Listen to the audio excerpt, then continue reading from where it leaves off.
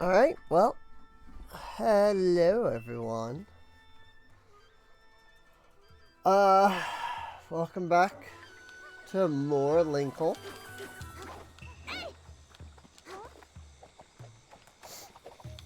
But yeah, welcome back to more Linkle.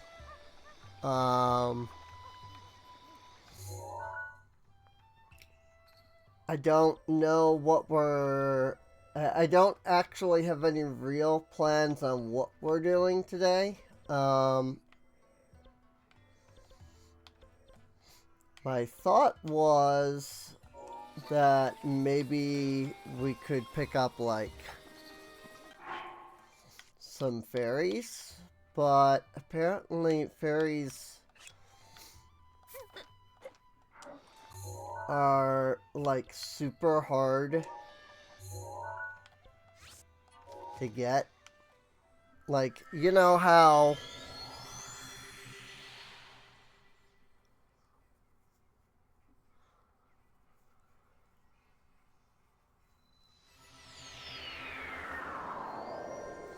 like, from what I can find, the only real way to, like, get fairies is to have none in your inventory.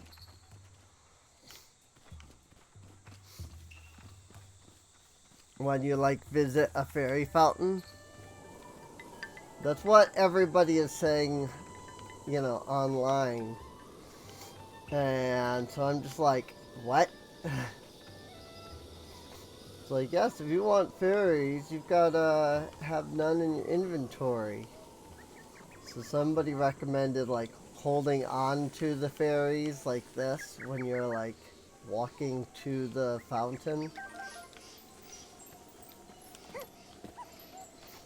And then, you know, not doing what I just did. It didn't work because there was only one extra fairy here. And I had 3 already. So that doesn't appear to have worked.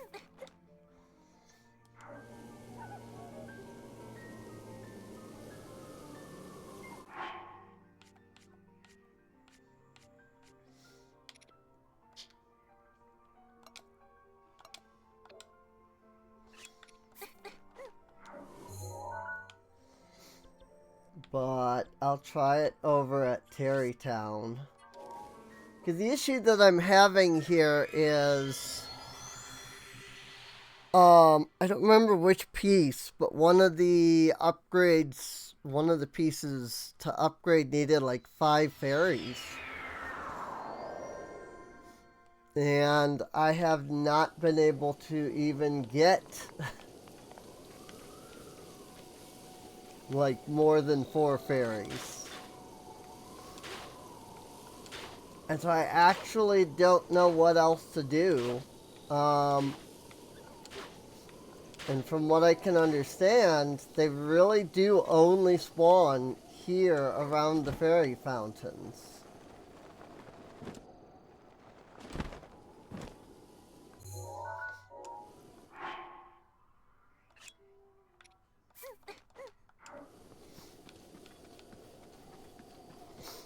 So I don't know if I'm supposed to, like, do the teleport while holding them, like I did. Or if I'm supposed to approach while holding them, like this.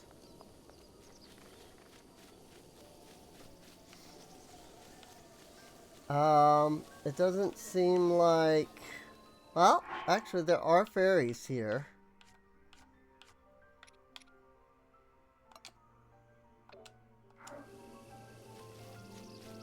So, that's good.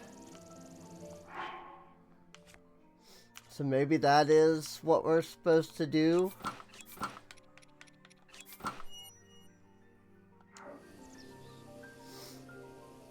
Like, convince the game that we don't have any fairies when we approach. So that the game doesn't think we have any.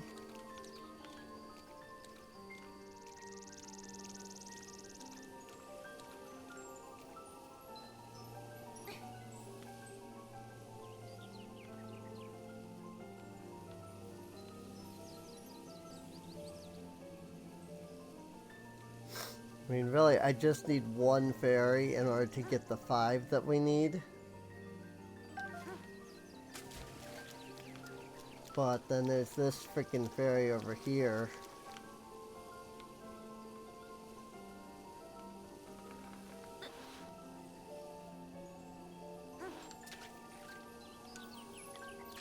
Yep, saw that coming. I don't even remember what set it was that needed the fairies, but I'm just like trying to figure out how we're supposed to get the 5 fairies that we need for the upgrade. Granted, I don't remember which set it was. Korok Mask only needs 2. Was it just the Korok Mask that needed the fairies? I thought there was something that needed 5 fairies.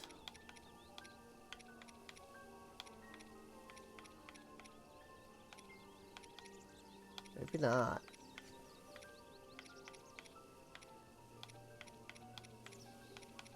Maybe that was it? Just the Korok Mask?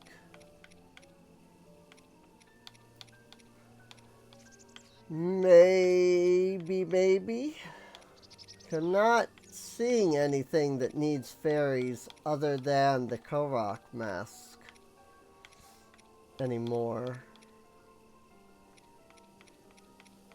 But I don't remember that being what needed them.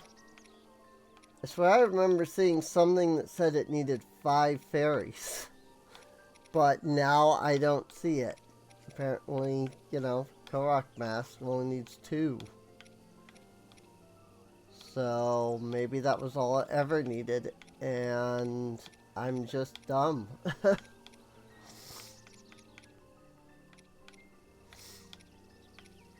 Alright, well, I mean, it looks like it was the Korok Mask. I don't know that the Korok Mask is going to offer us anything, even if we get it upgraded a bit.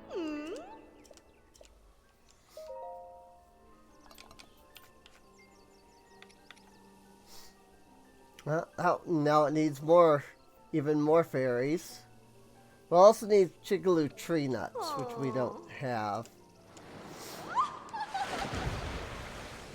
Maybe it was a weapon that needed fairies.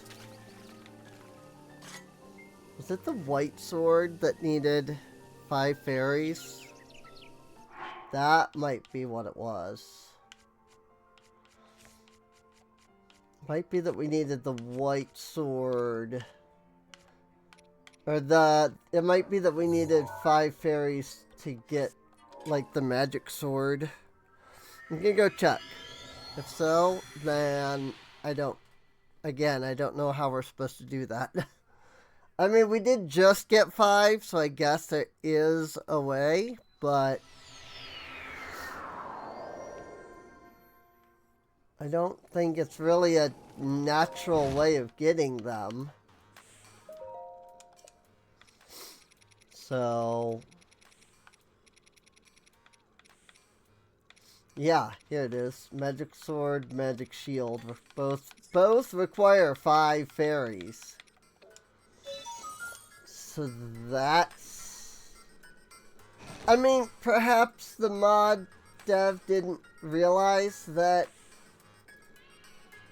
that's, like, impossible to do. You know? Like, maybe they didn't realize that, you know, it's pretty much impossible to do that. Like, reliably. Hello, Skirks.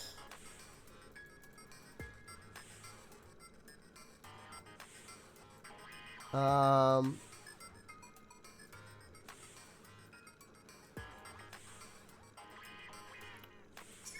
don't know.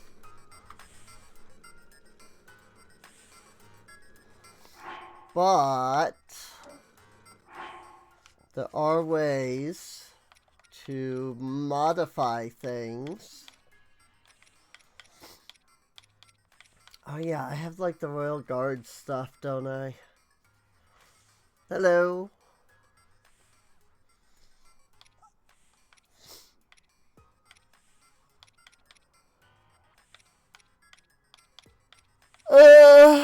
I mean, I don't really need... Like, I think I just wanted the Royal Guard stuff for the picture. That I don't even recall if I actually, like, really took, like, a good screenshot of,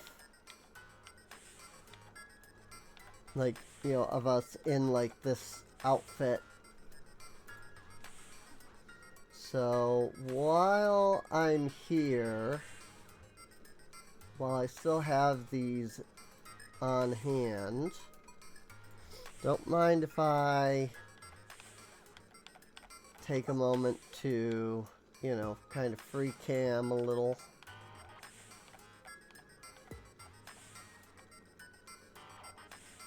Unfortunately, you can't exactly, like, you can't really pose at all.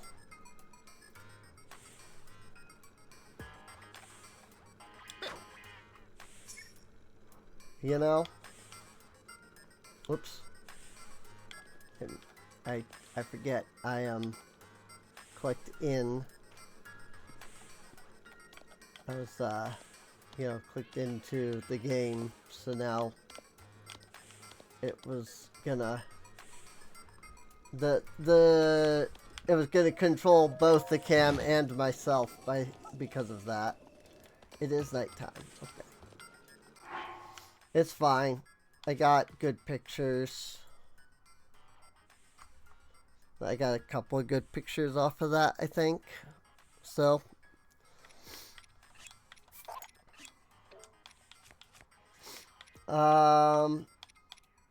also, here, I can drop this shield. And then we can grab both the magic sword and the magic shield.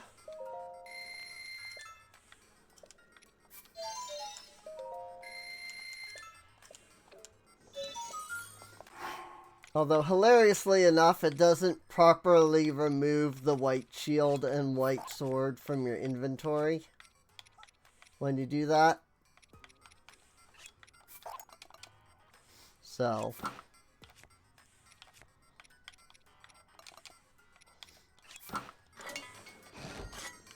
but there we go. The magic sword and the magic shield.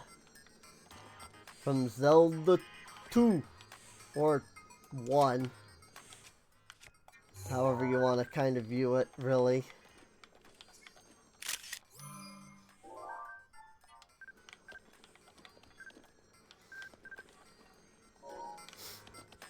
Yeah, the Royal Art...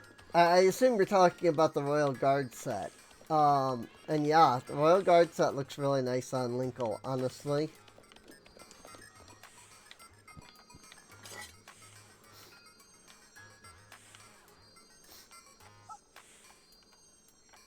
I like the way that they keep the original, like, cross idea, but also incorporate it as, like, the Triforce. I mean, if I recall correctly, this is technically their design from one of the Soul Calibur games.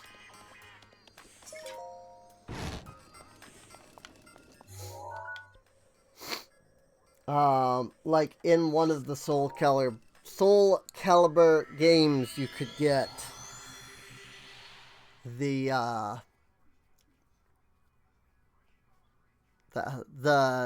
things, the magic sword and magic shield.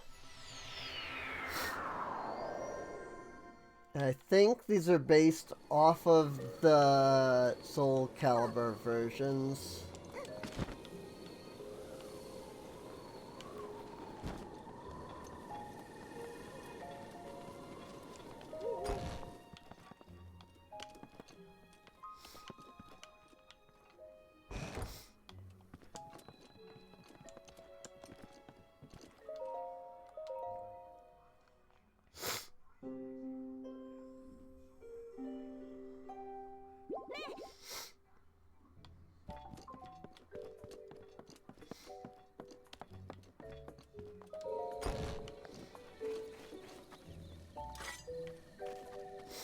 But yeah. So now we have basically the best, you know, sword and shield combo that we can get. Number 2. That would make sense if it was number 2. Then we have, of course, we have the Sacred Bow, which is max upgrade. Yeah, I think it was.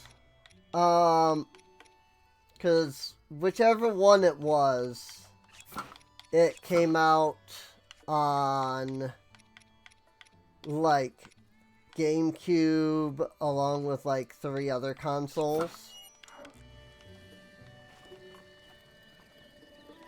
And each, like, version of it had their own, like, exclusive character. Like, Xbox had Spawn, whoever that is.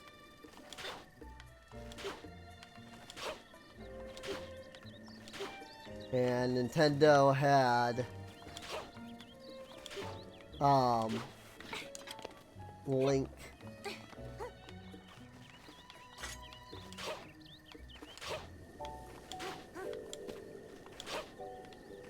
But just, like, the idea that Link is going out to try and get the Soul Calibur is, like, a little weird to me. I mean, perhaps that's why Link has never been in Soul Calibur since. Or, you know, maybe it's just the fact that there hasn't been another Soul Calibur game on a Nintendo console, to my knowledge.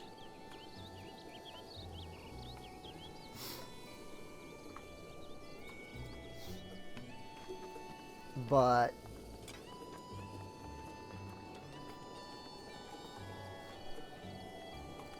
I don't know. I've never played it. I played the original Soul Edge.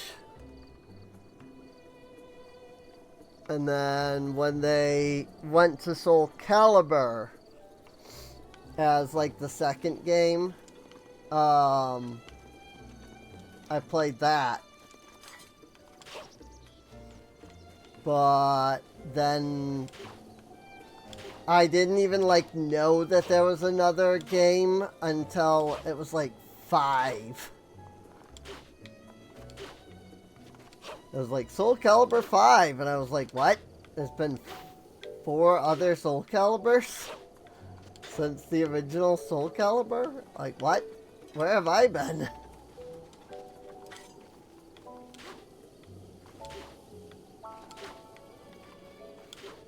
Supposedly, you can randomly find fairies by cutting grass, so... You know, since I just had to hack in 10 fairies for us to get this, figured I would spend a moment trying to see if I could get at least one legitimately.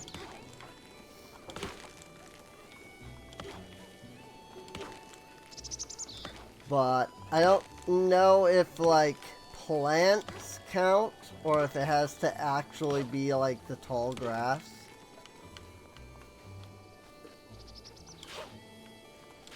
And unfortunately, this doesn't have the Twilight Princess thing where you can walk and swing at the same time and, like, cut the grass continuously. That was something that I really liked in Twilight Princess that for some reason they just haven't done in any Zelda sense. Swinging the sword just automatically makes you stop in literally every Zelda sense.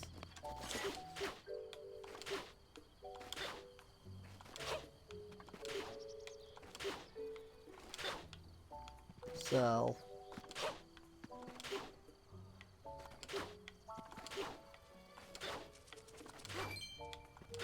Oh, there's a green rupee.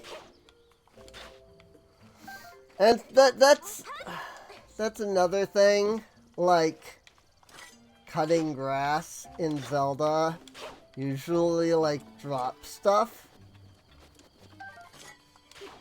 But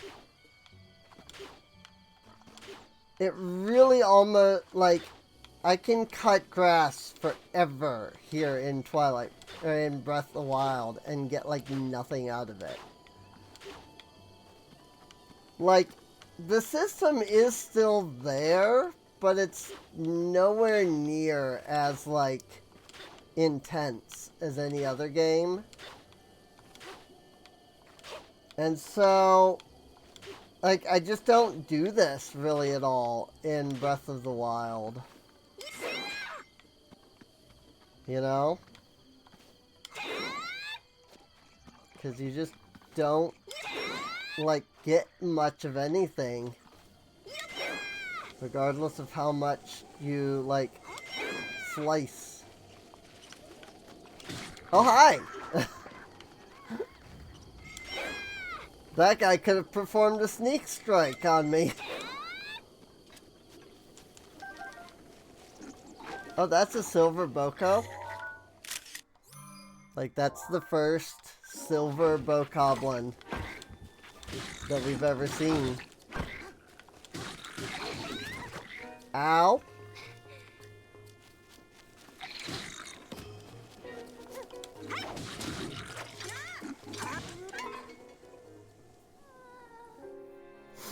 And that's a death. Whee!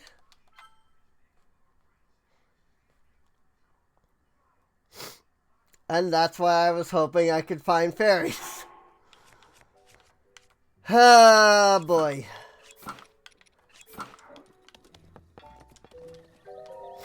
Oh well, it is what it is. That tells us though that there's a silver Boko nearby. I don't even know where that was. Oh, up there. Up in Geiner Woods.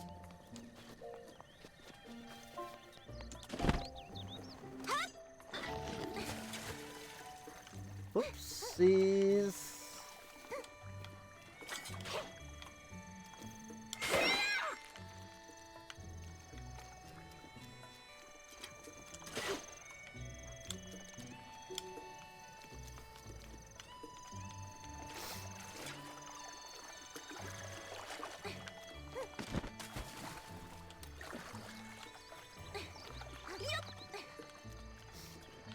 Rusty broadsword.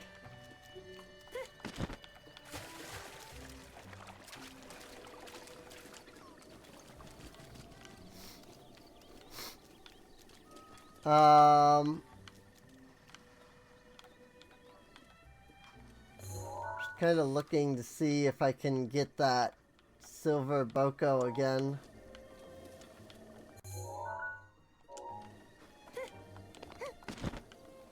But I don't immediately see him around. There he is. Now he's like harassing villagers that were not even here last time, which is interesting. Nice.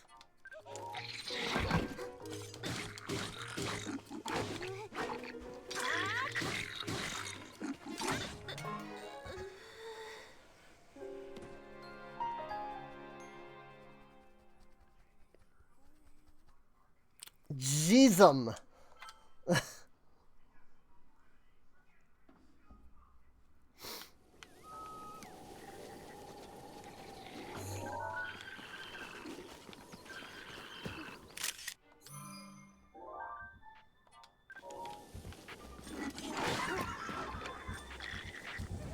Like, the silver enemies are way harder than I remember them being.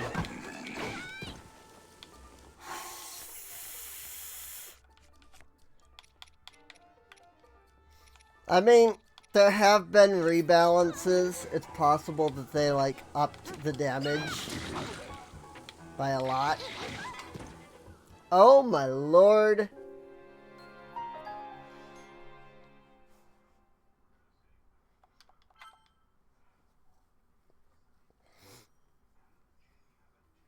Guess it doesn't exactly count as a dodge when you jump into it, you know?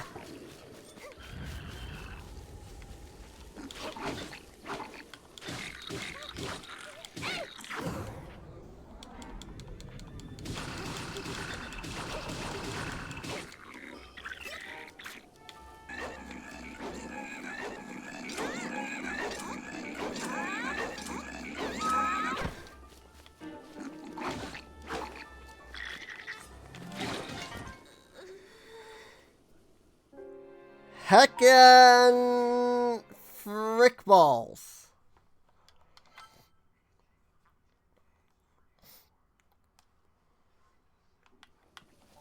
I'm gonna kill this freaking bow goblin.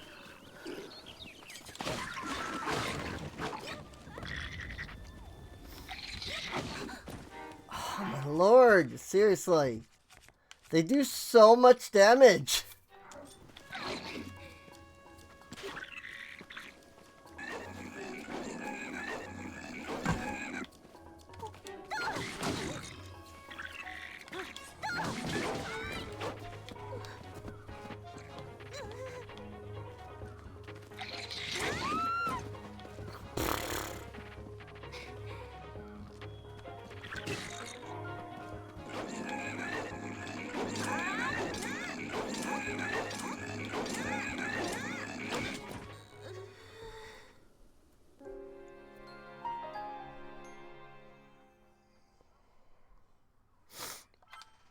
I feel like that was just a bug.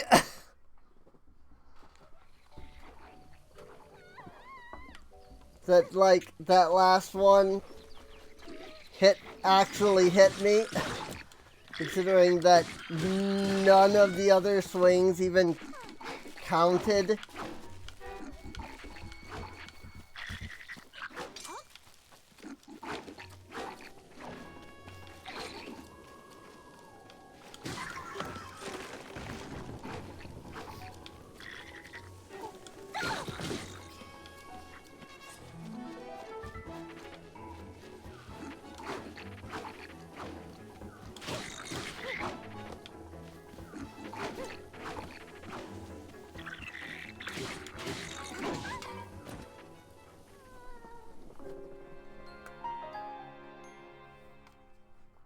I'm sorry, what?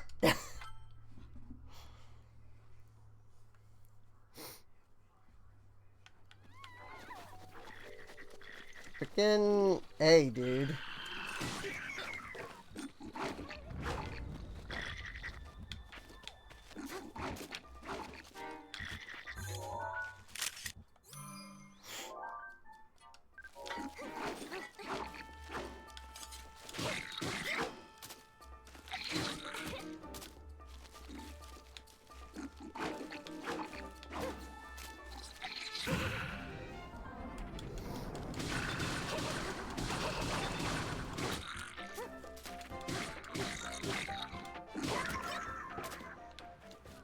Jeez.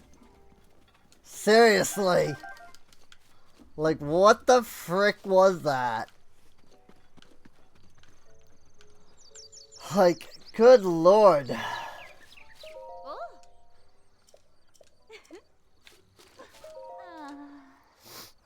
And then wham, monsters appeared.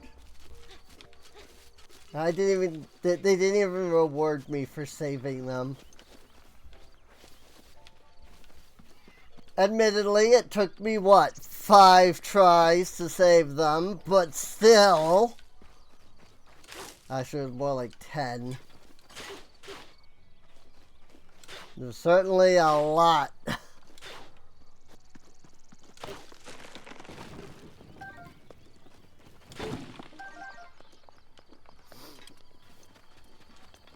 was certainly a lot of tries.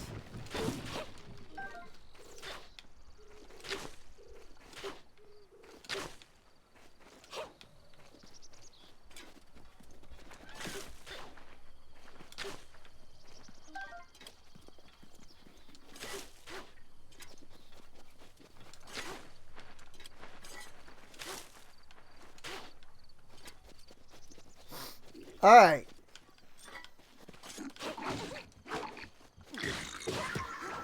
Seriously? Get out of here. Freaking bokoblins, man. Where are we even at right now? Over here. Got it.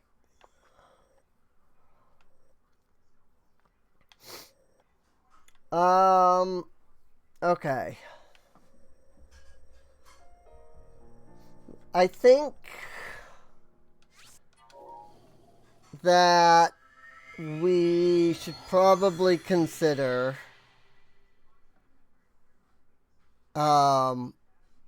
going out to do another divine beast, since it has been a little while since our last, you know, run in with a divine beast here and all. Eating already, eh? Been on patrol duty lately. The name's Hawes. She's gotten dangerous around here lately. It has. Yes. Recently I've been hearing about a suspicious guy named Kilton. He runs a shop called Fang and Bone. So he goes around putting in some kind of cart night after night. He's been making people around here uncomfortable with his suspicious and otherworldly activity. Do you know Kilton? Yes, I do. You've heard something. Well, if you see any suspicious people, please tell me what they look like in detail. Really, if you see this Kilton character, please tell me all the juicy details. I'm counting on you.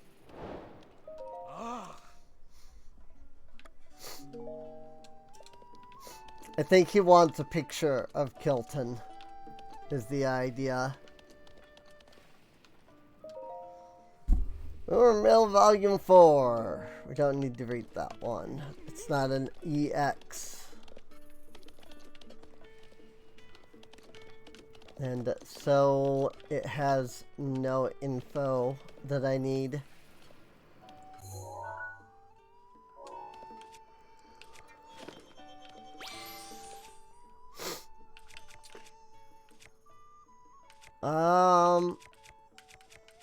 What's funny is I don't actually know what weapon what weapons I have that aren't electrify.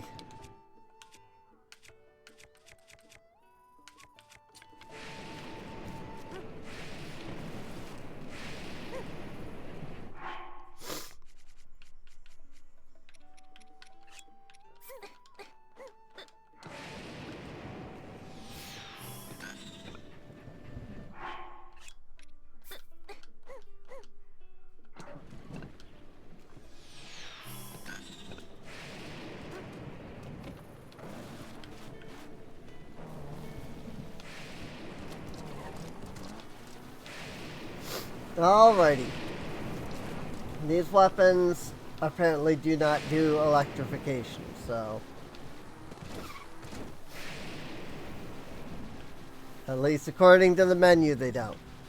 If I suddenly start taking Zappy, we'll know that the menu's wrong. Which has happened.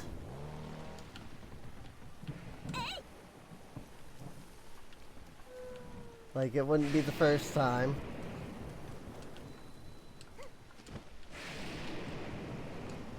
Spring of Power.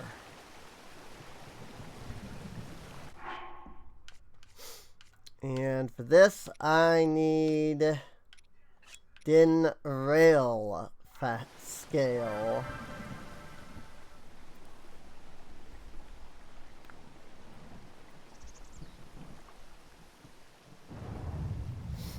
It does beg the question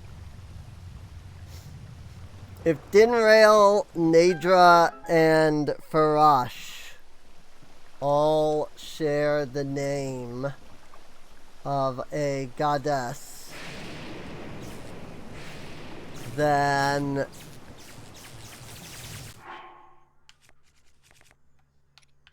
apparently the Stone Cleaver Claw do electrify. Like, we know that draconification, right, happens when you consume one of the Zonai secret stones. Like, is there a chance that something happened, you know, where maybe not necessarily the goddesses themselves, but like Aiden, Aferor, you know? Because, I mean, there's more than just the goddesses, right? Because there's always the...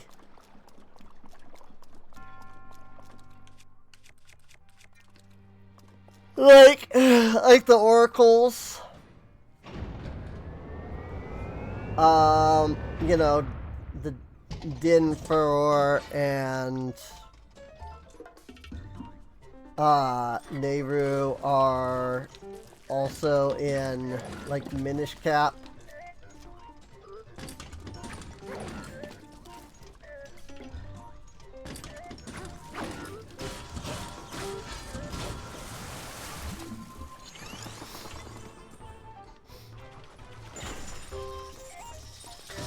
So, like, it just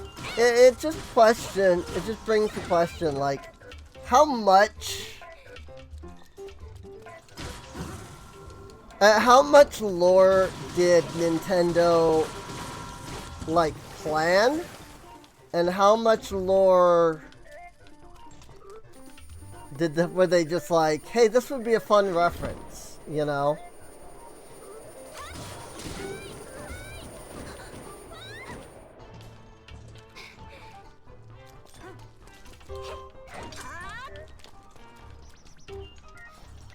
And unfortunately, the answer is very likely that not a lot of the lore was planned.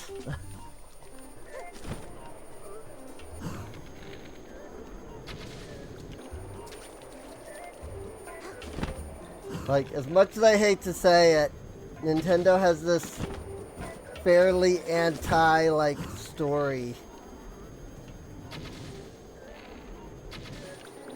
stance. Which can get really annoying.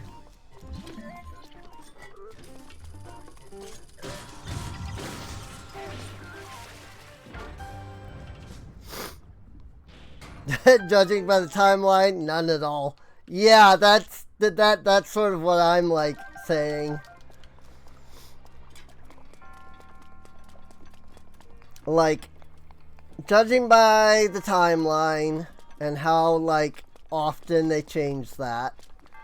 Judging by, you know, how they, like, very clearly didn't have a clue what they were doing with the Zonai in the,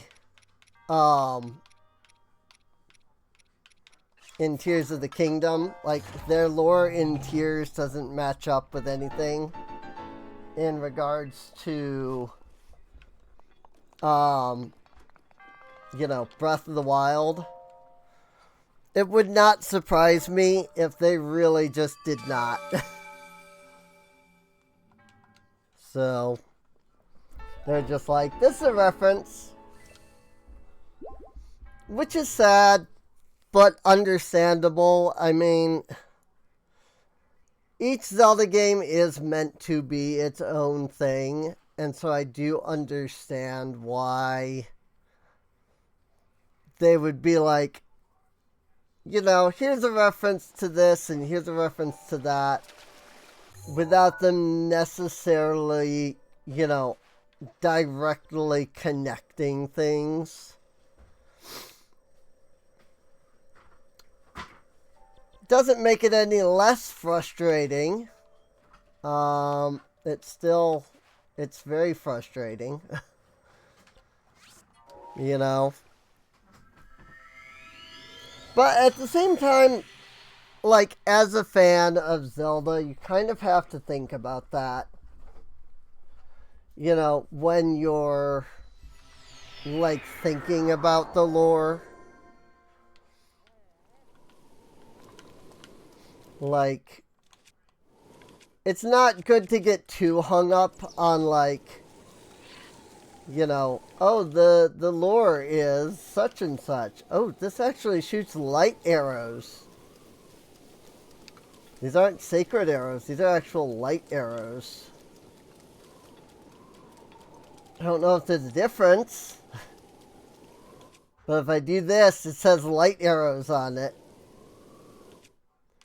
Whereas if I pull out the sacred bow, it says sacred arrow. But maybe if I got the bow of light, maybe it would be light arrows. I need to look at what the bow of light, like what I need to upgrade it. You know, the sacred bow.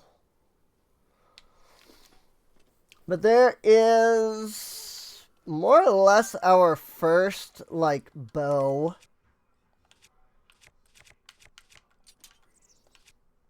That I think we're going to hang up here as, like, a permanent display.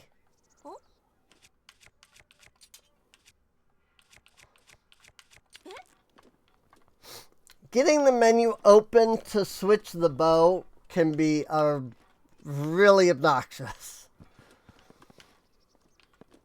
But yeah, I think that's going to be our first bow on display. I mean, technically we have the silver bow, but I just kind of put it there. I wasn't necessarily displaying it. There, I'll put the royal bow up there though. Or the royal knight's bow.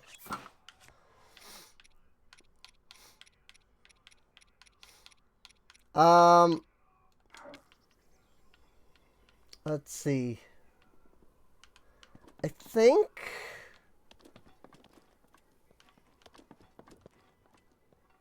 think there's 3 champion weapons.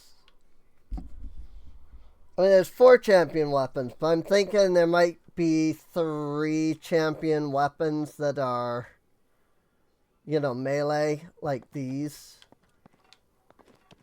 So I think these swords are going to end up getting taken down. Because I think Rivali's the only one that doesn't have a melee weapon. His is the bow. The other 2, I think, have completely melee weapons. So, to which I think it is probably time for us to consider going after one of the divine beasts. So let's put on our flame breaker set here. And let's head to Shemosa. Because otherwise we will burst into flames.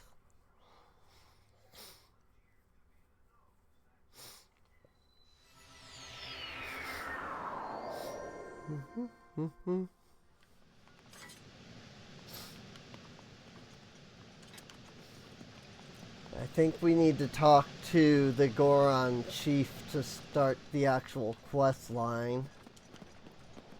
I do wish that there were more places that you could, like, store weapons.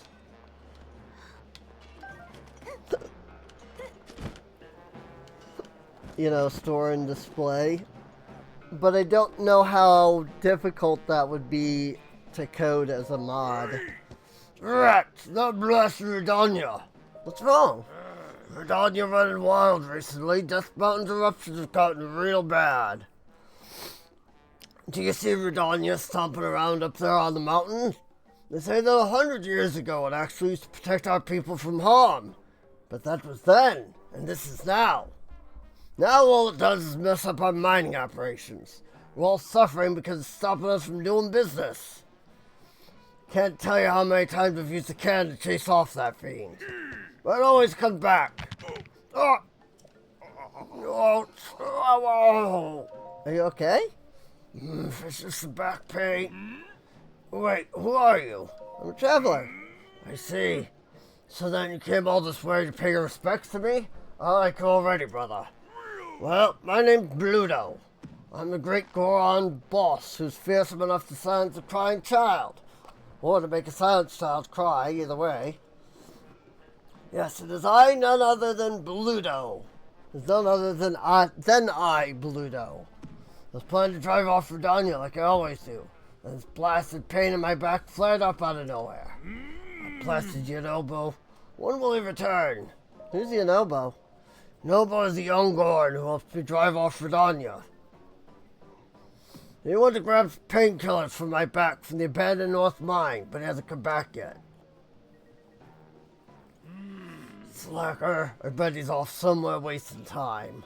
Hey, if you happen to see Yonobo, will you let him know I'm looking for him? Ouch. Vine Beast, Va Rudania. Now we can go hunting for Yonobo. We literally couldn't have done that prior.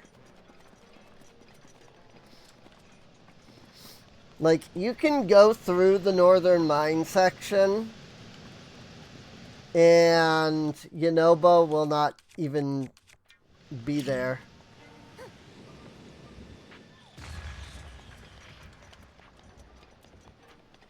Unless you're on the quest.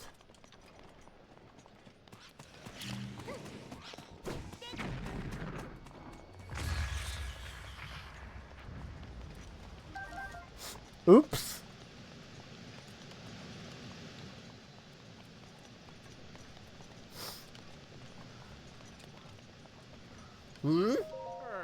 Yes.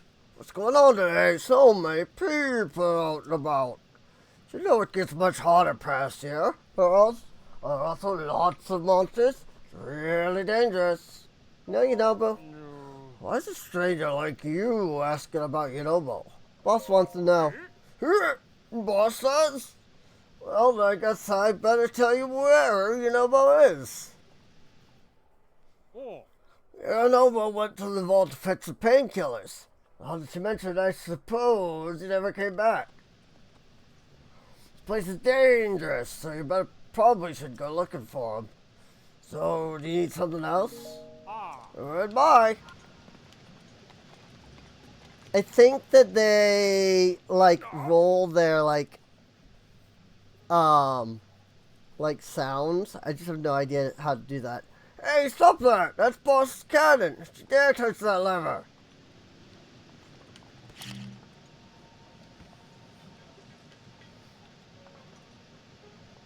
You mean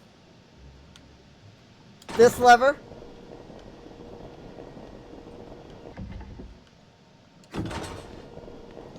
So, oh no, I did actually need to flip that. I see that.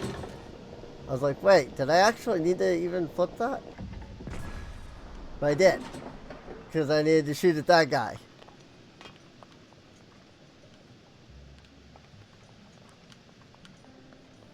With the cannon.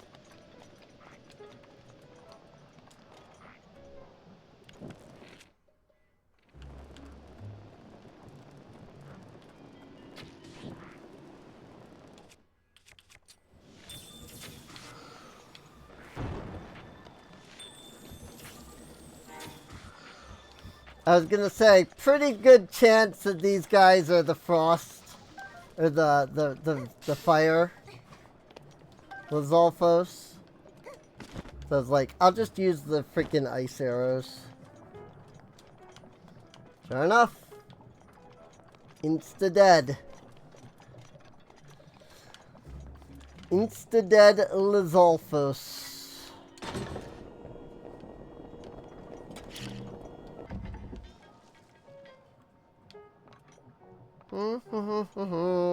Bang!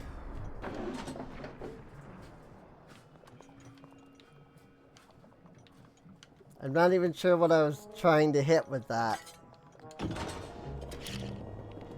I could be honest. Was I trying to hit anything? Maybe it was just those Lizalfos that I was supposed to be shooting at. But I dealt with them otherwise, so... Whatever.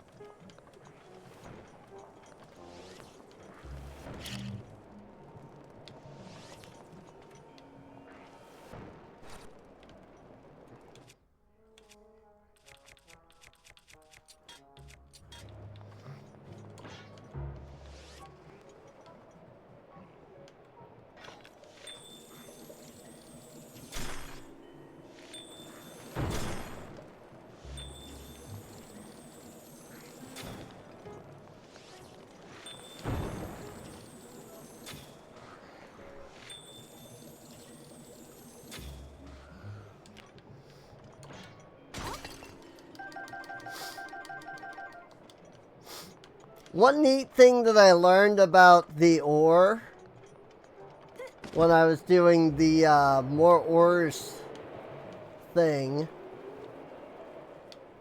was that the ore in the game is specifically set up so that it takes no damage at all from arrows.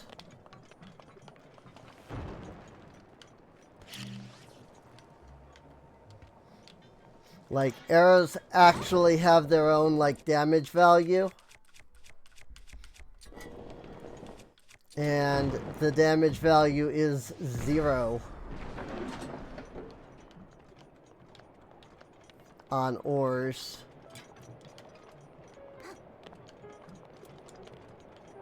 Which is neat.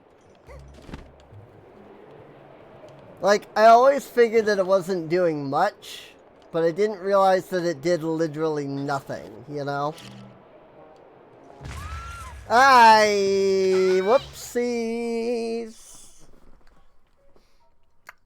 I thought I put it away, not, you know, down.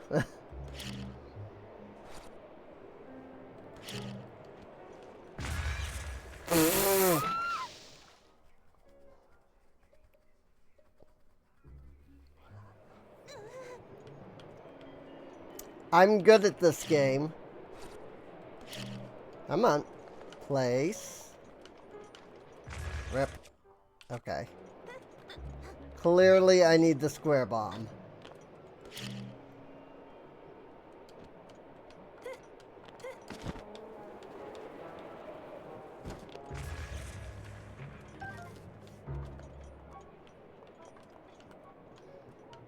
That did nothing. I guess that's not something you can bomb. Alright then. I did not realize. Alright.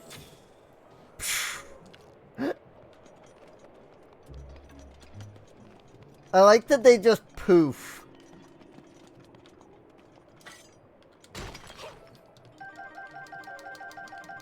Oh, my normal sword just shatters ore now. It's just that, it's that strong.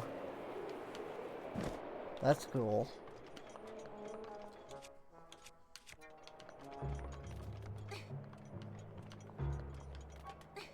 Wow, these freaking shaders.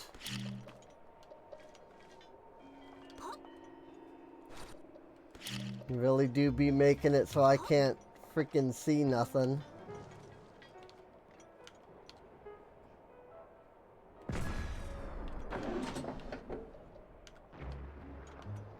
I don't think I hit anything with that.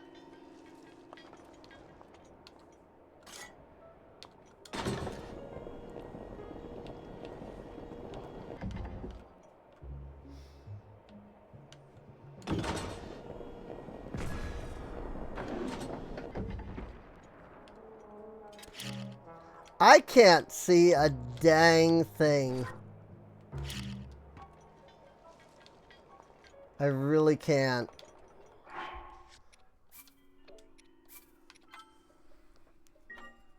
Hello, cat. I'm do something. hang on a second. I know we've been doing this with this particular shader the whole time, but each time that we've been playing this, it's been... I feel like it's been harder and harder to freaking see anything.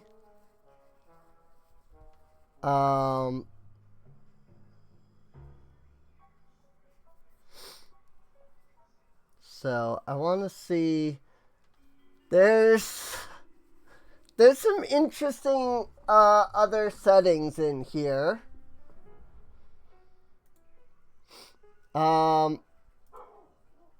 That I'm curious to see what these look like. I think.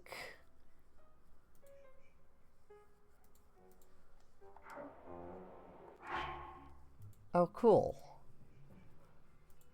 I think I'm able to just hit the reload button. No, not at all. Because I just disabled the shaders supposedly, and that did not do anything. I see. It did say that I needed to restart the program, but I was hoping maybe I didn't need to since there was a reload shaders button. But unfortunately, it does not work that way. So, and see lots: fire, darkness, shapes, more fire, more darkness, more shapes. Right, it is true.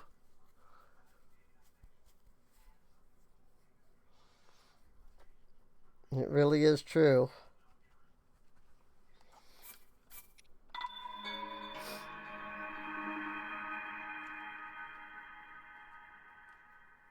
I just want to be able to freaking see in this game.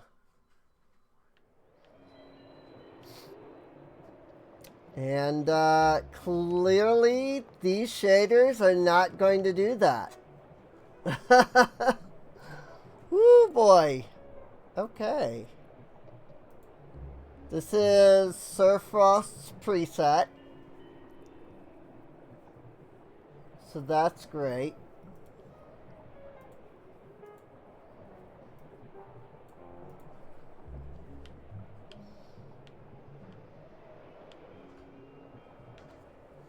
Yeah.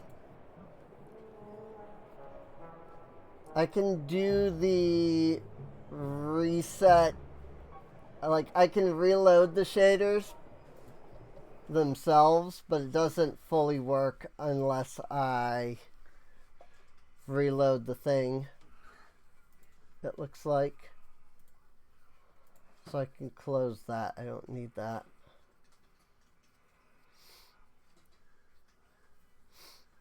There also is something else in here that I don't know if it's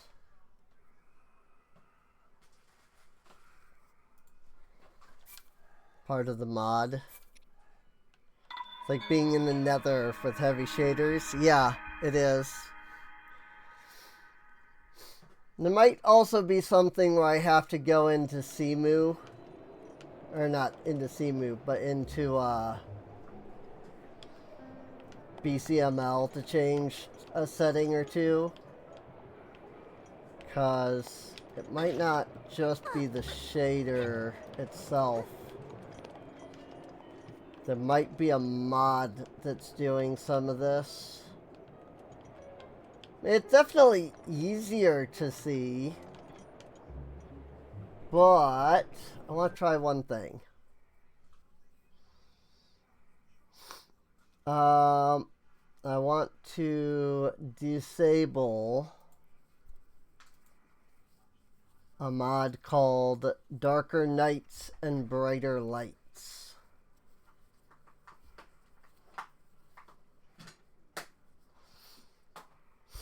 Except that to do that, I have to reload, you know?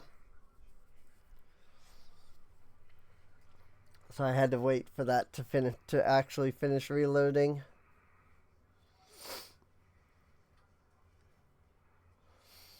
And that on its own, the darker lights, brighter, the darker nights, brighter lights might just be making everything darker, just in general.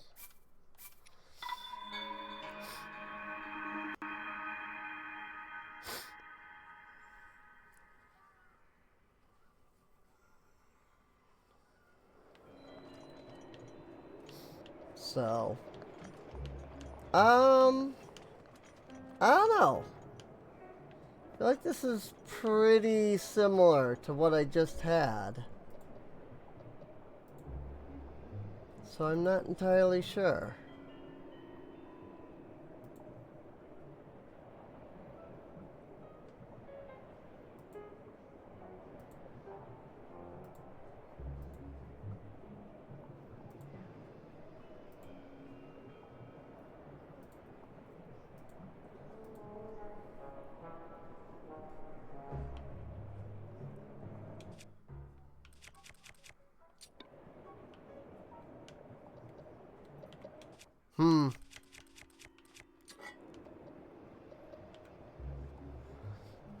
I think that looks better, though I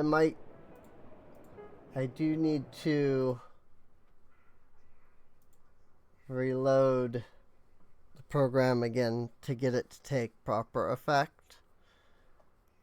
I don't know, you'll have to tell me what all of you think, like if it looks better or not.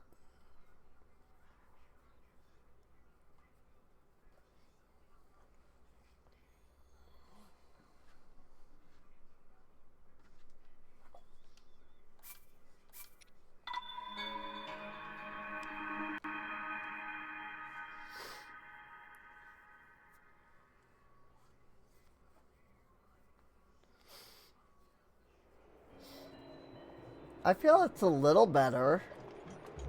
It's not as dark.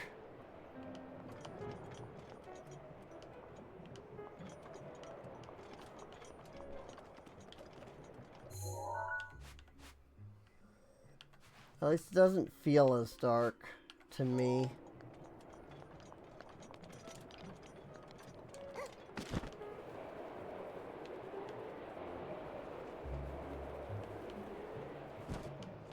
Maybe I'll have a different opinion when I get over here where the problem really was. Like, see, I actually still can't see anything.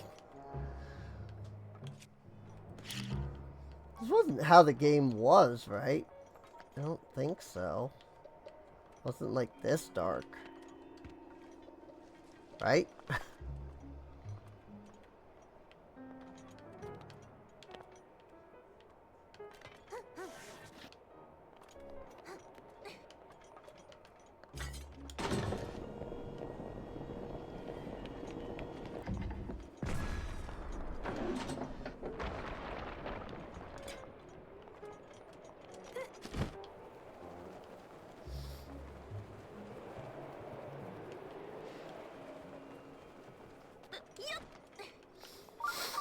I do not know, honestly.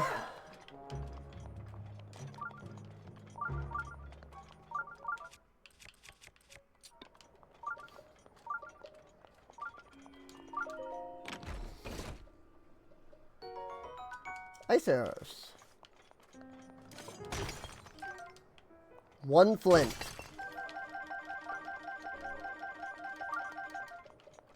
Good gravy.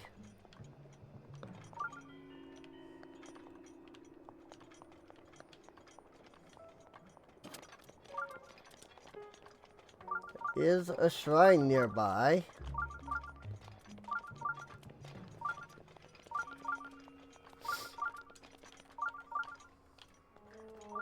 Help me! There's the elbow.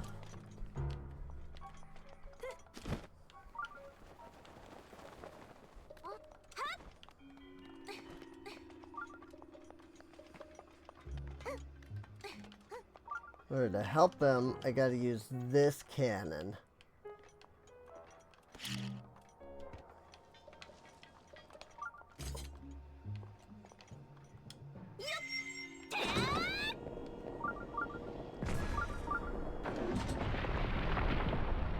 Nice!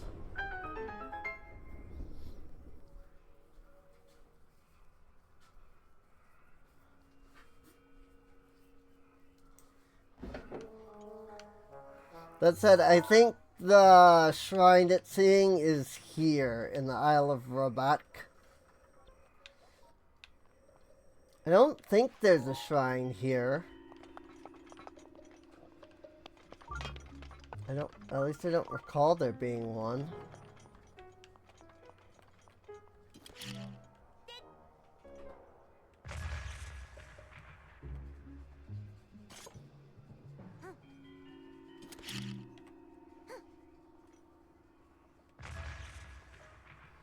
Is that not bombable down there?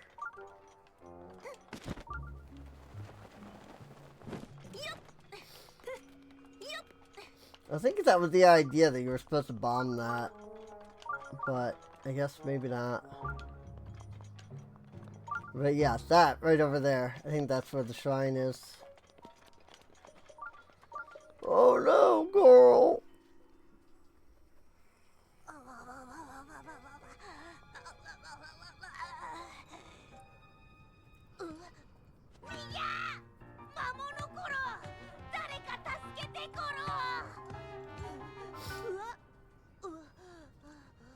Yonobo!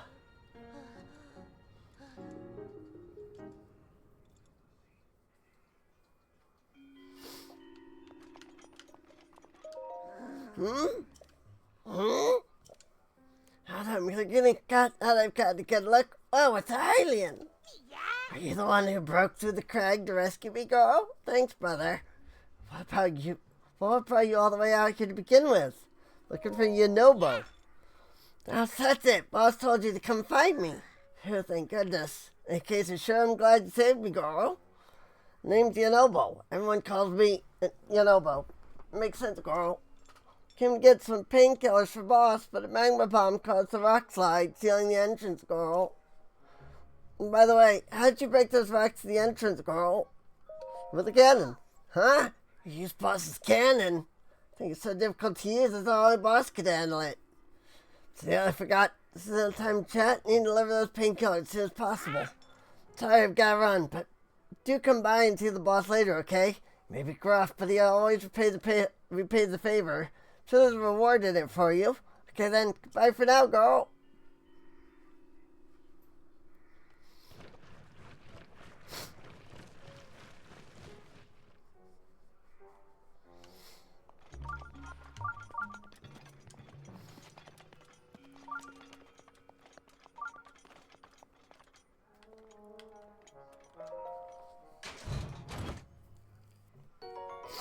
Hammer! Ooh. That do be the Megaton hammer.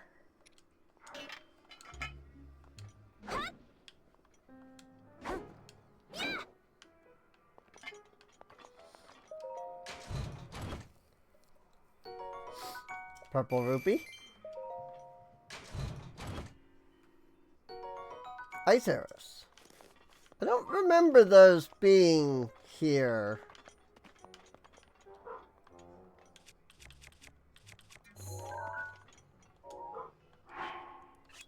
But maybe I just don't remember.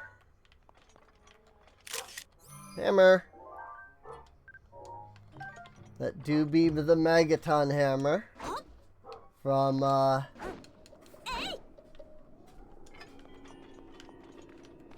Hyrule Warriors.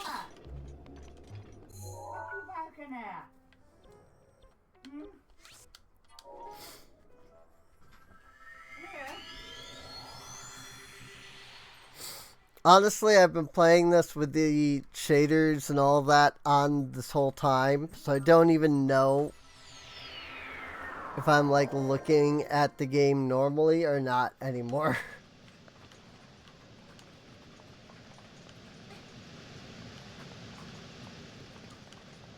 Like, I don't remember how like dark the default game was. I don't remember it being that dark in the default game.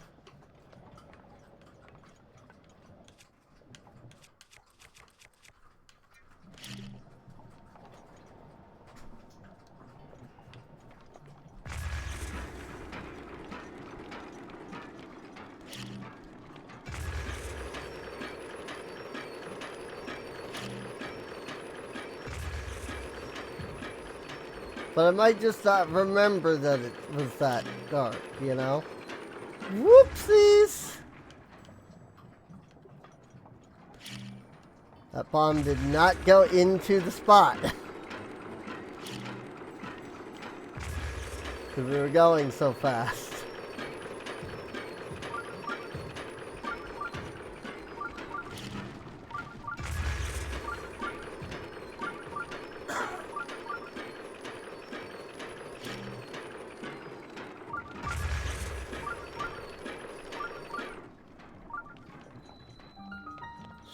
Shoraha Shrine.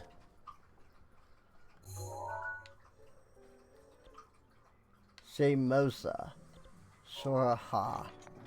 Thought they were very, like, similar names, but they're not as similar as I thought they were.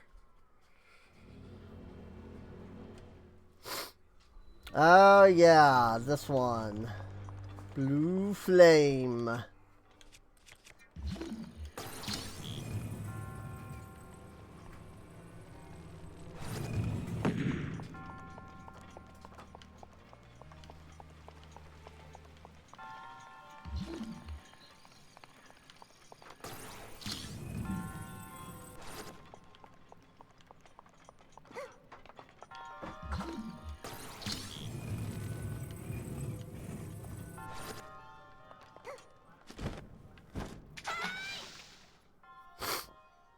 Ow.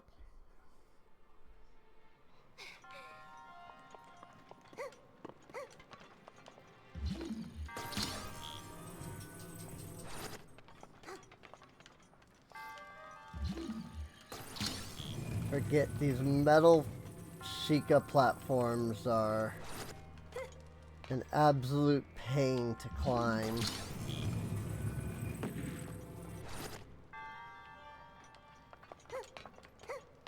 You can't technically climb them, so you kind of have to like jump towards them.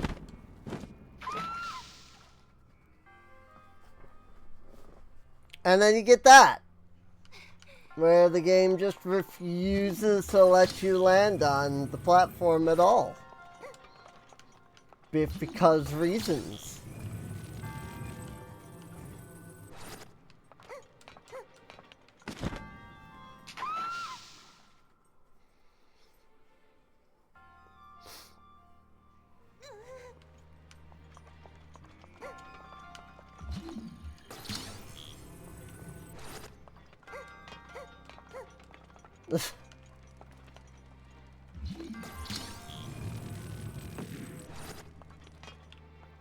It's not just me, right?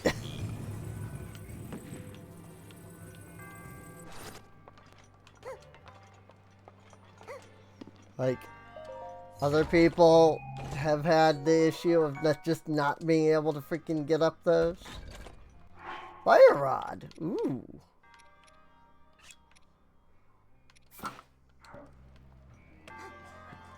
Whee!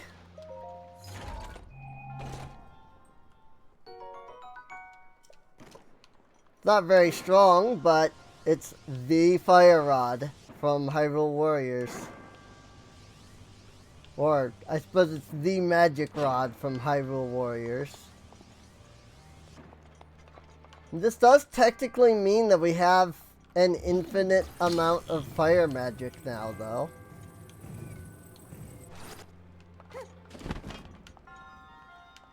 Since this thing doesn't run out of Dura.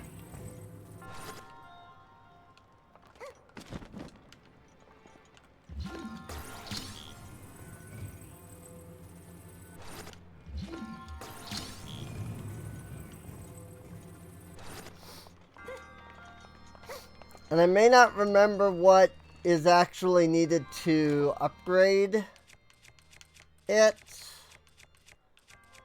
Do I really not have a torch? I usually carry a torch with me at all times. But I just straight up don't have a torch.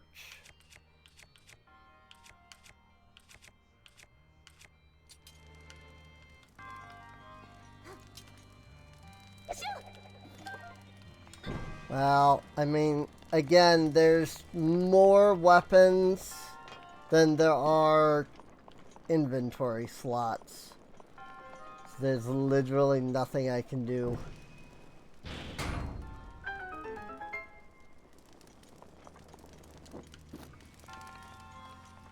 Like, I was going to have to do that at some point, no matter what.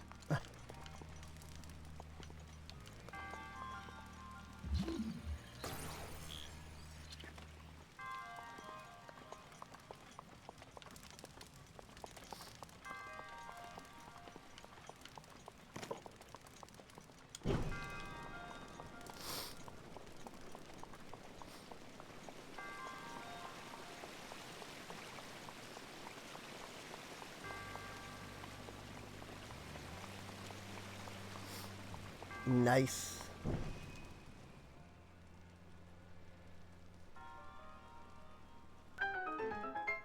Do do do do do do do do.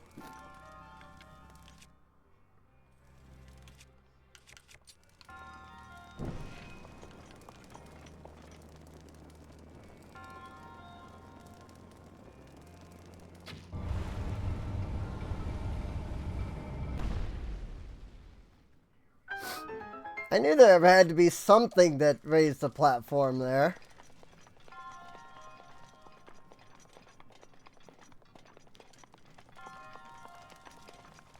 As it turns out, it was that.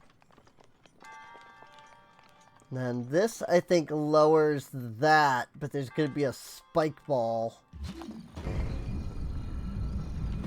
Yep.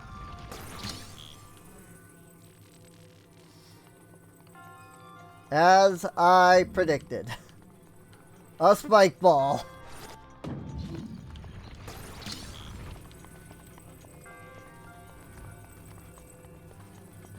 It's okay.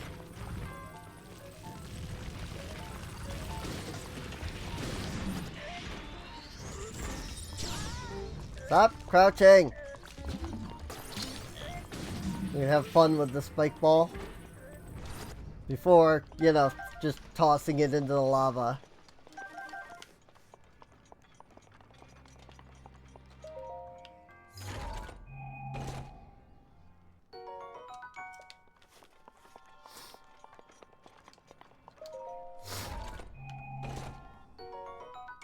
Great flame blade.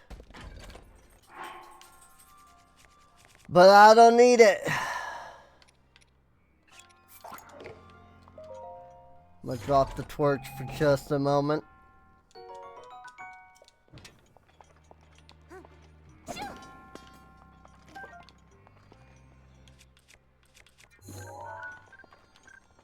Apparently I need a picture of it though.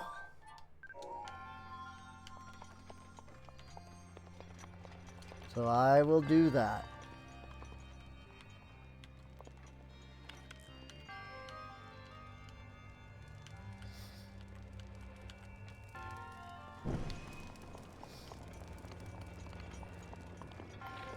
Why do this the normal way when I can do it the fun way?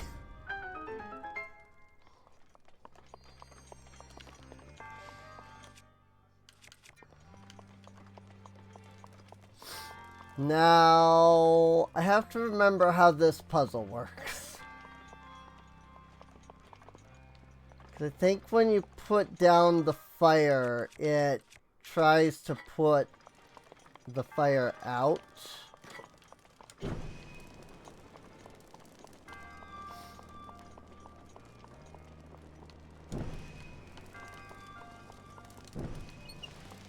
Yes.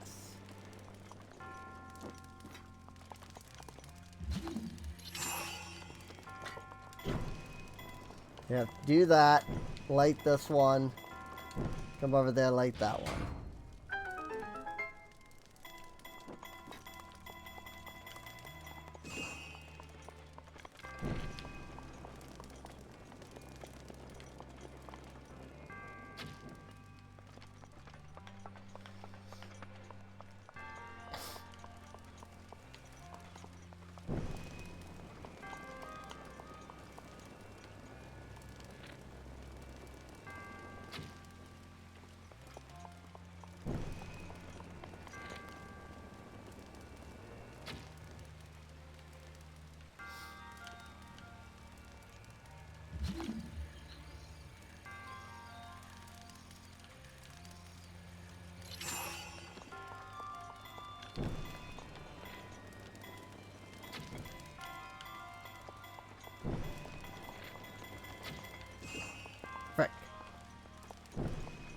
Alright, I don't think I was doing that correctly anyway.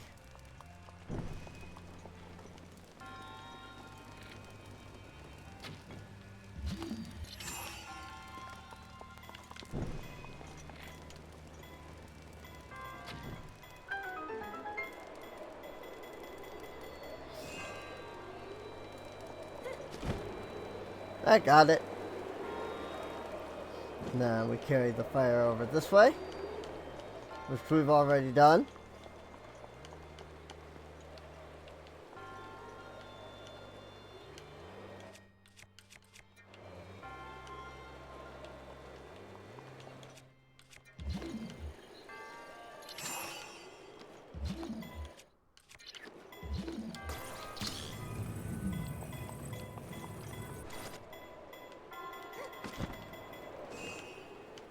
It's the companion flame. Like, legitimately, it's as if the blue fire is a companion cube. And I kind of love it. Like, you have to keep the blue fire through the whole thing. I kind of love these sorts of puzzles, though. Where it's like, here's this thing, don't lose it, you know. As long as you get, like, little checkpoints along the way like this does. And it's not like, you have to do the whole thing in one go, otherwise you're screwed, you know. That's when it becomes a pain.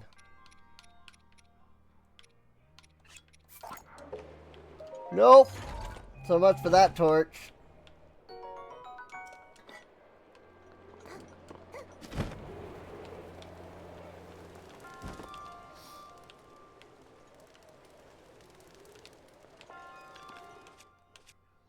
Like, I didn't even want this sword to begin with.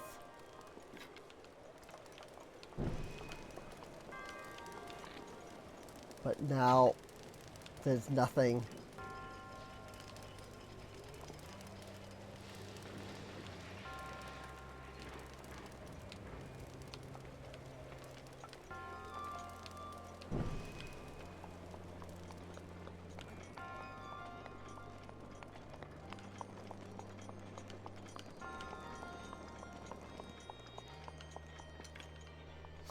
I wondered if that was gonna not last at all.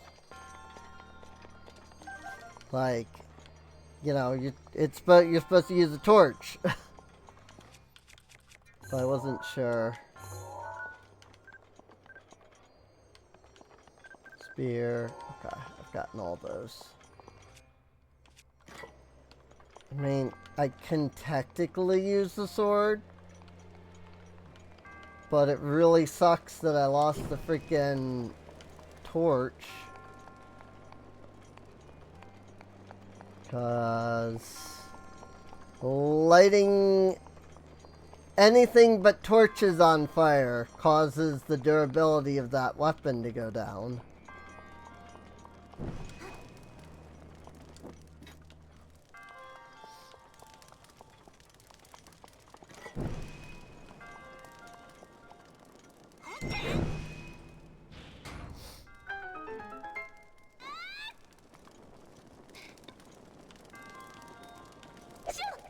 It's fine. I didn't want that anyway.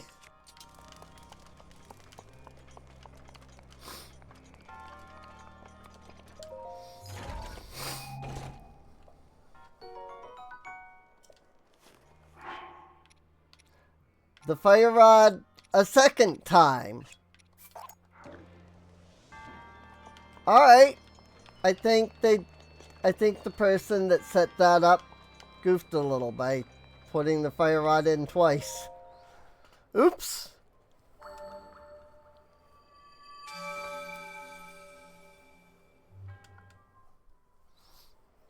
I think they accidentally modified 2 chests with the fire rod. But it's fine.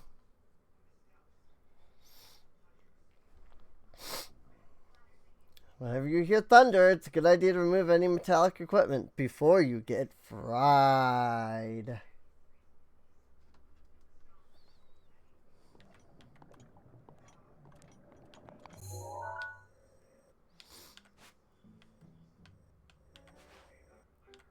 Like Dahlman.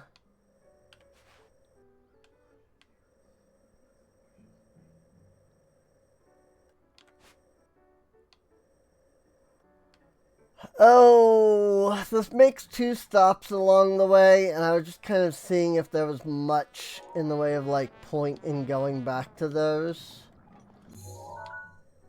I think they're just both to like stop for Koroks or, you know, navigating around and stuff.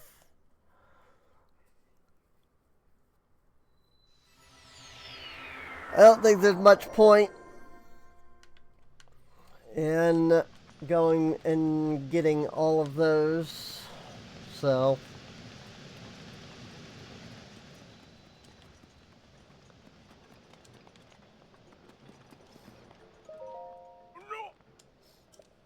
Whoa, it's a Hylian!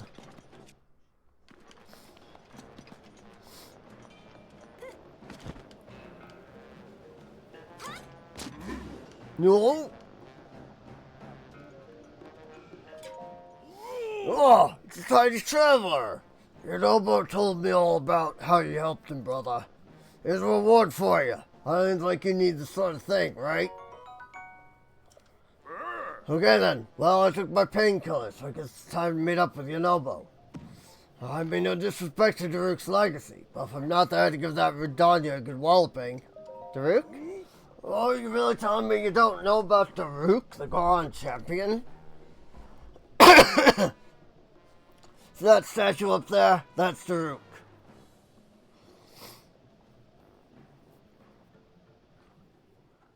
Memory time!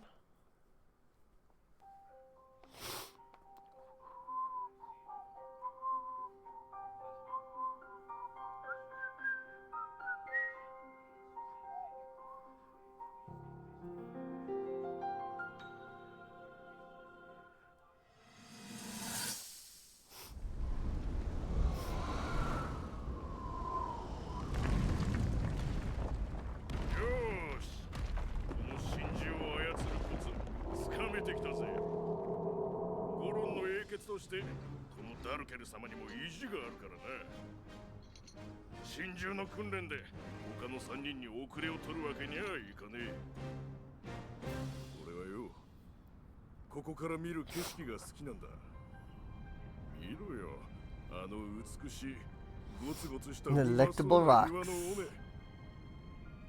薬剤ガノンってやらがどんなやつかは知らねえけどよ。俺は必ずこの景色を守ってみせるぜ。なあ、相棒。そういや、おめえを姫さんお付きの騎士に選んだのはそうだってな。直々の指名じゃねえか。頑張んな。まあ、あの姫さんはじーっと気合入りすぎっつうか、余裕がねえっつうか。Point to the range for the 特におめえには。Oh. なんだ。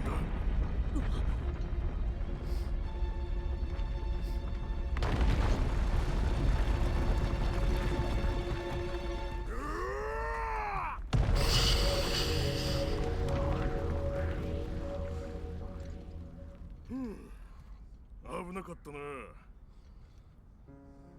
しかしなんだ、ここ数十年デスマウンテンは静かだったのによ。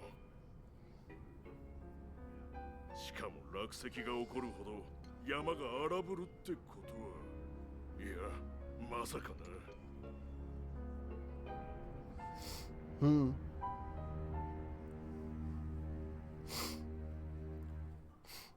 The signs of Calamity the signs of the return of Calamity Ganon are clear. What's gotten into you? It's so strange. Anyway, your Nobo is actually descendants of the Great Daruk. So why that slacker can even use the Rook's protection? Use it to protect himself when we fire him at Rudania. That's the only way we can chase that blasted beast away. I have no choice because normal cannonballs are no good against it.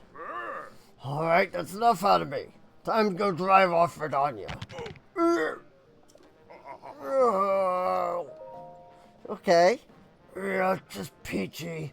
Dumb traveler. Of course I'm not okay.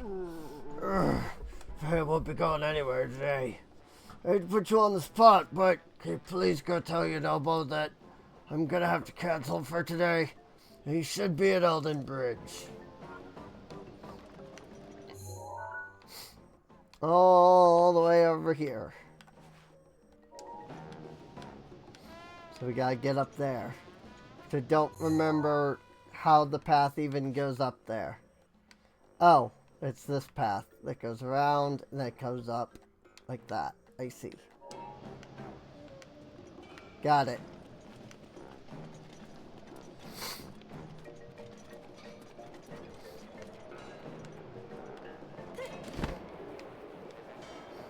Fortunately, I don't think... Yeah, I was gonna say, I don't think that really takes you any higher.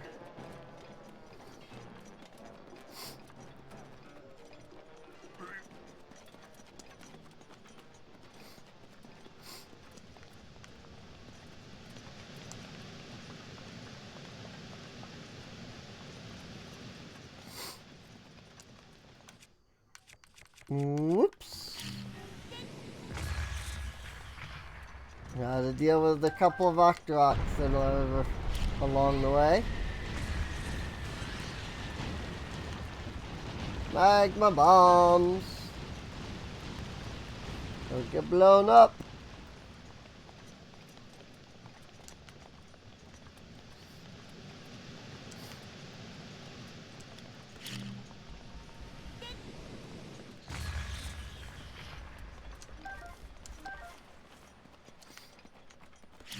I do like that Octoroks in this game are like not only found in the water. That's one of those things that Ocarina of Time did. That they were then like, oh, I guess that's just the way it is permanently now, because Ocarina of Time. Everybody likes Ocarina of Time, after all. It's not only the best Legend of Zelda game, it's apparently the best video game ever made.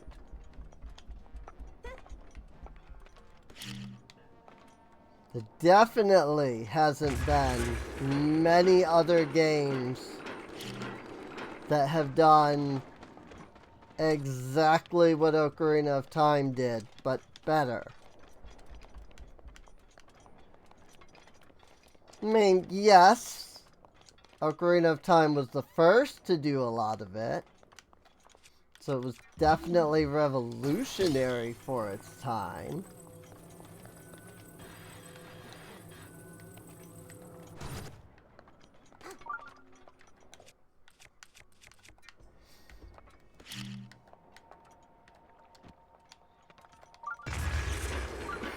That would be like saying the very first point-and-click adventure to ever be created can never be better than...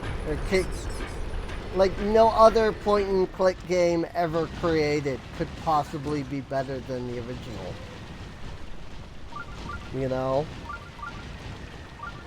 It's like Mario 6...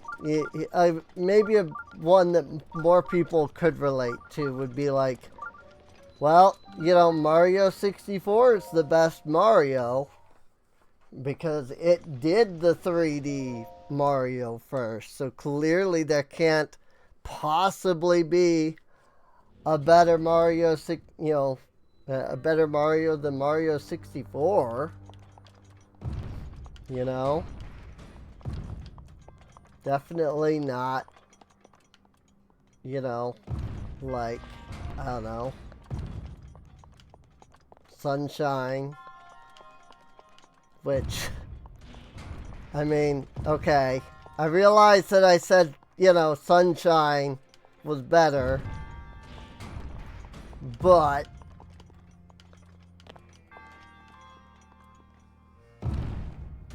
I do realize that, you know, I have literally just said that Sunshine was better.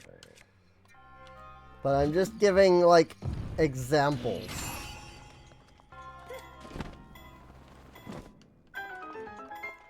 You know?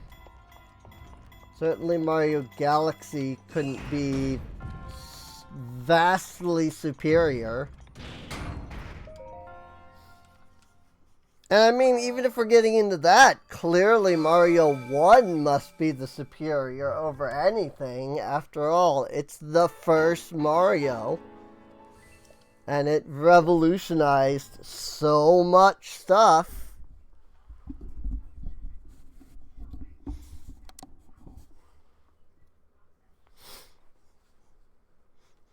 It's not that Ocarina of Time did anything different. It's that a lot of Zelda fans grew up with Ocarina of Time. As somebody who did not play Ocarina of Time until they were 15, and thus it had no part of my childhood, I cannot relate in the slightest.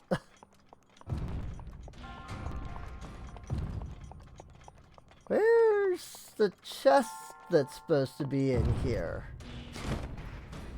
Like, this is the whole shrine.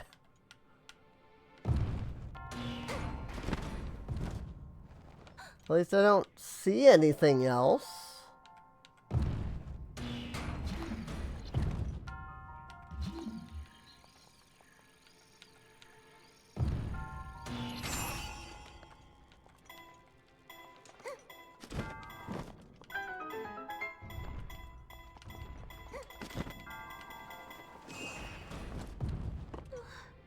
Oh, there's the chest up there. I see it now.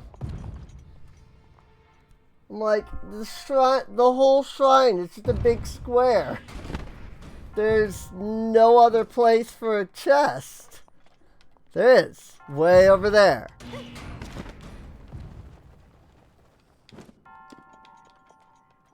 Like, it's a big open square. But there's a tiny little platform over here. That's it. That was the chest. Now we can leave.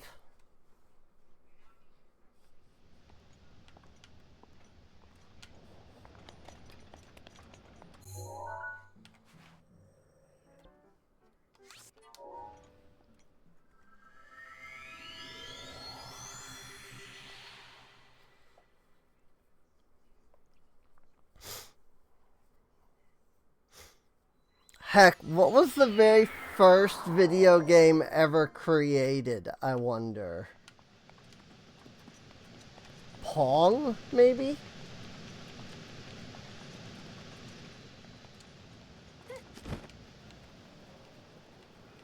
I'm thinking it might have been Pong.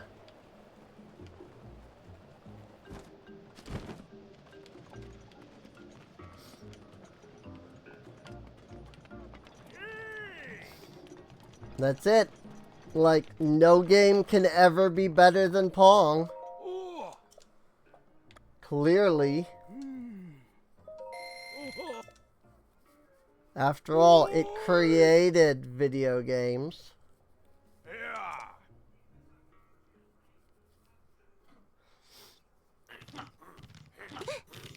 Pong would be your guess? Yeah, I'm thinking so too.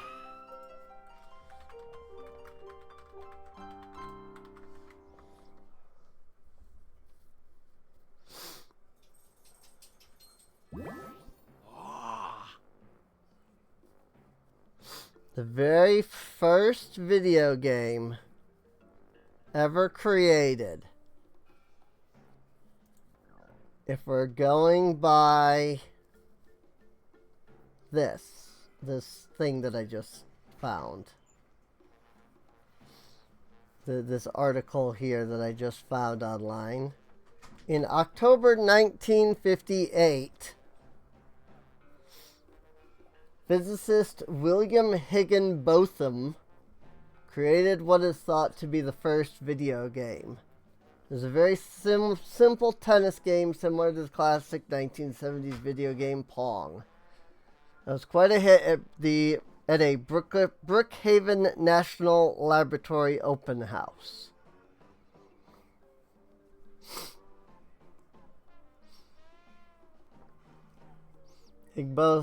Let's see. In October, Brookhaven held annual visitors' days during which thousands of people would come tour the lab. Higginbotham was responsible for creating an exhibit to show off the instrumentation division's work. Most of the exhibits were rather dull.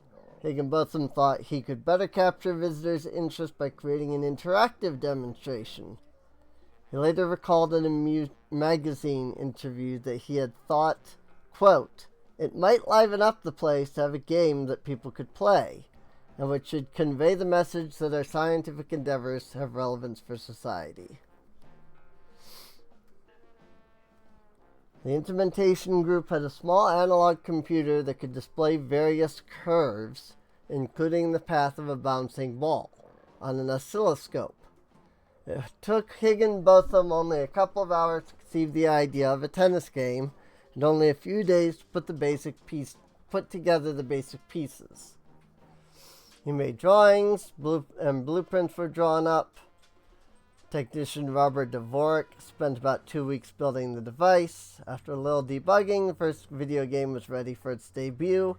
They called the game Tennis for Two. Players could turn a knob to adjust the angle of the ball and push a button to hit the ball towards the other player. As long as they pressed the button when the ball was in their court, players couldn't actually miss the ball. But if they hit it at the wrong time or hit it at the wrong angle, the ball wouldn't make it over the net. Balls that hit the ground would bounce like a real tennis ball. When the ball went off the court or into the net, players hit a reset button to start the next round. It had no fancy graphics or anything. It used cathode ray tube display. The ball was literally just a dot that bounced back and forth. People also had to keep score themselves.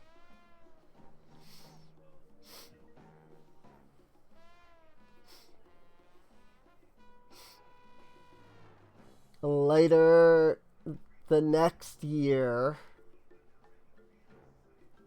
Higginbotham improved the game with a larger display screen. He also added the ability to simulate stronger or weaker gravities, such as Earth or Jupiter.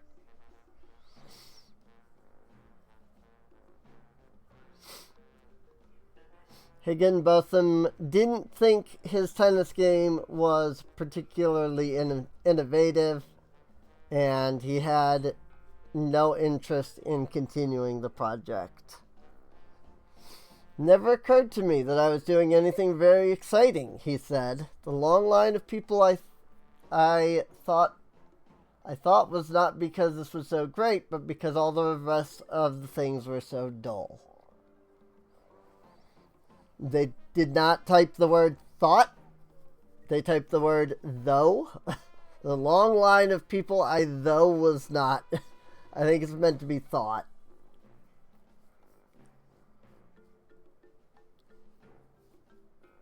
In 1964, Sanders Associates received the first patent for a video game. Magnavox then bought the patent and produced video game systems beginning early 1970s.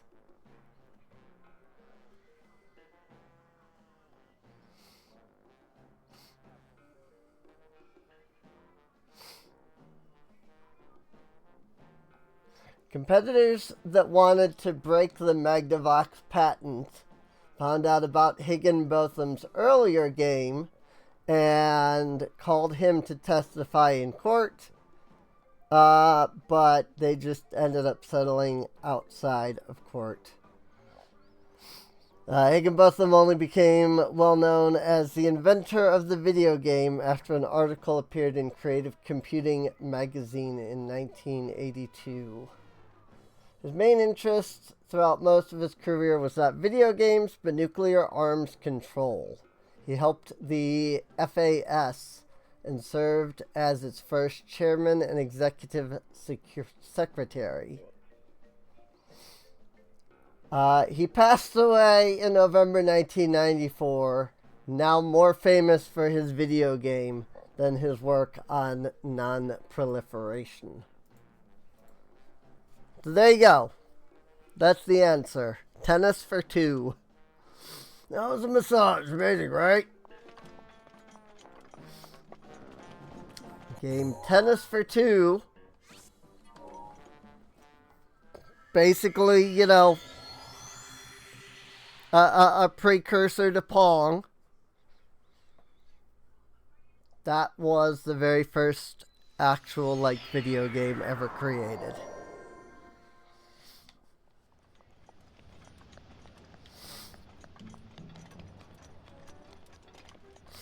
Jeez, it still gave me 2 extra stamina wheels, despite me having freaking 3 full wheels of stamina.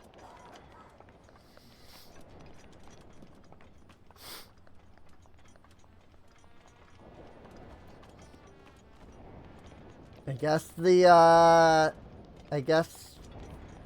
mod here just makes it so you can have up to 5, like, essentially up to 5 stamina wheels. Yeah! Yeah! Someone please help me!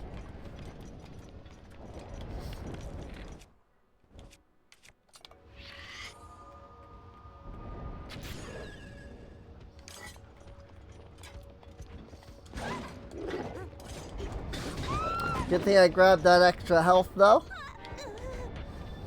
For sure.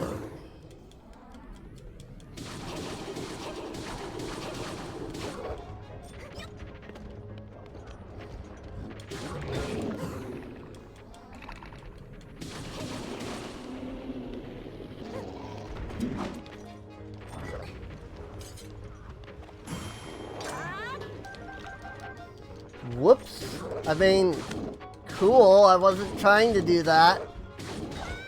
But cool.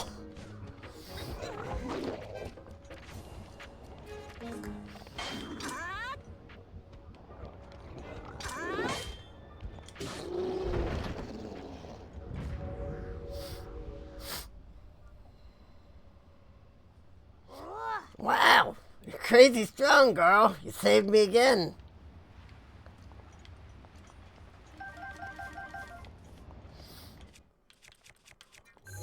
Also, drill shaft. This is the only spear weapon that you can use that can break ore. Tip is made from an old excavation bore, which affords it unmatched piercing capabilities. Like, this weapon can actually break ore deposits, if I recall. Despite being a spear.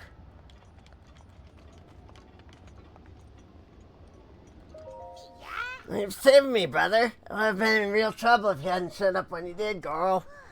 Yeah, still a sign of boss, eh? She's not coming. Huh?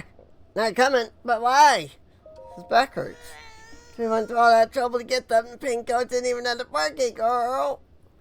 Boss can't help. There's nothing else we can do. But we'll just head back now. Hold up. Huh? You're not going back? But why? Well, aboard Rudania. What? You can try to board the Divine Beast. Who do you think you are, Lord Daruk? Dangerous in there, girl.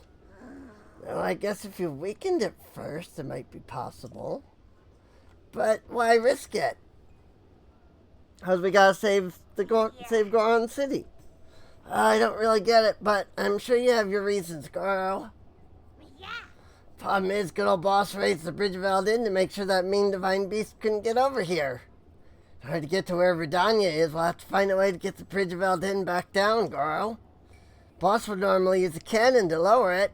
We can't get across, let's figure something out. Boss can't come down here, then he can't use the cannon to lower the bridge. I mean, we're out of luck, Goro. Oh, it occurs to me that you know how to use the cannons, don't you, Goro? Maybe we can get across after all. Let's just do what I do to help Boss sometimes. That means I'm gonna be the cannonball, and you'll launch me, Goro. You sure? Got Daruk's protection, girl. My ancestors' help can't possibly fail me. That means I can smash into anything and won't hurt one bit. The ancestor Daruk was a big deal, girl. That's what Boss says, so it's gotta be true. And I can use Daruk's protection just like Daruk could. That means there's no need to worry, girl. Rest easy, got it? Well, go on then. Take aim at the bridge of Eldin and fire away, girl. Just, be kind of gentle about it.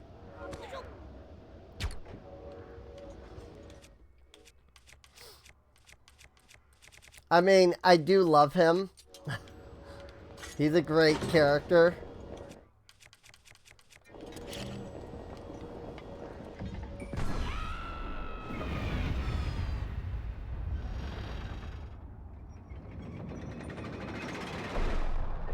Oh, my face.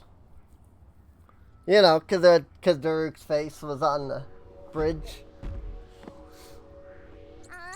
Daruk's face was on top of the bridge.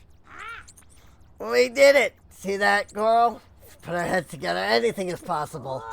That power I got from my ancestor, Daruk's protection. It really is something else, isn't it? Anyhow, guess my time as a cannonball isn't over just yet, girl. Let's get a move on and cross that bridge, brother. Just how strong is Daruk's protection that, he can just be a cannonball?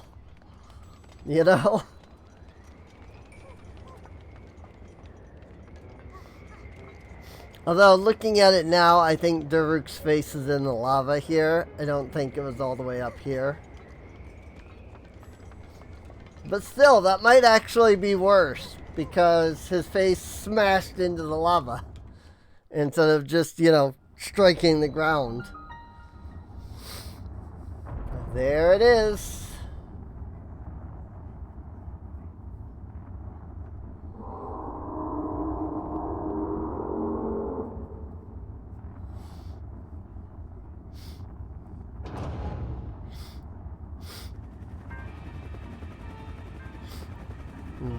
Rudania.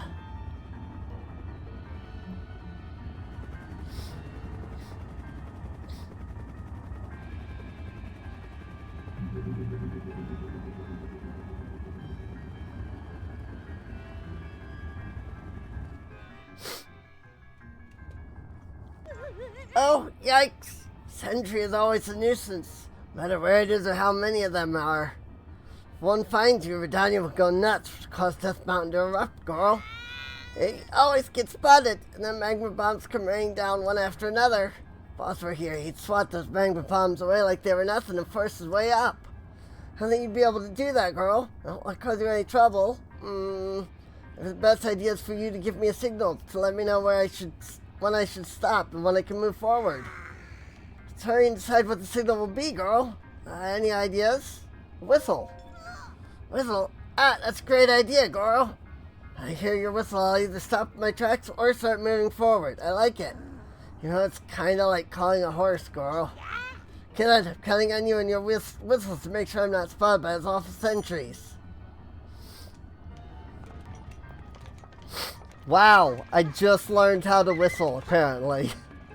According to the game. I've apparently never until now had that come up.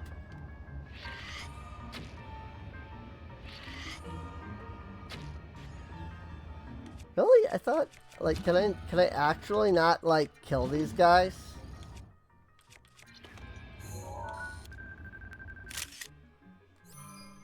That's kind of surprising to me.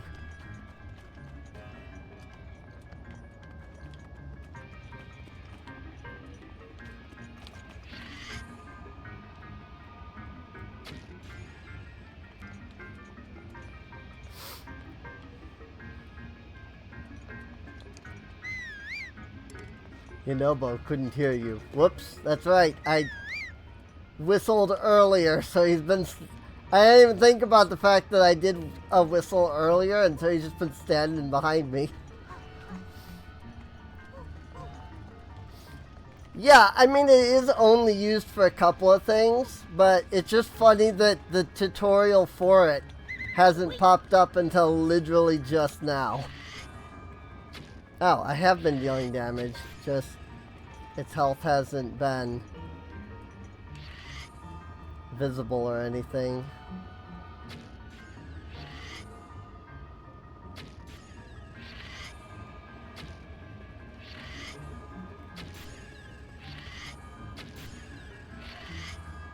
Wow, you deal no damage really at all, do ya?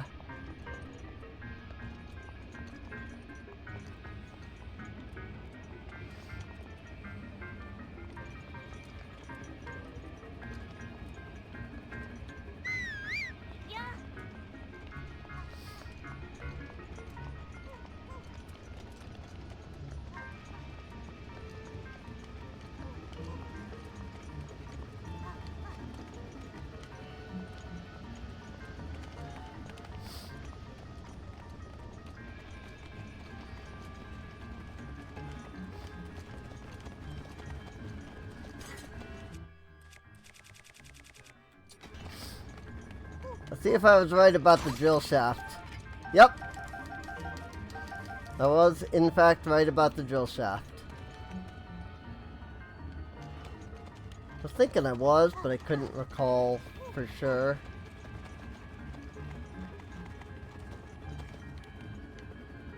This guy is sitting here unmoving.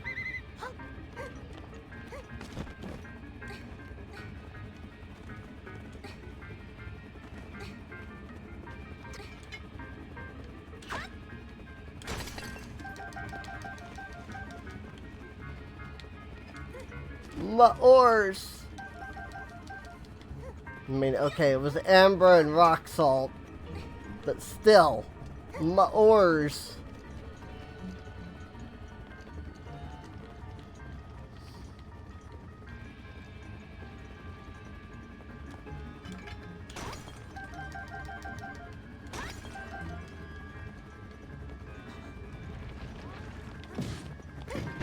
Whoopsies.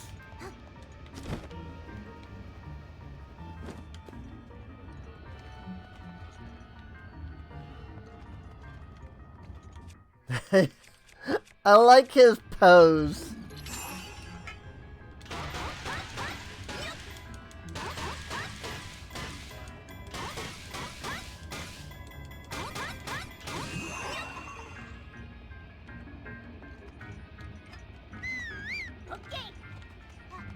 Okay.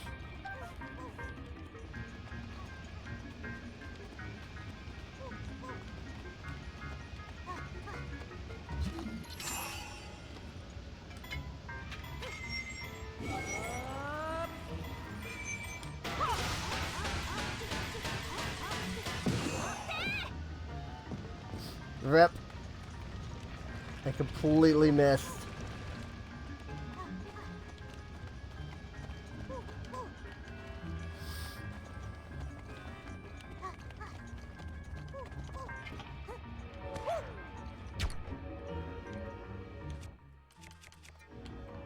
It's alright. It looks like those guys were further out than I thought they were anyway. Whee!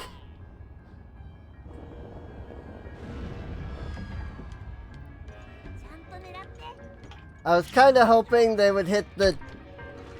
He would hit those guys, but he did not. Like, I knew I was supposed to shoot that way, but I was kind of hoping I could hit the sentries over there with him. But it seems that you cannot. We did it, girl! If we keep this up, we should be able to corner Rudania.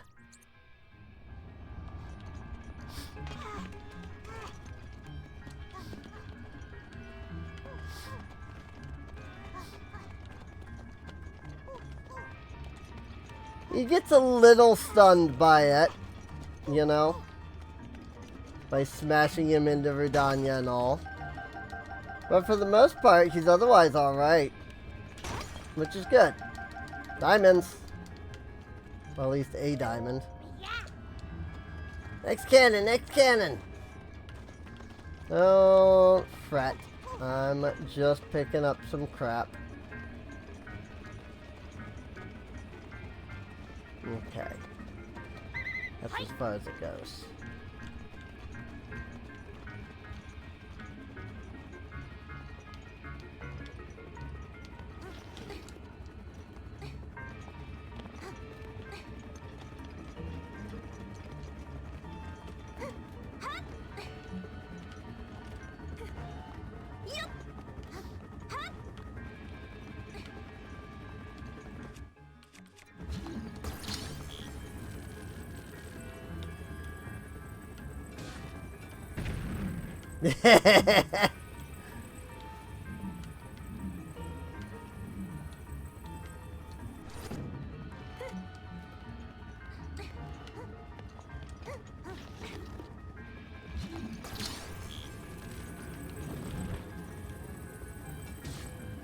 Smack.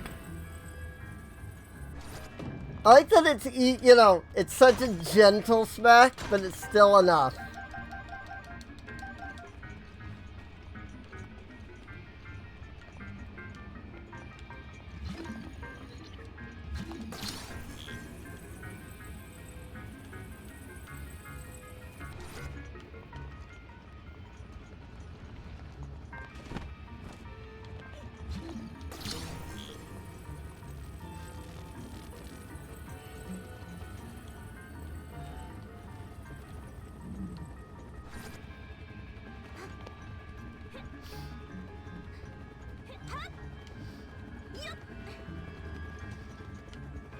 Figure I might as well deal with all of these guys and then go back for Yonobu after, instead of constantly having to freaking run back, you know?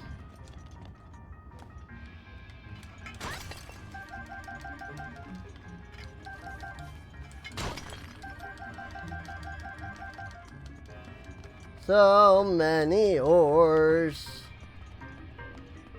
Oh, I think I did pick them all up, though. Cool. Using screws.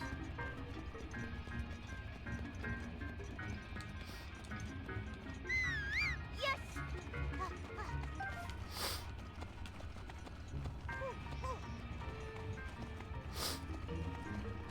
I like the drill shaft, though. It may not be a very strong weapon, but it's a fun weapon to carry.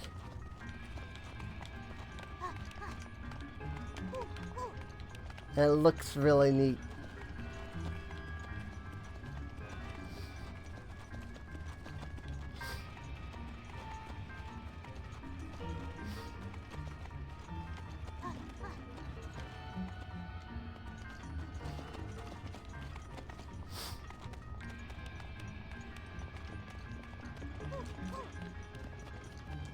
And this should be the next cannon right up here.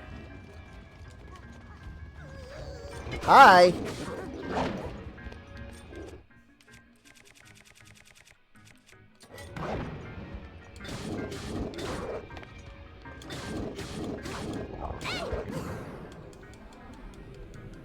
Flurry rushed!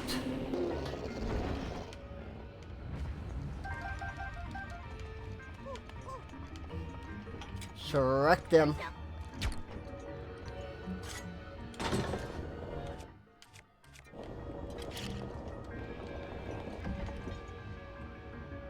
Bang!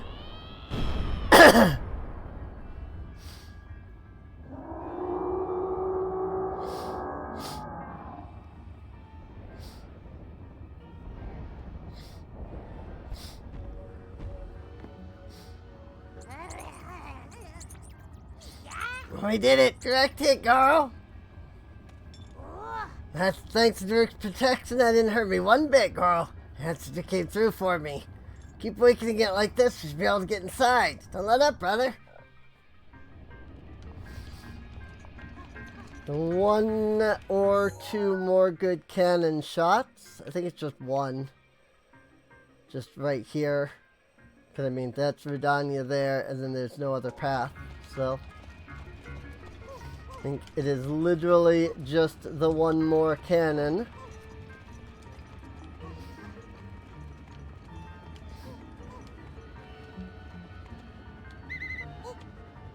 Hop.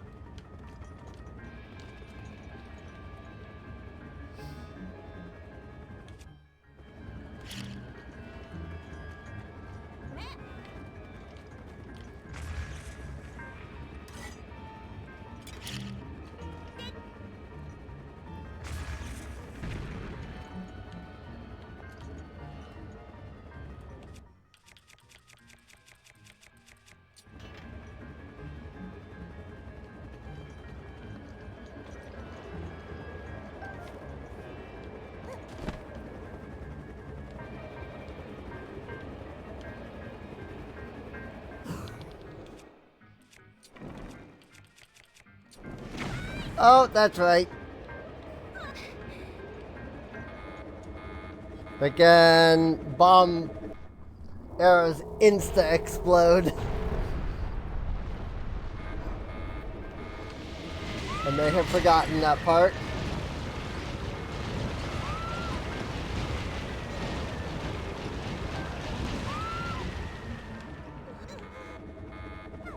Oh, come on now. Really? I hadn't even been able to get up from the last attack.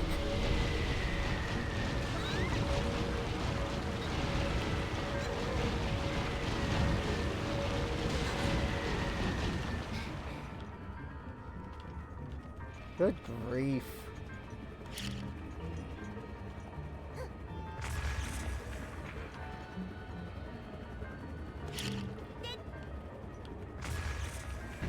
There.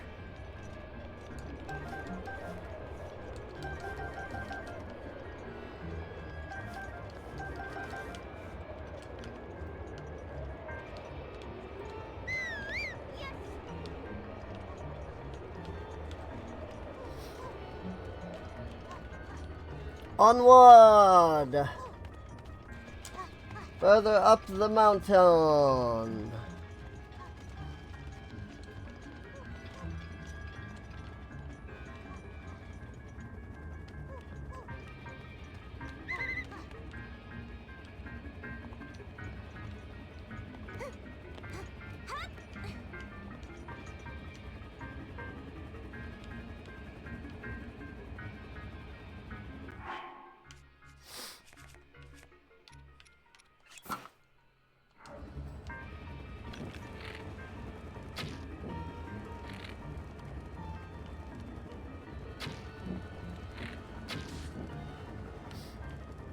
Okay, even regular arrows don't do much.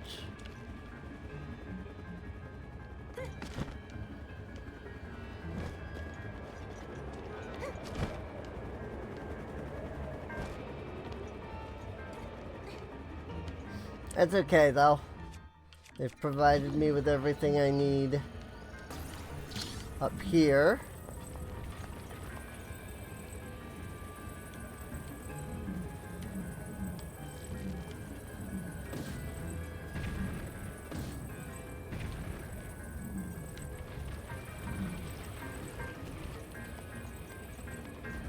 As long as I don't like trip or something so that I don't lose the magnesis.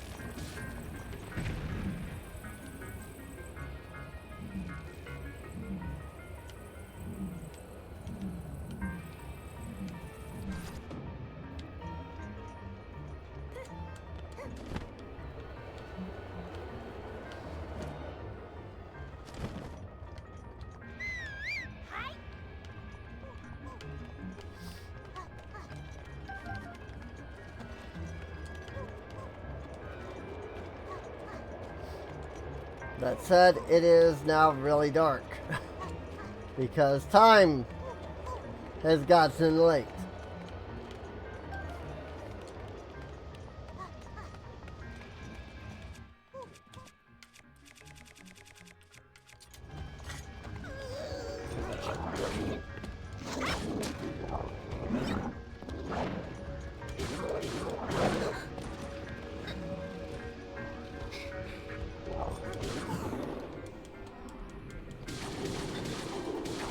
I don't know how that was a flurry rush, but I'll take it, I guess.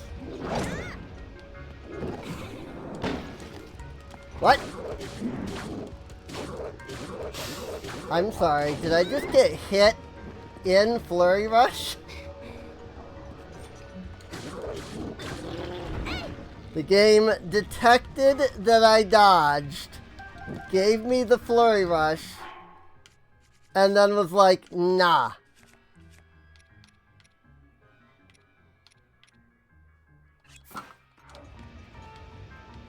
Why did the sacred bow start suddenly catch fire?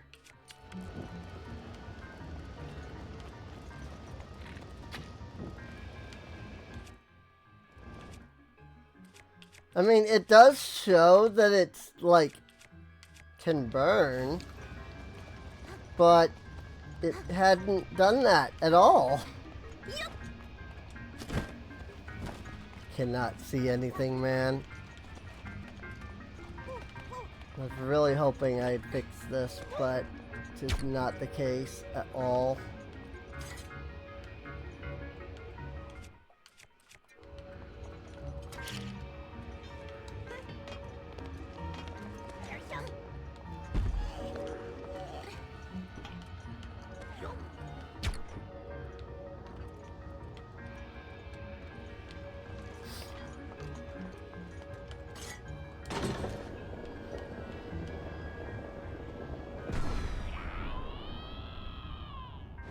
Bang!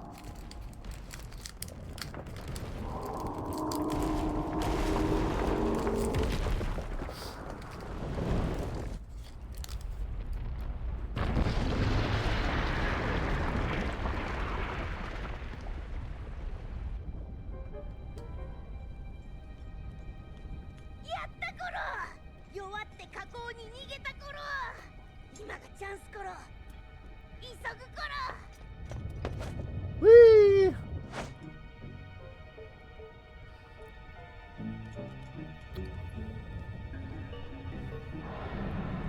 It's interesting that the paraglider doesn't catch fire.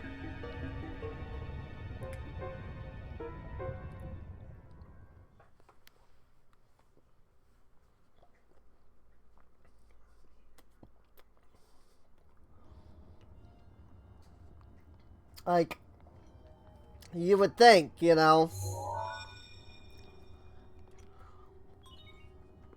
Navigate registered the map. You know, it's made out of cloth. おお、久しいな、相棒。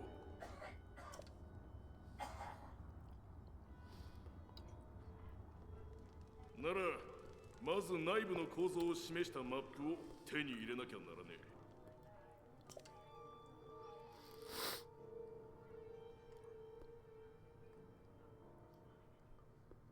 あれがマップの情報が入った誘導石だ。あそこへ向かえ。Oh boy.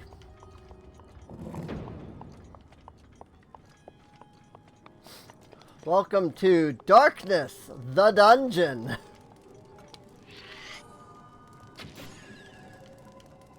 Hope you didn't want to be able to see. At least not for this first section, anyway.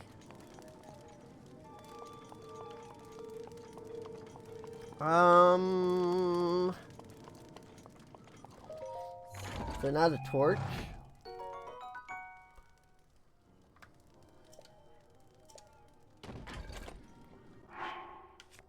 Because, I don't exactly have a torch.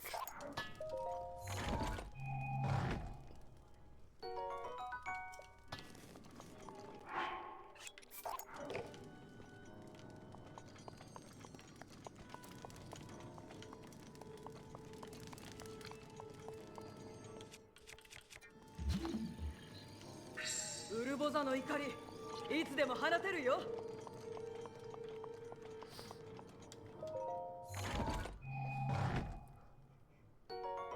Hey!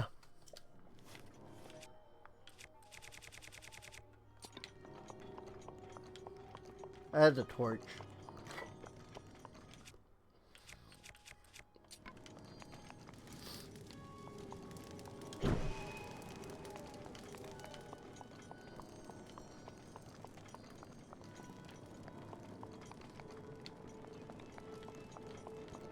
On one hand, I do remember this dungeon being dark as frick.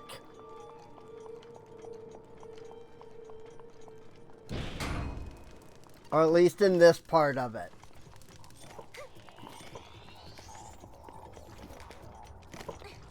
On the other hand, we do have the benefit of having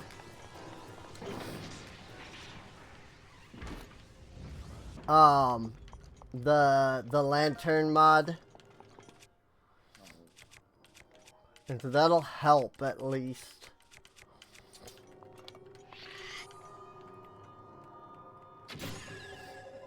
Like it won't be as dark.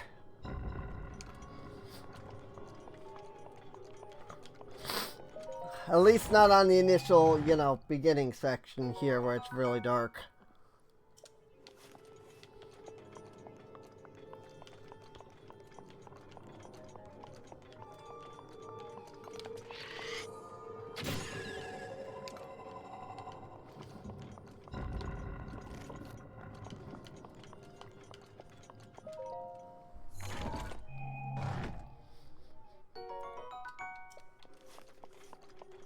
Five common arrows.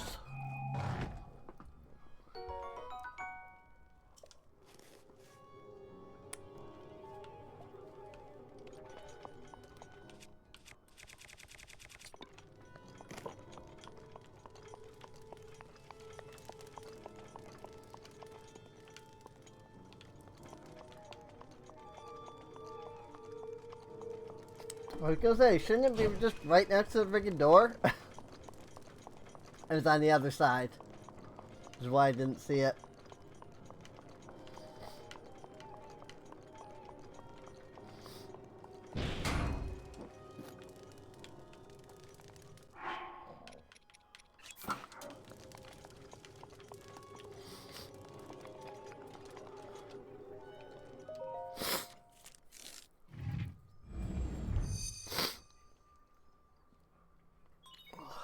Secret Slate authenticated.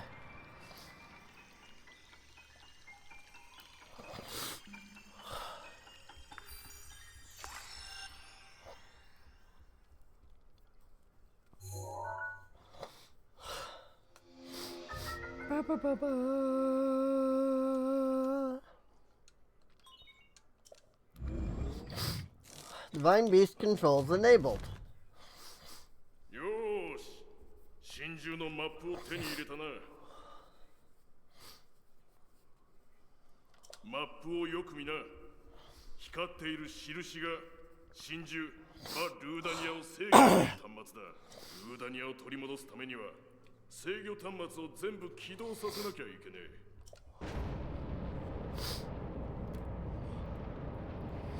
え。And now there's light.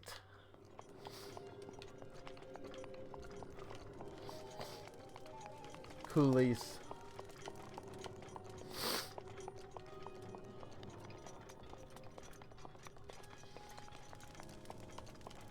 All right. Time to begin to figure out my way around here.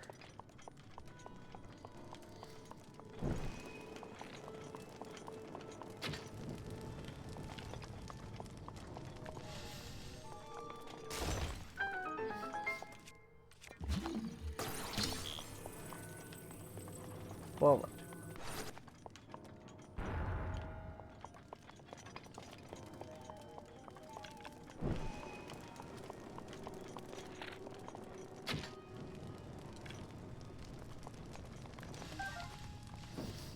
Why waste my fire arrows when I can just shoot the normal arrows? 残りの制御端末はあと4個。その And generally get the arrow back too. Ancient gear.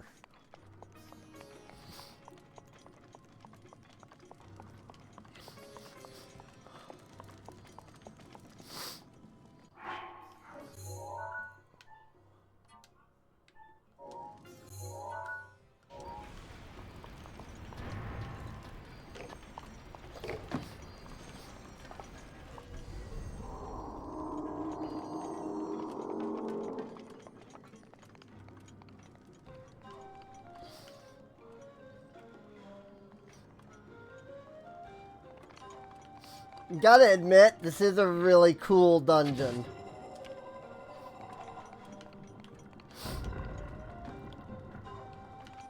You know, this whole, like, rotating the dungeon 90 degrees thing. I feel like they should have used it a little bit more. Since, you know, all you do is 90 degrees, like, up one side. I feel like they could have made it do the other side as well.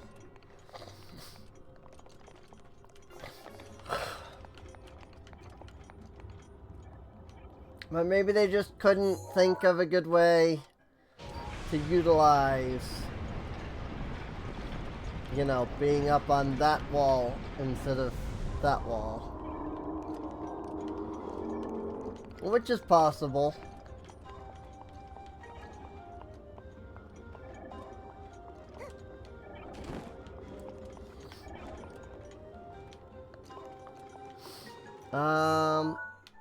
Well, crap. I needed some blue fire.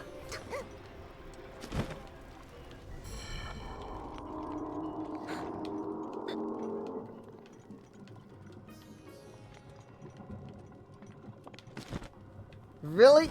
I was there at the terminal. And the game was just like, nah. Like, I was literally there. But the game wouldn't let me.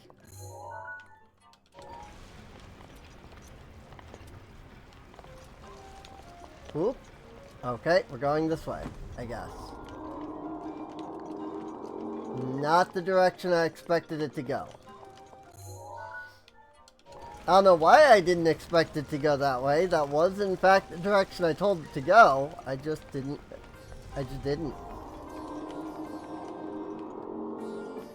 That's all. Good job.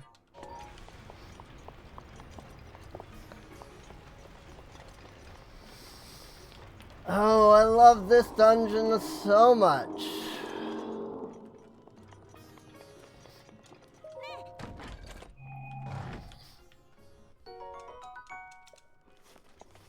Like, don't get me wrong. I mean, I literally did just comment that I legitimately do like the whole, you know, rotating and making it go sideways thing. But at the same time, freaking, it can be annoying.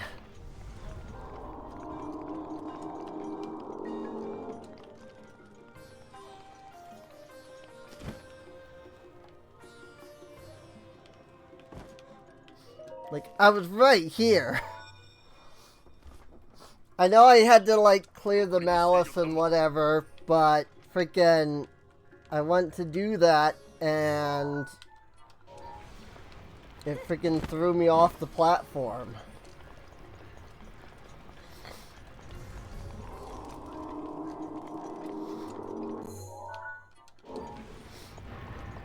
I think if they had made this easier,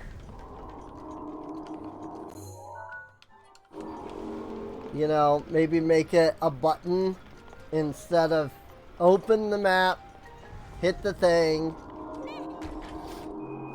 open the map, hit the thing, open the map, hit the thing, you know.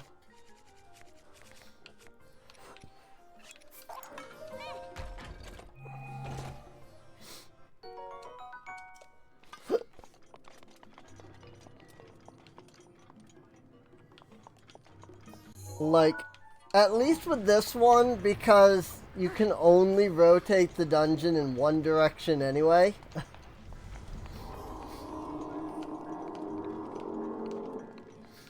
You know?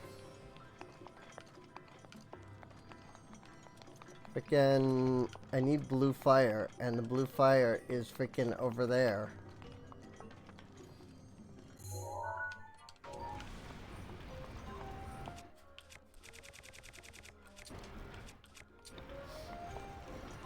That said, they maybe relied a little too much on the rotation mechanic.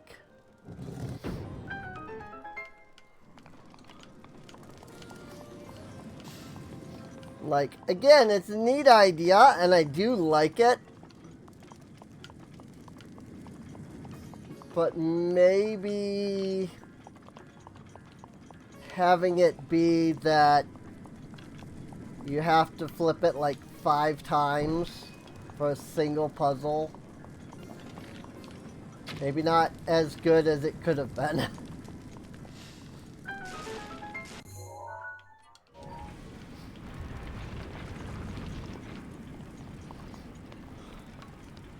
Again, if it were more of a simple button press, that would be one thing. But just like Ocarina of Time, this game suffers from go into the menu syndrome.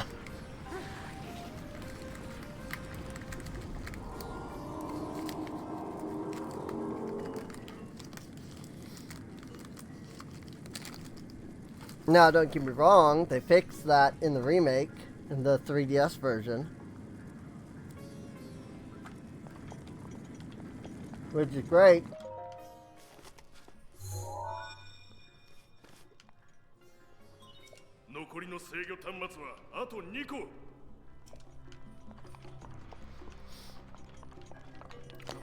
But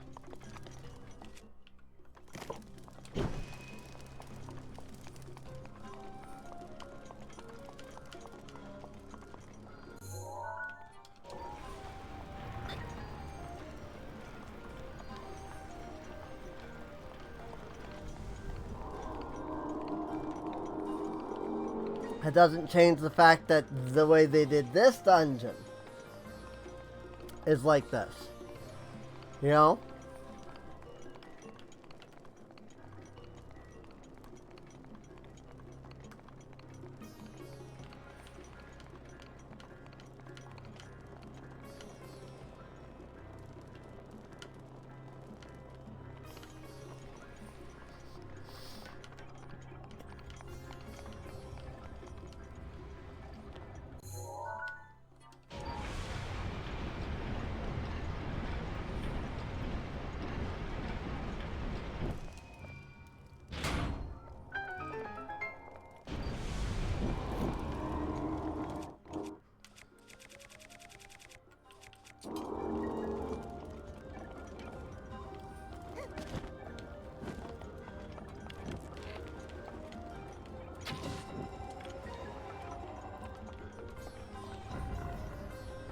Bang.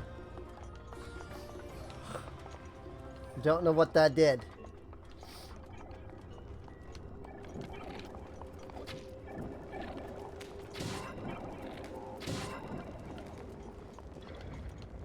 I mean, obviously it got rid of the malice that was up there on the freaking side there, but I don't know what that actually did. You know, what the real purpose of doing that was.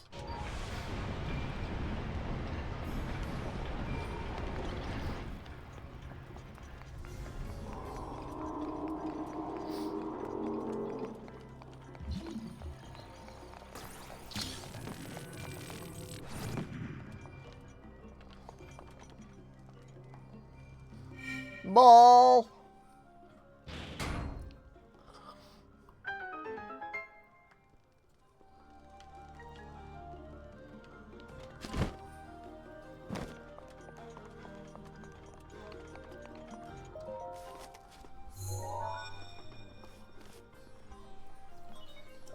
残りの制御端末はあと1個。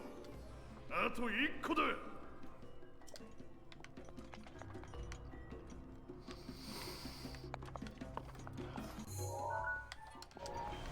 Okie dokie.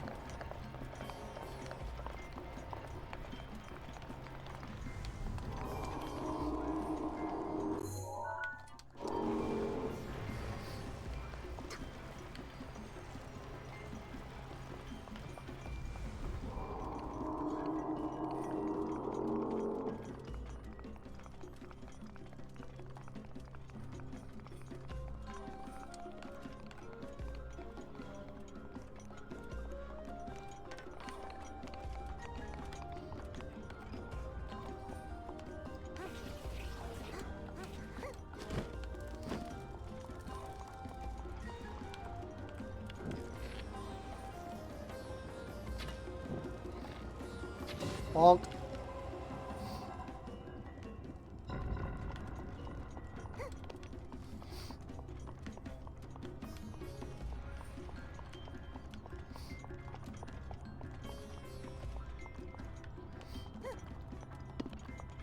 It is really funny though if you think about like the design of the dungeon.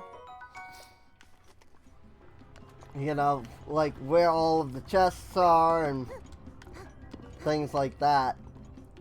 Like, apparently the Sheikah in their great wisdom determined that when you would, you know, fight this thing, it would very clearly only be here in the crater. Because the only way to rotate, the only reason that you can like move this thing is because it's, because you're like making it walk up and down the one side of the mountain. よーし、制御端末はこれで全部だ。メイン制御装置を起動させられるようになったぜ。マップをよく見な。新しく光っている大きな印があるはずだ。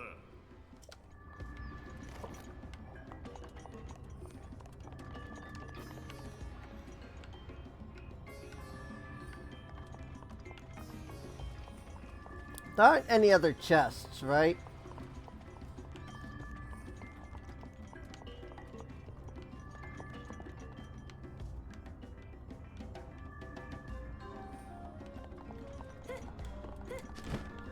There he is.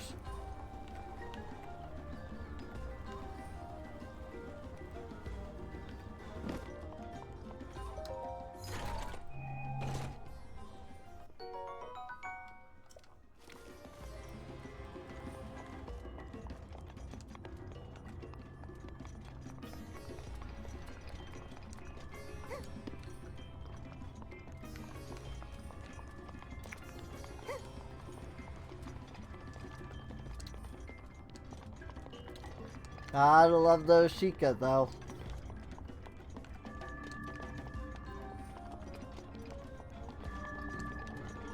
And how they seemingly just knew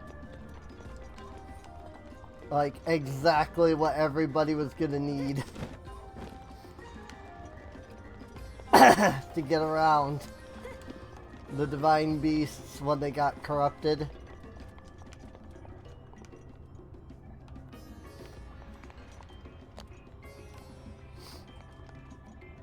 That said, I mean, this is really cool.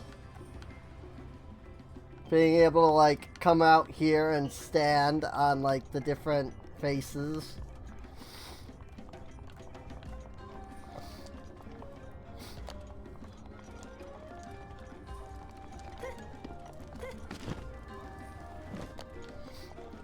That does make you wonder a little bit, like, why doesn't,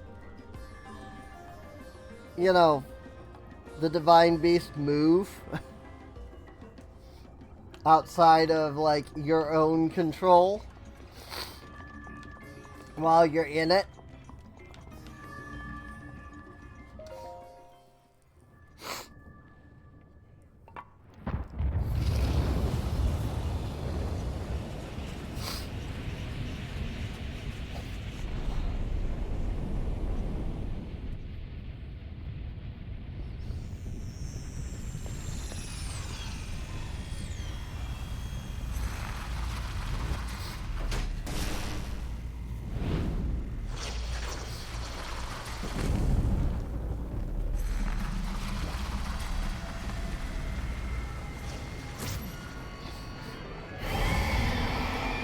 Thunderblight Cannon. そいつはガノンが作った化け物だ。 Ugly pain in the crag. 不覚を取っちまったが、おめえならきっと。さあ、やっちまいな相棒。奴の体験に気をつけな。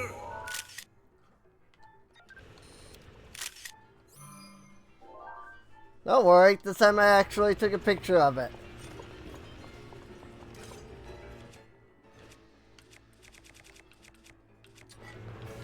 Which, you know, I did with Thunderblight, but then we died like 15 times. So we'll see if that matters at all.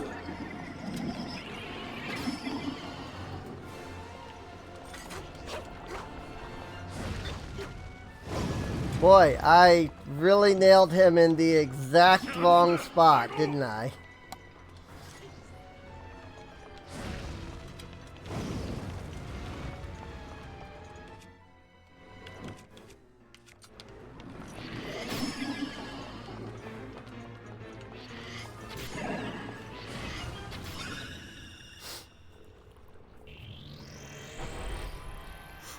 Ah, yes, I remember now. I had the worst time with this boss purely because he like floats above your attack range at all times.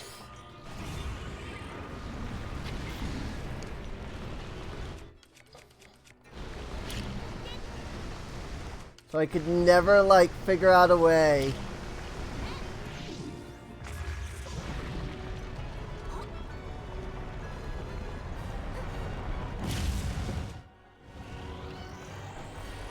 to like hit him with the sword.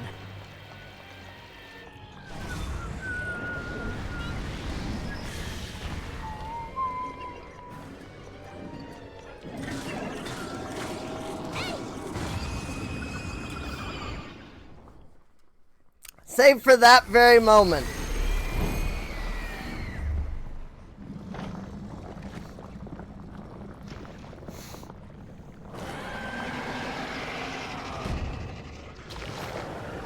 Also, that was kind of like dumbly easy.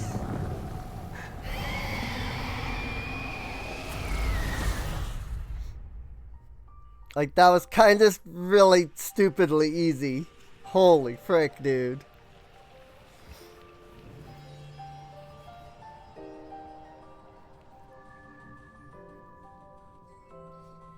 Like, he just melted.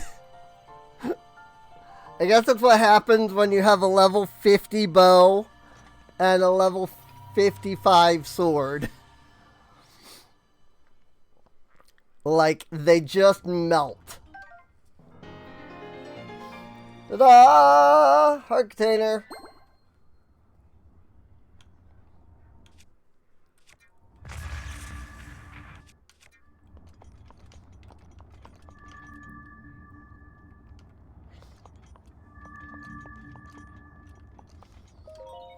Once you activate it, you'll never be able to come back, yada yada. Still activate it, yes.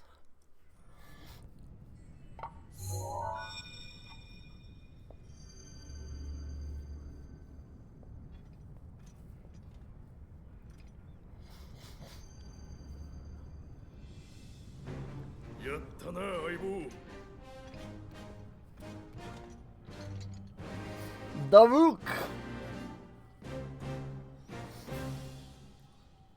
おめえのおかげで俺の魂も解放された。ありがとうよ。しかし面目ねえ。俺はハイラルを守ることもできずやられちまって。あげくおめえにえらい苦労かけてよ。でもよ、ルーダニアもこの通り取り戻せた。これで100年前の仕事だけは果たせそうだ。俺はこれからこいつを動かしてガノンの野郎を狙いに行くぜ。おめえがあの城で奴と戦うとき、すげえ一発を撃ち込んでやる。それからお俺の力ダルケルの守りをおめえにやるよ。魂になった今の俺にはもう使えねえからな。役立ててくれ。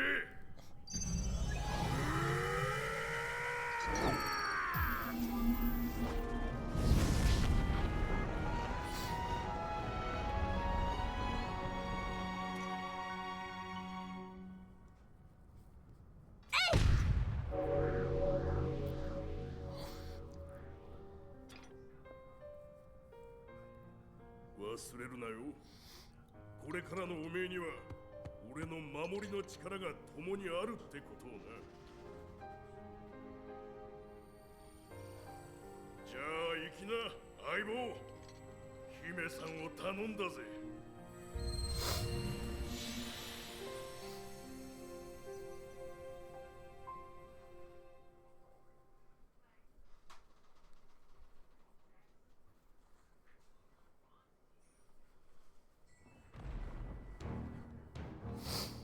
Alrighty.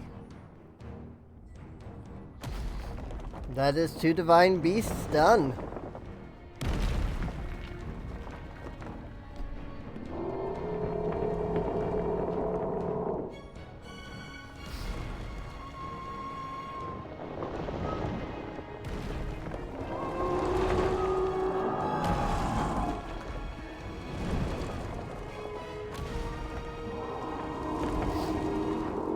I wonder though, like, you never think that they never show you, but like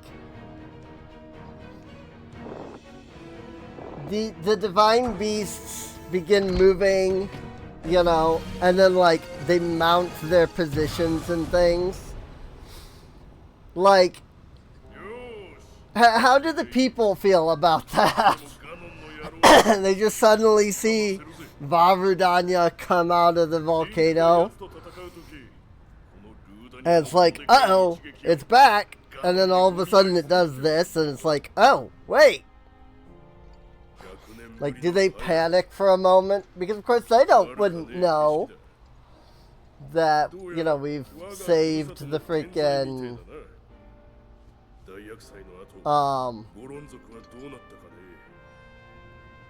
you know, the divine beast.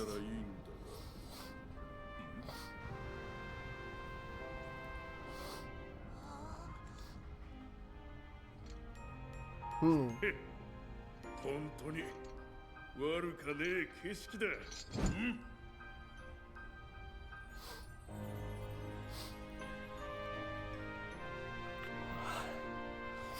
Although, you know, if Yonobu is Daruk's descendant, it means that Daruk did canonly have some kind of mate. And he must have already been a father. Unless Gorons just, like, reproduce asexually. But even then, it still means he had to have already been a father before, like, you know, all of this happened.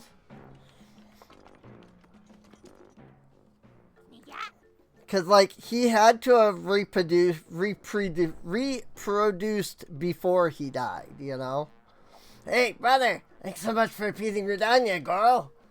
Don't exactly know what you were doing in Rudania, but, well, seem to have calmed down, girl. You know, while I was up there, because one I saw Lord Daruk sitting on top of Rudania. Wonder, was that his ghost? I don't know how to explain it, but somehow I feel a lot braver now, girl. Oh, that's right. Talked to Boss about you, and he said to bring you to him. An order from Boss can't be refused. Move it, girl.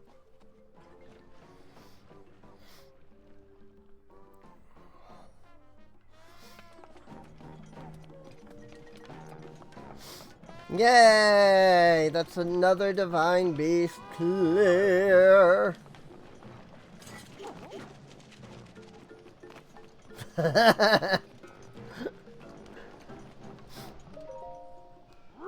Hmm?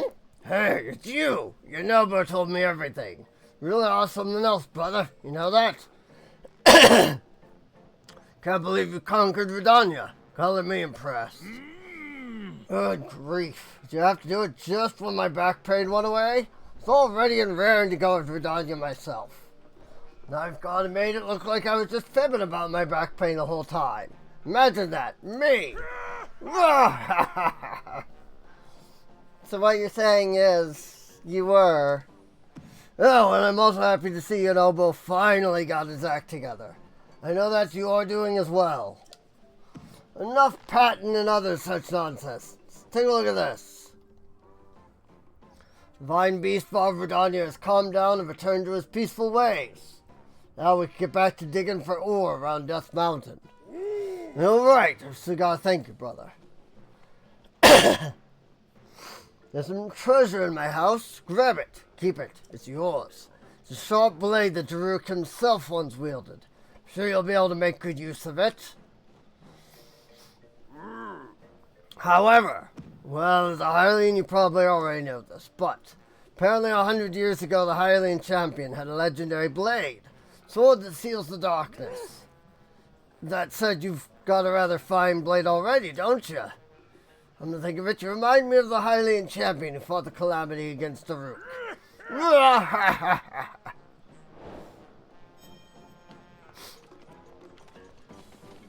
AKA, let's tell you about the Master Sword, so that you know to go get it. Oh wait, you already have the Master Sword. But nobody actually knows what the Master Sword freaking looks like, so... everybody's just like, huh?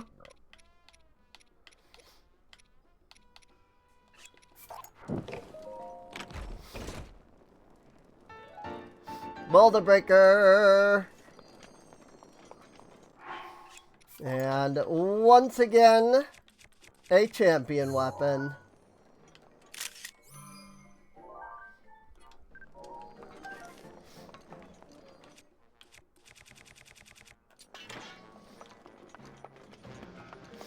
That said, he said this thing was sharp?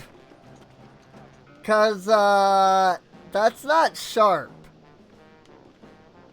There's no edge on this thing. Not a sharp edge, anyway. It's more like a wedge.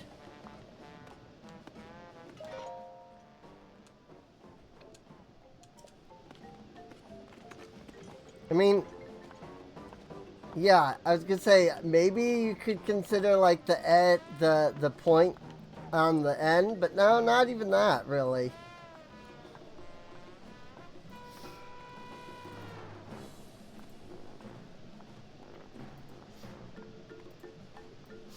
Like, it does, this really isn't sharp.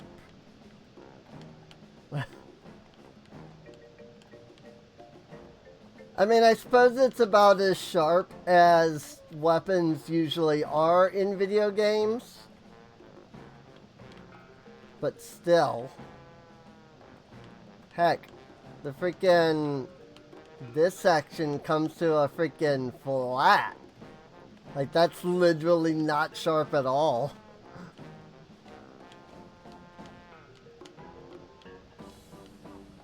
Like, jeez.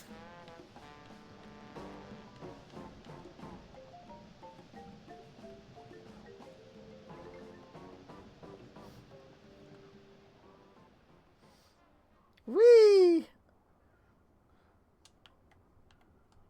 Wondering if there's any limit to the free cam. Like, can I actually come up here all the way? It do look like it. Free cam just lets me come right up here.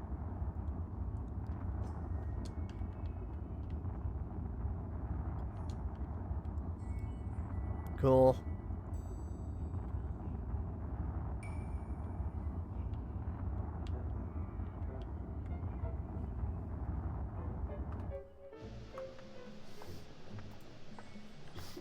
So I just really like utilizing the free cam for all kinds of weird stuff that you can do. I just think it's cool. Oh hey! Saba, look at you talking up a woman in the middle of the night. Sabadai. Oh, that's too bad. Who are you? I'm Ramella. As you can see, I'm from the Gerudo region. Come for the jewels that are to be found in Goron City. Eruptions on this mountain have finally come to a stop. As a result, we started restocking jewels. Oh, do you have some amber too? I need a whole lot of it. Bring me 10 of them and I'll buy them for more than the shop would pay. Willpower alone is not going to save me from this heat. In any case, do you have 10 pieces of amber? So, will you sell them to me? Sell them to the shop and you'll get 300, or sell them to me for 500. Sorkso, it's a huge help. Thanks. Here you go, 500 rupees. Need to procure other jewels, so keep bringing me what you find. Bring me 10 at a time, got it? For what kinds of jewels I want to buy, well, it's likely to change every once in a while. Cool. I think the game, I think the one mod that I have changes how much the gems are worth. Whereas she doesn't get that change at all. 10 topazes. It's 2,000 rupees!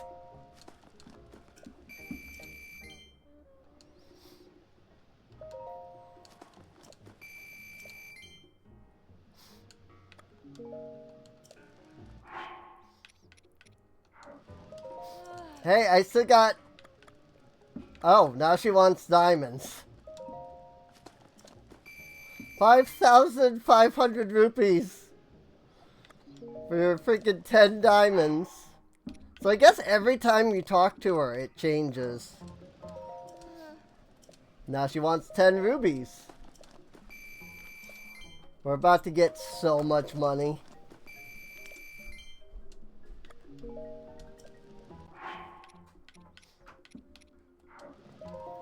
Do you deal in luminous stone by any chance?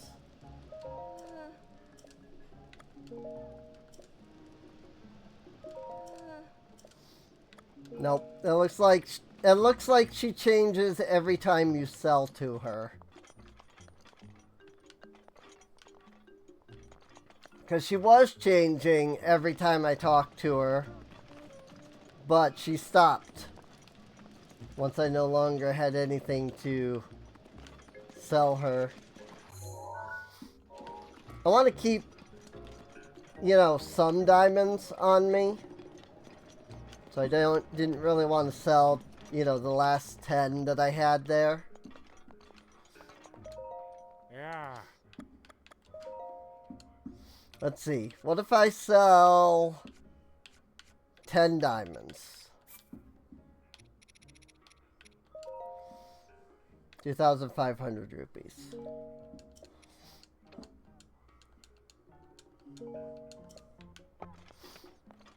So yeah, she sells for way more. She did not get rebalanced by the rebalancing mod, basically.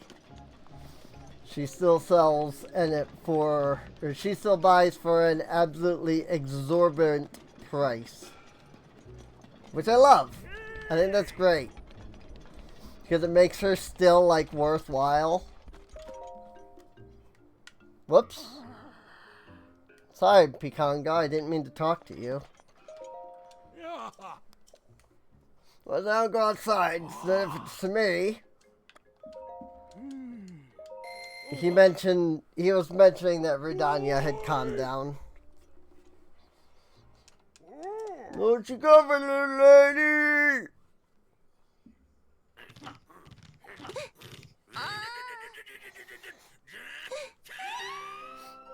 I mean, it does beg the question, are there any female Gorons?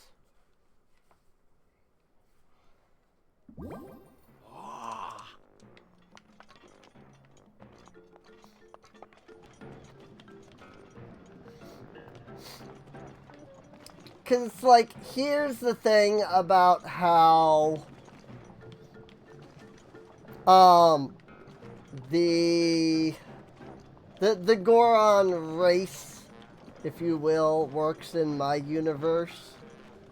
In the Versamy verse, I have, you know, fire, rock, elemental creatures that, you know, are inspired by Gorons. They're not Gorons, but they're inspired by Gorons. And they are similar to Gorons in that they have like these giant rocks on their back like this. And they also eat rocks to survive, just like Gorons. And the way that it actually works is, after so long of a period, Gorons, I don't remember what they're called in my universe. It might be like Scorian or something like that. But what they do is they shed the rocks on their back here. And when they shed those rocks, you get little baby Scorian. Those rocks are baby Scorian, basically. So you could quite literally say that Scorians are carrying their children on their backs.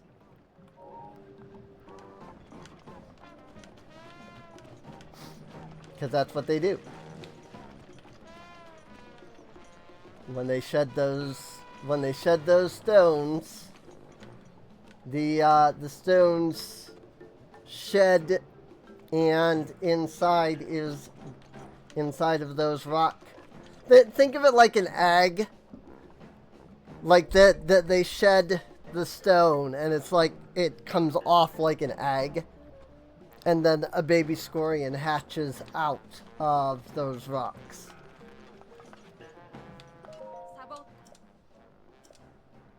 55,000.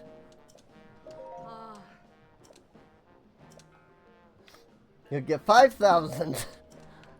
Lady, I don't get 5,000. I get 2,500. You are giving me like over double what the shop would give me. Woo, boy. She gives me a lot. But yeah, that's also like a problem when you deal with like feral Scorians, because like the rocks on their backs do, you know, foster children. And so like you kill think of it, I don't want to say like think, you know, that there's that like spider, I don't remember what kind, but they like carry the eggs on their back, and then like if you squish them, like baby spiders just like sprout out from the eggs. It's not quite that bad, but it can be like that. You know, you kill a Scorian and then like baby Scorian just like hatches out their back. It's not like, you know, hundreds of them. It's just like one, but it is a thing.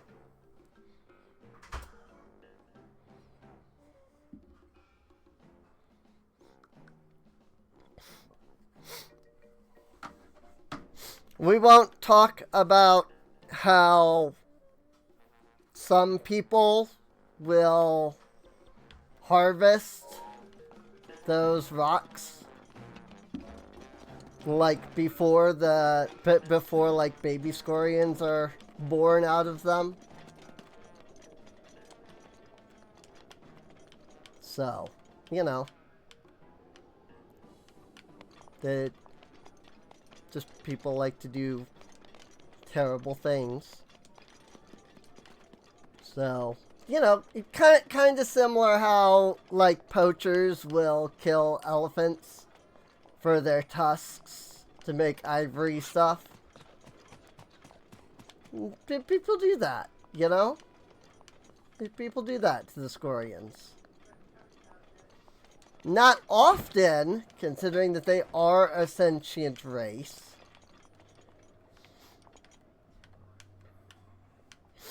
In the universe, and thus they, you know,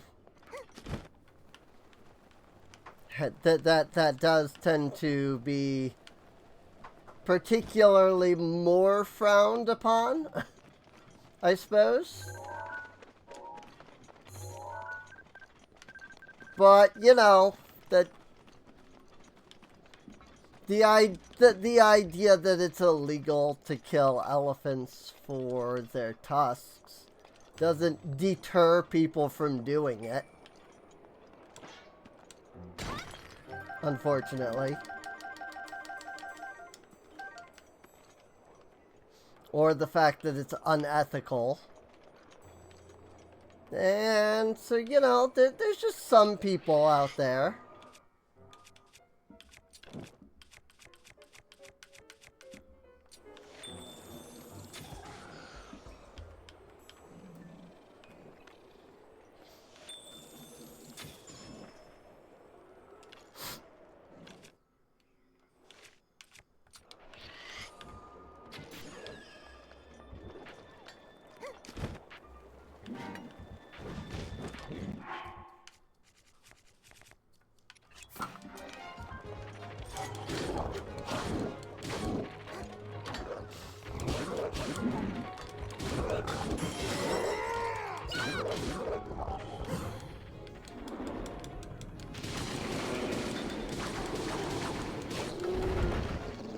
Nice!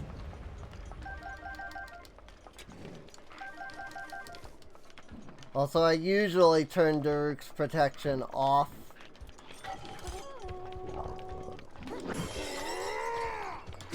Due to the fact that it can get kind of annoying when you're trying to do like flurry rushes and things.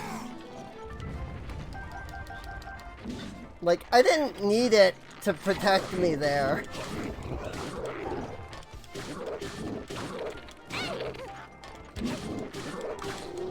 It just did that on its own.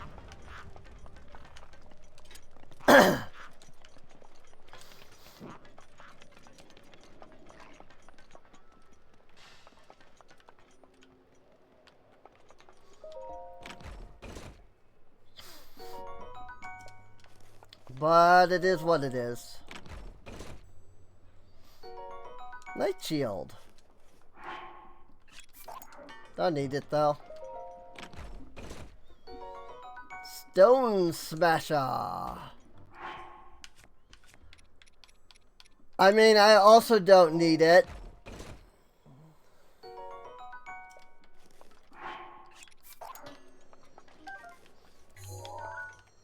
I even have the picture already, so I really don't need it.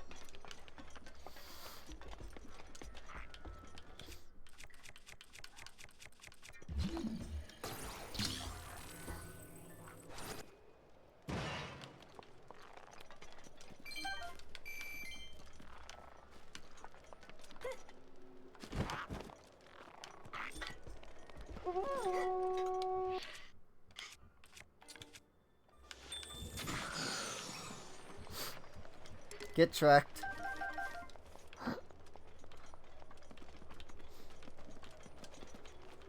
I like the fire and ice, like, elemental thing.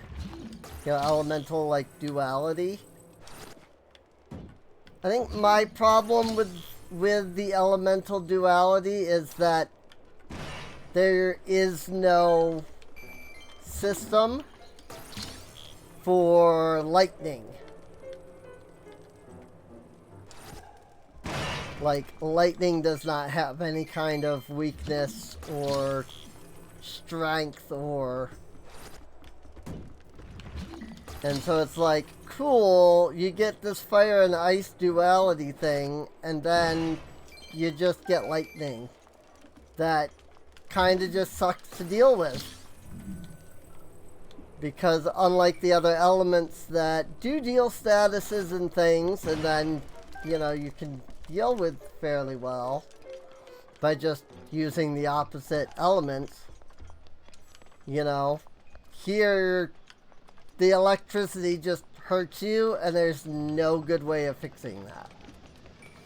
Or like dealing with the enemy or anything, other than fighting it like anything else. So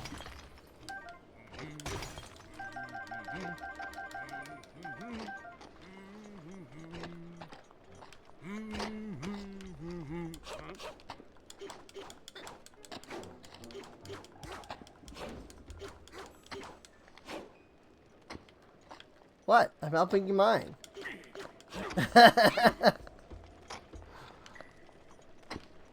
It's like, what the frick? I was helping you mine. Didn't seem like I was doing a lot, but I was helping you mine. That's how I mine anyway. I just pull up a sword.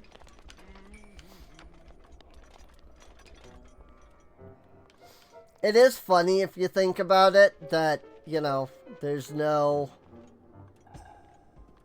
like pickaxe or anything.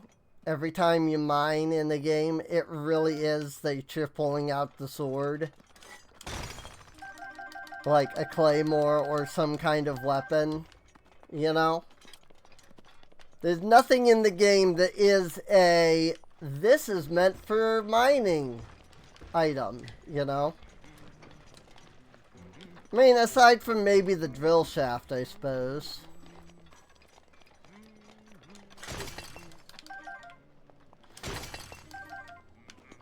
Frickin' ores, man.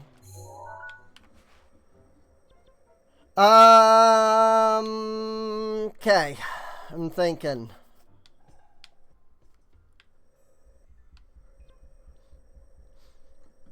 Let's go to Akala.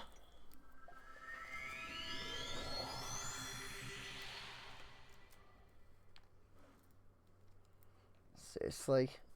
Frickin', how do you burn French toast?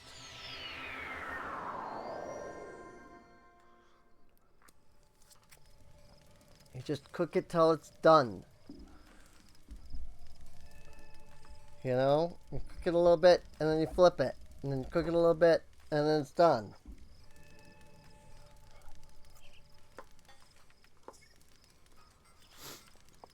My dad made French toast, and half of it is inedible because it's all burnt.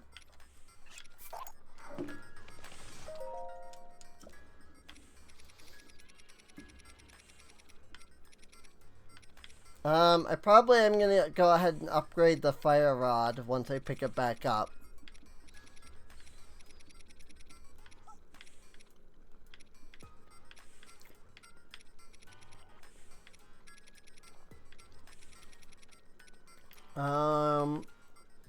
There we go. Steadfast Champion's Great Sword.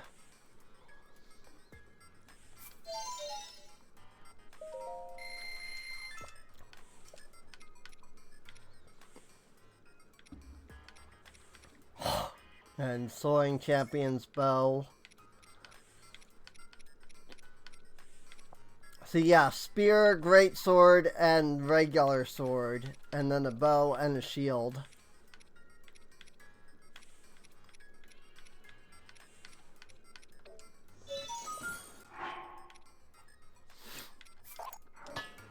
Goodbye, Boulder Breaker.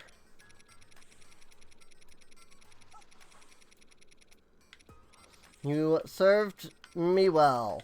Or, well, I guess actually it didn't. Because I barely used it.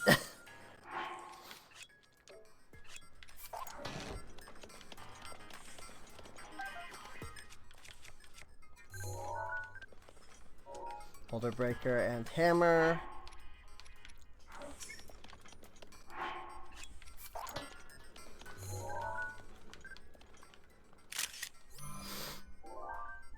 Igneous Hammer.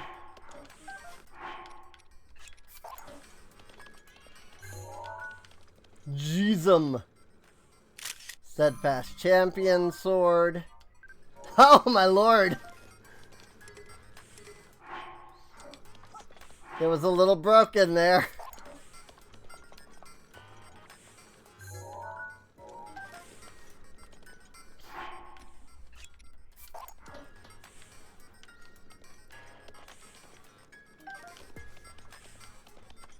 I want to put the igneous hammer off to the side here for a second so that I can upgrade the fire rod with the fire prism rod. And then we just need one of Dinrail's scales to upgrade that all the way up. So at least there's that.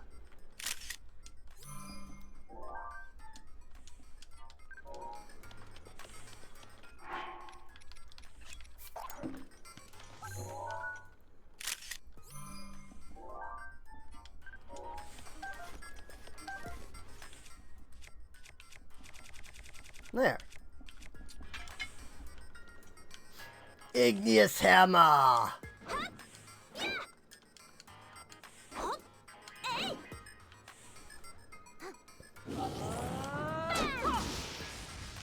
Whoops. What? What? What? Why? I don't understand. What's the purpose of this?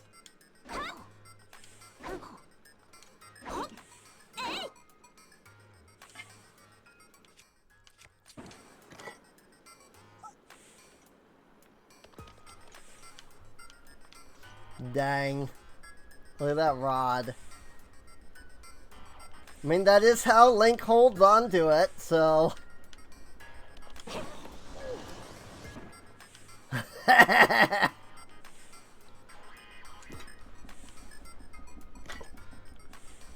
It's just like that freaking handle, though, is so big.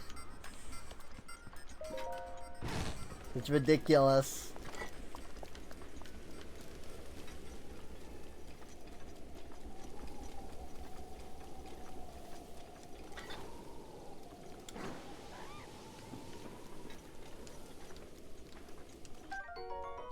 Hey, auto roasted. Awesome.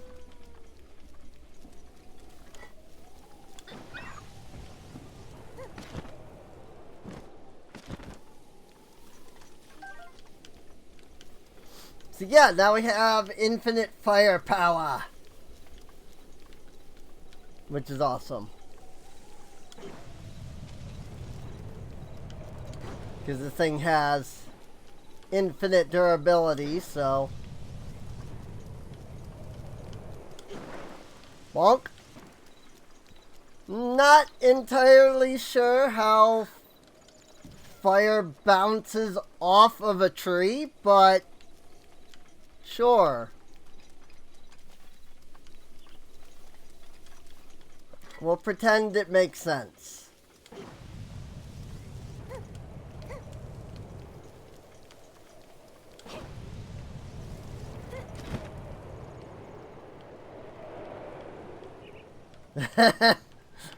Boy, that shoots far.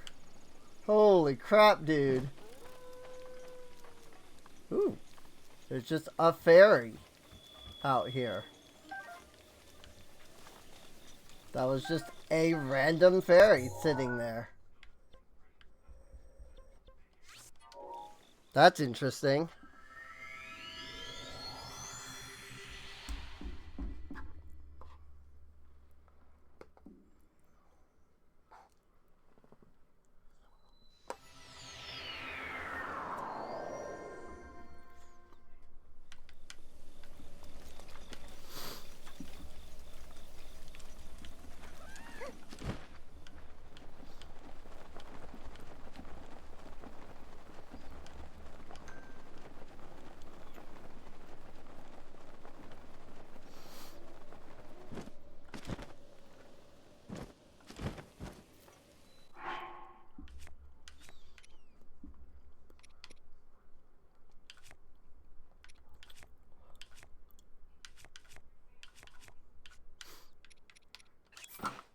stealth.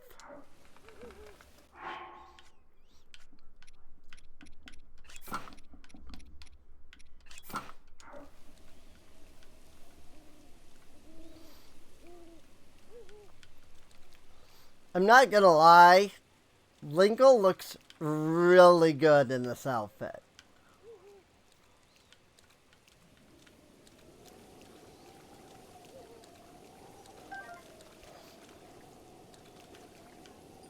Then again, I'm big into outfits like this, you know, that, you know, show off a bit, just, you know, just to show off a bit like this.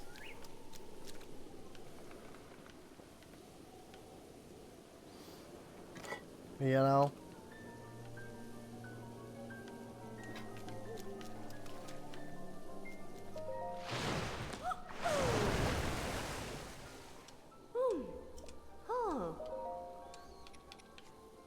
Let's see what we can do. I need more star fragments.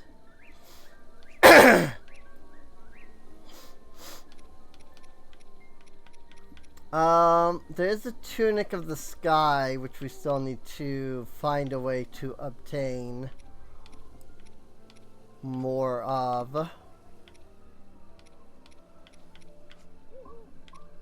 Boy, they really like star fragments, don't they? They really like star fragments for upgrades.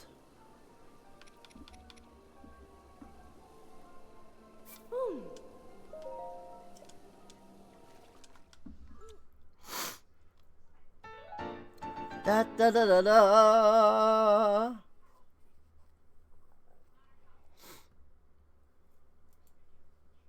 Sorry, hang on. Just a second.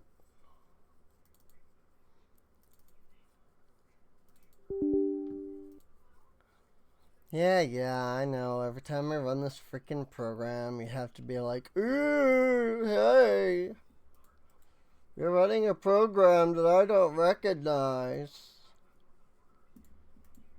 Like, I'm pretty sure there's a way to change that, but I don't know how.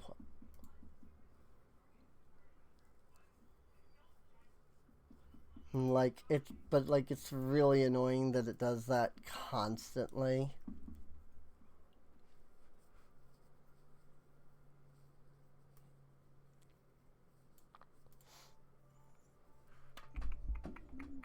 Sorry, I'm looking at something.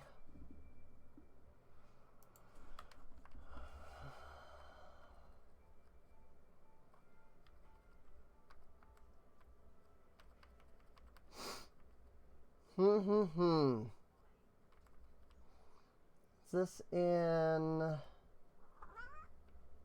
think it's in reverse order.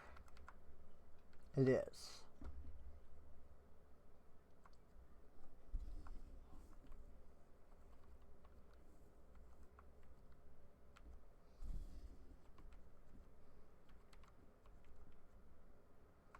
Which means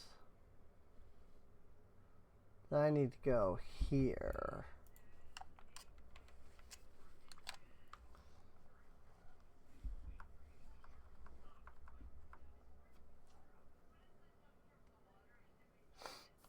Apparently I have shards of Nadra's fangs and horn on here, or in my inventory, and I didn't even realize.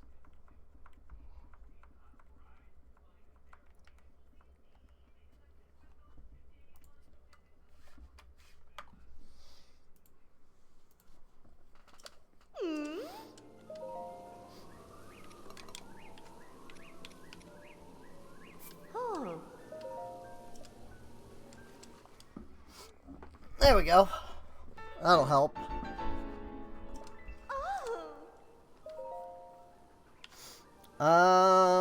Let's see.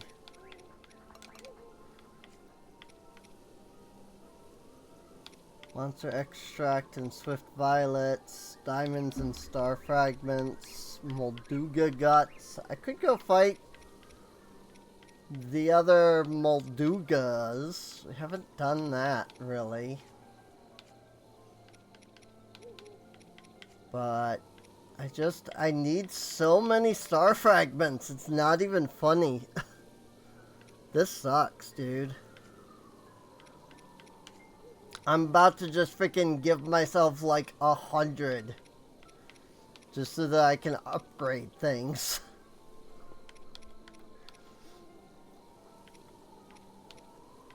Like frick.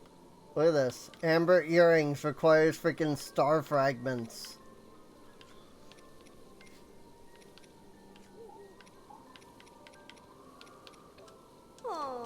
It's fine. See ya!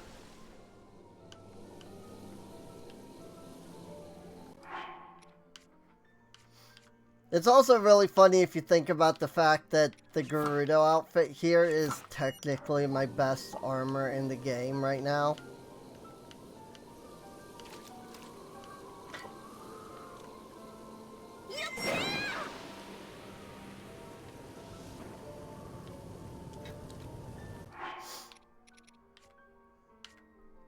Because everything else is just 12.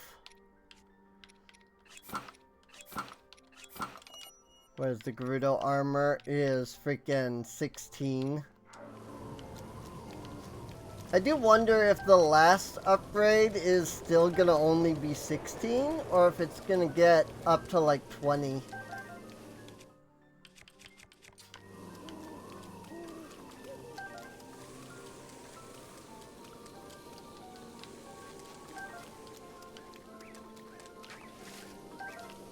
That said, if everything's gonna freaking require fairies, I might consider crafting a more fairy mod. As terrible as that sounds. The more fairies mod. Because holy crap.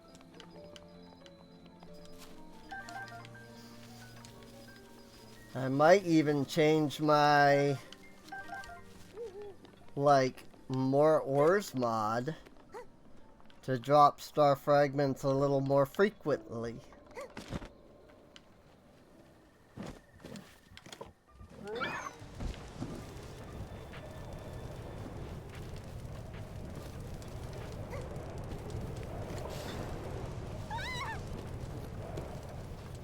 There's no stop, drop, and roll, is there?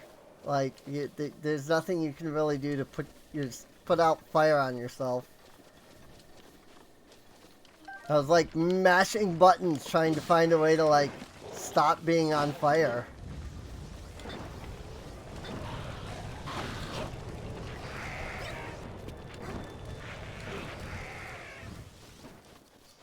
Apparently, though, you can set skeletons on fire, so there's that.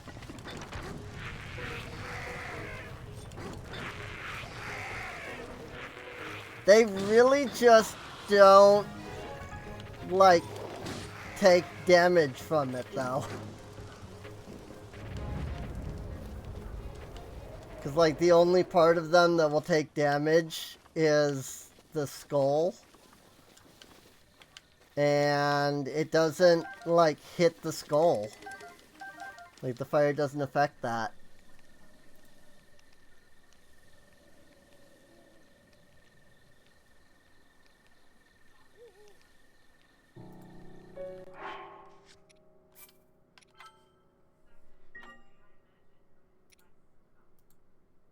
Okay. I had an error pop up, but I wasn't sure what the error was, so I thought I would, you know, save. Just in case the error turned out to be Simu. But it was not.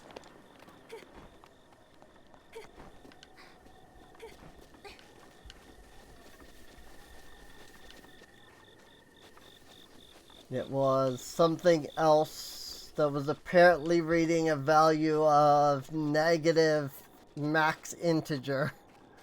Was it 2 billion whatever? It's like negative 2 billion is not a viable value for value.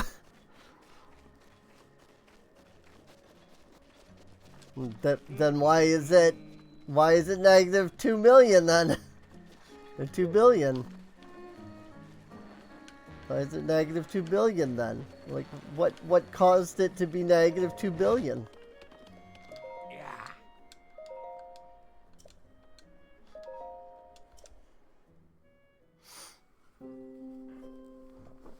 Another place where you can rest for free.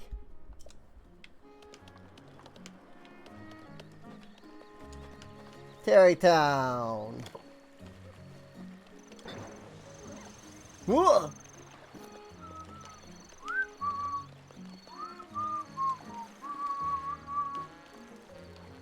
You're still out of arrows? No, I mean, I guess you have some fire arrows. Oh. And you are selling a star fragment.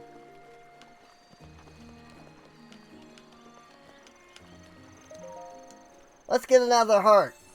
Since, you know, I have all of the stamina vessels. I figured I would see what would happen if I clicked stamina anyway.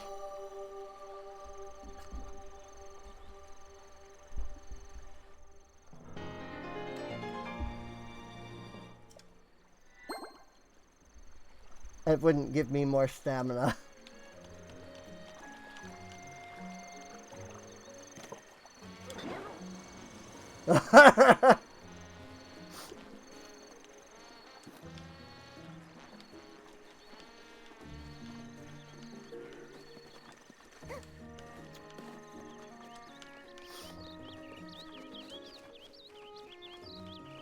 Yeah, this fire rod is great.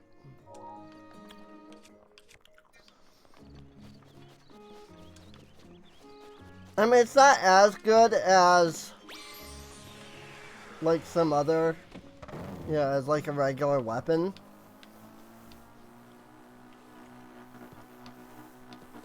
But I feel like I can actually use this one. I can actually kind of dip my hand into, you know, the magic tools and weapons and stuff on here.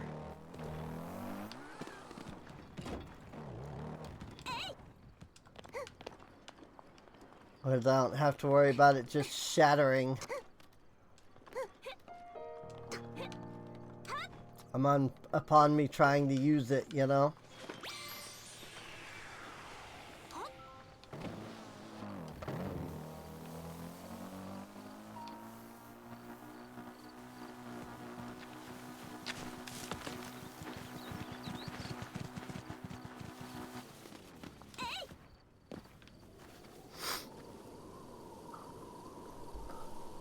I do like me some early, Master Cycle, though. Early Master Cycle is great.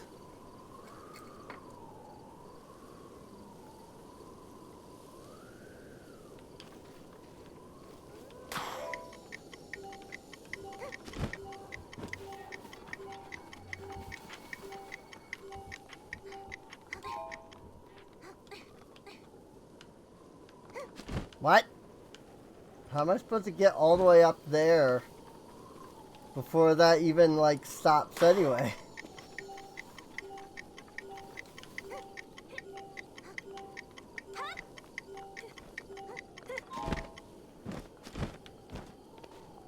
Wow, what? Alright. Alright then, keep your secrets. Isn't there a shrine here?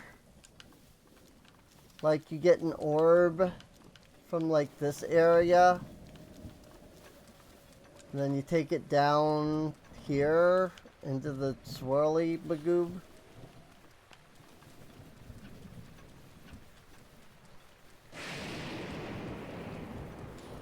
Maybe it's like further down.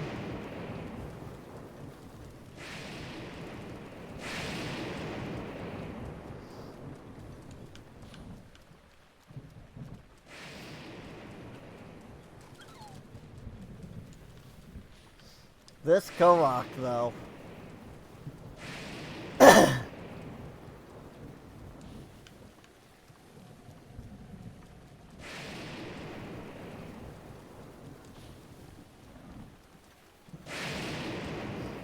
Oh, okay, yeah, there's ruins down here, too. So I think down here... I think the ruins down here is where the orb is. Yep, there it is. Then you take the orb down there into the swirly, and then that's where a shrine is. So is there not a shrine quest here for this?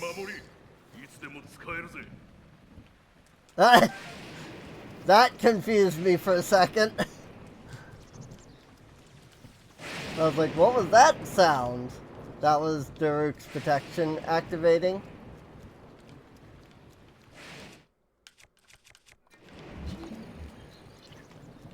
This looks like a Korok puzzle.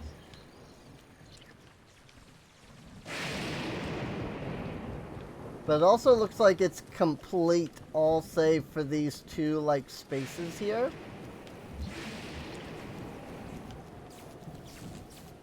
I don't see any little, like, cubes anywhere.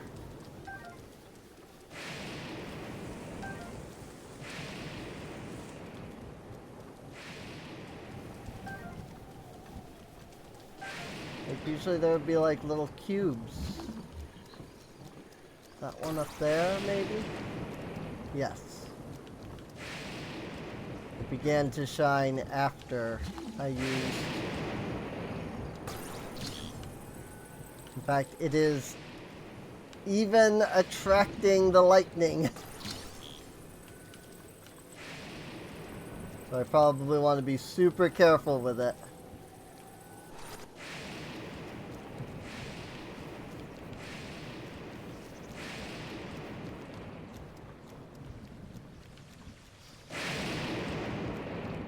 Now, I'm assuming there's another one somewhere.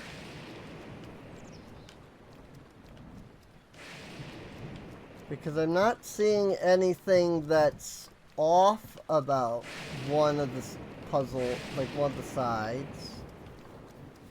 Oh wait, maybe I am. Hang on. I just saw here. Ha ha! Yeah, hey, you found me! Alright! You found me, dude! What's that, dude?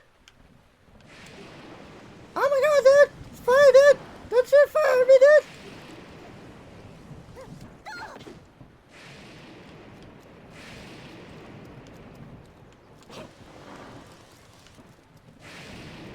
This Korok is probably glad that he's standing on top of something, so my fire is missing him.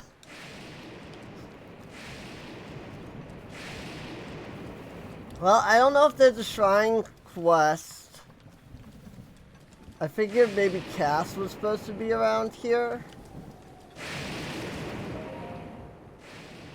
Only a hero bearing this ancient orb shall be granted the right of trial on Rist Peninsula. Oh, there it is. I was gonna say, where did the orb go?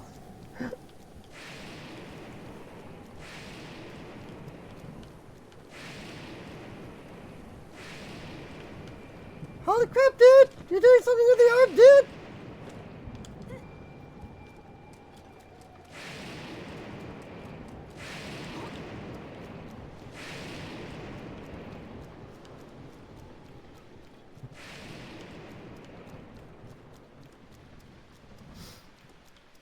Just gonna run the orb.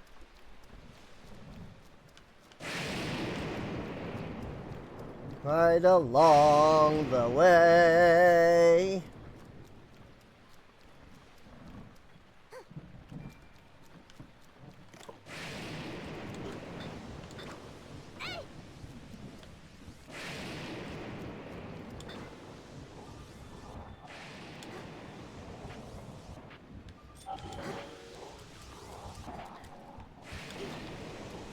It is a fairly indirect weapon.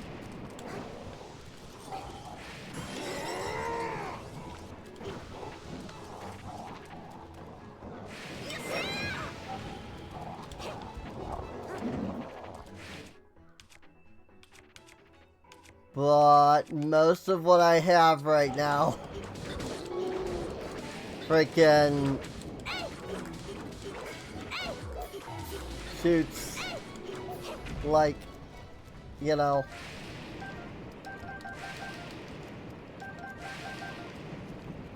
most of what I was carrying was some kind of, you know, lightning thing. Like lightning conductive. So. But we do have the Valentine Scepter. So I might utilize that. Since everything else that I have is conductive. But yeah, this wouldn't be as bad if I wasn't doing it, you know, when it's lightning out. The fact that it's lightning out is not the greatest.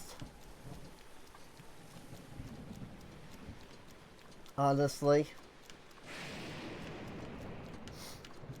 If I were good, I could, like,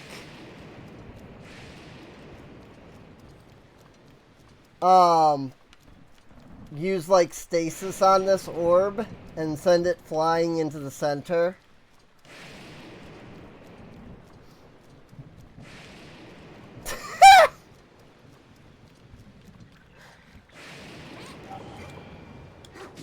That bokoblin just went out far enough into the water that he drowned.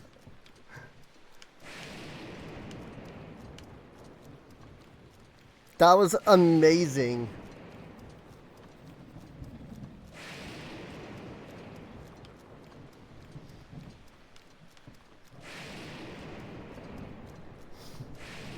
They're just like, do.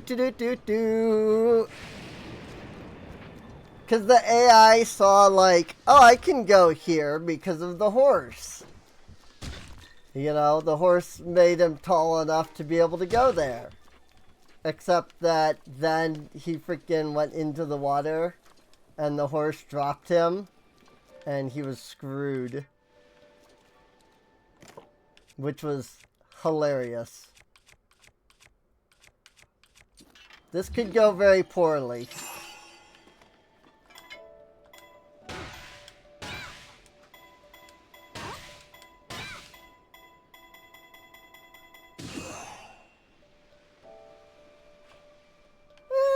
Not too bad, honestly.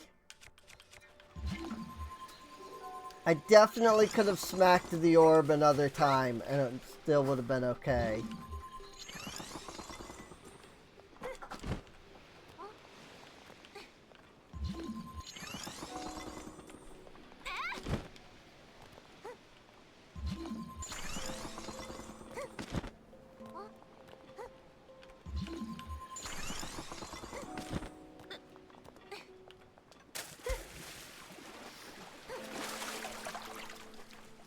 There we go.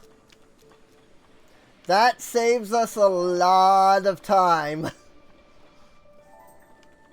Like, we would have had to go in another full circle here to get over here.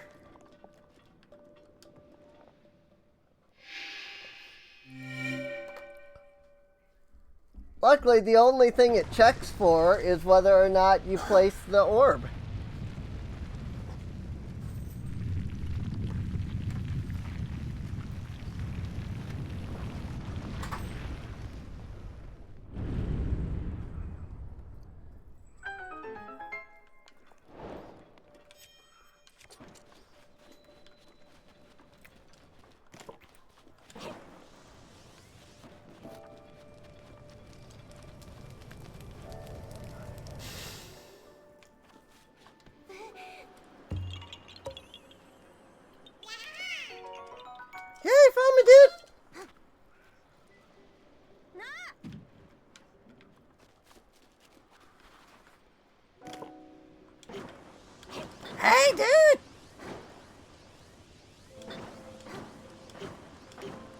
I should vomit it!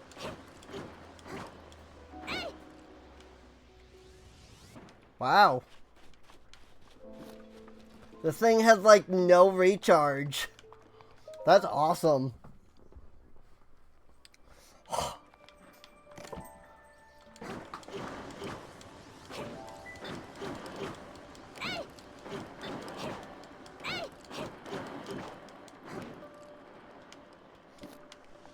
I can use it 16 times and it didn't have to recharge, so. I mean, I stopped after 16. I'd probably go more.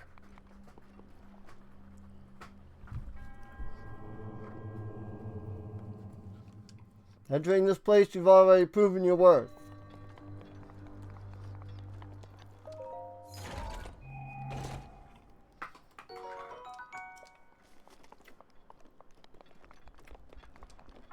Cool.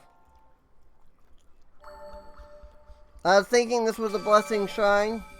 Since you had that big puzzle. Hello, Avatar?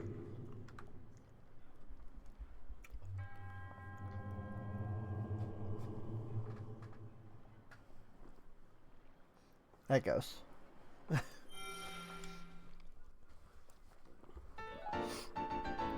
The camera could not figure out where I was for a second.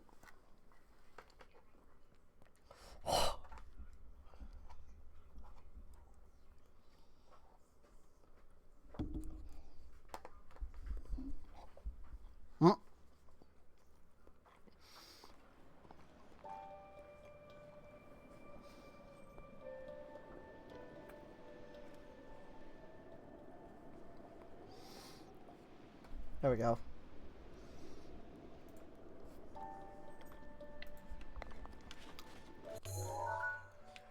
Alright, well that's done.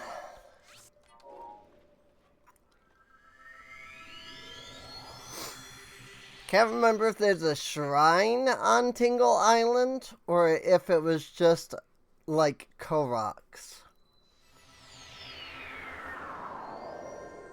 But we're here, we might as well check it out.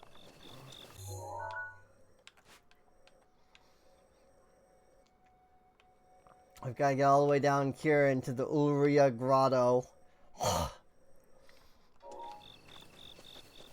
Which itself might have a shrine too? But I don't entirely recall. Honestly, I am gonna have to look up the shrine locations at some point. Cause no way I'm remembering where 120 different shrines are.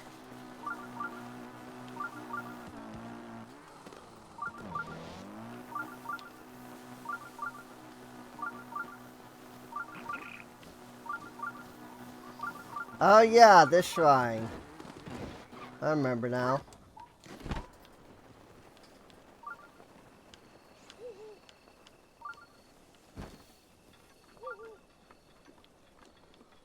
Shrine was always a pain.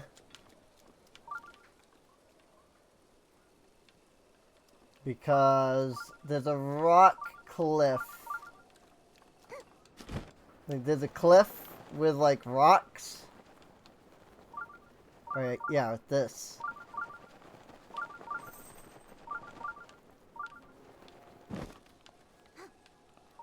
But, like, because it's raining, you can't use, like, bomb arrows or anything.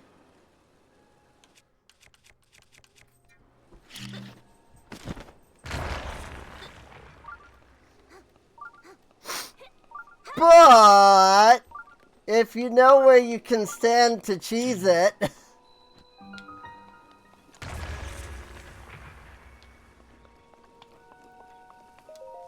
you don't have to do the super annoying puzzle that is involved in getting in here.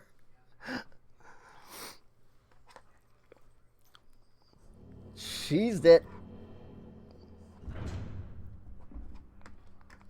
Only doable with the square bomb, though.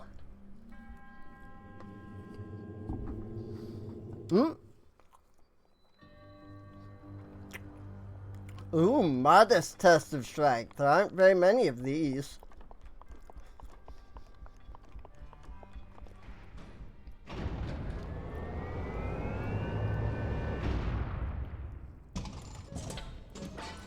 Like, there's only like 2 or 3 of these ones.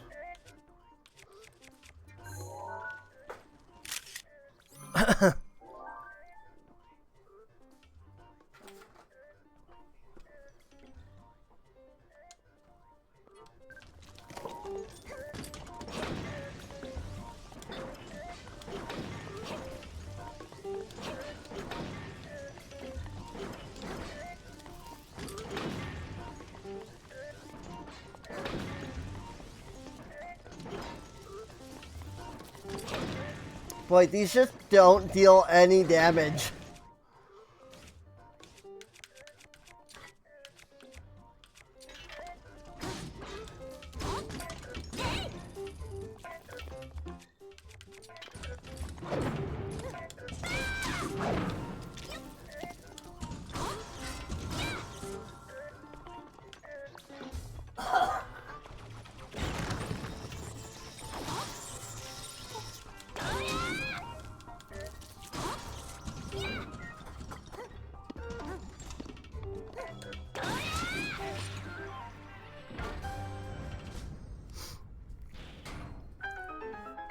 Shrekt.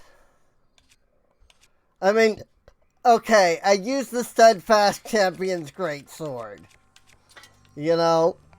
So I did technically cheese that.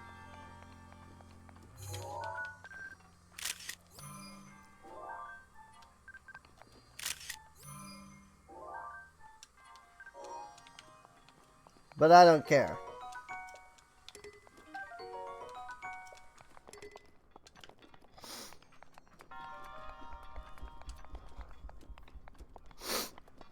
It was only a modest test of strength, after all.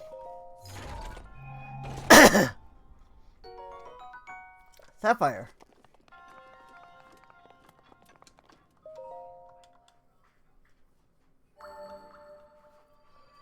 Bing.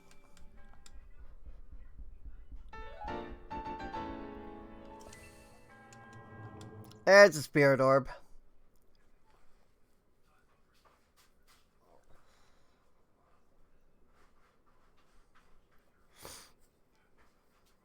So yeah, I was thinking there was a shrine in there, because I was looking at the map going, isn't that the one with the really annoying cave?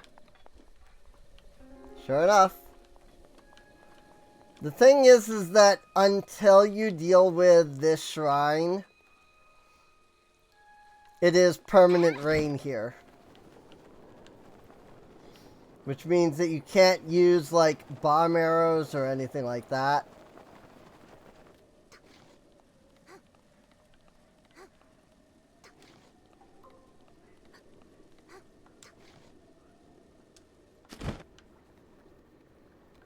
And it sucks.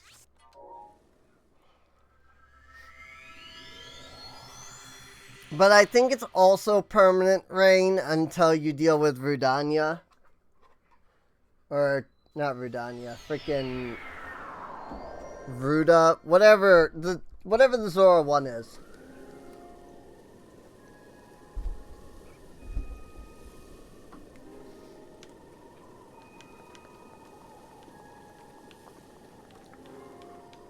Like, you can see the rain hasn't actually gone away yet. And it might be that I can't even get out of here.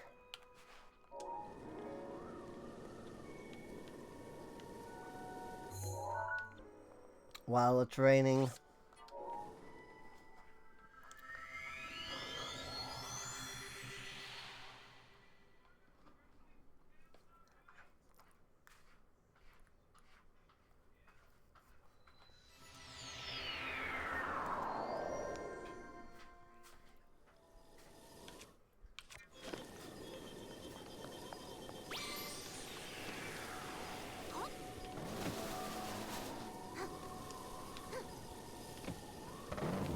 Headlights.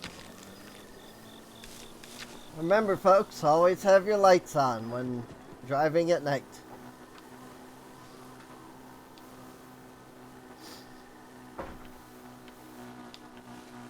I still don't remember it being this dark in the game naturally, but it is what it is.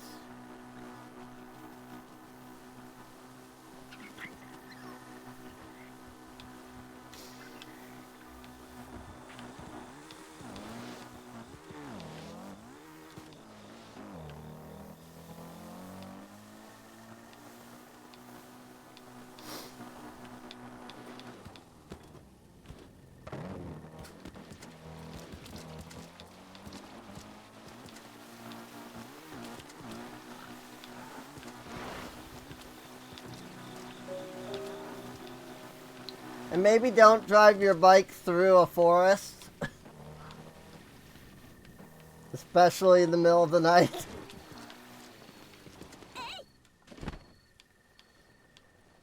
Whoopsies!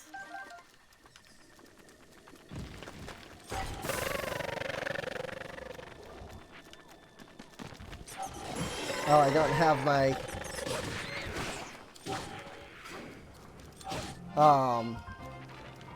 I don't have the fire rod anymore. Or the fire prism rod, I suppose. I don't have the fire rod equipped anymore. I just realized. Where am I at? I'm right along the edge of David Island.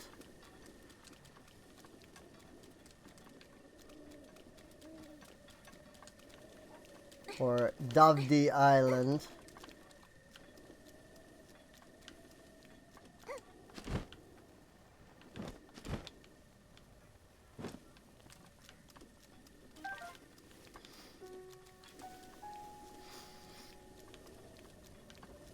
It is perpetual rain here, which is interesting, or it was.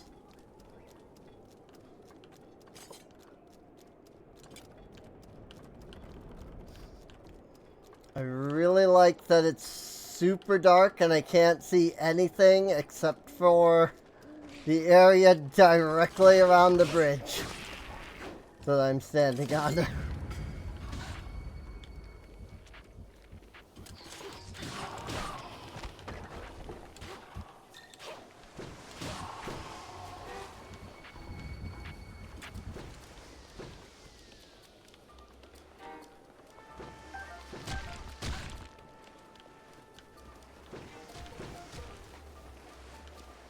Octorox?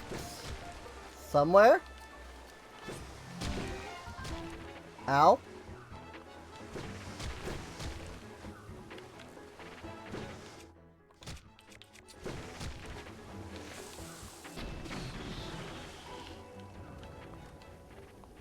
I think that got him. Oh. Yeah, you found me, dude! Did I?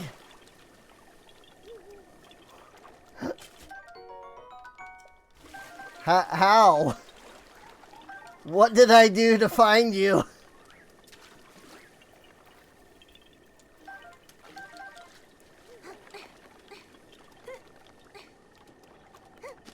I don't understand what I did to find him. You sure I found you? I guess there's like a little ring here, and I guess I went into the little plant ring. That's all I can guess.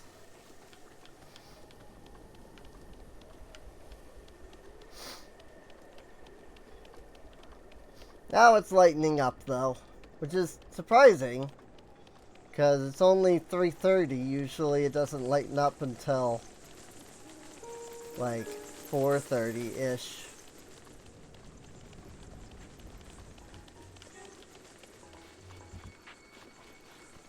But I'm okay with it not being as dark. You know, I'm not complaining. It can lighten up if it wants to.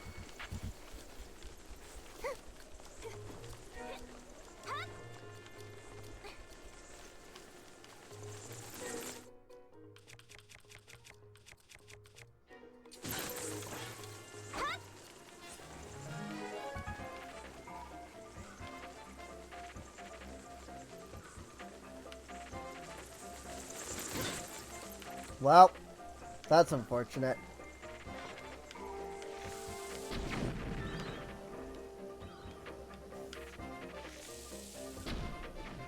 Bang!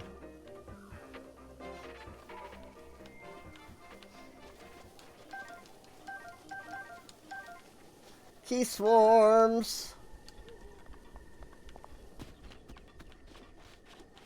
Also, I see a guardian. There do be a guardian skywatcher right there. So, oh dear.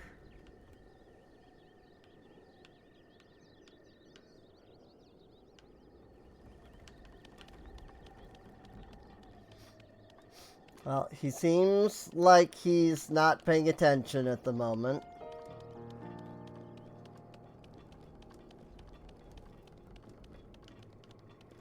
You know, he's looking down. So I don't know if he can even look up here. So I'm okay with this. How exactly do they expect you to get those ore deposits, though? Those are a little out of reach. I'm just saying.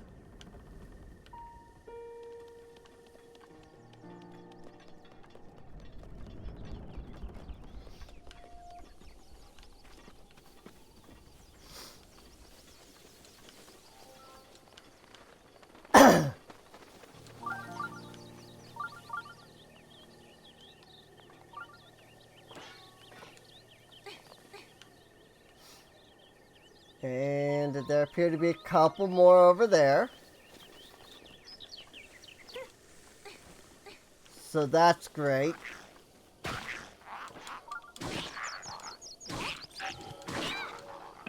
Whee!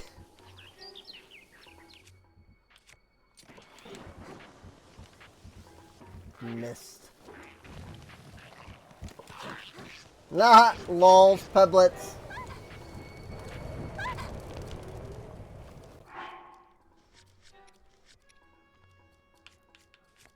There's just a group of peblets down here.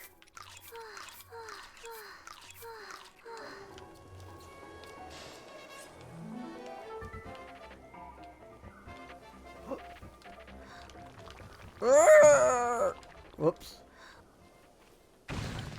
Ow. Right. Just picking them up makes them explode. Or I guess it's not even so much picking them up, it's like when they land upside down, even if it's just that it's because you like dropped them, like they'll just explode after a moment. So you can just pick them up and then drop them and they will die.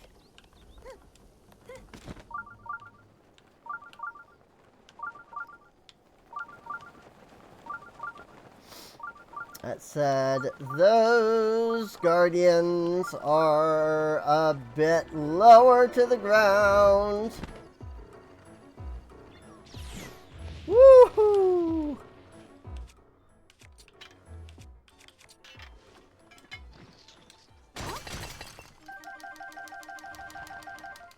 Mine.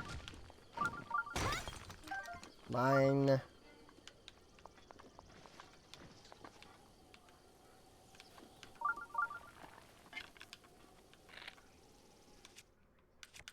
Let's not use our big bomb arrow, especially when it's raining.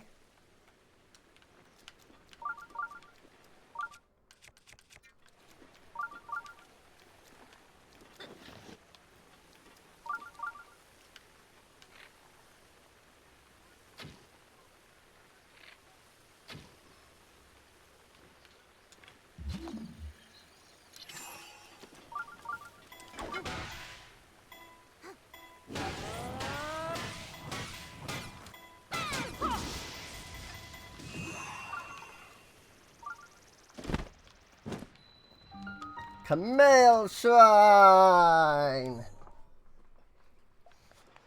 Told you there was a shrine on Tinkle Island.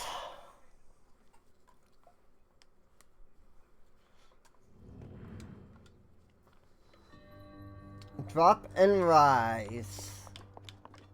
Yeah, all that work to get here and it's not even a freaking blessing.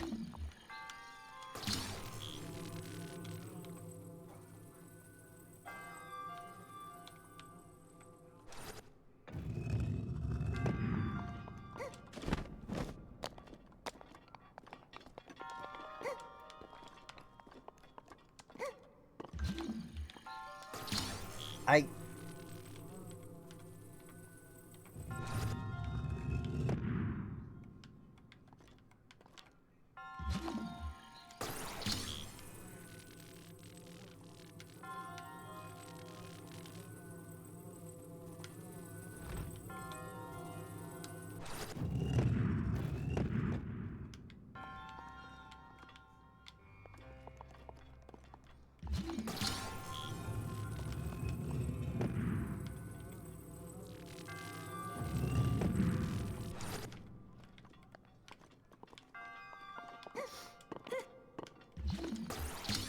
It's the barrel on the other side causing me issues now.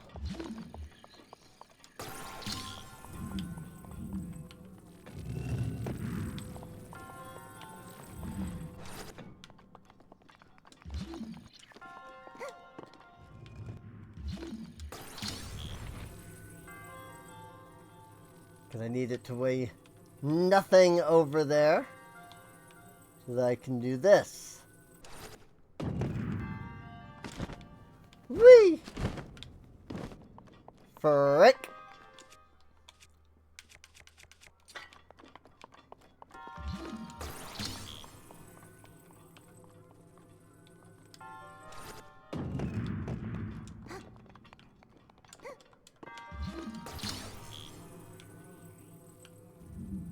This is what the shrine means.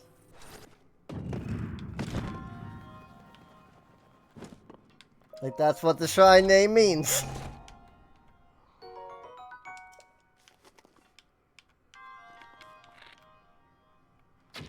So that this isn't further in the way.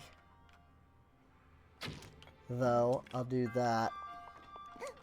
Technically, you could have done that to begin with.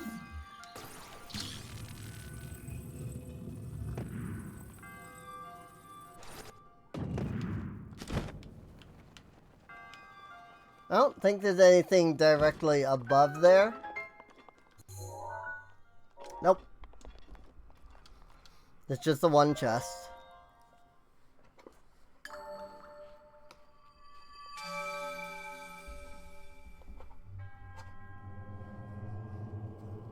Yada yada yada. Sourcefulness and overcoming the trial and all that is the thing.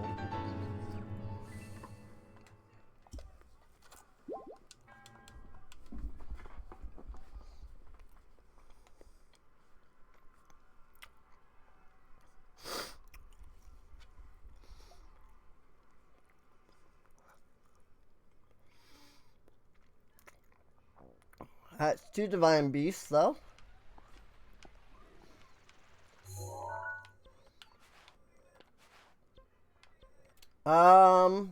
Cool.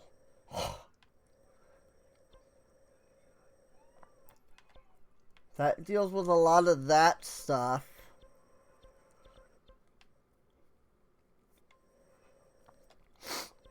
Let's go over to Monyatoma. And we'll make our way towards the Hebra area.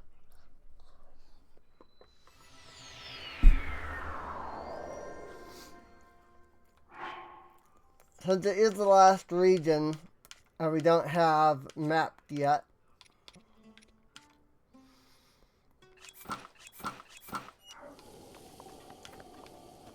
And it'll give a use for our Radiant set.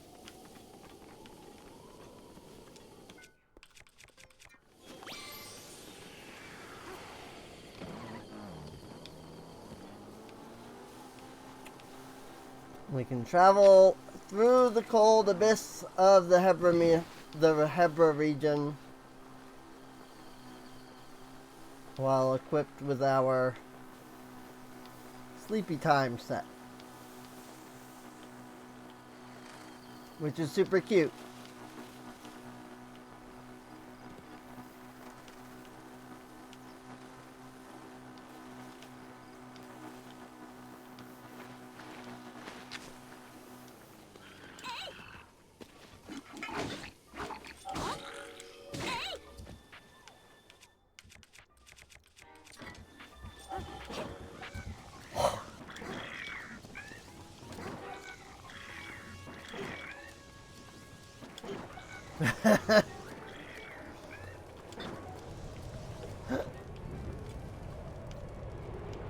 I don't even feel bad.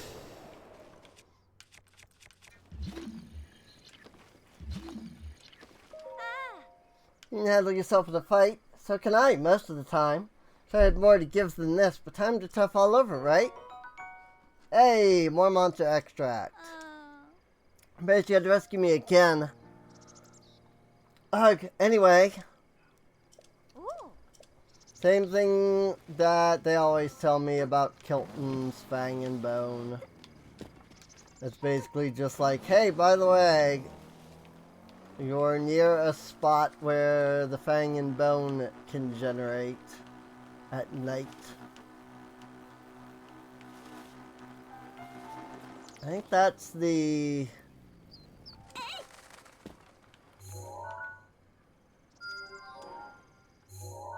Yeah, that must be the tower, because that's the only tower we don't have yet. Is the Hebra one.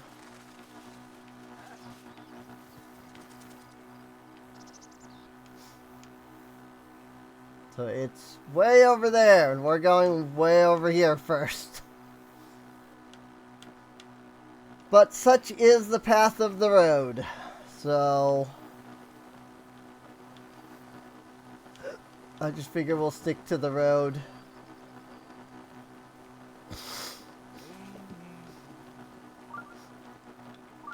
Right nearby.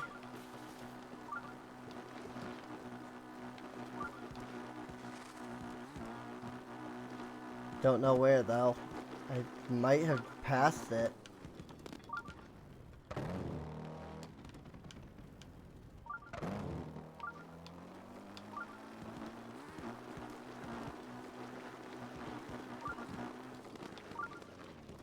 Just seeing where the beeping becomes more prominent. It looks like it's this way.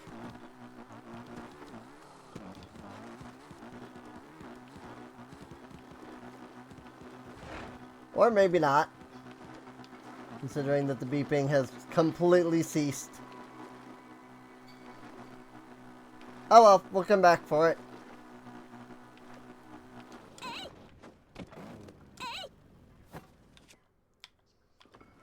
Like, it's not that big of a deal. We can come back for it.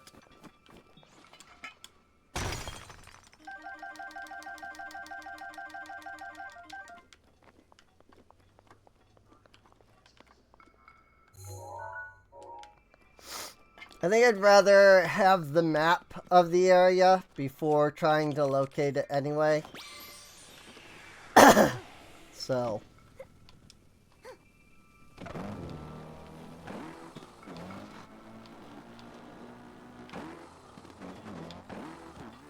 Oh yeah, I forget you can drift.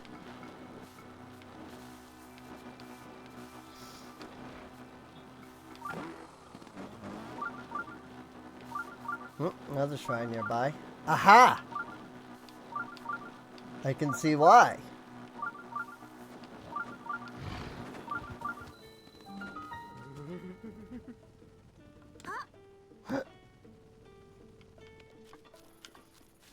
Just, you know, careening into the freaking stable at full speed. Not even a care in the world. Oh, you know what? I haven't taken a picture of any of the dogs yet. I think each of the dogs is a different, like, Like, not every dog is different, but, like, there are multiple types of dogs that you need to, like, take pictures of. Rinoya.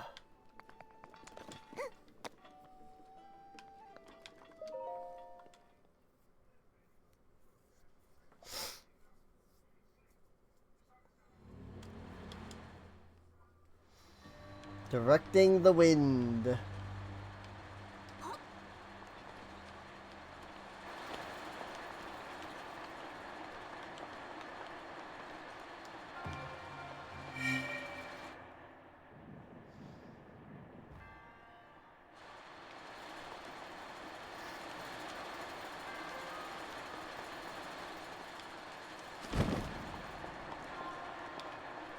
I don't think I was supposed to do that.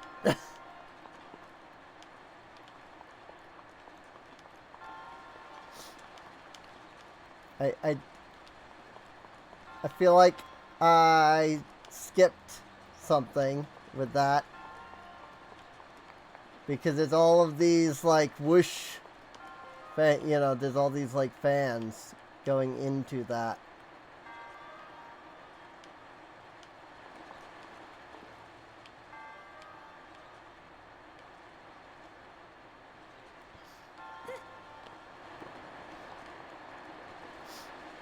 Where would I even, like, start, though?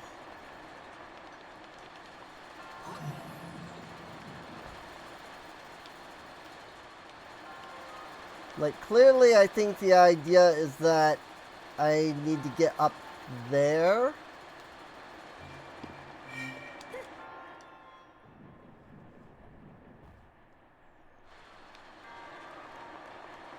And so, like, I'm supposed to use the fans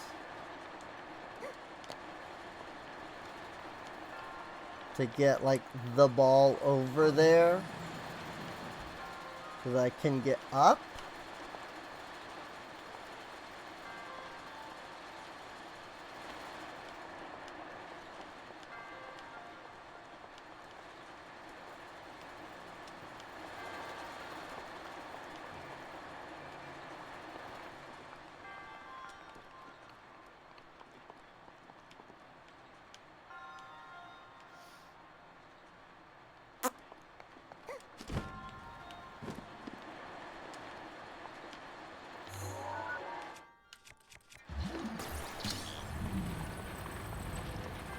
I see it. There's this fan I've got to block off.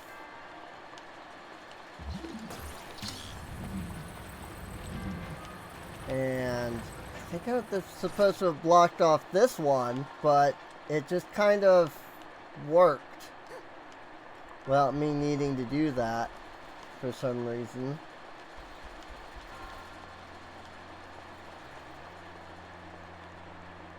So now, I think if I just come up here,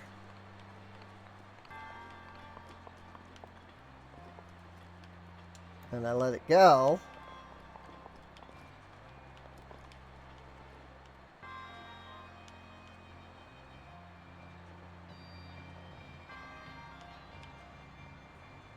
ta-da! And we made it.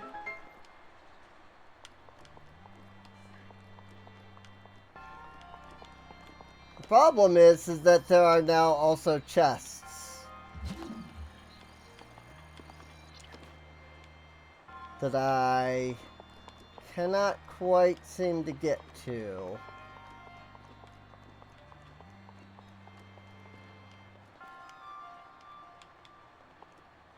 I think I need one of those metal things to get over to that chest.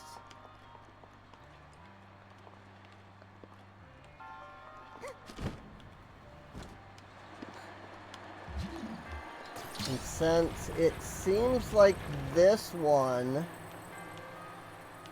didn't exactly blow as fiercely, maybe I can do that.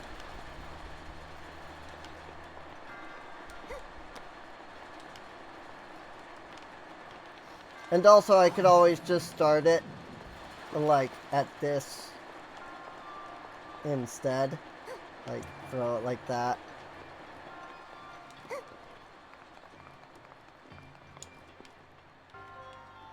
You frick! Frickin' game physics, man.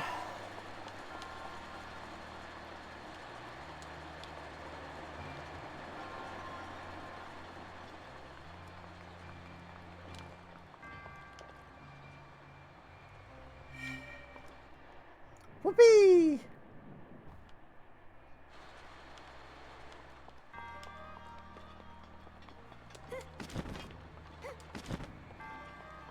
And that lets me get just enough distance with the metal cube here.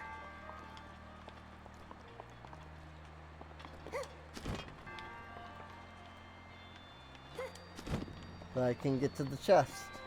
Ta-da!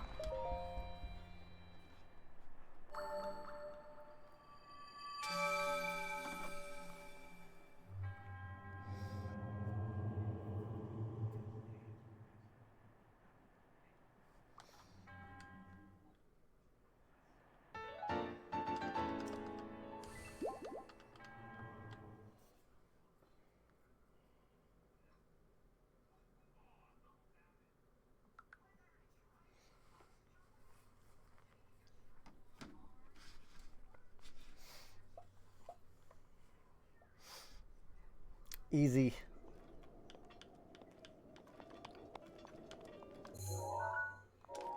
Cool.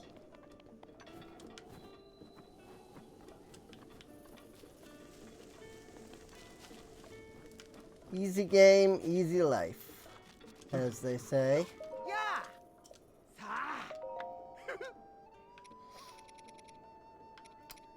Feathered spear, blizzard rod, royal bow. I think I really need, to be honest.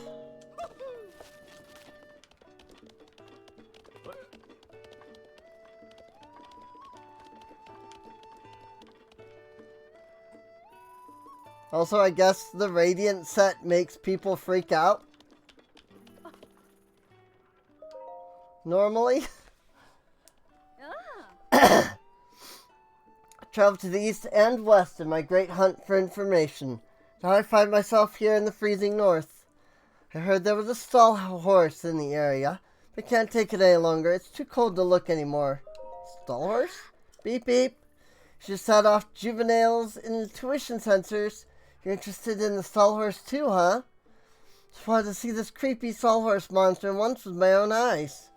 If it really does exist, it'd be such a big scoop.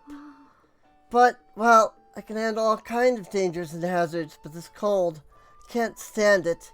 If you handle this task for me, I'll even reward you. All I need is a picture or some notes. Sure. It's a rumor that it can be found with stall goblins in the North Tabantha snowfield. Some have reported it all the way on the other side of the snowfield to the east, right in front of those bizarre ruins. Good luck, I'm really counting on you. Stall horse pictured.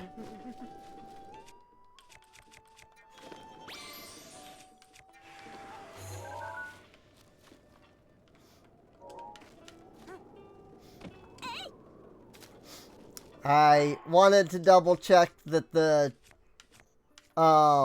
master cycle wasn't something that I should probably take a picture of.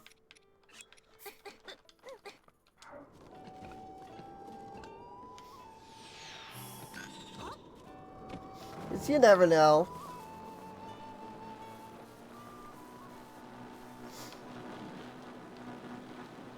I don't think any of the stuff added in the Champions DLC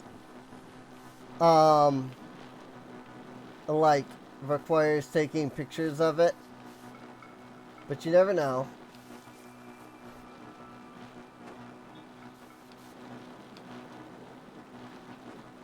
But it wasn't that difficult to just, you know, take a quick check by scanning it with the camera.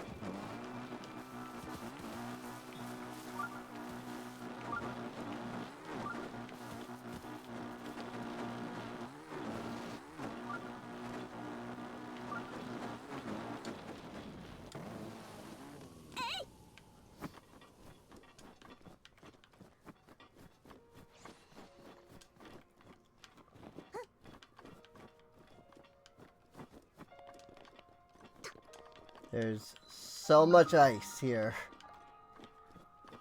I think the tower is surrounded in it.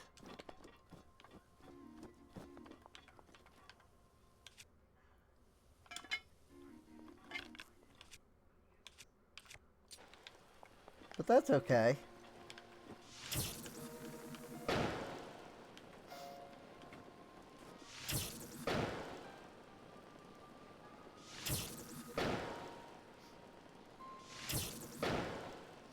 It's not really that much of a puzzle.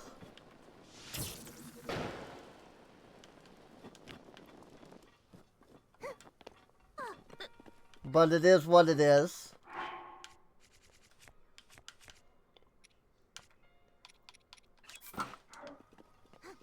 I can at least put on one piece of climbing gear without getting too cold.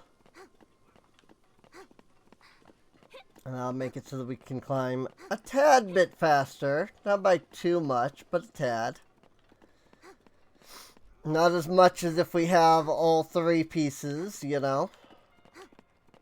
But still.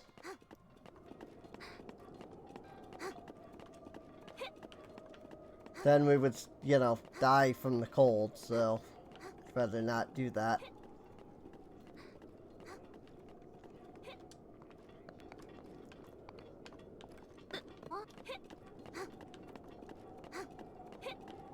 Doop doop doop doop doop doop doop.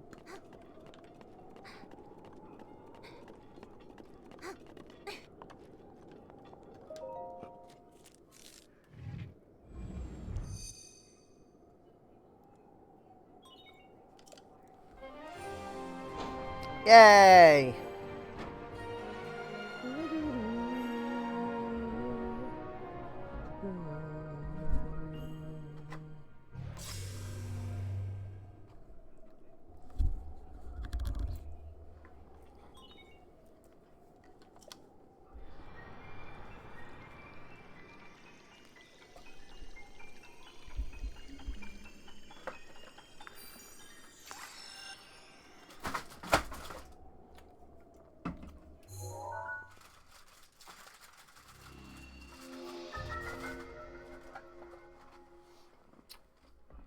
Ta-da!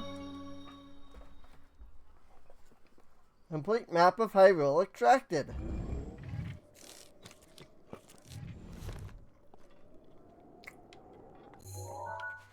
Alrighty. Well, there we go.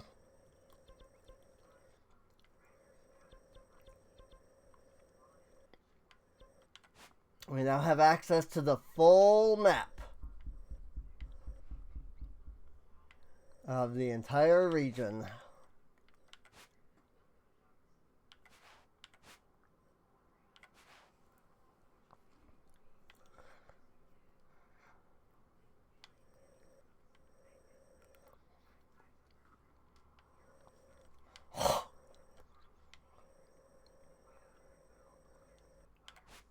Also, Hebra Peak, the highest spot in the entire game, is right here.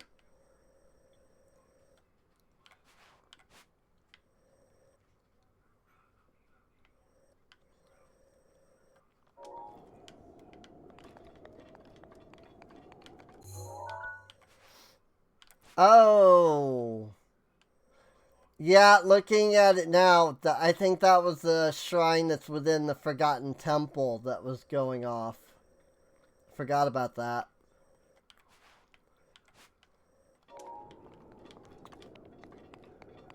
And now...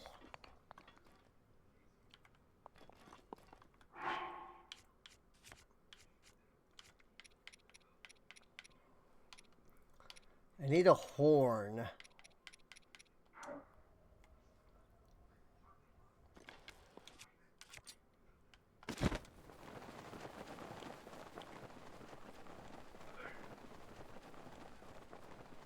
I was gonna say, now we can also see where Dinraal goes. Or Dinraal. Dinraal.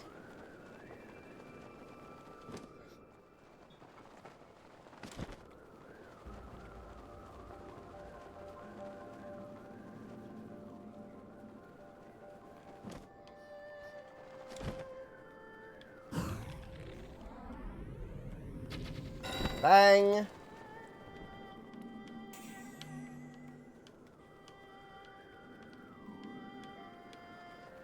Hope that actually counted as horn.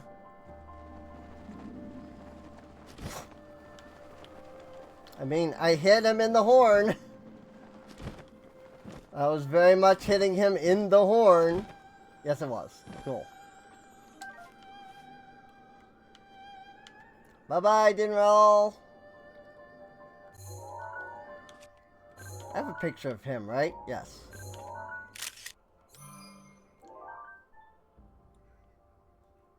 The old picture's fine.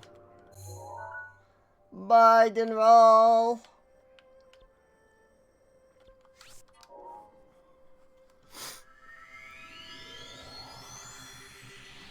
But yeah, with that, that's good.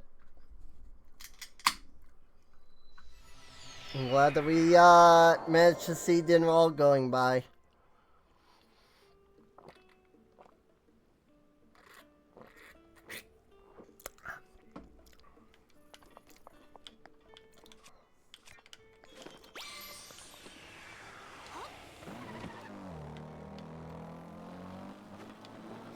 And off we go again.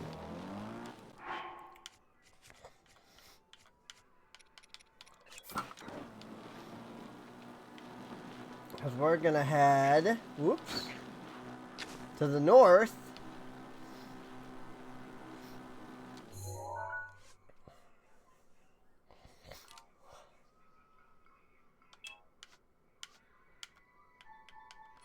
Need to keep this picture of a bloopy because it's for a quest. I just keep forgetting to turn it in. Bye-bye, horsey.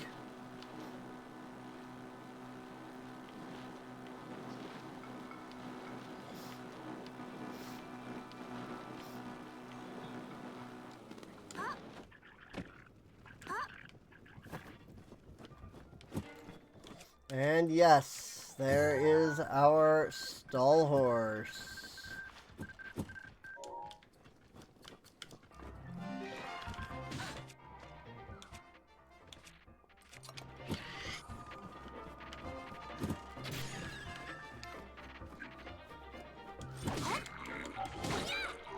Whoops, I am still using the hammer.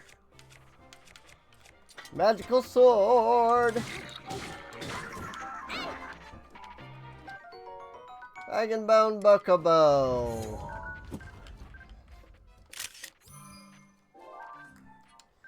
I'll take a picture of it real quick.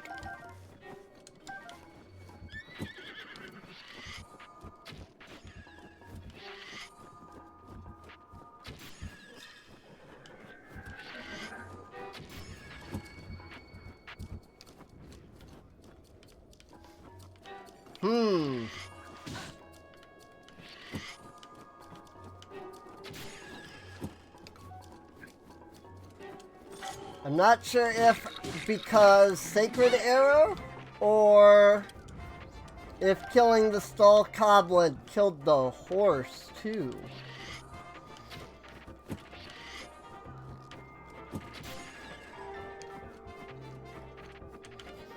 But that stall horse ceased to exist after the stall goblin did.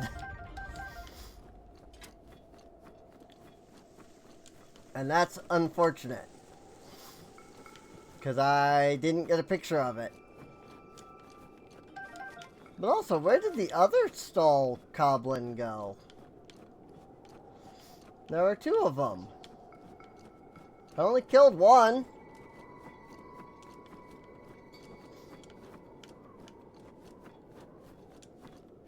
Oh, it became daytime. I see. That might be what happened. Really? This isn't a Korok? This one random rock here? Oh, wait. No, that's a chest. That's not a rock. That's a chest. Got it. Thought it was a rock. It was a chest. It's a kite shield! Get it? Because it's literally a kite.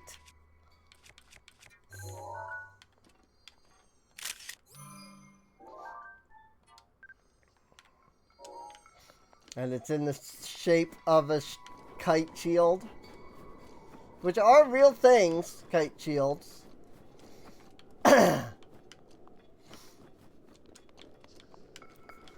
Like, the shape of the shield is why it's called a kite shield.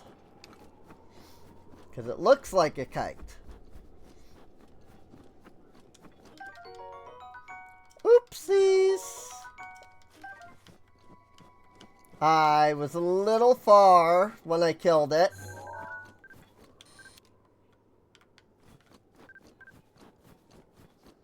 Moose.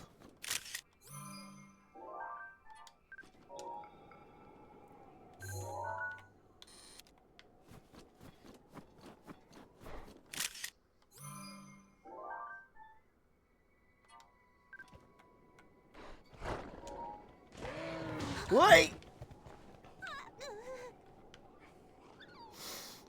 Rude.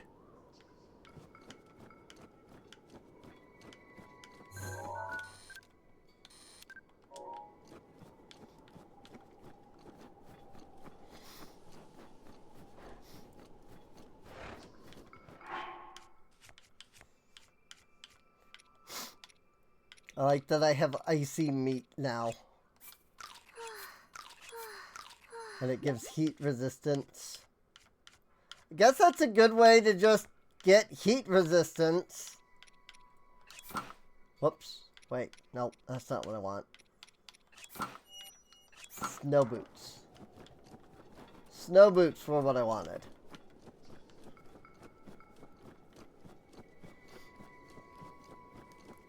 The puns. Chillin' and grillin'.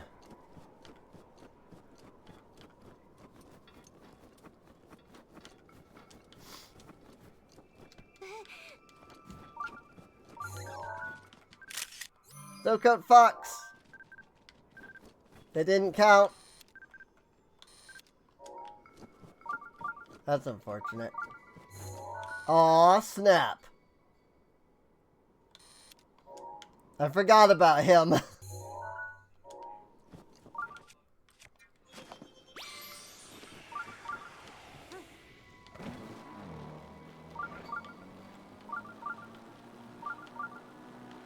We'll come back to him in a moment.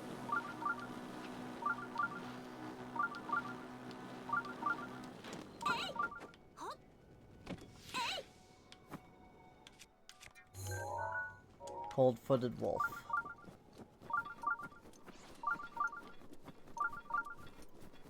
We'll come back to that, Lionel, in just a moment. Sagama!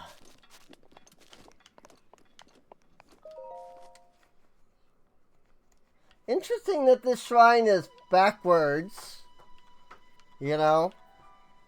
I mean, I guess it's not that backwards, but it, like, faces off into the abyss instead of, like, towards Hyrule.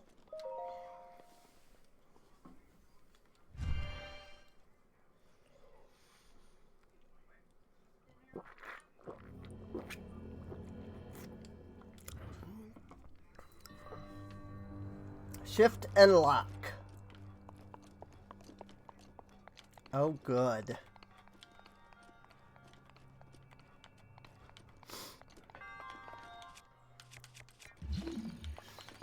So, I do recall that this one is a pain.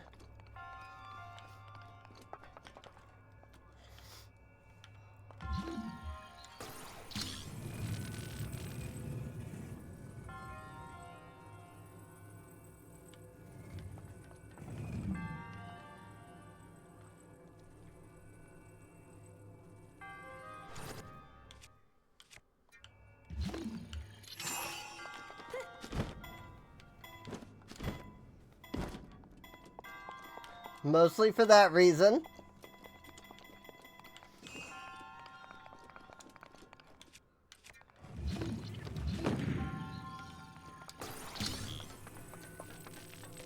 It's super easy to just not be able to make that freaking jump. Oops.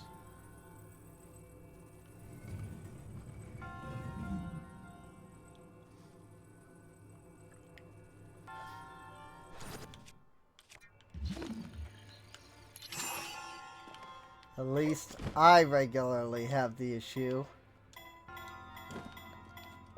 where I don't manage that jump.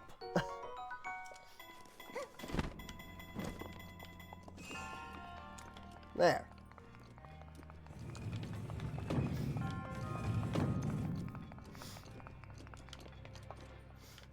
Now I think the door is down there. It is. But before I do that, I have one other spot that's easy to just not land on properly. My broadsword.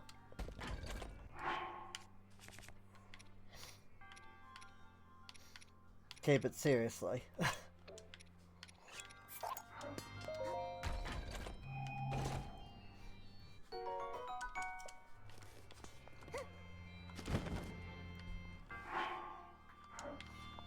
I don't even care. I pretty much have my set of, like, weapons that I'm gonna keep. Honestly.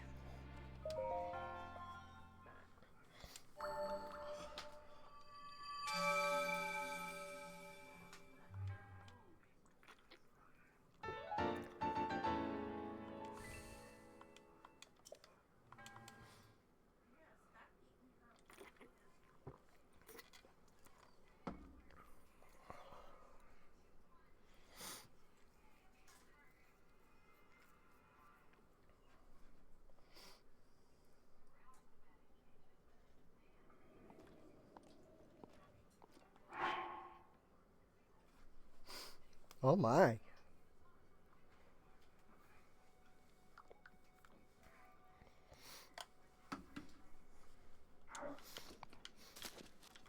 Just some weird drama going on with some of my extended family.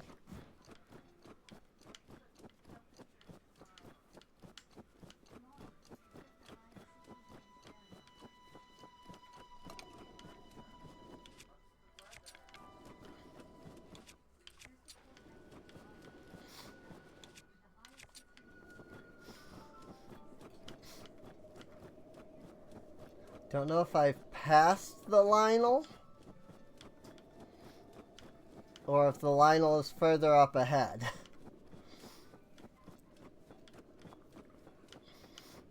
I'm a little concerned that he's gonna turn up to be just up ahead here. But I'm ready to defend if I see him.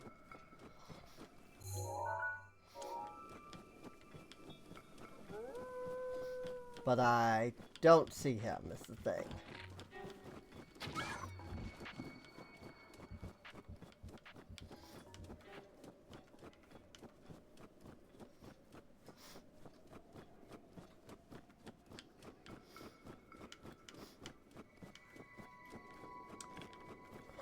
So I might have gotten past him.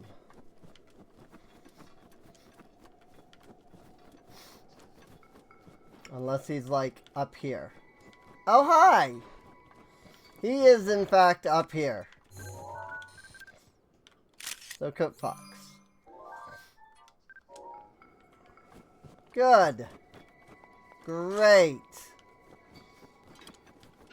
Happy about that.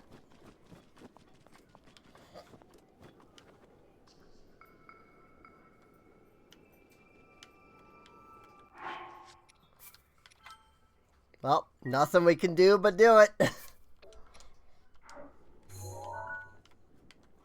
Honestly.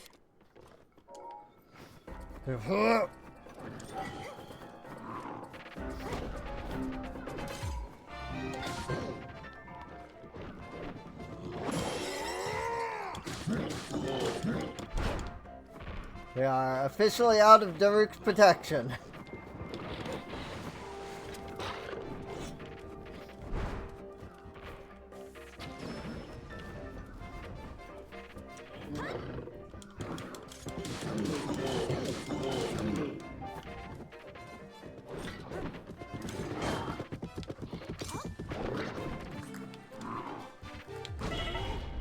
Ow!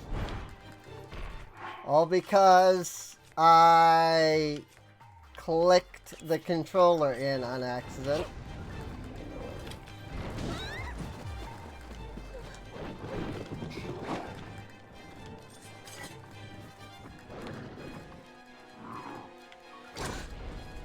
Ow! I hit the wrong button that time.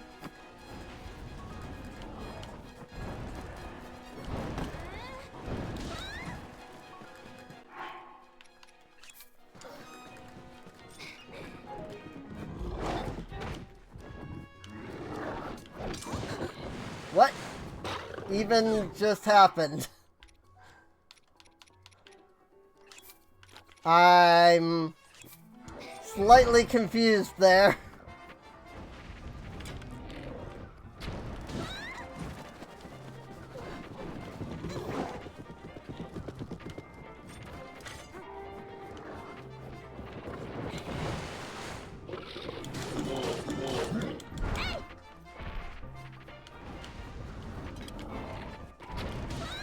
Oh my gosh.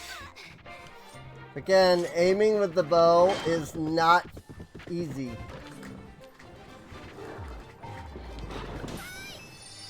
Oh!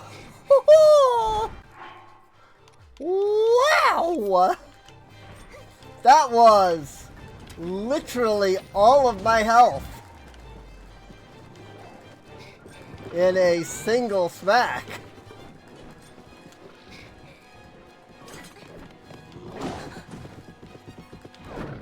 Good lord! I'm gonna go through all of my freaking food here. And it's not even gonna be enough.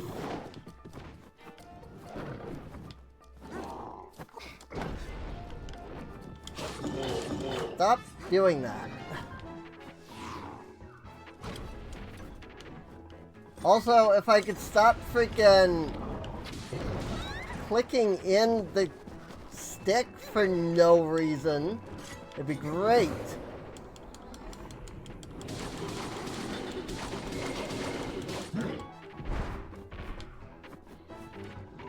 I'm not gonna lie, I kinda hate that that's even a thing with controllers nowadays. They're like, the sticks are buttons now. It's far too easy to click them in.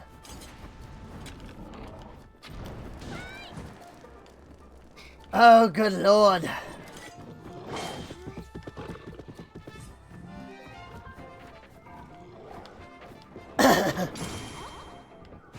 Oh, nice. I didn't even know you could do that.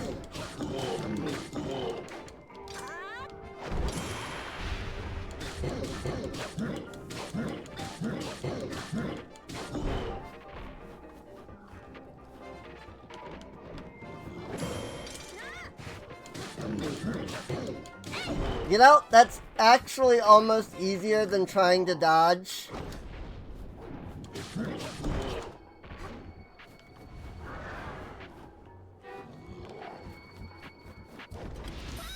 I knew that was coming. And I could not get away.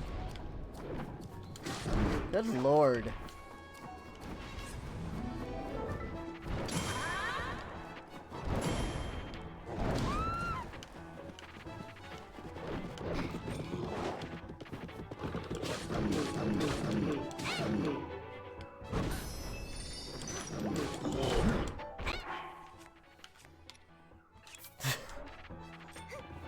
Lionel's man!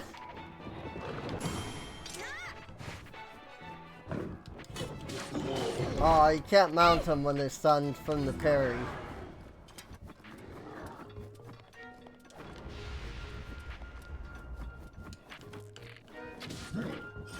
What? Why did that not?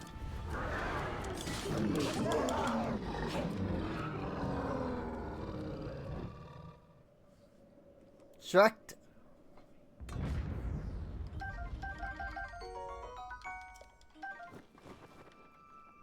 Right. So, I mean, I only went through 10 different food items during that fight. That wasn't so hard. Nope. That wasn't so hard. I only went through all of my healing items.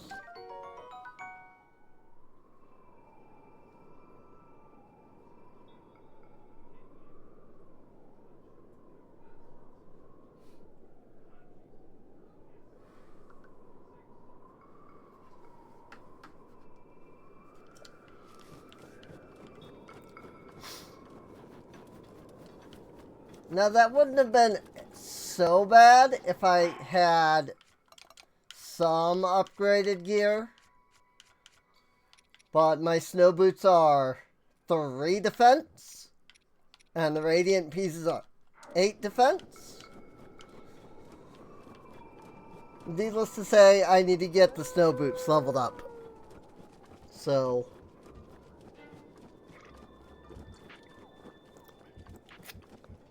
like, if I'm gonna tackle that Lionel again, I'm gonna want better snow boots.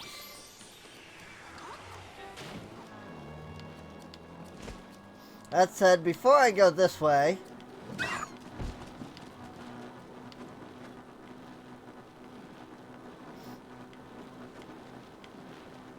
it is nighttime. We're pretty close to. So if I go out this way, I might be able to find a soul horse. Or, you know, another white mane Lionel.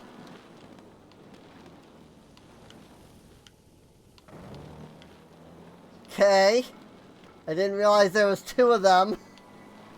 Woo.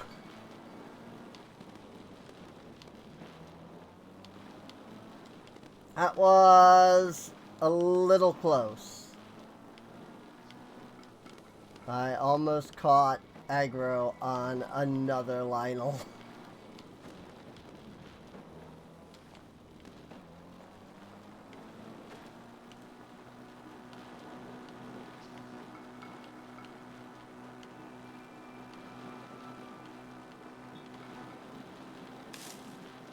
I thought that Lionel I saw seemed pretty, like, over here.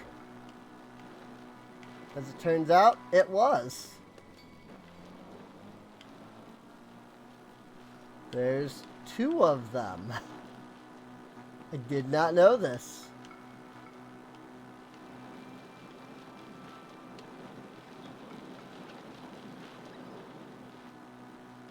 And that said, where the frick is the stall horse? It should be spawning in. Like, I'm in the right area for it. At least I thought I was. I thought they spawned here.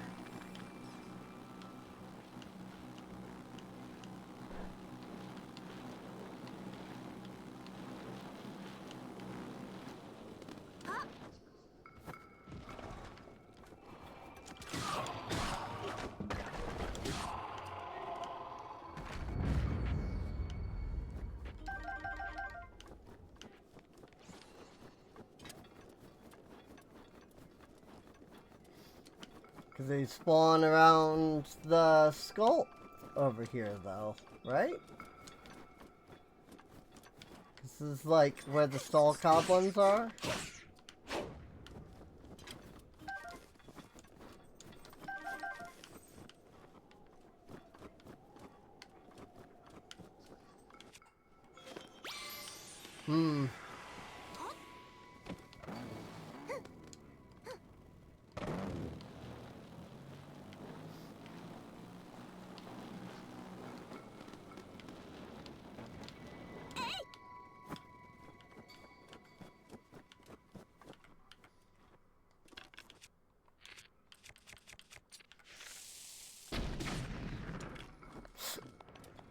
Those poor ice keys never even knew what hit them.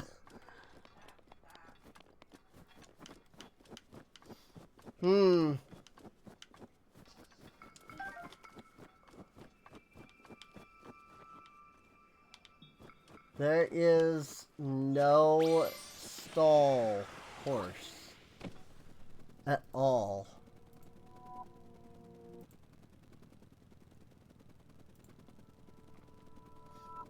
I don't have skeleton enemies on. Like, I don't have the disable skeleton enemies enabled.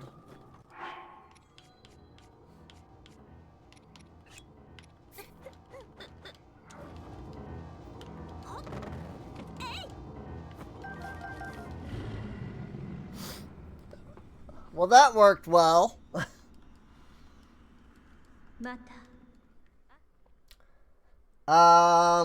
That means that Lionel's gonna come back now. Oh!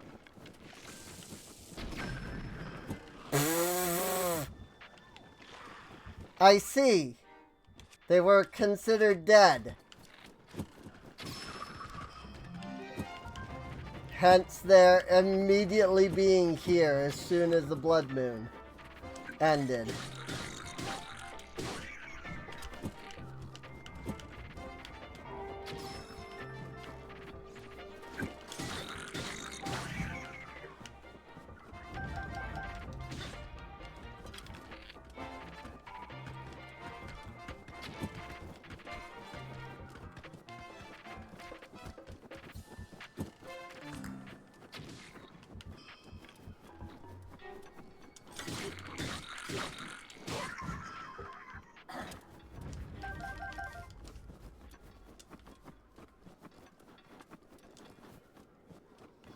I suppose it makes sense that they would be dead.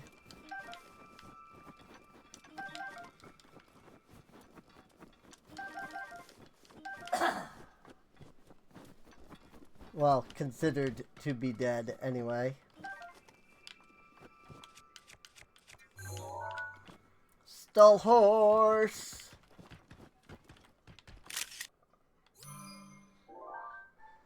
Not creepy at all. Not in the slightest.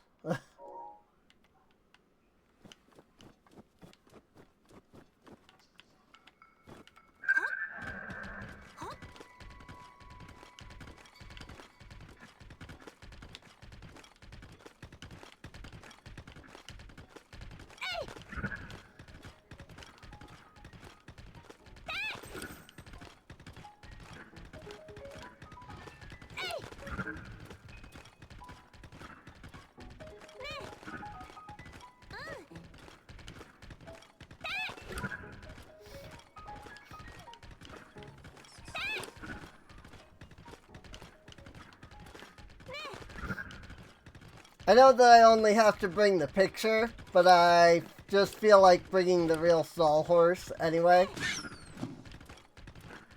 I know the NPC won't react to it, but it's like, imagine you're, you know, you ask somebody, hey, could you bring me a detailed image of a stall horse? And their reaction is to bring you the actual freaking thing.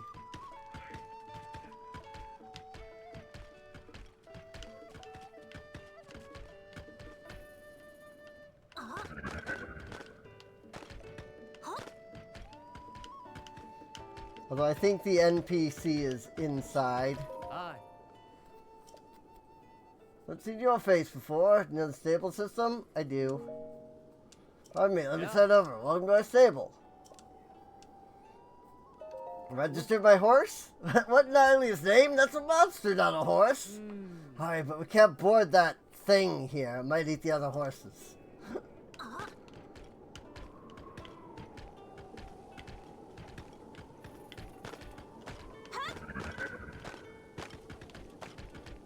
I also can't take the horse into the stable. And unfortunately, the NPC is inside the stable, so...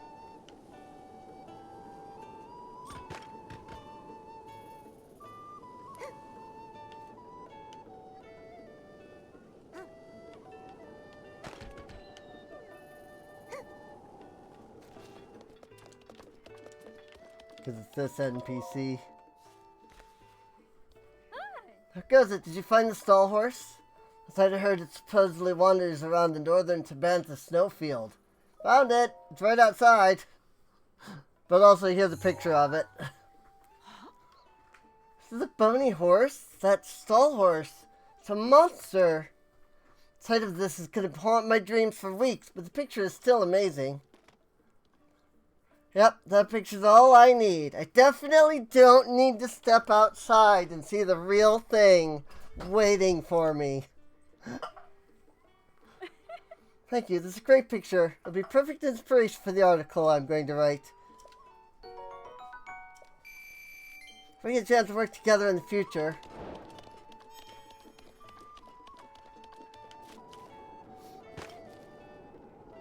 Seriously though, horse skeletons are legitimately creepy. Like, look at this. Freaking, the horse skulls are genuinely creepy.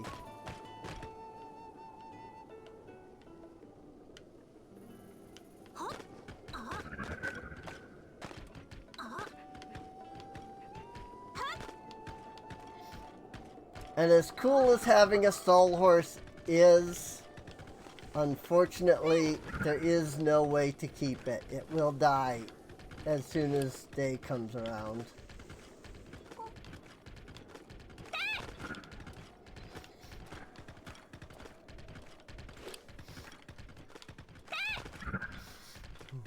I'm sure that there's somebody out there that has made a mod to turn the regular horses into stall horses. Because they really just wanted to be able to ride the stall horse at all times. And that would be an awesome mod, and I would totally install it if it did exist. But if it does exist, I don't know where. And there it goes. Right at 5 o'clock. Right at 5 o'clock, it kicks me off the horse, and the horse dies.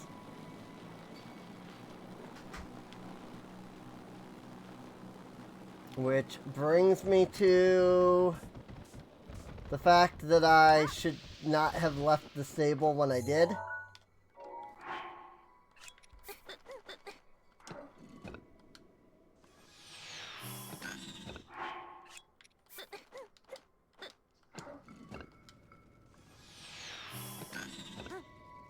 Because, you know, that Linkle is back. The one that we had just killed. I can probably avoid him. But there is usually a cooking spot. Usually.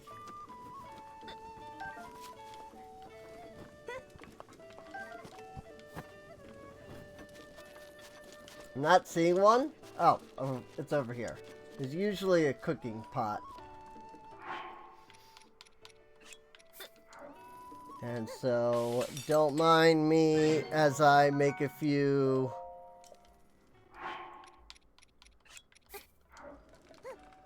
you know, big health items.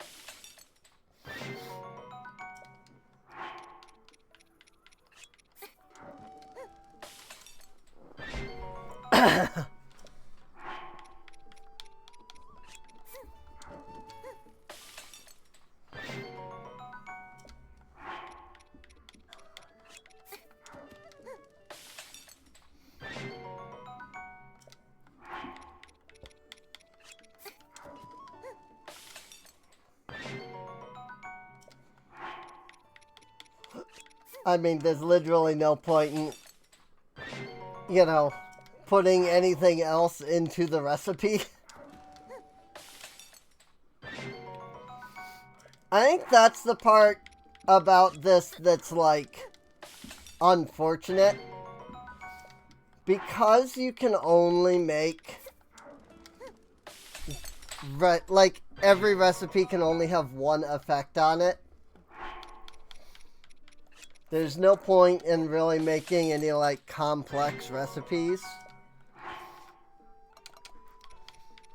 And I think, like, if Nintendo were to ever make another, you know, game like this, where they have, like, a cooking system, I think that's the thing that they need to consider. Is the ability to make food that has, like, multiple, like, effects. Because if you could make food with multiple effects, I would be inclined to make, you know, a meat and mushroom, you know, like defense type thing.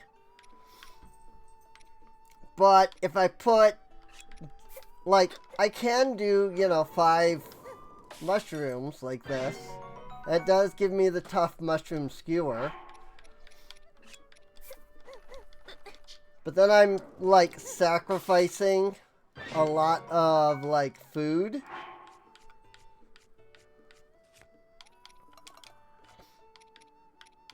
Like, it would be better if, you know, maybe I could make, like, you know, a hearty, I'm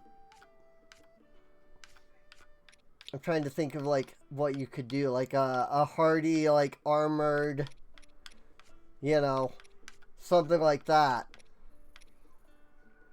If that makes sense. Because otherwise, it really is just, like, why bother throwing in, you know, anything else into the recipe? You know?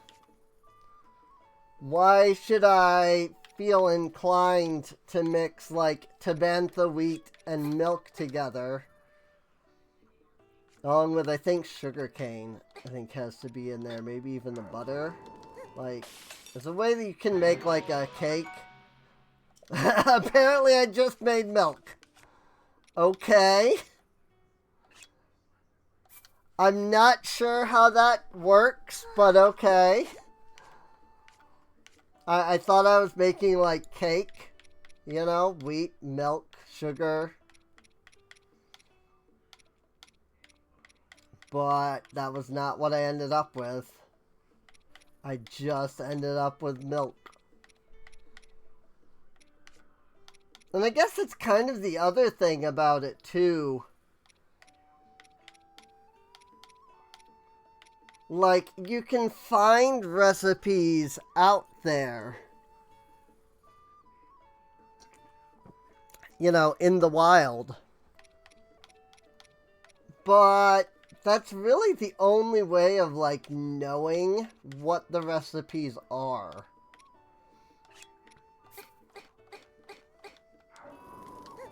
For, like, other things, you know? Mighty fried wild grapes. Like, here's another one. Like, I got no hearts off that. And I don't know why. Like, it's not even as good as an elixir. And yet I put 5 of the mighty thistles in there. I mean, I guess those just don't give any hearts. But then I also put 5 like mighty items in there, but yet I still got a level 2 and not a level 3.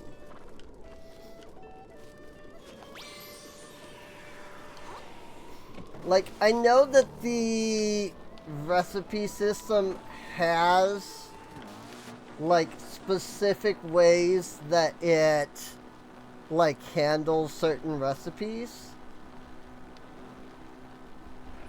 but the ways that those are handled is never really communicated to you, you know?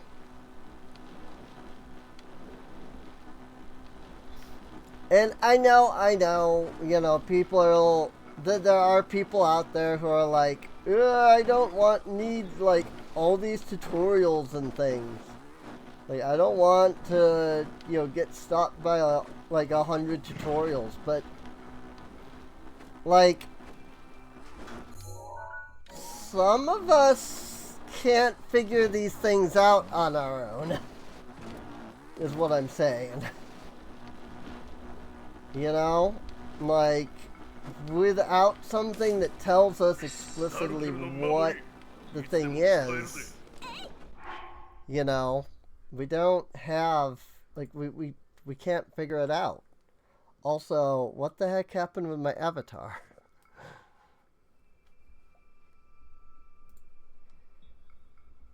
My avatar broke.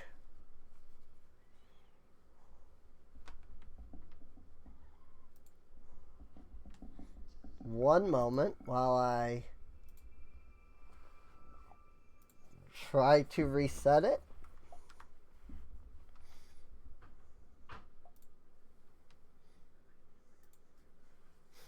There it goes. That was weird. It just stopped working, like, completely. And I don't really know why. But also, I don't think you can have multiple effects active either. So, like, I just turned on attack up, but I think that's actually going to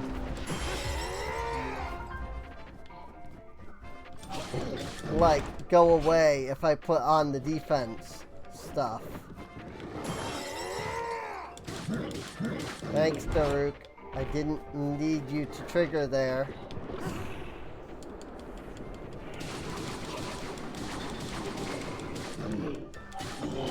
Well, thanks for triggering anyway.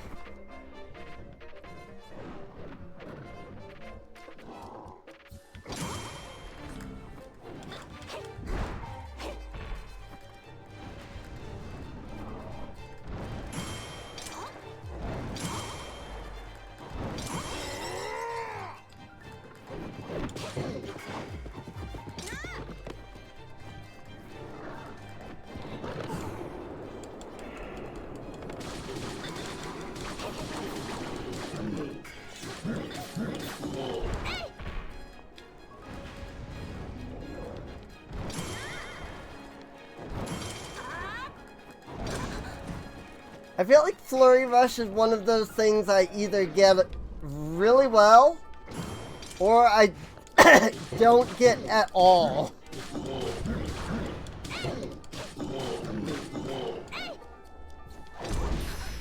Ow!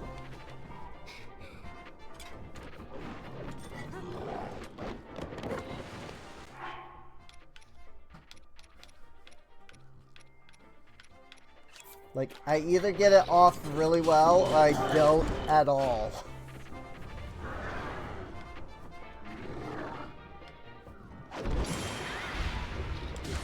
Nice!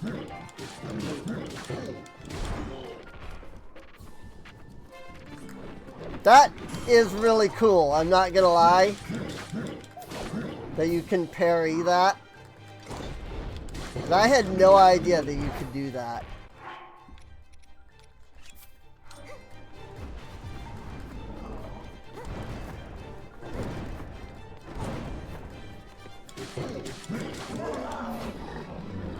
That went much smoother this time round.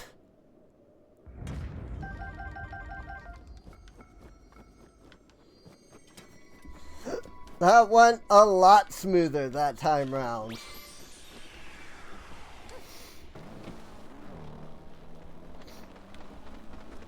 I don't know that there was anything that I did differently during that. Aside from, you know, actually landing the freaking, like flurry rushes. So. North Lomai Labyrinth.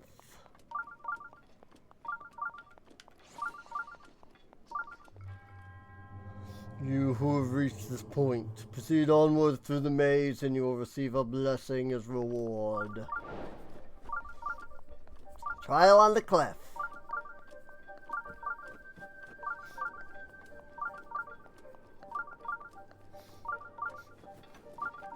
Also, hopefully you don't mind your Sheikah sensor beeping the entire time that you're here.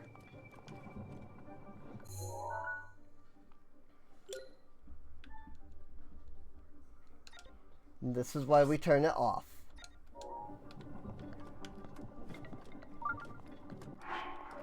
I thought I did anyway. Sheikah sensor disabled. Good. There we go.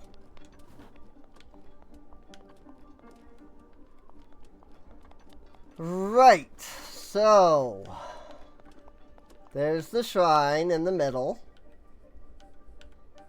In order to get to said shrine, there is an entrance above it, I think it is. I think it's related to this piece. Like, you have to get into that. How does one get into this long section? That's the question.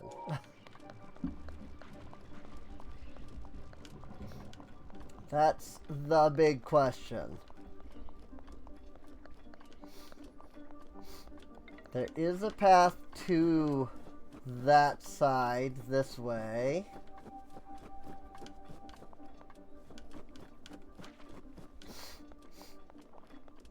Rule number one of solving mazes, or at least 2D mazes, is to follow either the left-hand rule or the right-hand rule. They both work pretty well.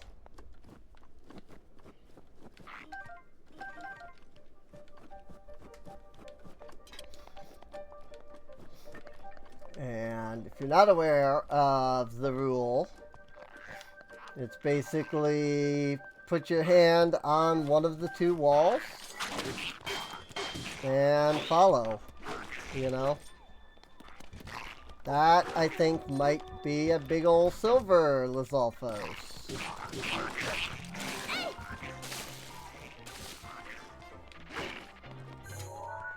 It is indeed. That's a great picture. Yep.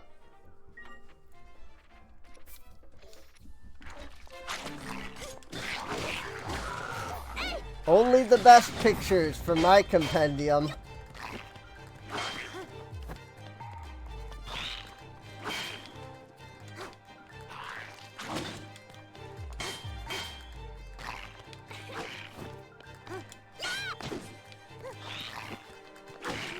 Ow!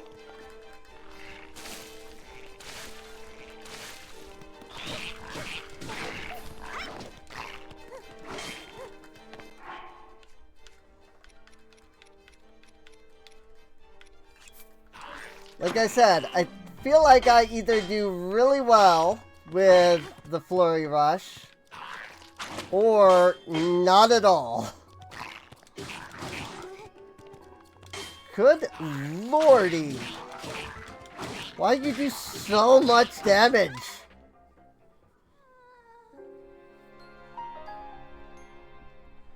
Cripe, dude.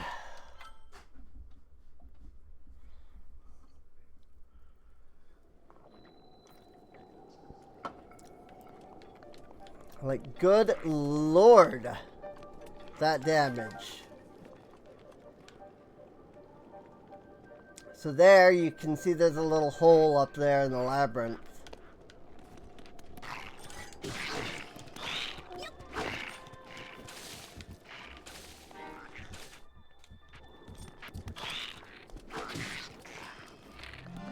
I'm pretty sure that's where I need to go. Of course, I also can't do much in the way of trying to dodge or anything when I can't freaking see anything.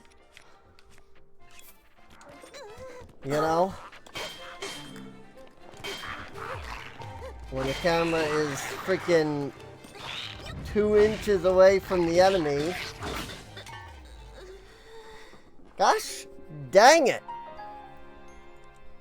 Why does he sometimes recoil and sometimes doesn't?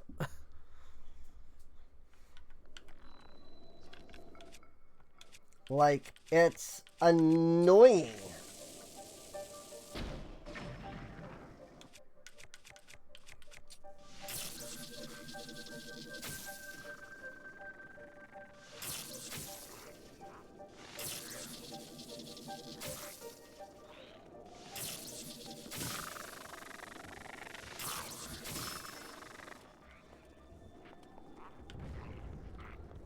And again, the Lizalfos in this game are just the worst. In general. So...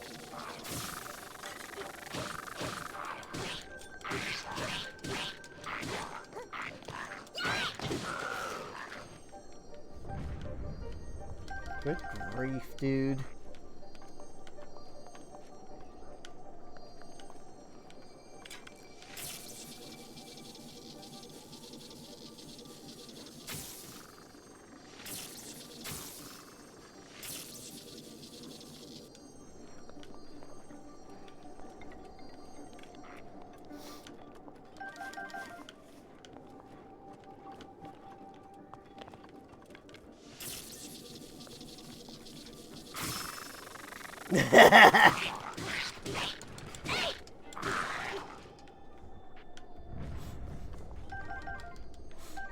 He came to investigate and got a face full of lightning arrow. Rip him. Okay. We're good now. They are dealt with. So yeah, all the way up there now. We have to go.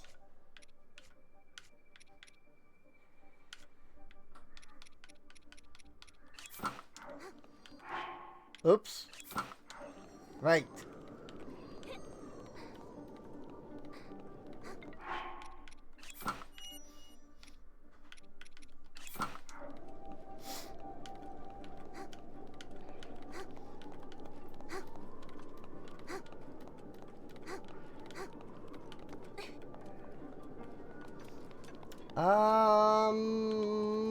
Or maybe not. That seems like the answer, but that did not lead me anywhere. Oi. That's rough.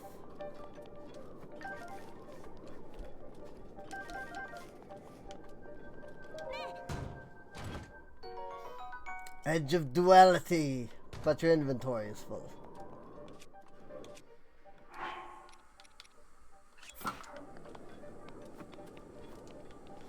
Again, these mobs wouldn't be so hard if I wasn't also dealing with low armor freaking boots there.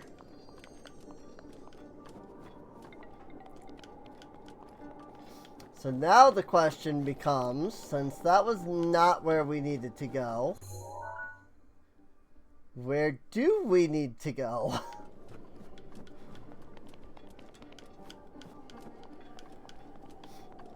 And the answer might shock you. I know it'll shock me, because I don't remember.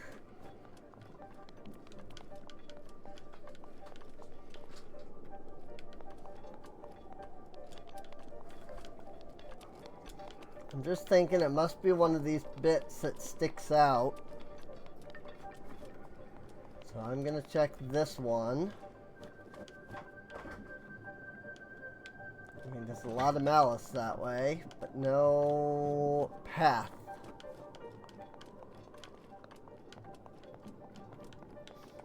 And as far as I can see, no eyeball with which to shoot.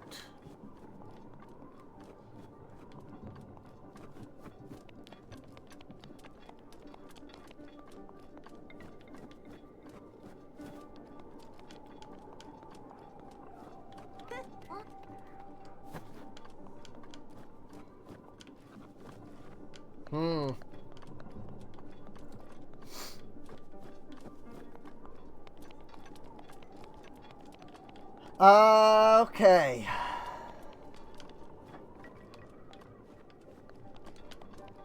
I'm checking a couple of the dead ends just in case they happen to be not dead ends. I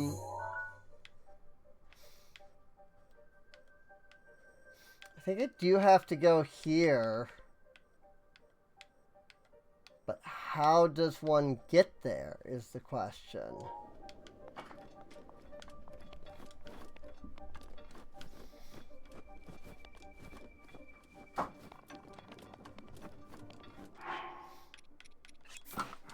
This actually does count as snow.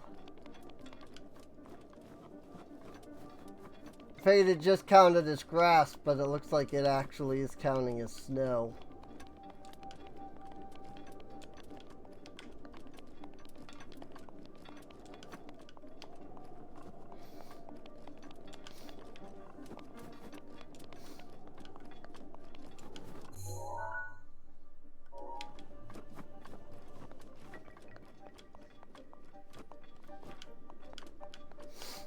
But yeah, if you can't see the whole of the map like here, and you want to get through a maze, or at least a, you know, one-dimensional or two-dimensional, whatever you want to call it, maze, a general idea is to follow the left hand or right hand rules. Hi! That's a big eye. Oh my lord.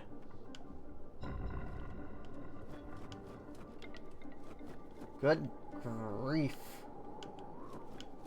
That might have done exactly what I need though. That probably cleared out the malice. If I go back to where I was,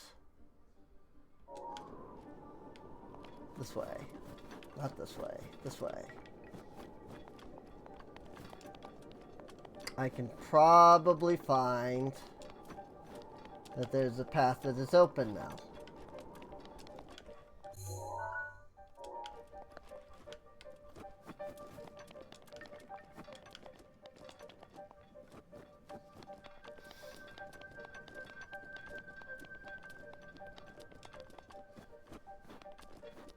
Of course, the whole left and right hand rule thing only qualifies if you actually use those rules from the start.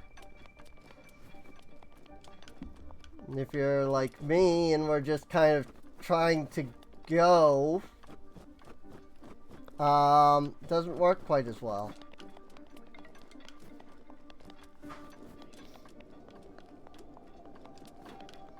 You know? I was just trying to kind of utilize the map here to kind of just go.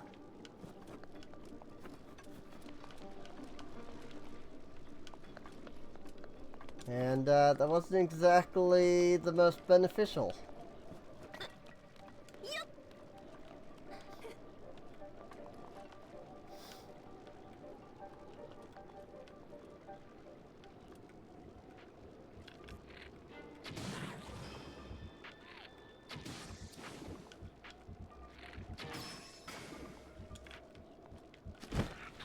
Oi! There were more of them.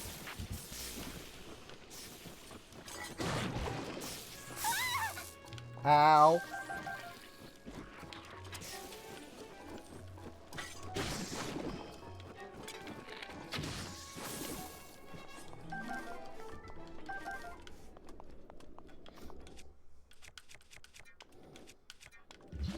That said, it really does only work in like 2D mazes. Something like this where you're dealing with going up and down a lot. Not necessarily. Shield guard up by 10. Cool.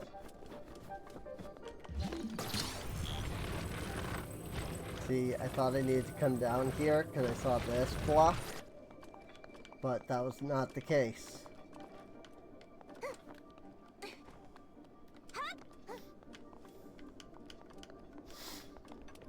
There we go. There's the stairs that we saw.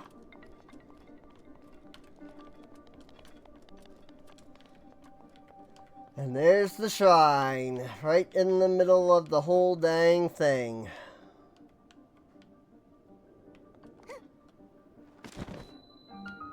Kazatoki. Trial on the cliff complete.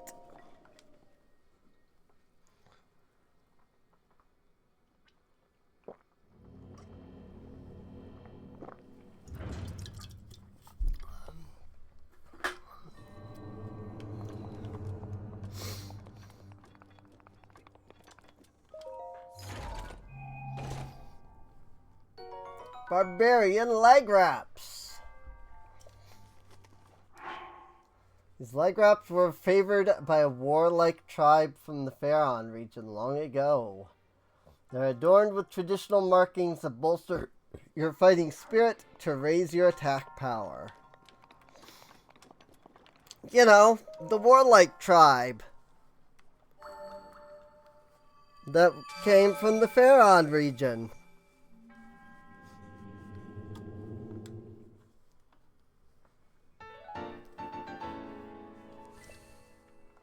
That, you know, were called the Zonai, that Nintendo then turned into Sky Beings and completely ignored the lore that they had already created for them.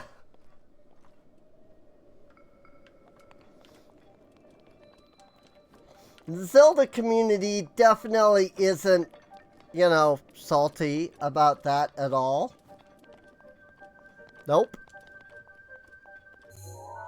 We aren't salty about the fact that they just completely ignored their own lore.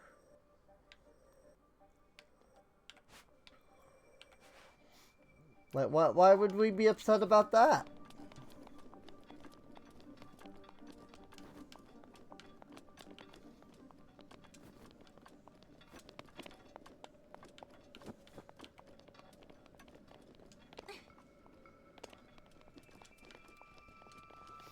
I mean, if you want to see somebody that gets upset at lore, look at the World of Warcraft community.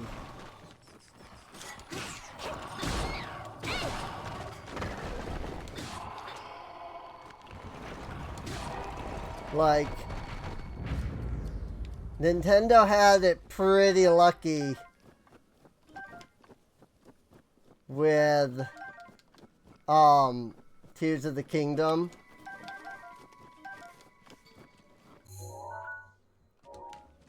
And like how little, how fairly moderate, the backlash to the, like, completely destroying the lore things were. Freaking World of Warcraft community, all it took was one expansion. Like, all it took was for Blizzard to release one expansion that ruined the lore. And they went off so bad. Understandably so. Because not only was it that they ruined, like, lore that they had previously established, they turned around and created this, like, enemy that, like, legitimately could not have existed in the Warcraft lore. And then we're like, oh, everything that you know has been tied to this dude. That's like,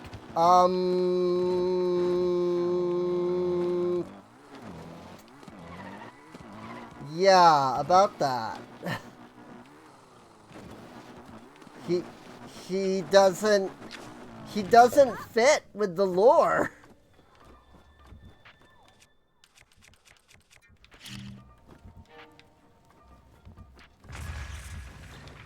Like, this enemy, like, legitimately cannot exist with the lore that they have established in the game.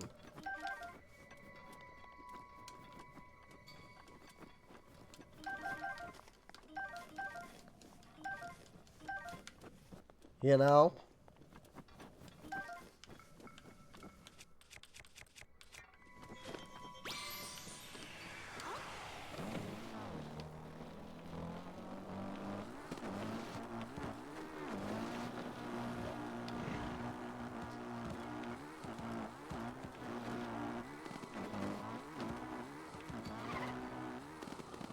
And that's a problem. When your game's entire, like, thing, the reason that people play it and people enjoy it and so on, is because of the lore.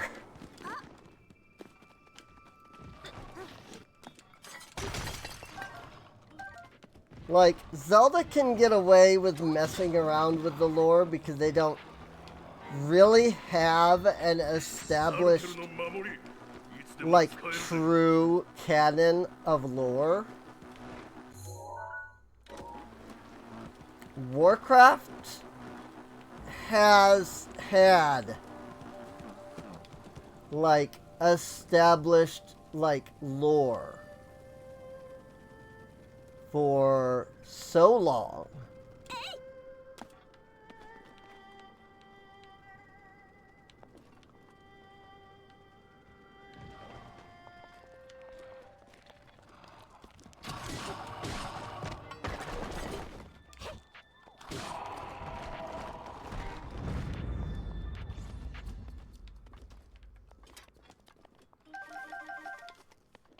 I mean, not as long as the Zelda series has been around.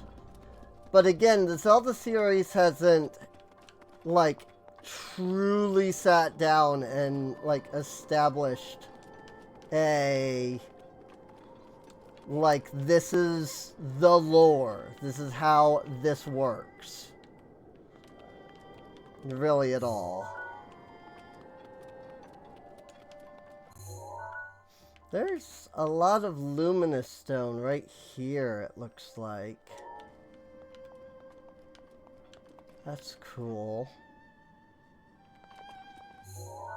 Trying to see what the best way to catch Dinral here is.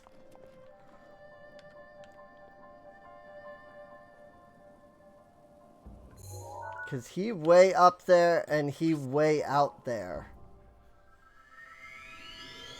I know I don't necessarily need Dinral at the moment. Like, I think that I have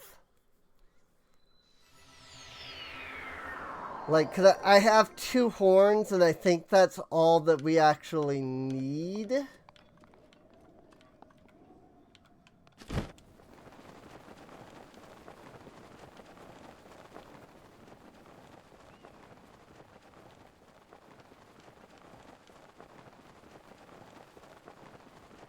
Okay, he's not this far out, apparently.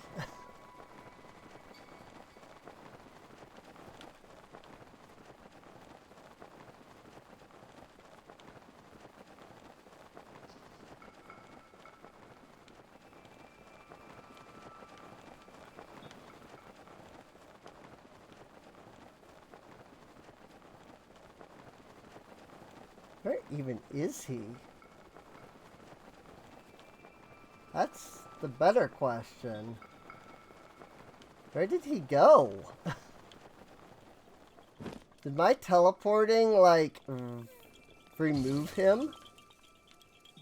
I didn't think it did that, though.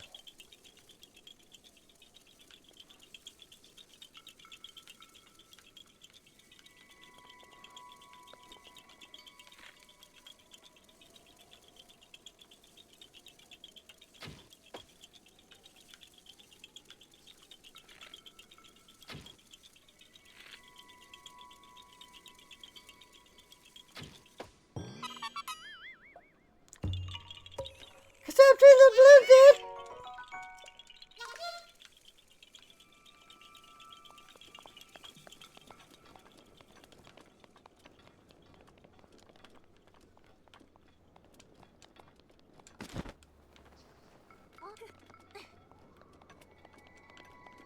Like, I don't even see him anymore.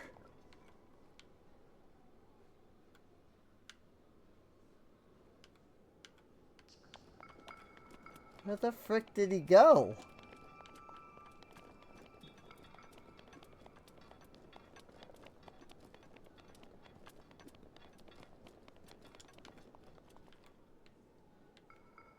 He's like gone. Like he was going right through here. So I thought if I just teleport over there, I'd just catch him as he went by, but now he is just completely gone. He's not even going through here anymore. What the frick? Never seen that.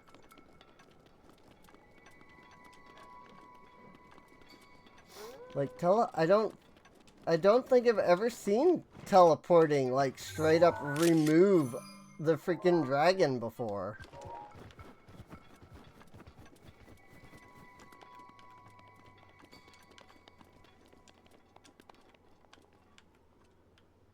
Because, I mean, I was just right over there just a moment ago. I teleported over there, and then it was just, the dragon disappeared. Freaking didn't roll. Just didn't roll, was gone. Well, that's disappointing.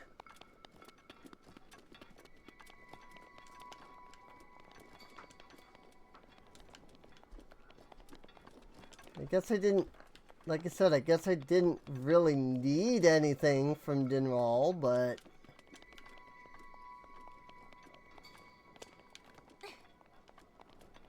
it's a little disappointing that he, like, completely just despawned.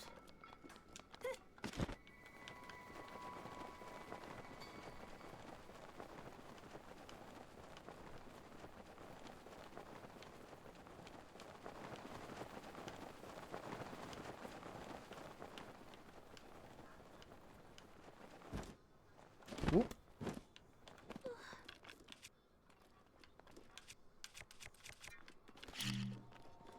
Oop.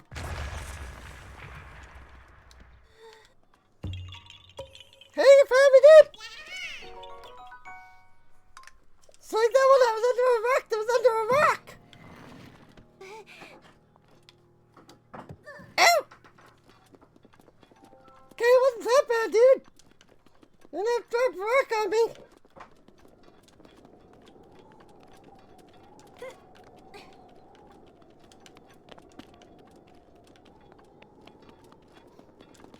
I both love and hate the Koroks, I'm not gonna lie.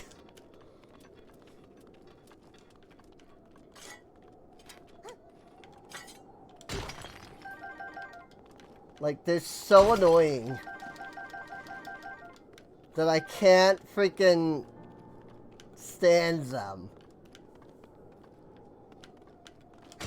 I hate looking for them so much. But at the same time, like, it's fun to just annoy them. You know? Barack Obama.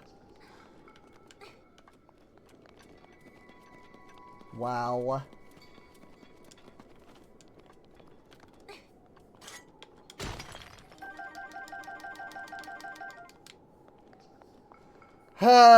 Would still be a better president than the one we have right now. That's the sad part. I would trust the entirety of our government and it, like, choices more to a freaking rock dude. No, this isn't a stone talus. Guess it's a little big to have been a stone talus. Freaking didn't roll. You're right there.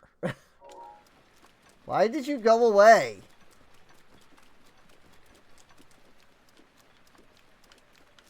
Whatever.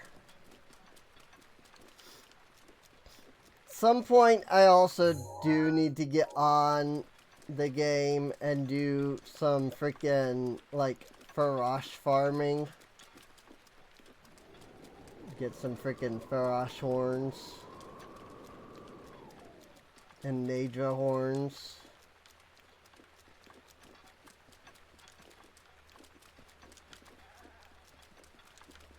Because, I mean, if I ever want to upgrade the Champion's Tunic so that I can actually, you know, use it at this point. I mean, I haven't been able to in a while. Because it's freaking, what, 6 armor? Like, it's got 1 level of upgrade. I just haven't even been able to think about using it.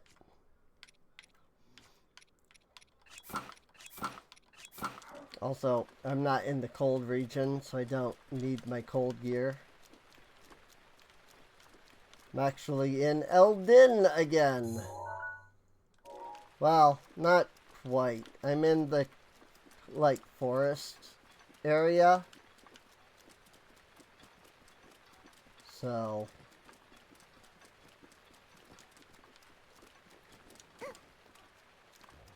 I don't remember what this, like, region is called up here.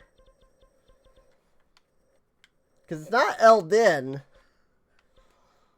It's like the Great Forest region or something like that. But it doesn't actually have, like, a name marked on it. But it is, like, but it's its own region. You know? It's like, this is Pharaon, and that's the Pharaon Tower. But, like, this is the Lake Tower. So that's, like, the Lake region. This is the Woodland Tower, so I guess this would be the Woodland region.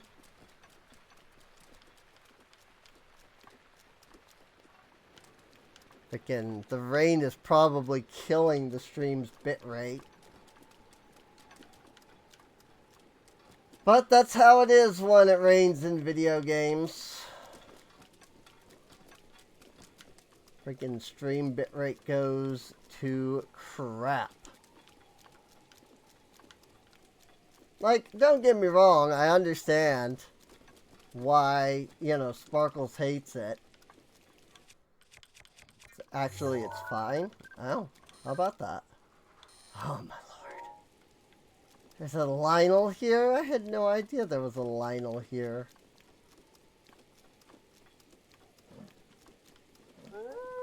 Good grief. Nope. Hush up.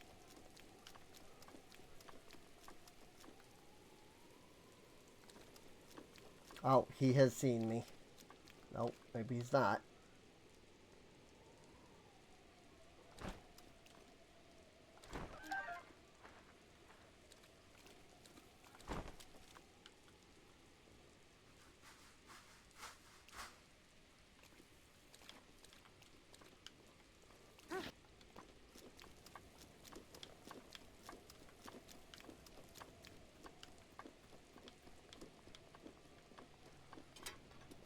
Really don't feel like fighting another Lionel.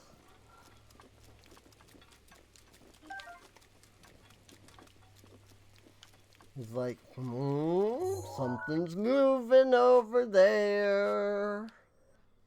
Is it something and it's a threat? Maybe not.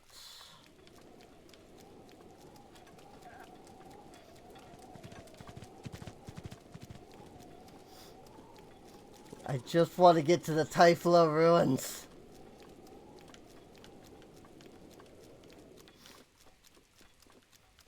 Ah, the Zonai.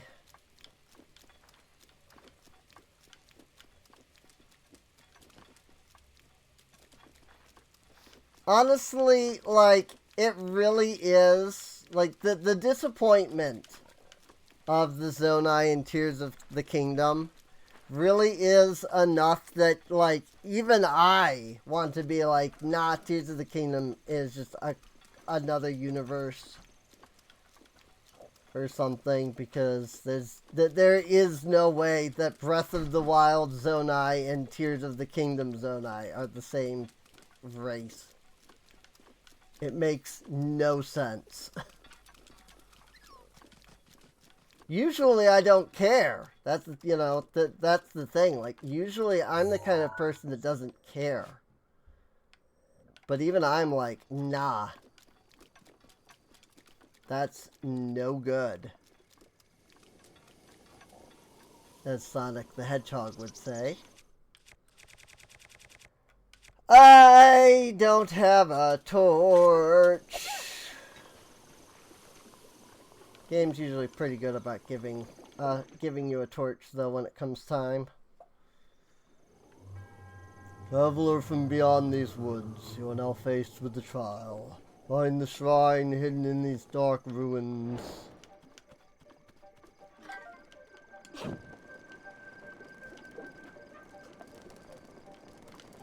Like, look at how cool these guys are. You know? Like, look at these birds.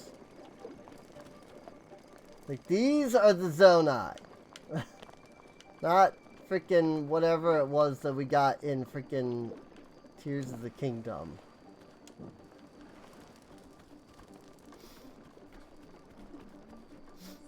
And freaking, that's the really unfortunate thing to me is, like, and maybe this is part of it, but, like, the fan community had created this, like, amazing idea on what, like, Tears of the Kingdom was going to be about, just based off of what, you know, what little information we had at the time. And it just, none of it mattered. Like, none of it was correct. Literally zero of it was correct. And, like, usually that's not, like, bad. You know? Hang on a moment. Alright. Sorry about that. The freaking lock to our door is, like, legitimately broken. Like, the lock to the front door is, like, just straight up broken. And every once in a while, when you go outside, it just stops working. Like, the door just ceases to function. You know? No. I don't think we ever got an actual visual representation of the Zonai. But we have plenty of lore about who the Zonai were.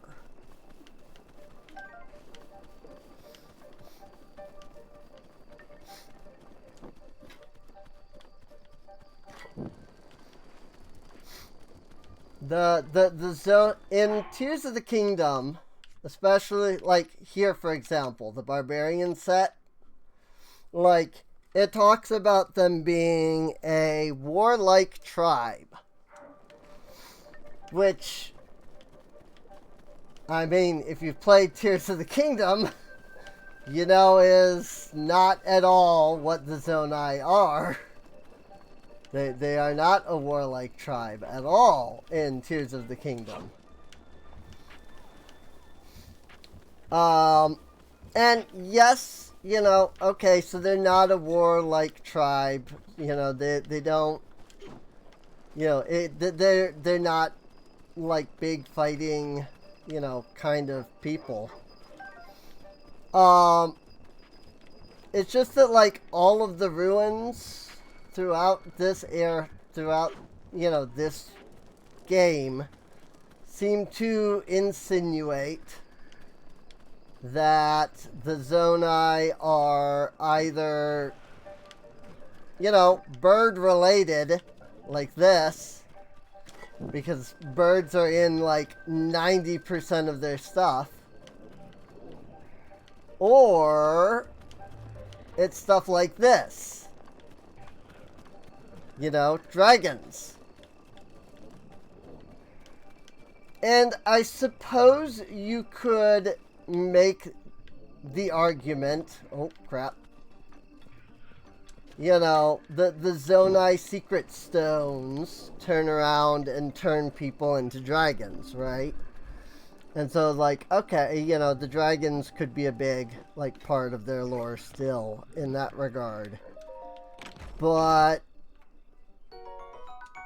a lot of like what else is established about them just is not factored in by any of Tears of the Kingdom's lore. Like they were not the ones that established Hyrule, you know.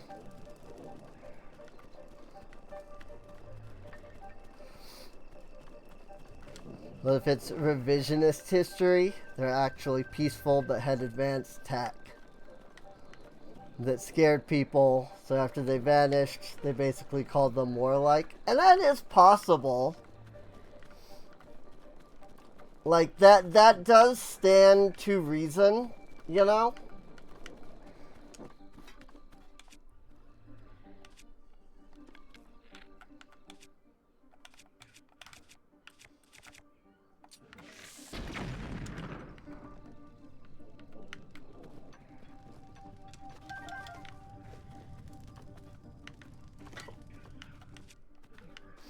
Again, I can't see where anything went. Because it's so dark. Now, I know that this is how dark it's supposed to be here. Because I remember hating everything about how dark this place was.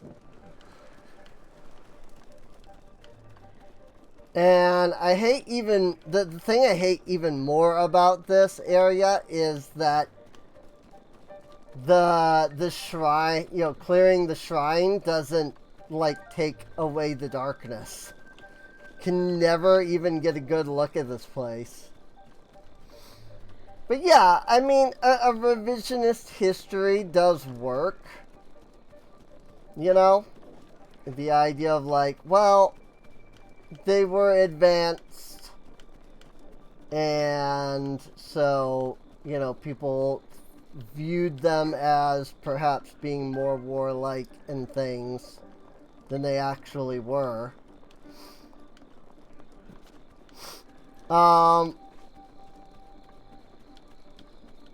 But it's still...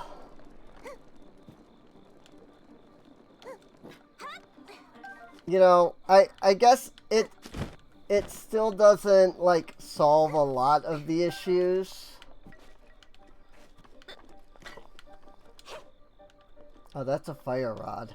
It's not a torch. It's not a light. I can't see. I literally can't see anything.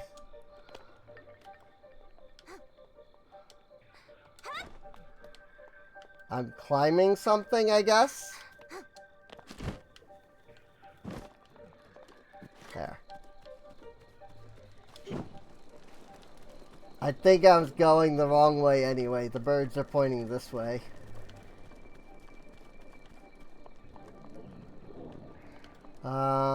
Oh, I need a sphere, I guess. Oh, is there a Hinox up there?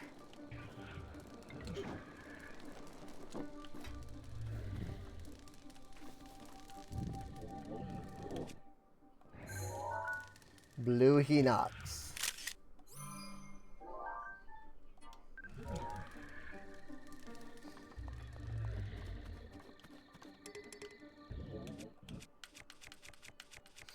Boy, I don't know if we can fight this thing if there's no light.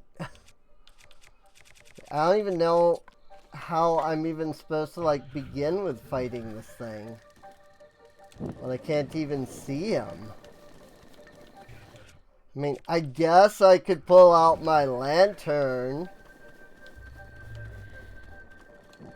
That's not in the base game at all.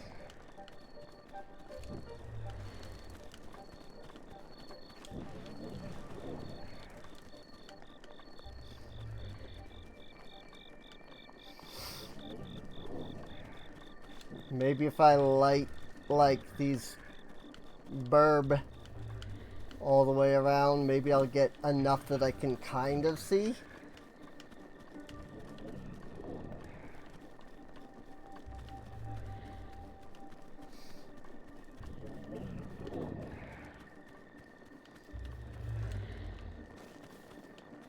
I mean, there he is.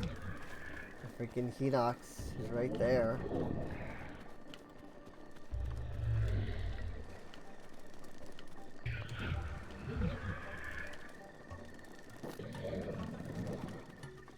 Oh boy. He woke up.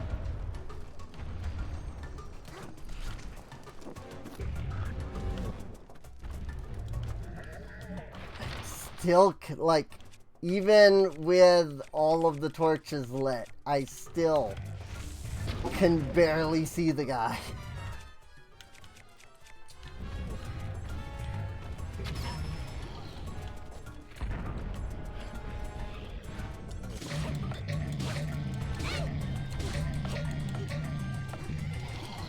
Well, we really can't see him when he disappears because you're too close.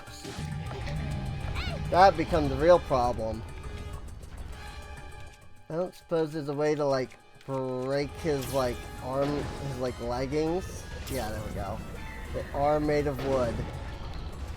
I can catch them on fire. Did I get both of them? I did not. Ow!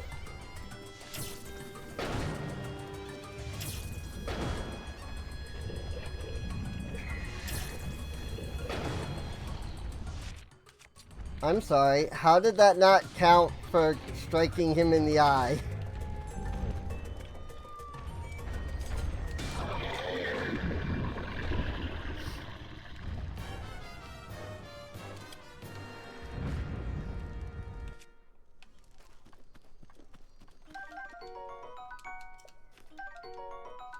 Hinox toenail! I think this might be the first Hinox we've actually fought. If I can be honest. I don't think I've actually truly fought any of the Hinox before.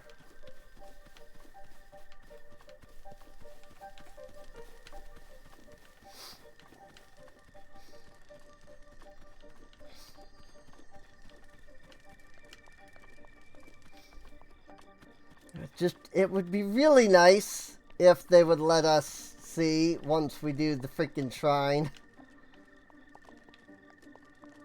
But stays in darkness even after you complete the shrine, which is really annoying.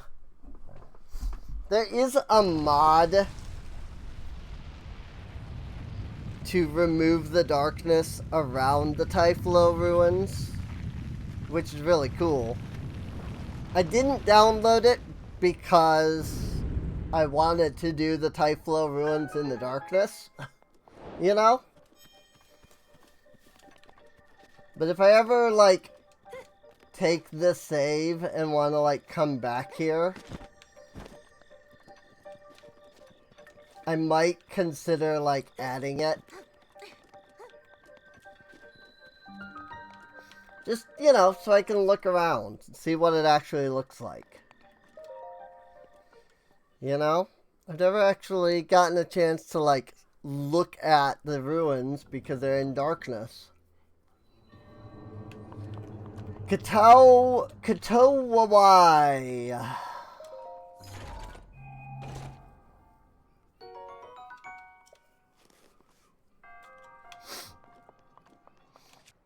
I think also some of, like, what's disappointing about the Zonai is the idea that the Zonai, like, establish Hyrule, like, first, you know, that they are the ones that create Hyrule. And then they get Ganondorf underneath, like, the castle. And yet, everything about the way that, like, part of the story is told feels like it's attempting to insinuate that that's, like, the true beginning of the timeline. You know? It's like, well, this all happened, you know, before Hyrule itself was established. And so therefore it would technically have to be, like, before, you know, Demise and all of that stuff happens. But then that doesn't make any sense, considering that Demise and all of that is, like, the origins of, you know, the cycle. But apparently he's not the origins of the cycle. And, you know, though, again, there is that does more or less go into a bit of, like, speculation in a way.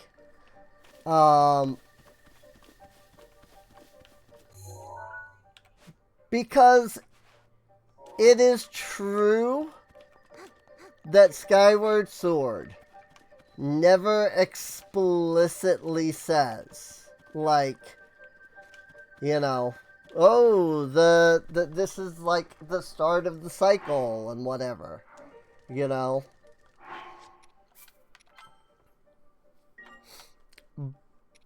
But also, like, Demise's final lines are like, I will return as a curse upon you to, you know, those who share this bloodline of the hero and the warrior, you know, the hero and the princess and the goddess or whatever. There's a lot in, what I'm saying is that there's a lot in Demise's, like, final words that basically just,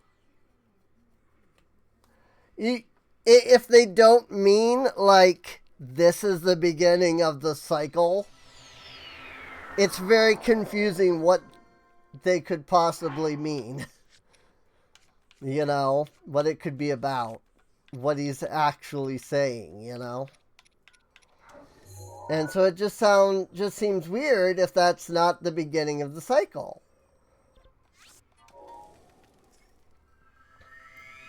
But Tears of the Kingdom seems, and again, this is speculative, but with the idea that Ganondorf gets sealed, and then all of the timeline occurs, and then we defeat the ultimate Ganondorf at the end, and, you know.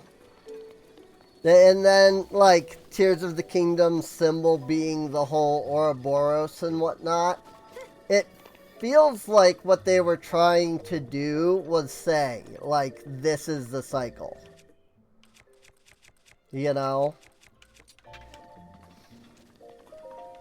It's like, this Ganondorf that is here is actually like the origins of the cycle.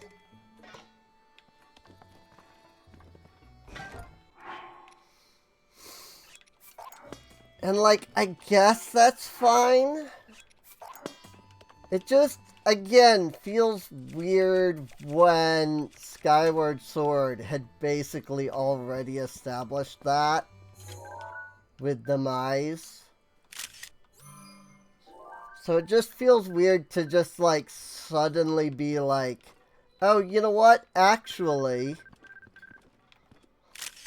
the cycle is actually caused by Ganondorf and not Demise. Just seems like a weird step to take, you know? But again, at the same time, unfortunately, the big thing with Nintendo, and I mentioned this earlier, is that they really don't seem like they care. And that is kind of like a thing that makes Zelda different from a lot of the other, like, lore-based games, if you will. Like, yes, you know, the fans clamor about there being a, you know, a timeline, and Nintendo tries to accommodate that with the timeline. But it's pretty clear that they don't really actually, like, try to keep things together in the timeline.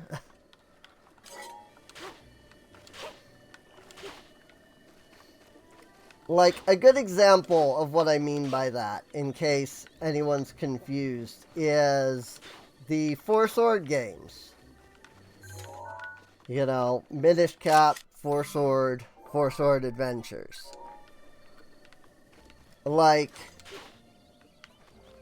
in the lore of Four Sword, you know, the original Four Sword, they tell you that Vati the Wind Mage appeared. And he captured maidens, and he was eventually sealed inside of the Four Sword. And, like, great. You know, that's all well and good. That's great lore.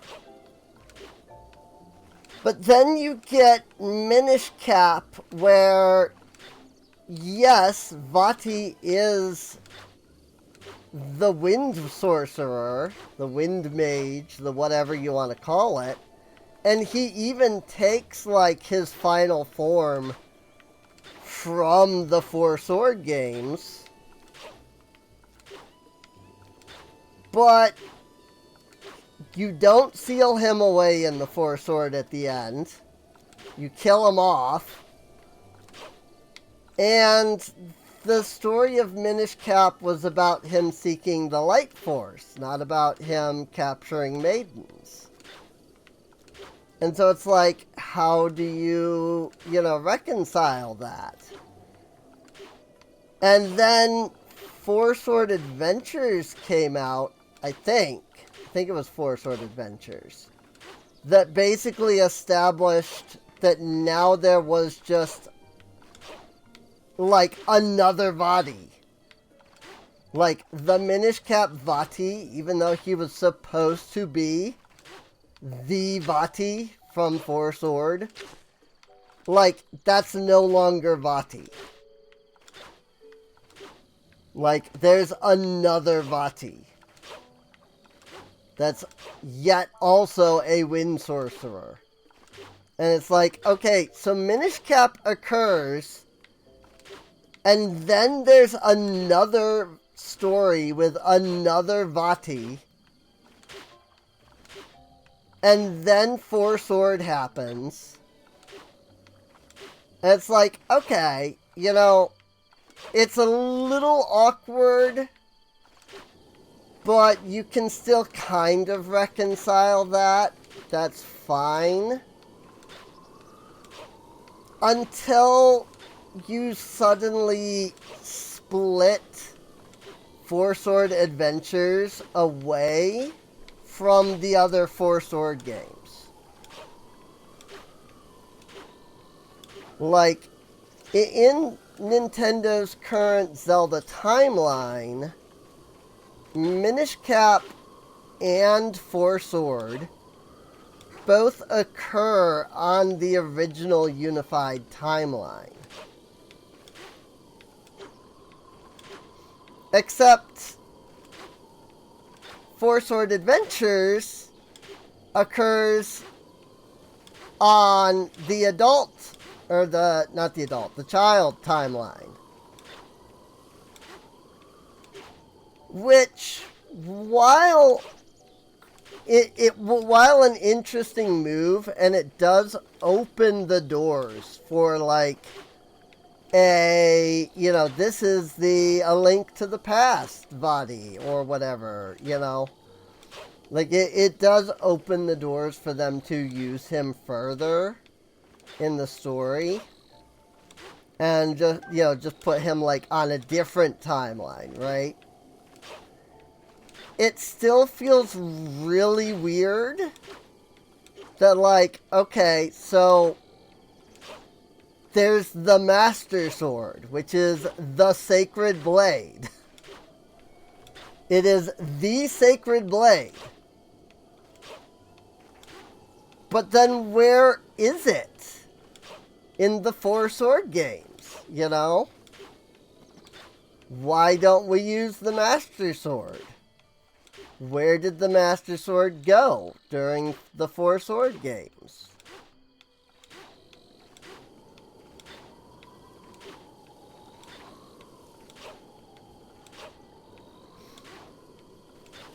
Like, back when I was creating Zelda theories, I had actually crafted this idea that Minish Cap occurred, like, really late in the story.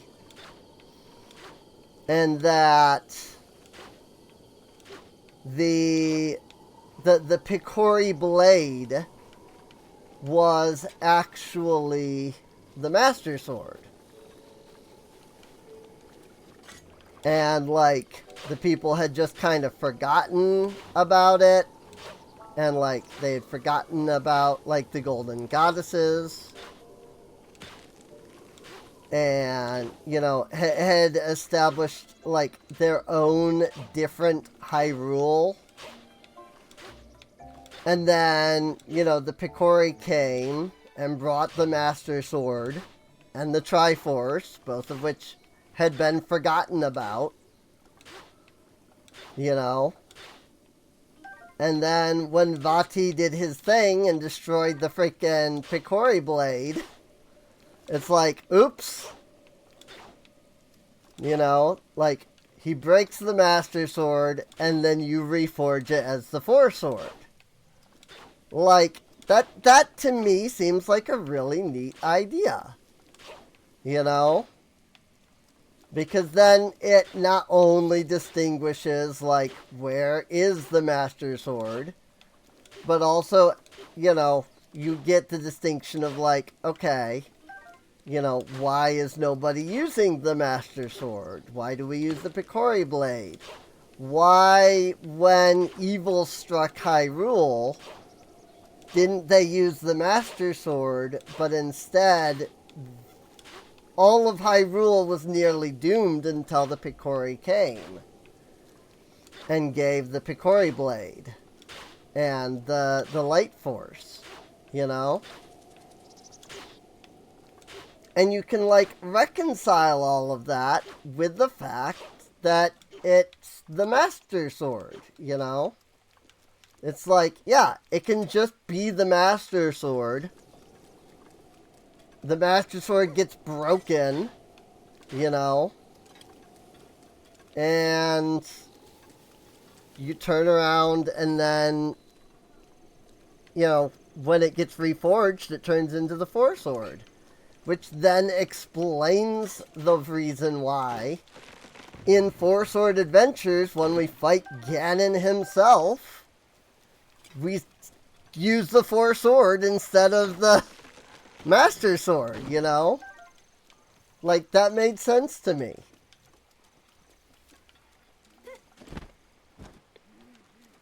But then, instead, what we get is that the Four Sword and the Master Sword exist at the same time.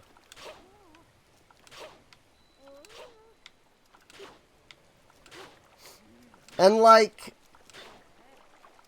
the other thing is, like, Minish Cap being directly after Skyward Sword doesn't work.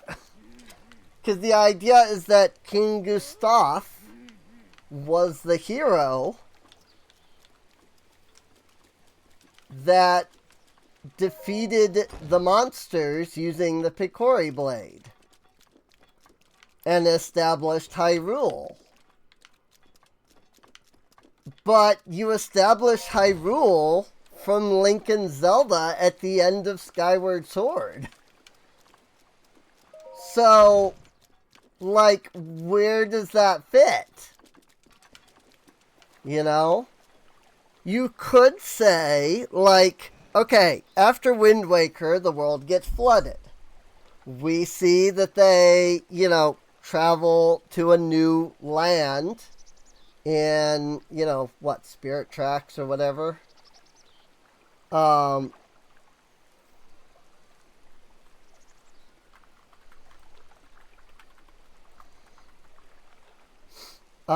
Sorry, I'm looking at something.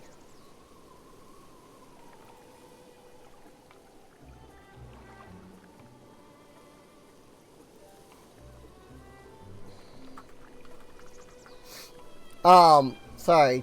I have 2 more emote slots available here on Twitch, and I didn't know that.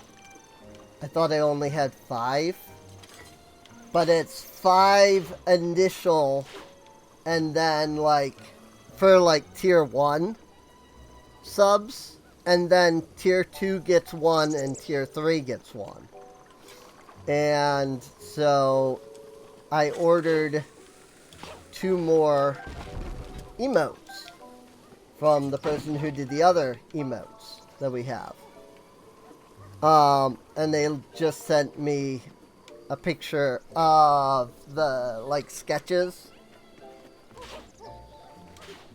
And I was like, oh, those are, like, super cute. I love them. So,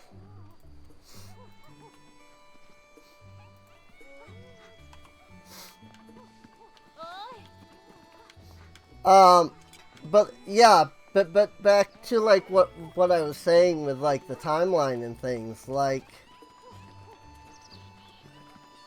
you know, at the end of Wind Waker, Hyrule is flooded, they go on to another Hyrule, and you get Spirit Tracks. And yes, Spirit Tracks did, like, break my, like, reasoning on that. Like, that could be Minish Cap. Which is unfortunate. But the idea, until Spirit Tracks came out, was there, you know? It's like, oh, well, I mean, we see that they're going out trying to, like, create this new Hyrule. And maybe, you know, that they get some level of establishment, but not like a full kingdom. And then, you know, Gustav is the one that actually, like, establishes that. Obviously, that doesn't happen with the changes that have been made, you know, with Spirit Tracks.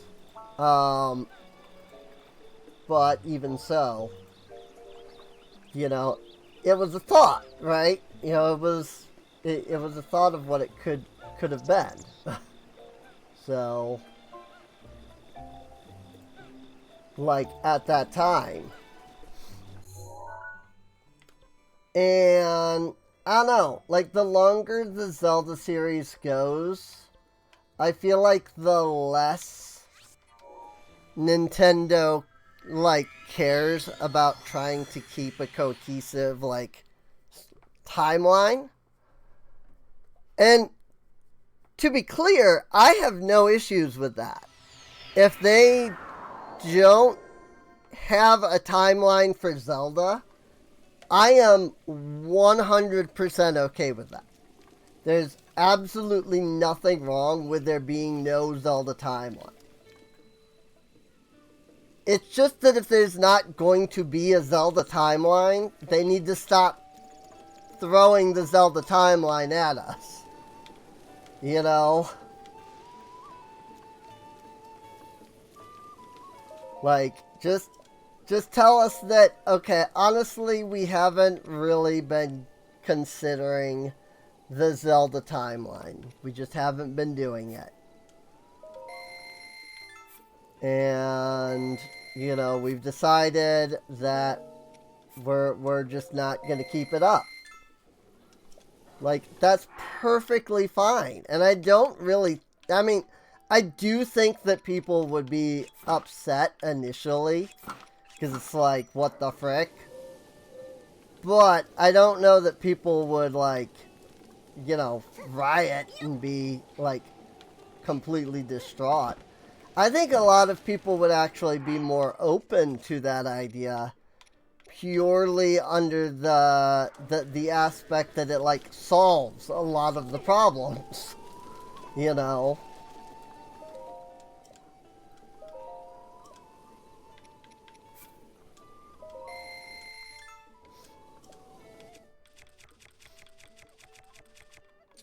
Jack-o'-lantern wand. Fire? Fire. Whoa! What?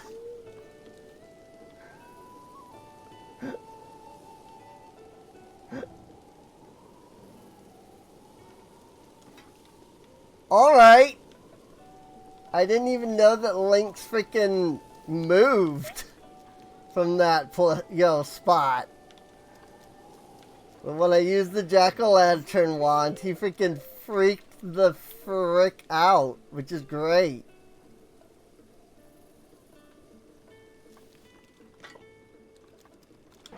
Also, freaking triple fireballs with this thing. Although I don't think it has infinite durability because it's not sparkling anymore. So I think if I were to, like, keep using it, it would eventually run out. Which is unfortunate.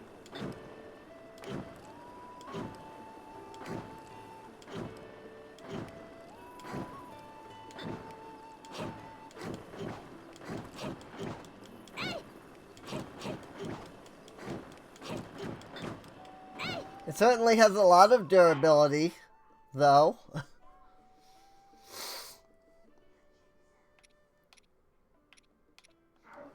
But I don't think it has infinite durability because, like I said, it's not like sparkling.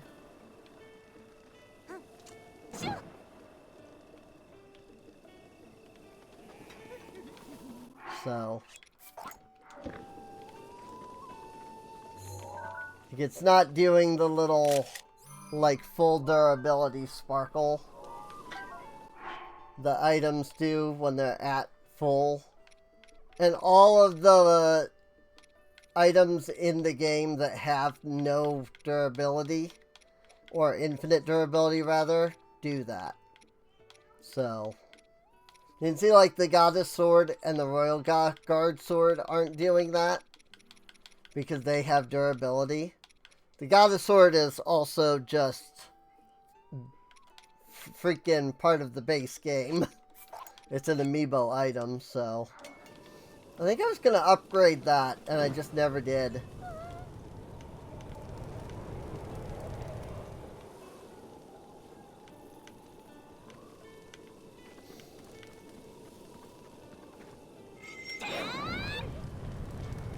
Fire!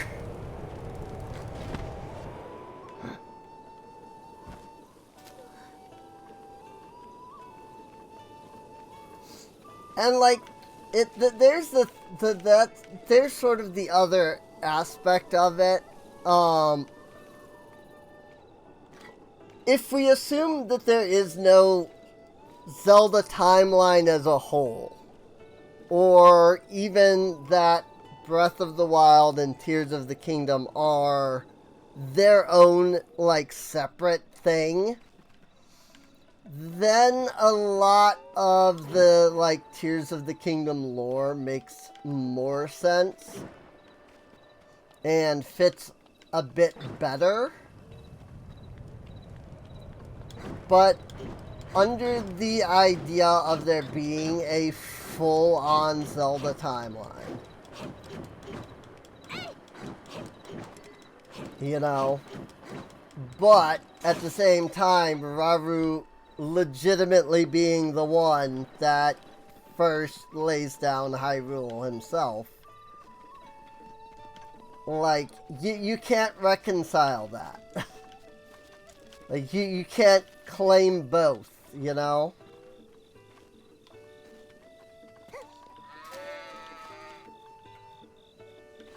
Like, you can't have Rauru create Hyrule, but then have Skyward Sword still happen afterwards. Rauru has to happen after Skyward Sword.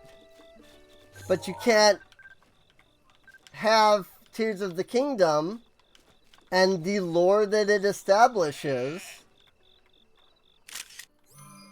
if it occurs after Skyward Sword, you know, in the timeline.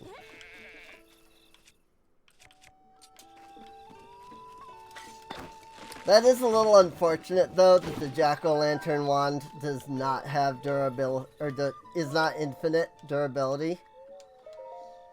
Just because, like, the Valentine Scepter, and what was the other one? The Valentine Scepter, and I might not even have, oh yeah, I don't have the other one. I don't have the villager stuff. Like, the villager stuff all have infinite durability. So it's a little sad that, you know, the witch costume doesn't. Because all three of those, I should note, are by the same mod dev. So apparently this witch outfit freaks everybody out. That's kind of great.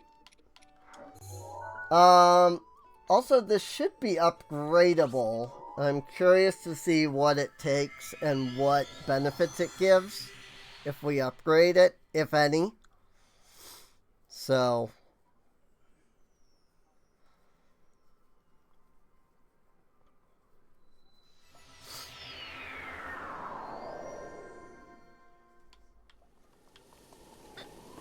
but I guess, you know, with the Zelda timeline, like, I guess for me as a writer that has been spending years crafting her lore for her world and trying very carefully to ensure that anything that has been legitimately established doesn't get changed, you know. like, I look at how the Zelda series is handled, and it's like that there is, to a degree, where you can turn around and do the, well, actually, the truth is,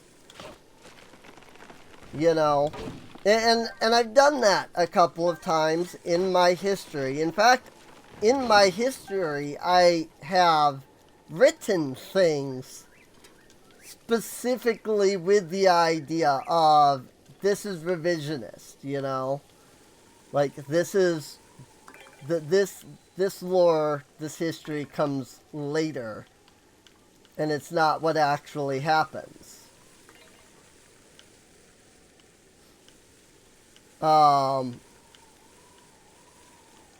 It just, I guess, doesn't feel like that's what they did in Breath of the Wild, or just in Zelda in general.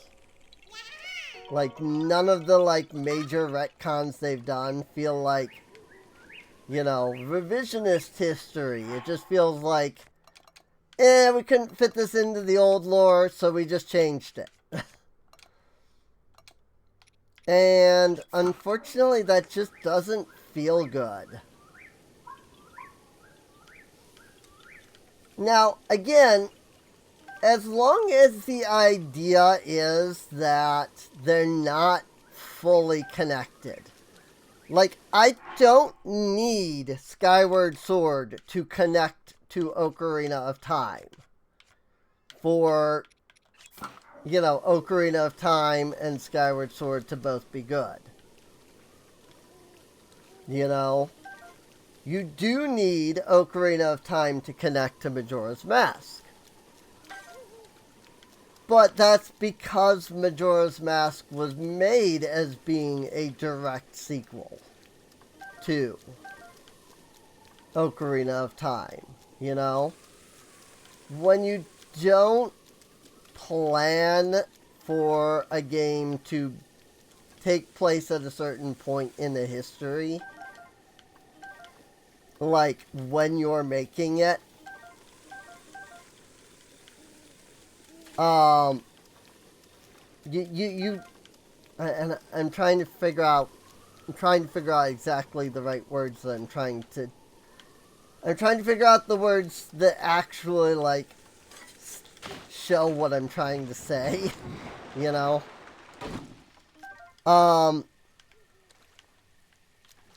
Like, when each game, you just go willy-nilly with the lore. And you don't try to keep some cohesion. It sucks if you have, like, made it clear that you are doing that, you know?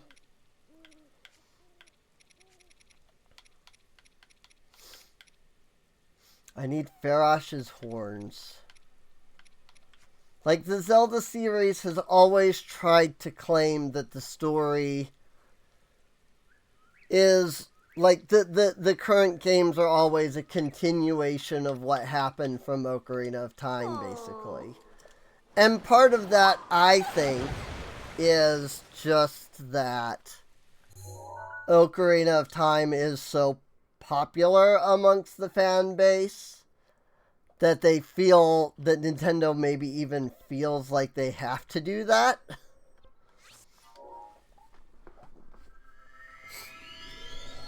But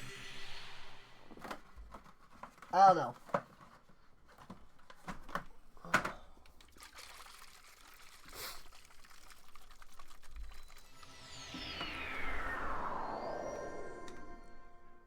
Like, it doesn't need to be connected, is what I'm trying to say. Like, they could just say that each set of games is like their own thing.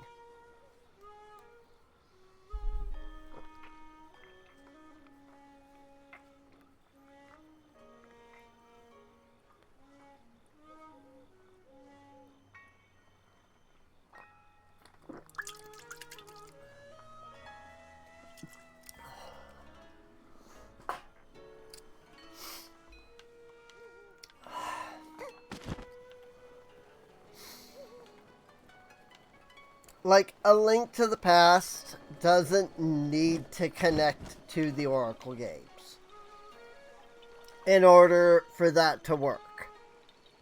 You know, in order for the Oracle games to work.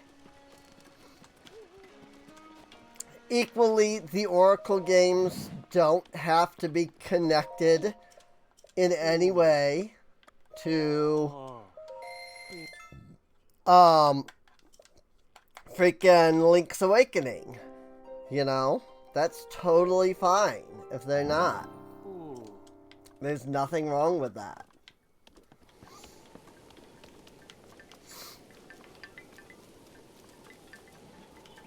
You know?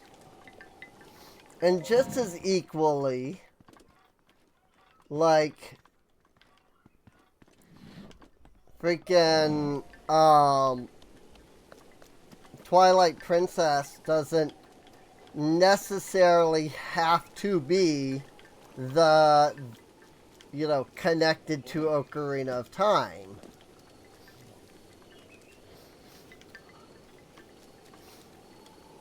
It's fun if it is connected, but there really is nothing in Twilight Princess itself that says this is a connect, you know, this comes after Ocarina of Time. You know, there's a lot that insinuates that it does, but there's nothing directly that states, like, oh, this is, you know, like, Ocarina of Time must happen, kind of thing. You know, the only Zeldas that really do that are the ones that are direct sequels. You know? Freaking,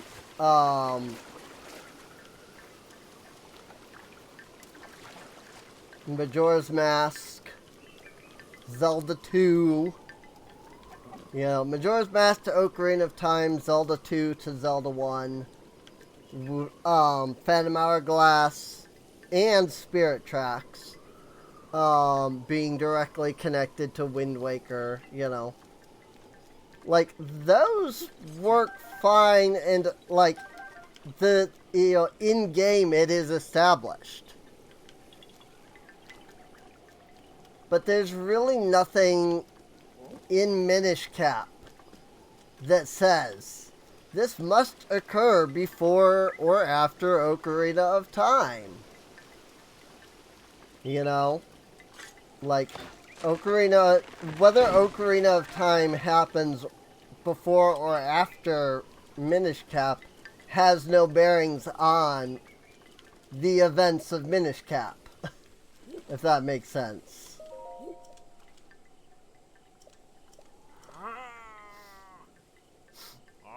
Yes, I remember now. It's long when the calamity hit. For some reason you remind me of the swordsman who was trying to stop it. I'm his sister. Say what? You're really the sister of the swordsman from way back when? What? And that weapon you carry is blades that can only be wielded by the hero of legend. Sword that seals the darkness. I didn't realize he was like actual dialogue. So, like, I didn't start reading it at first. Oh, my goodness! Had me going, but that's not very likely, is it? Let me tell you a secret about that swordsman. He trained with swift carrots. He strengthened his body with a diet made entirely of swift carrots. They tempered his soul with the sweet aroma of swift carrots, too. That's what my grandfather always used to say, anyway. I suggest you stop joking around all the time and instead have a carrot. Try to be more like the swordsman. And for carrots, you can buy some over at my old lady's shop. Actually, you can't. If you want to be strong like that legendary swordsman, come to my place when the day is done. You actually can't. Are those swift carrots, aren't those swift carrots something else? Yep, I grew these beauties here myself. We stock them at our materials shop. If I'm going to pick up some nice swift carrots for yourself, I'd recommend heading that way. Except that the mod that the rebalancing mod I have actually removes the Swift carrots from that shop. I'm looking for the the pumpkin dude. The guy that sells the pumpkins. This guy. Because I need my freaking fortified pumpkins.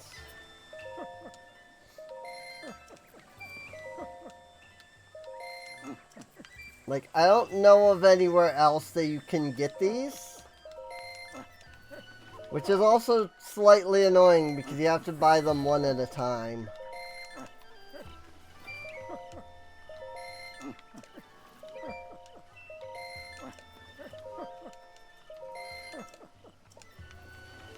There. It gives me 8 fortified pumpkins. I need 6 per piece, which is a little annoying. But that gives me 8 at least. And if I really wanted to, like, you know, upgrade all of the pieces, I could do that with just a quick couple of buttons on my memory editor. You know, kind of like how I use the infinite, like, rupees in my randos, because then it's not a matter of, like, well, we're stuck unable to do anything until I walk in and out of a building 1,000 times, you know. Like, it's purely for, well, okay. It is for my own sanity, you know, and I do it because I choose, like, I'd rather just, you know, hack them in. But it's also just, I don't want to sit here and go back and forth and back and forth. You know? Jack-o'-lantern dress. I figure I'll do the first upgrade. Legend has it the dress was once worn by a witch who appeared from the night sky riding a broomstick. But really, this is a harmless costume. Lynx can sell it to you anytime. I don't think I actually read any of the, like, any of the, like, outfit info. Oh my gosh. 9 fortified pumpkin. Why? Freaking 9 fortified pumpkin. So many fortified pumpkins.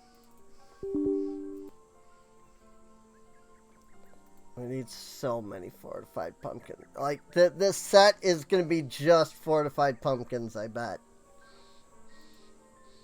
And I legitimately don't know where to get fortified pumpkin outside of that.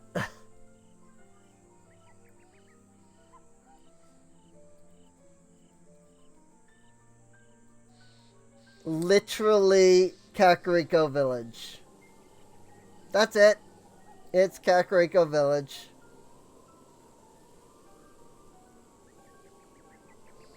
Good.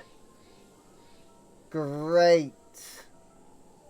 I love that.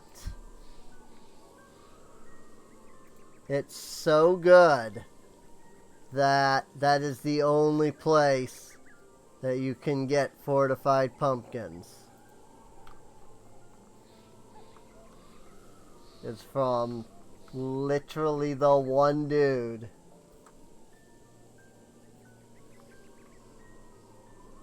And then they want me to have like 100 of them. I mean, I get it. You know, this is, it's a mod. You know, Zelda fans, you know, modders do that on purpose sometimes. It's like, haha, if you want this to be something you use regularly, like, you gotta put in the work for it or whatever. There. Now I can do it.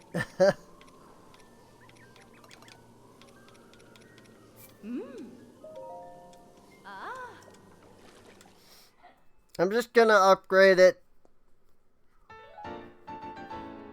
I was gonna say I'm just gonna upgrade it to level 2 and see what the set bonus is, if there is one. But I'm probably just gonna upgrade it more or less completely. I don't think people really care. I mean, you all can tell me how much you actually care about it, but his shoes were once worn by a witch who appeared from the night sky riding a broomstick. But really, this is a harmless costume. Okay, they all just say the same thing. I need monster extract now.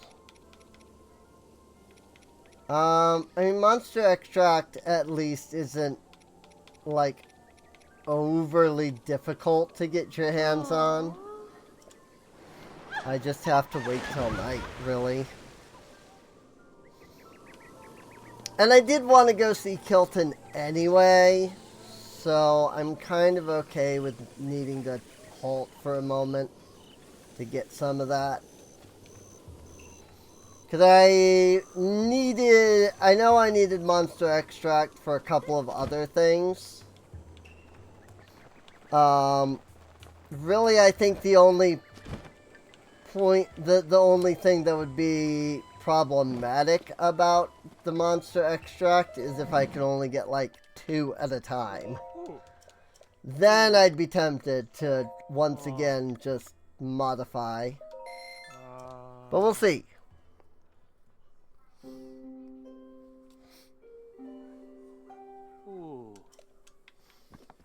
Oh, wait, it's night, isn't it? Yes, yes it is, sir.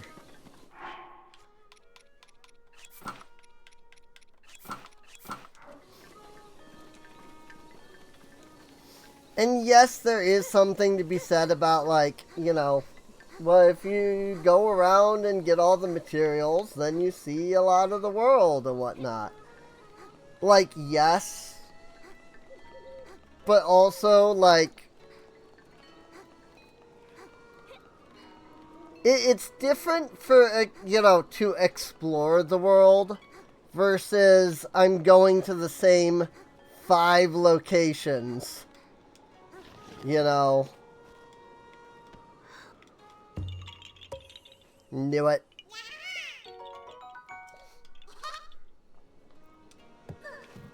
You know. Like, it's completely different to just be going to the same, like, 5 locations over and over again. To get this freaking, like, stuff, you know? Kilton!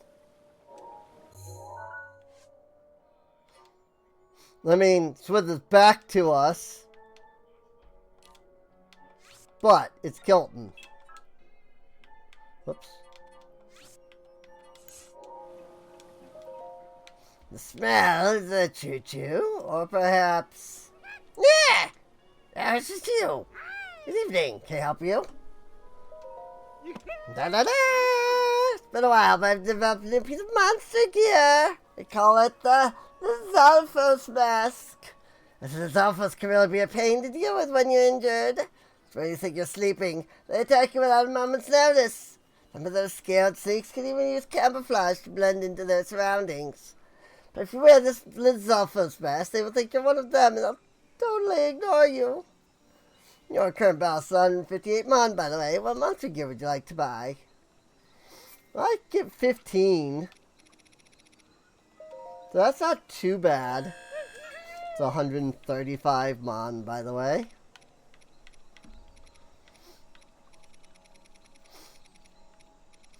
I might sell some stuff, though, because he does offer shards of horns. I do need those. Do I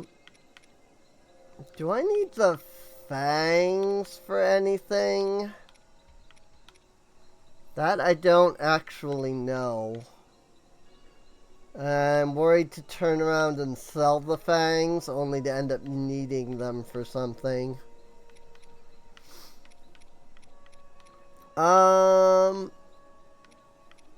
You know, I don't actually have a lot of monster stuff.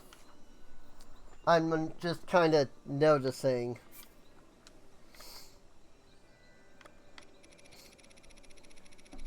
Like, I really don't have a lot. 184 mon.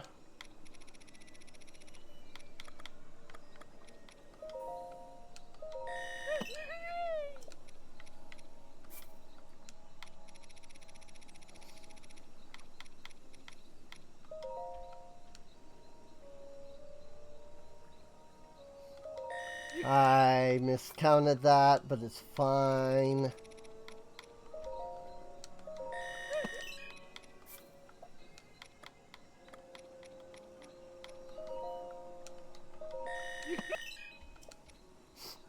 I like how his audio cuts out every once in a while.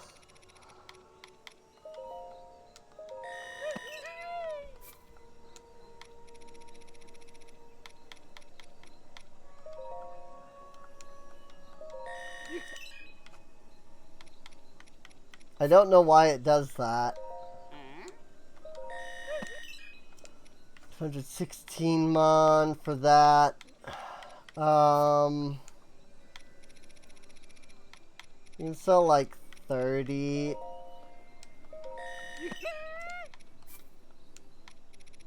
Like maybe 37. And like 22.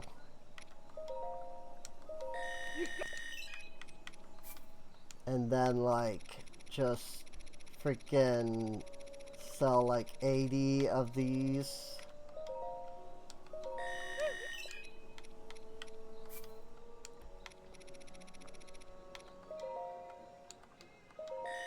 That helps. 2,571.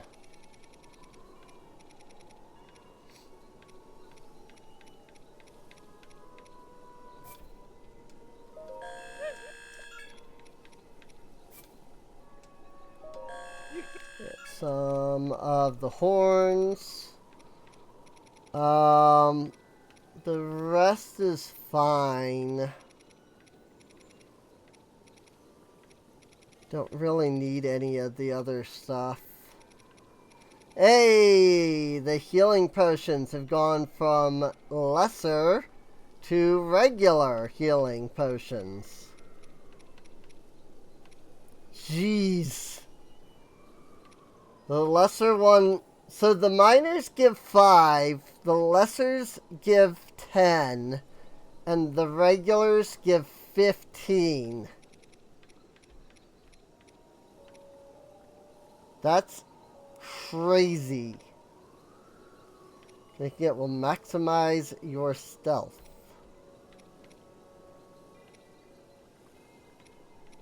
Wonder if these like last longer maybe. Spicy Balm lesser, Spicy Balm regular, Fireproof Balm lesser, Fireproof Balm regular.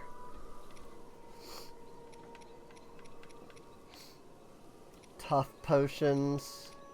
This is interesting that they added these potions. Because again, they could have just done elixirs. You know? Like they could have just made... just had him sell like the elixirs. But they went in and took the time to like create these like unique potions. With like their own graphics and everything. Which is real interesting. So, like, I gotta hand it to whichever mod dev it is that, like, did that with Kilton. Because I don't know which one it is. I don't know which mod it is that adds all that. So,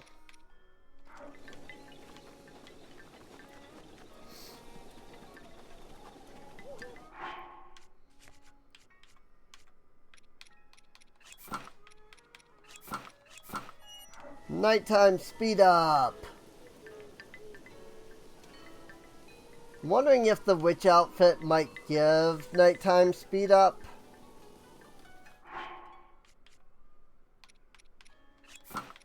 You know, once you've got, like, the set bonus. Oh, it gives disguise and bone attack up.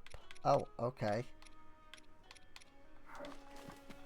I see. I didn't realize that. I thought that you didn't get the set bonus until level 2. So I didn't think I already had access to the set bonus, but maybe that's different with the change in balance that this mod that my mods have added.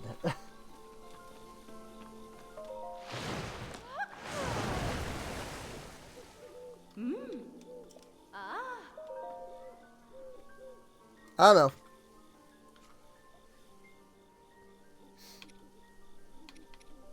Oh, we've got 6 star fragments though.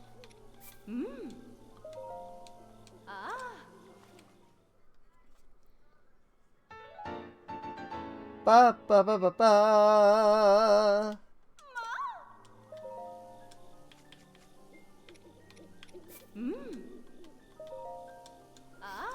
Jack-o'-lantern shoes. There we go. That puts everything at level 2. Or I should say all of that at level 2. Now I need 12 fortified pumpkins per piece, which is insane.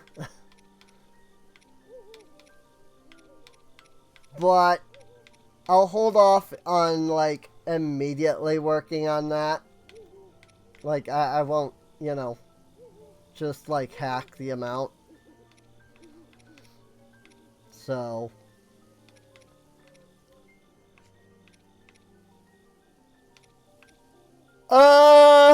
let's see. Snow boots.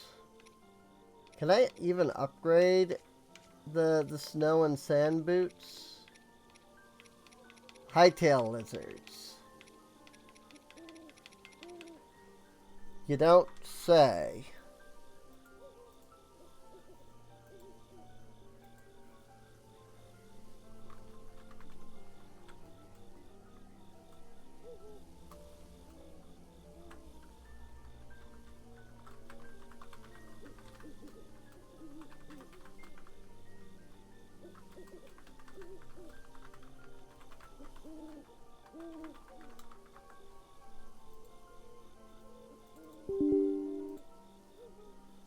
You don't say. Hightail lizards, eh?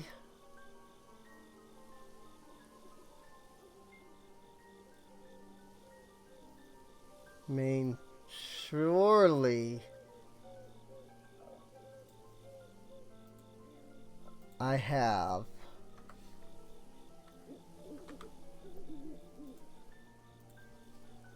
You know, enough of those. I just realized I need 10, and that's only for the first upgrade. Okay, I added 20. I'm going, wait a minute. Because I'm going to need to upgrade these again. I probably wanted to add more. Unless it doesn't use hightail lizards for the further upgrades, but it probably does.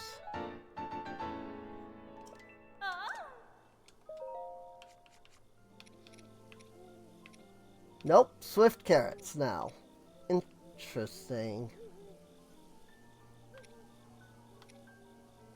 Huh. That could actually be an issue.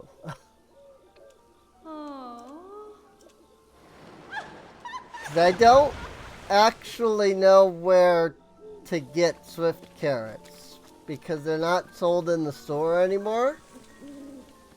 Because the rebalancing mod rebalances the shops too. So I'm not entirely sure where swift carrots are sold now.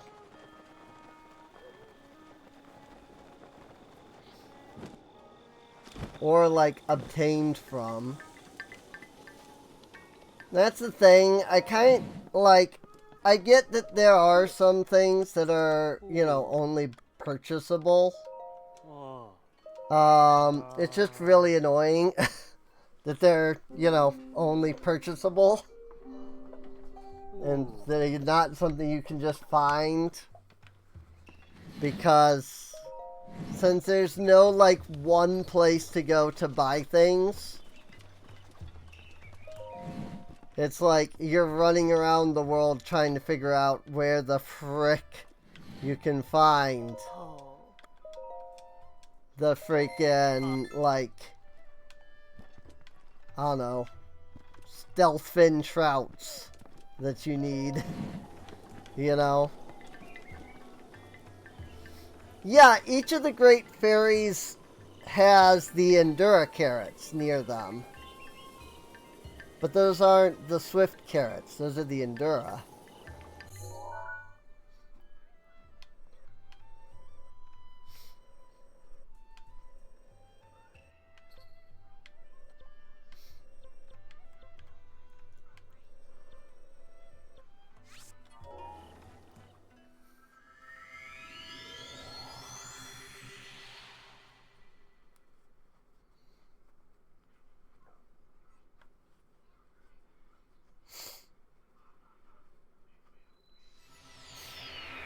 So, at least I don't think any of the great fairies have the Swift carrots specifically. I'm pretty sure it's all Endura carrots.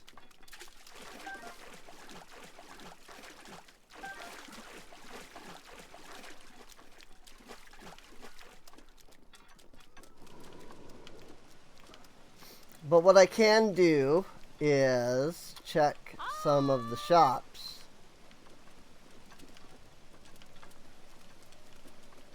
You know? And see if, you know, any of them are carrying Swift Violets, which I do need.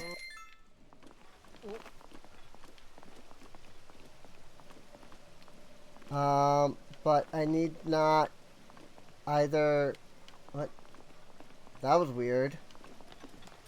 They existed in the world, but they didn't, like, exist to the point where I could, like, look at them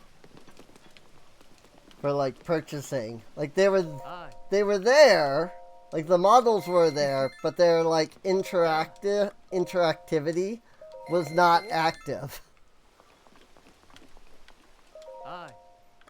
Which is weird.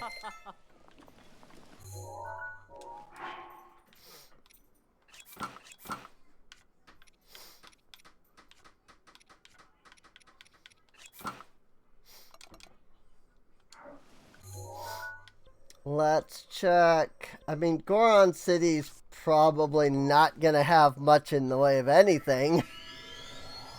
Like, for, you know, recipe stuff, but we'll go there anyway.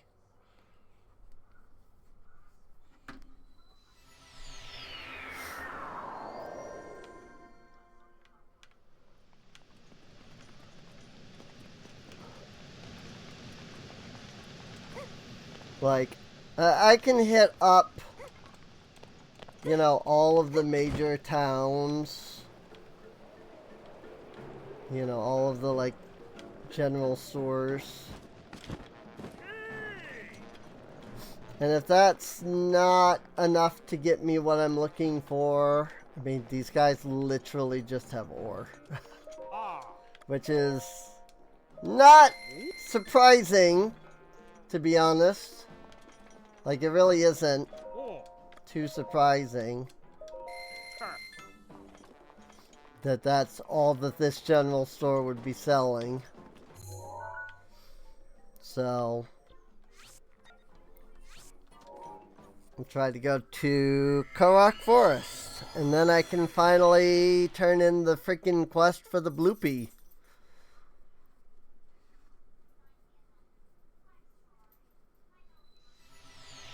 Yo Rug.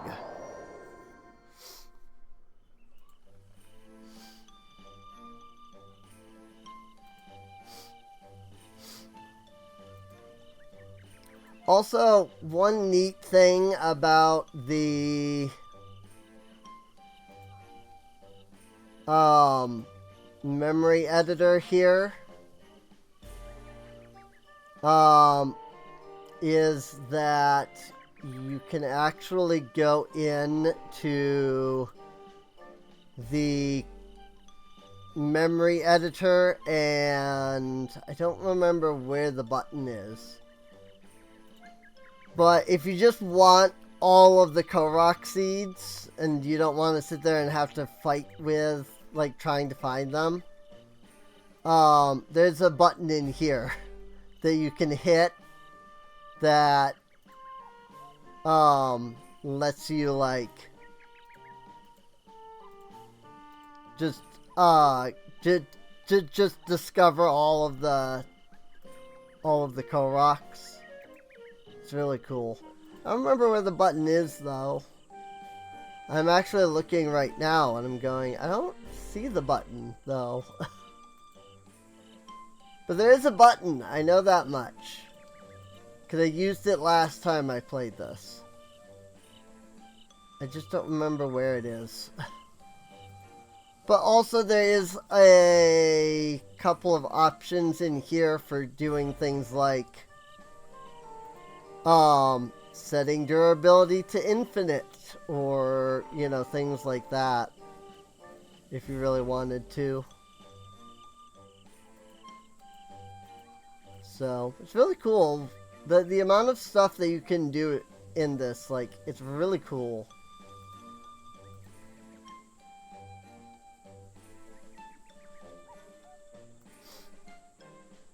Also, we are currently standing at 473 by 250 by negative 2,159. That's where we are in the map. Like, the world. That is our position currently.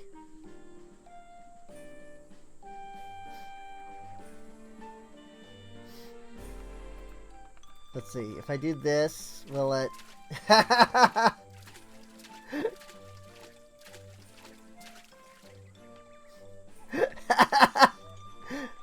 I locked my height, which I thought was gonna just, like, make me float, but it did not. That was funny. Whee! Well, oopsies. Didn't mean to. I almost died. That was the jump button. I sent myself 100 units into the air.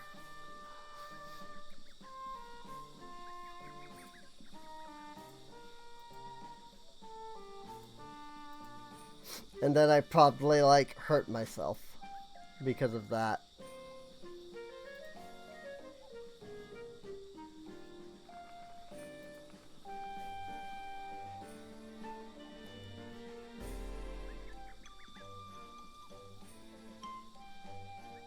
Let's see. Sorry, I'm trying to find some stuff here in the memory editor, just because I have it up.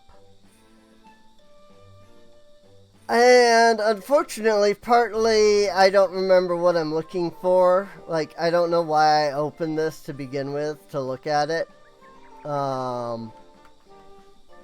Like, I've legitimately forgotten what I was gonna do with this.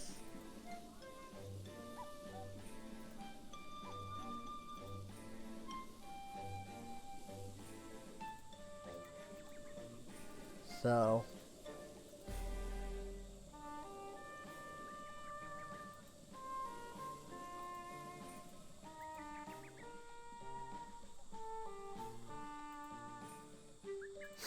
oh, I see. That's what that is. Sorry, I'm just messing around with this.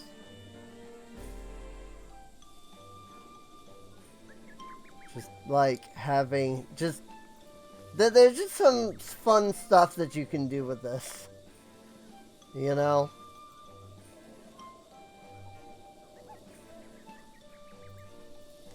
Alright, well, I don't remember what I was trying to do with it, so I just went ahead and closed it.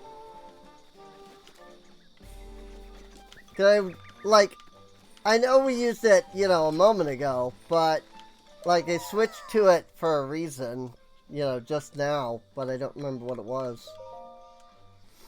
12 Korok seeds.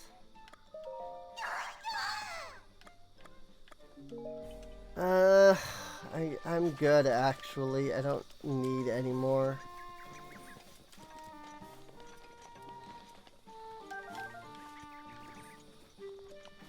Like, I don't need any more bow or shield slots at the moment. Miss Kiara, did you bring it for me? Here you go. Bloopy! Wait a minute. Is that a real Bloopy?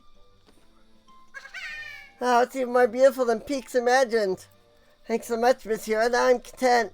Oh, just a little thank you gift. Peaks didn't forget. Oh yeah, Miss Kiara needs rupees sometimes, right?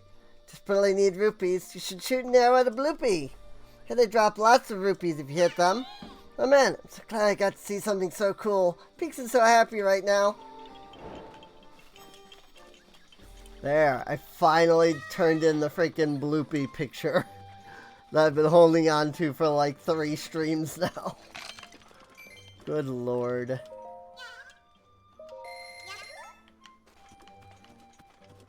You sell mushrooms, which makes sense. But it also means you don't sell carrots. Ooh. Although they do sell 1 fortified pumpkin.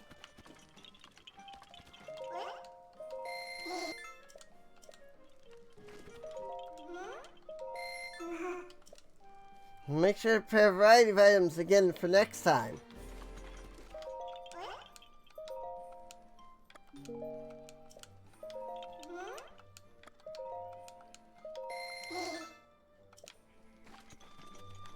Ooh, Chickaloo tree nuts. Even though they're completely useless, one of the items I needed had like an upgrade.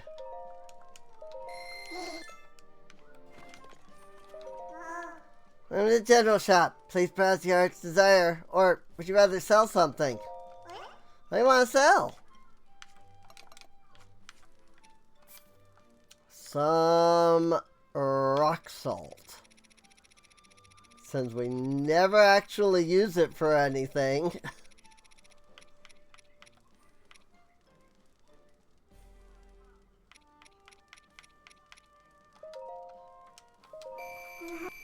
I mean, it doesn't sell for anything really at all either, but still. I could go to Goron again and try to sell some of these. See if that lady will buy anything. I mean, she was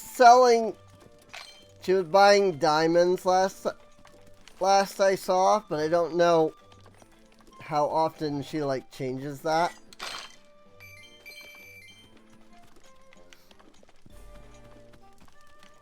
Break all of the pots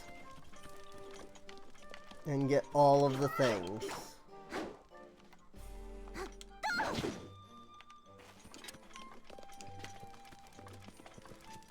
Keep all of the mushrooms.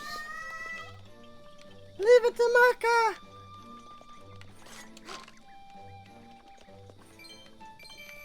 They have a lot of rupees here in the freaking Korok Forest. You know, the place where they don't use rupees at all.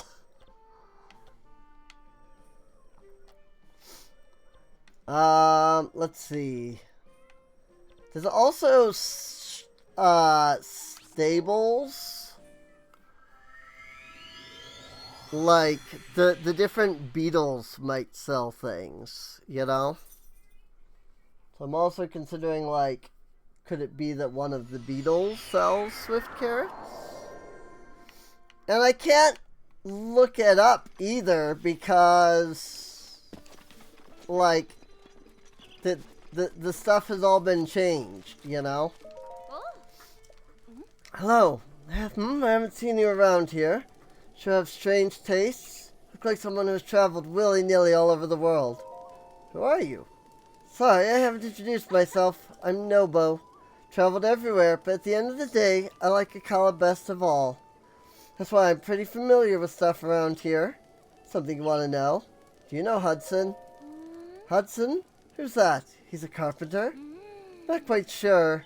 But hearing clanging and banging by Lake Akala. That's south of here. Why don't you go check it out? What about this area? Go west of the stable. There's a sacred place called the Spring of Power. Offer the sacred article to the Spring of Power. That's what the legend says. Maybe it was a part of a ritual the Princess of Hyrule Castle used to perform? I think that's the shrine quest, but we already did it too. Lighthouse looking home north of here. No one was there when I last stopped by, though. I think that was the quest. Spring of Power Shrine Quest. Spring of Power complete. Hello. Got information about Kilton? Allow me to take a look.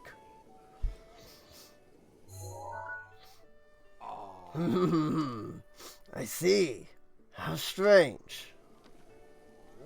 Seriously, I can't thank you enough, so surely help me hunt him down. Really, I must thank you somehow. Well, I must return to my mission now. Farewell. A shady customer. Oh, no, that's also a Hylian retriever. Even though it looks different. Maybe there is only one kind of dog in this world. The world of Hyrule. Where the frick is Beetle? He's over here.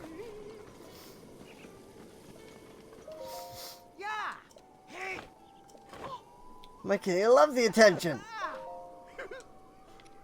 I guess he was saying something and I completely just ignored it. Yes, actually. Because motherwing butterflies. Pretty sure I need those for upgrades. Bye-bye. And now, somehow, Beetle will follow me to the next shrine.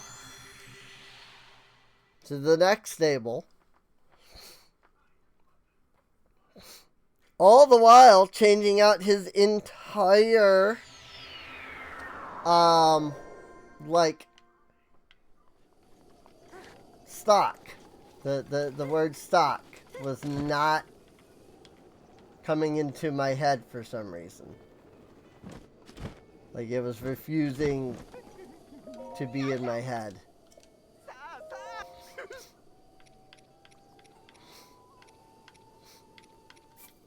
I'll take the fireproof lizards.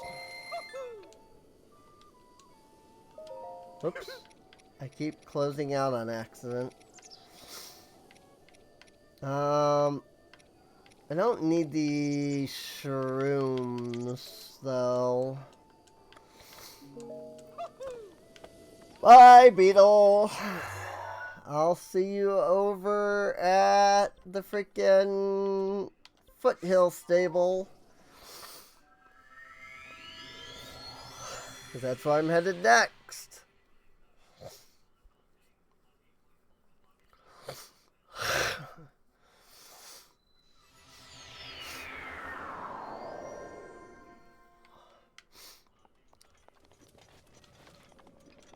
I do find it really funny that Beetle somehow makes it to each of these, like, stables ahead of you.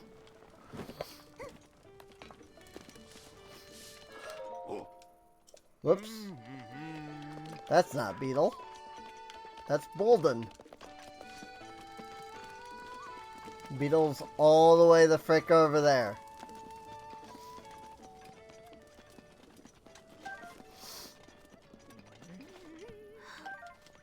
Hey look, a fireproof lizard.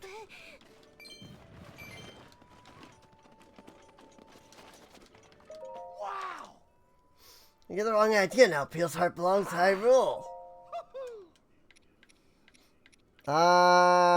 Wow. You're still sold out from the last time I bought crap from you. Somehow. He has not updated his stock here. So that's unfortunate.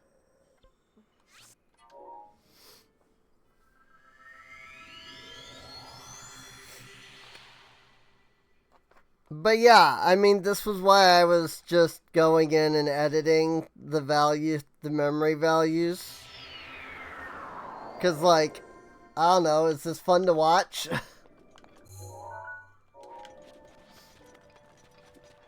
Let's teleport here next. Let's teleport there next. Surely one of these guys has to sell something, you know? Just over and over and over and over because it's like the only way to find anything.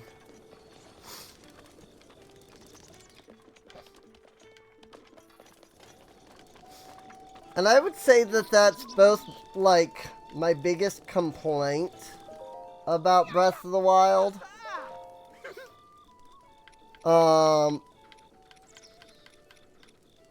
But also, like, a neat thing about Breath of the Wild at the same time.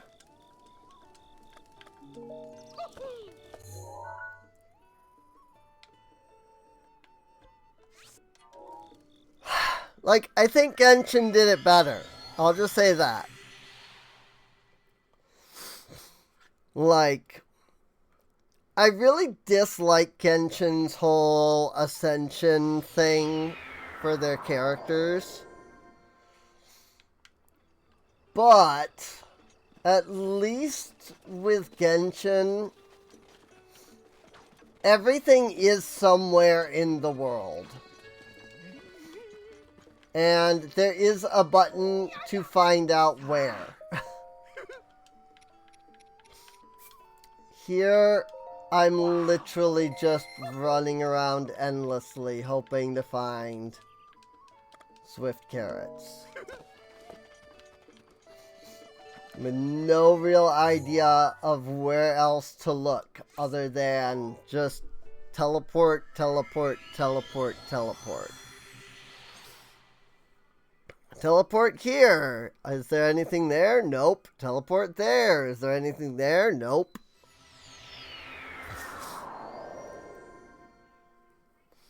Now, you may only be able to get like 30 of any various item that you need for Ascension in Genshin, like per, like 3 days.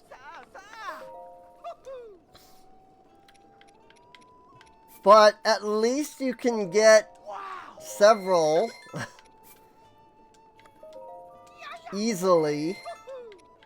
And they are somewhere in the world, even if you don't know immediately where they are.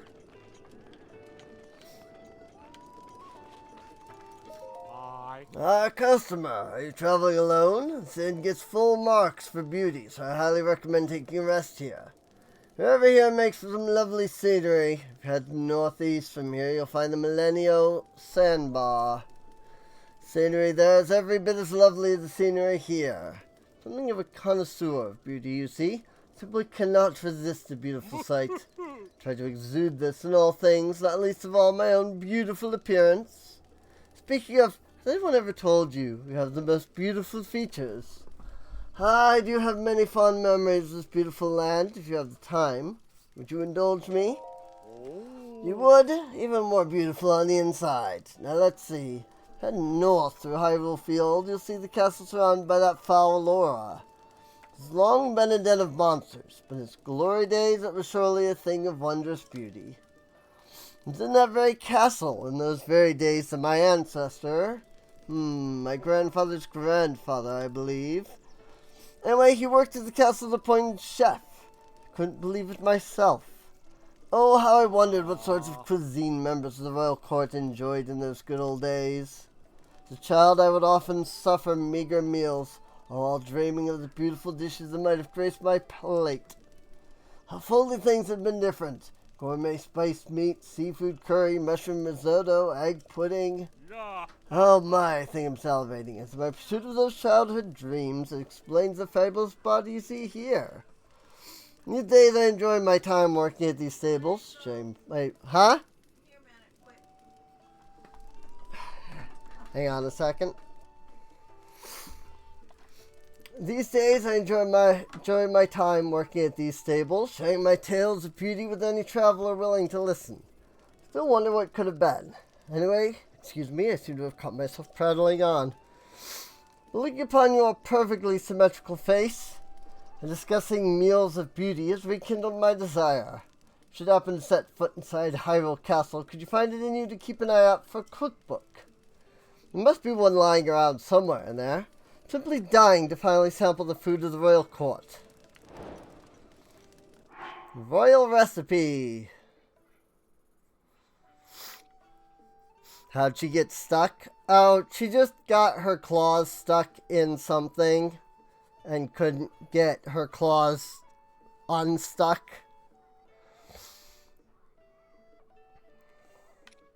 I think the last Xenoblade Chronicles 2 thing is in Hebra.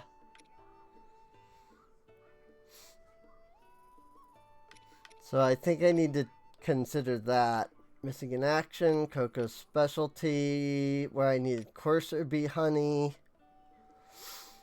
Oh, Phantasma. That's right. Twilight Relic at Regencia River. Very close. Oh, God, the Tingle outfit. South Akala has the book for that. I guess I need to do that. Day of Village Ruins. Highland Stable. Where are we at right now? Riverside Stable. Okay, let me find Beetle. Unless I already did that. I don't remember at this point. Yes, I already did that. Okay. So I gotta go to the South Akala stable. Again. Because I need the EX book from here.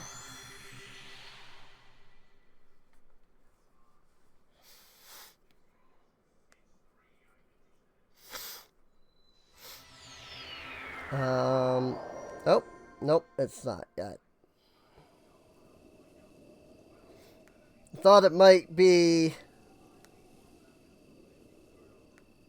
I thought I might have some card stamina on, TCG.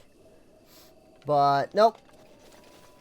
I remember opening like 2 or 3 packs earlier, like right before the stream. So. And when I looked, I still had 3 hours. Tracy here, no matter where I go, yada yada. She made a point to dig up the dream of teleportation. Beneath a labyrinth in northeast Akala. Oh, that's right. True or just a beautiful dream? I'll let you decide for yourself. Teleportation rumors. And then from there... Next is the Daya Village, which I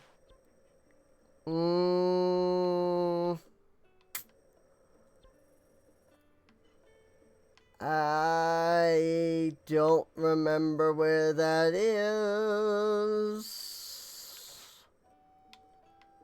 Daya Lake, here it is. It's this. This is the Daya Village right here. Or the Daya Village Ruins, rather. We'll go to Bashkala.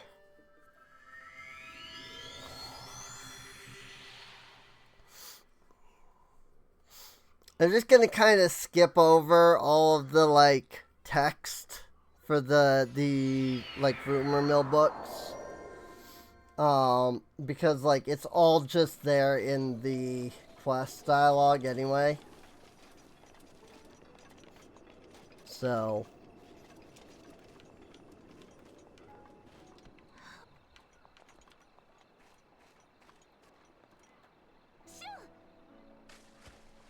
frick.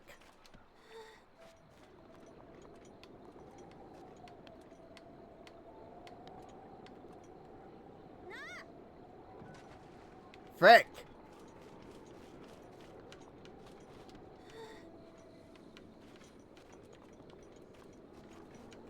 Not really sure where I can stand.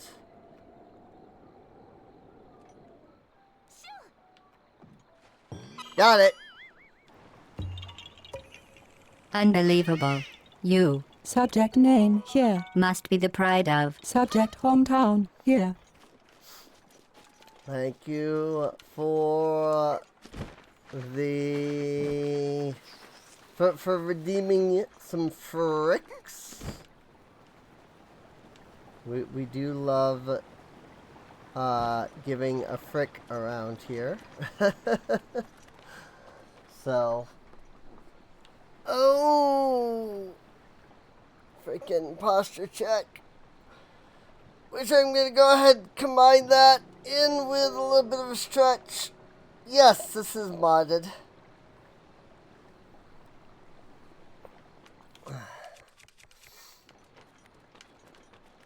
Tis a modded game, since we have, you know, Linkle and whatnot.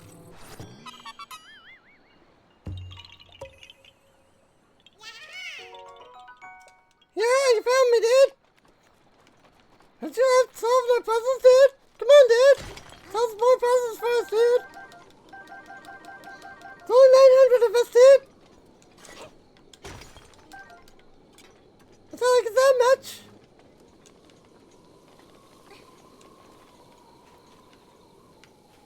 And if it was a modded world, like, what do you mean?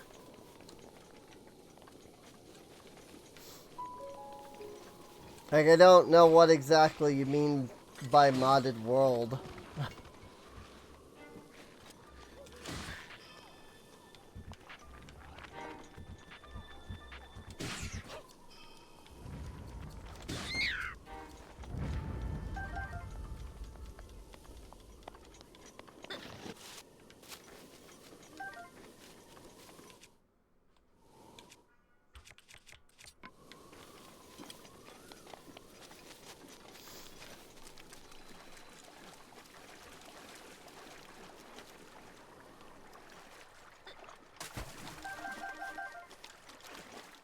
Plenty of sneaky river snails.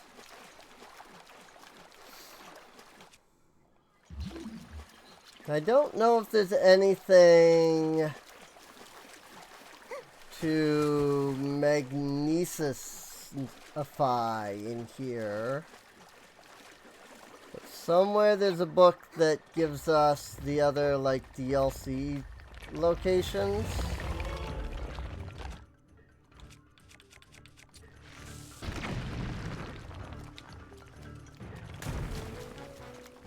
I did not know there was a stone talus here.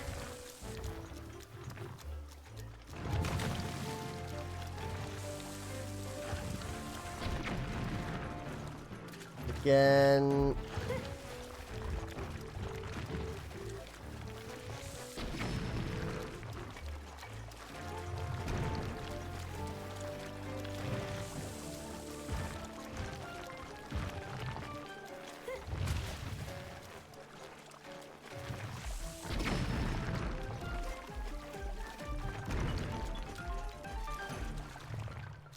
This one does not stay down for long.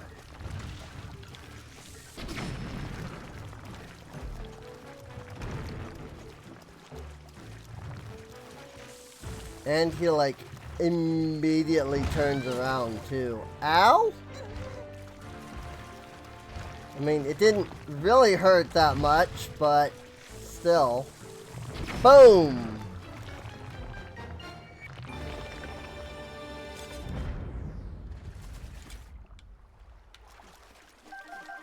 Amber! That's a lot of amber. Rubies! There we go. And amber and flint and amber and flint and opal and flint and ruby. There we go. Cool. Oh, and amber. Cool. Alright, well, that was, you know, easy enough. It's freaking stone talus. It's not like they're particularly difficult enemies.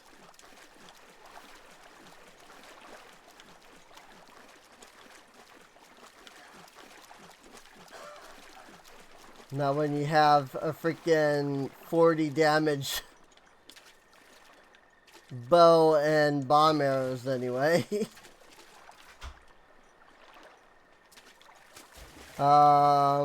The problem is I'm at the Day of Village Ruins, but I don't actually know where in the Day of Village Ruins the journal is. And it's dark, so it's hard to see. What? There was a bright flash of light for a second.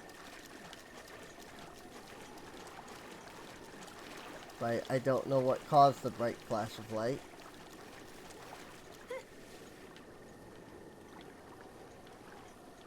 But like everything lit up for a moment. Oh, here it is. Is this book always here? It had the 6 priceless relics I stole from my rival castle and treasure chests. Right hand of the dragon that consumes the spring of courage at Dracuzo Lake. The Minoet River was born in the swamp of the Valley of Dead Trees south of Dueling Peaks. Faron Sea of Trees. The highest of 3 waterfalls north of Lake Floria, at the bridge between small waterfalls over Floria River, and at the broken stone bird of Ibarra Forest.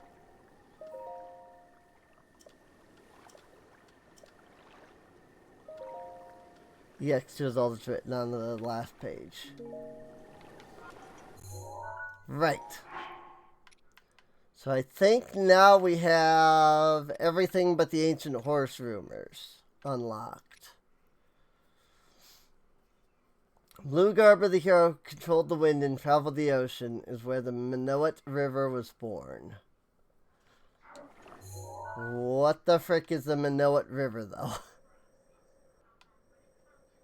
This is a Hylia River, so it's not that. This is Thames Bridge, Sora River, Rutala River. That's the Laneru Promenade. Lake Ciela. Fear River. Camphor Pond. Nevada Lake. Laneru Bay.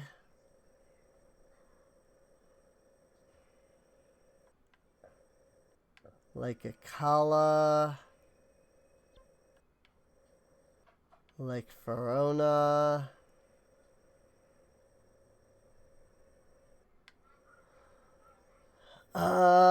Lake Saria, Lake Makar.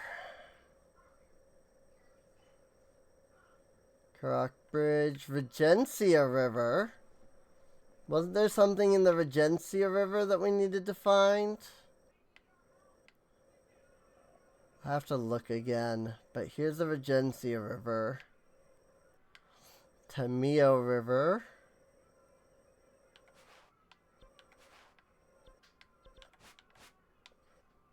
Lake Kilsey, Dronox Pass, Hebra Plunge, Lake Totori.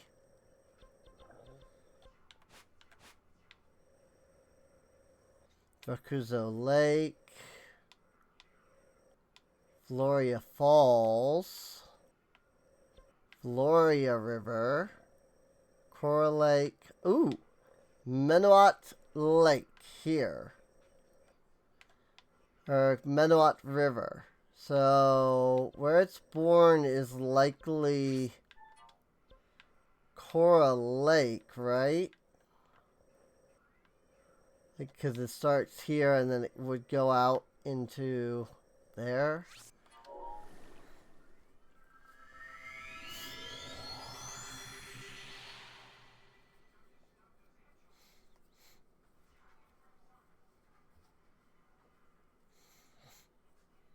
Oh, my teeth hurt again today. Just all of a sudden.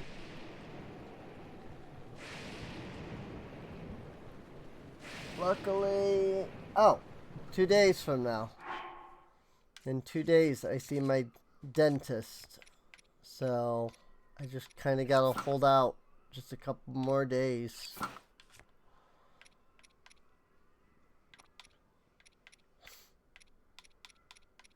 Wonder, do the arrows count as like metallic?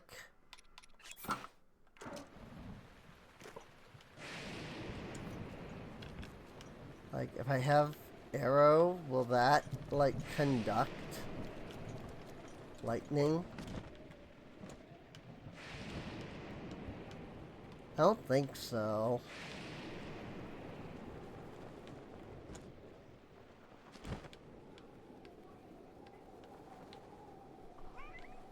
Meow.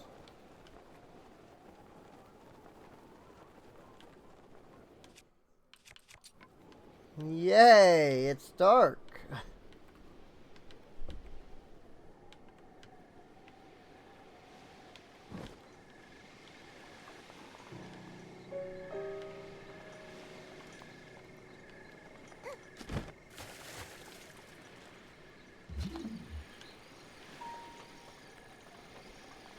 Is a chest right there.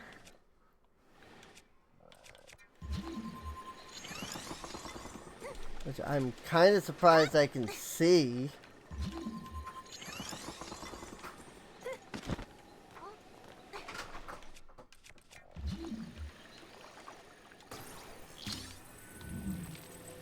But I do believe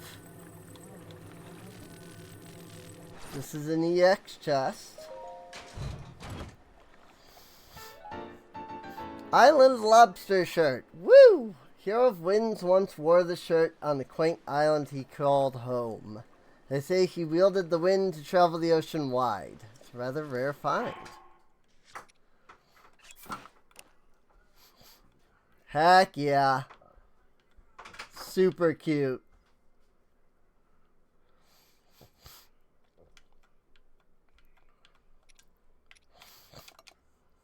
Super cute. I like it. Garb of Winds. I think it's supposed to be Errol's dress from Wind Waker.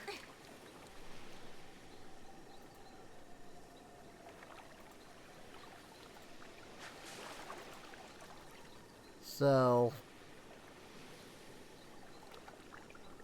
I sure do love how restricted chats stay in the chat even after you freaking ban the person.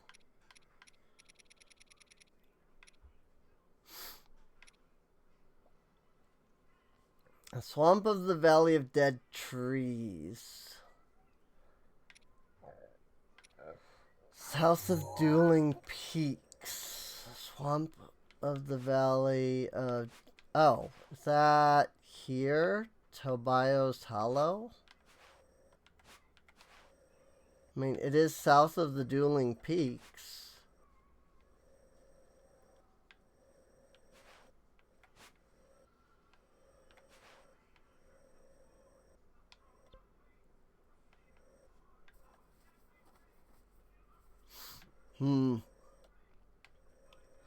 Well, before we do that, there is a stable here. Let's go hit that up. And I might consider ending off here pretty soon. If not like directly after that. Due to the fact that we have been going now for 8 hours.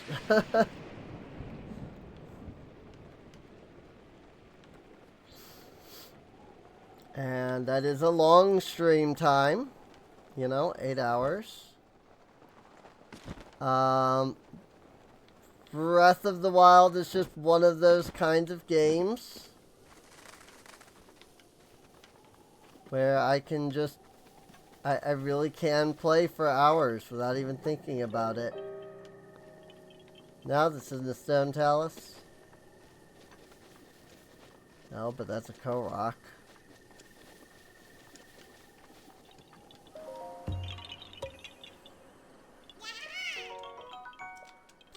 Hey, you found me, dude! That's a weird outfit you're wearing, dude!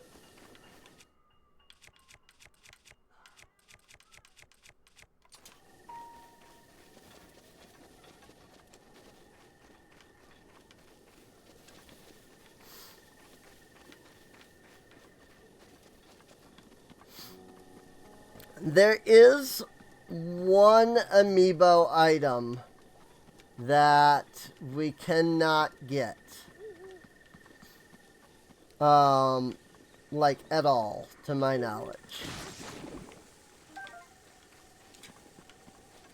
And that is Epona.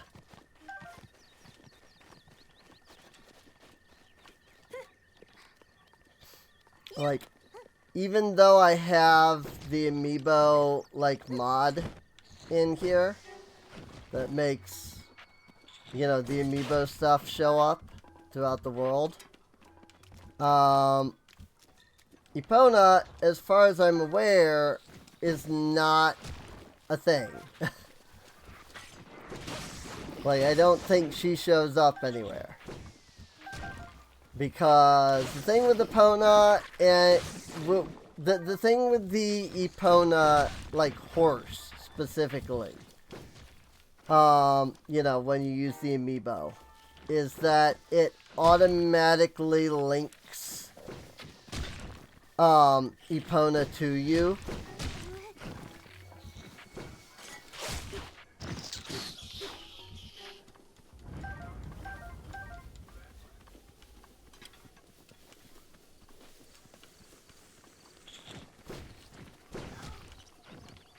What the frick is this Octorok? Frickin'... I see, there's multiple.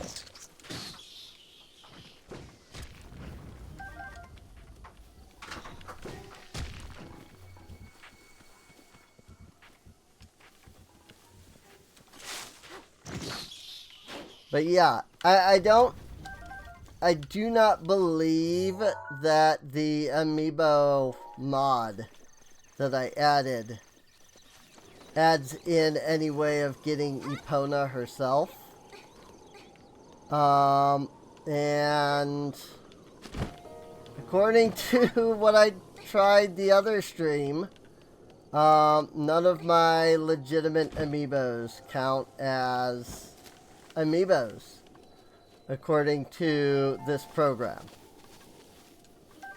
You know, my totally legit Wii U that's running this modded game that I'm playing on. Yep, totally legit. My completely real Wii U that I'm playing on right now.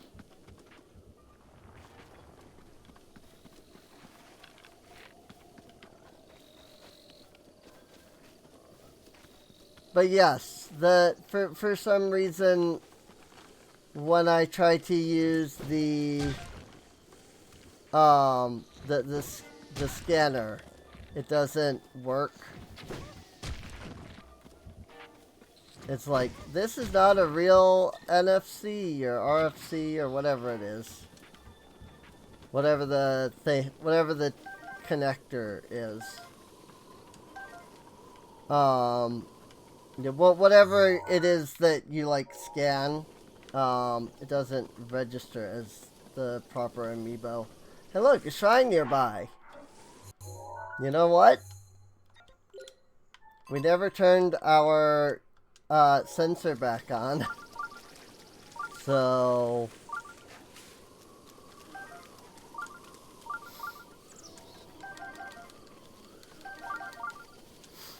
But yeah, unfortunately we can't get... As far as I'm aware, there's no way to get Epona without the amiibo. I don't know of any, like, mods or anything that allow you to get her, so...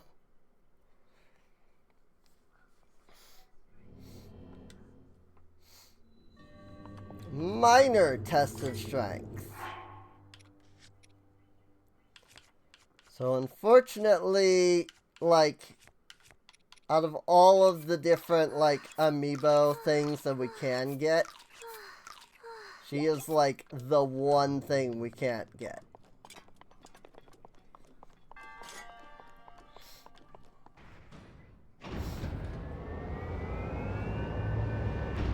Fight me!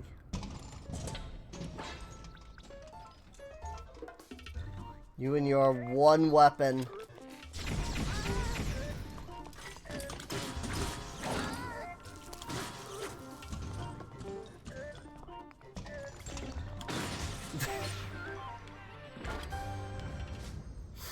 I mean, it was a minor test of strength.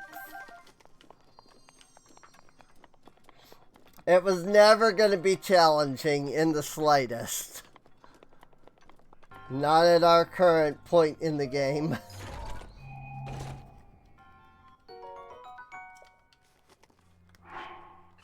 Boomerang! Just a normal boomerang, not the Sea Breeze boomerang from the amiibos. Just a normal boomerang. But I don't need it. Somewhere the Wind Waker boomerang is in here. I just don't remember where exactly.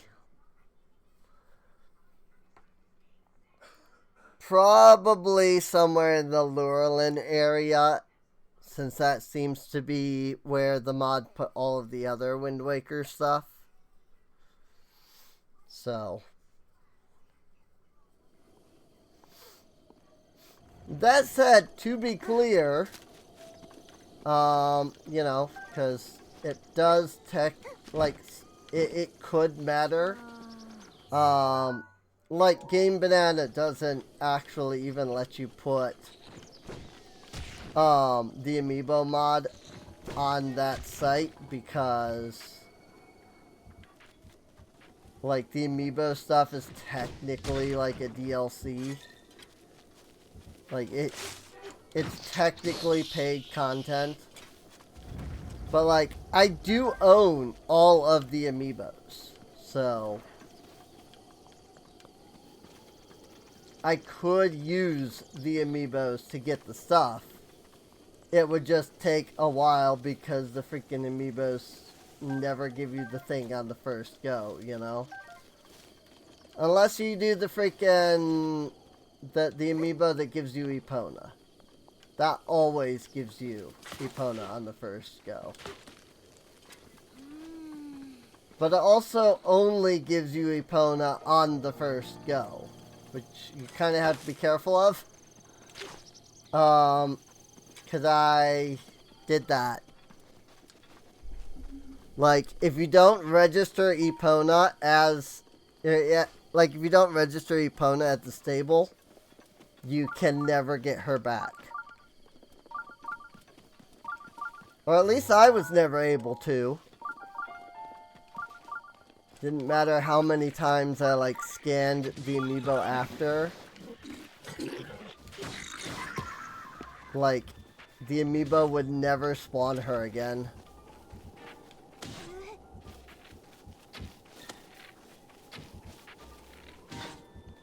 Again, this guy.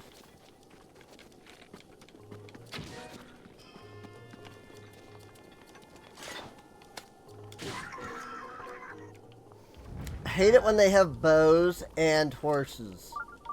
Because they'll just run circles around you. Without even a care.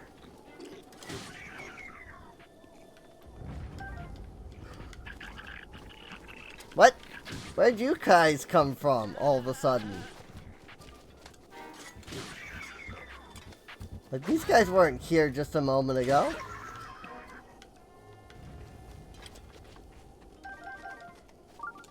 Weird. Whatever. They're all dead now. That's what matters.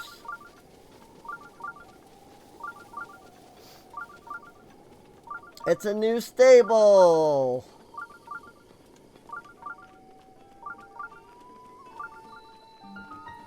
The Highland Stable. Oh! It's the Highland Stable. That's exactly where we needed to go, actually. I didn't know this was the Highland Stable. Cool. Actually needed to come here. This is where the other EX book is that we need. Volume 3! Apparently there's some incredible horse gear from Hyrule's distant past. I'm talking long ago, folks. Bridle that increase your horse skill and a saddle that can instantly summon your horse to your side. I need that gear, she says, and then promptly never actually, you know, she writes about the freaking stuff, but then doesn't actually ever go there. Also, I could delete the stamp. She's like, this is where you can find it. I need it. Promptly never actually goes to investigate. Ko Makach Shrine.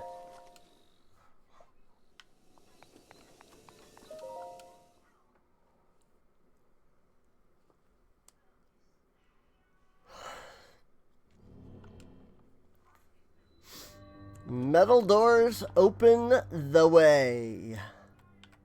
Coolies.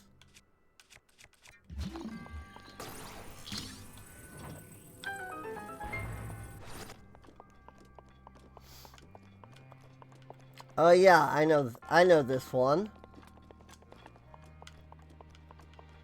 This is the one where one of the doors, like, the hinge is broken. And so you gotta open it and the whole door just pops off.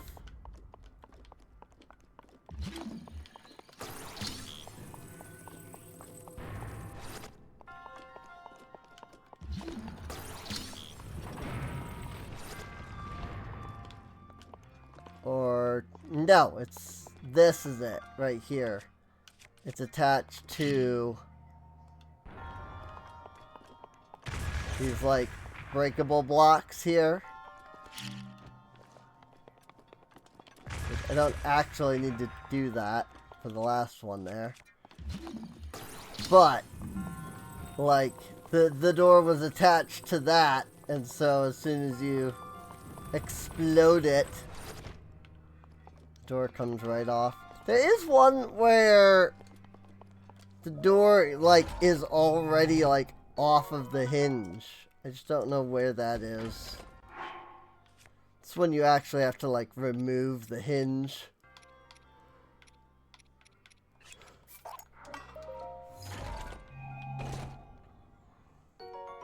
Royal bow with durability up plus. But now we can come up here. Meow.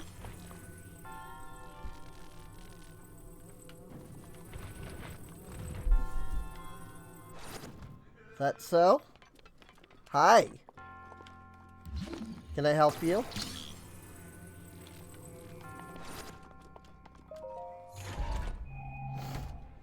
Hmm?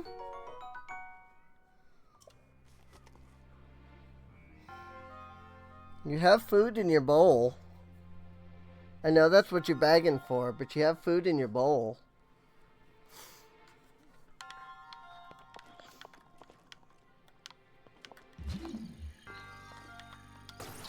As usual, my cat has shown up. She always does about this time. Normally, I'm just not streaming at this time. So... But she always comes around about right now, begging for food. But I've already fed her, so... So I need not feed her more.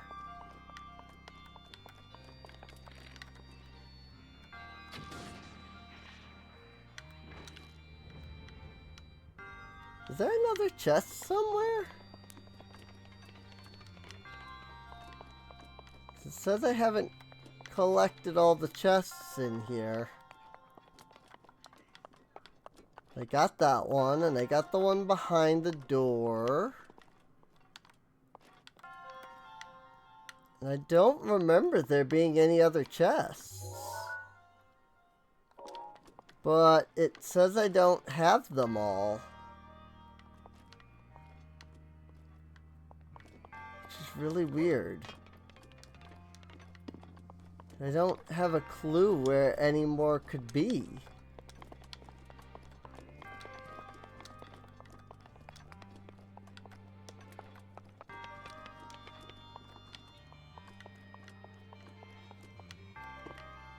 Didn't really want to get down because I have to solve the puzzle again, but it's not a ghost dream. Yeah, she likes to show up and be a nuisance at about this time. She's like, hey, I'm here, and I want more food than you give me, because I'm a kitten. And that immediately means that I should get more food than normal. I'm like, no. Like, I already feed her like 4 times in the day. She doesn't need yet more food. When she also has free dry food to eat whenever she wants, that I keep fully stocked at all times.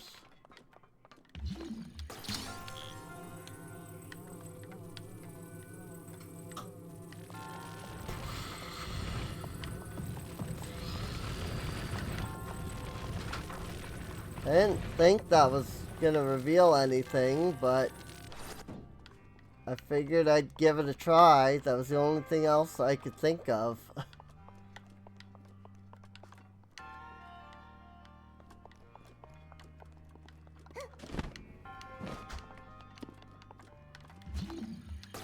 So, if there's another chest in here, I don't know where it is at all. 'Cause I don't see one. I don't even like see a place where another chest could be.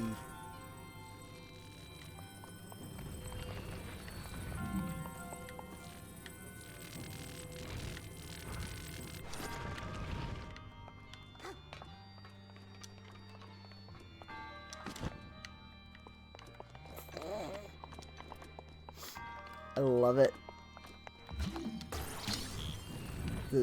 Just the wonky physics of this game, like, are fantastic.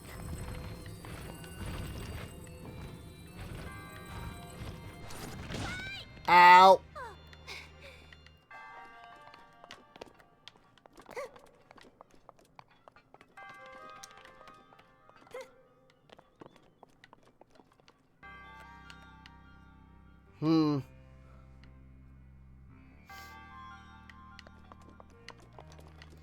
Thought maybe if I got to where I'm not supposed to be, maybe I could see, like, where another chest was. But nope. This game was intentionally designed to be broken. It is true.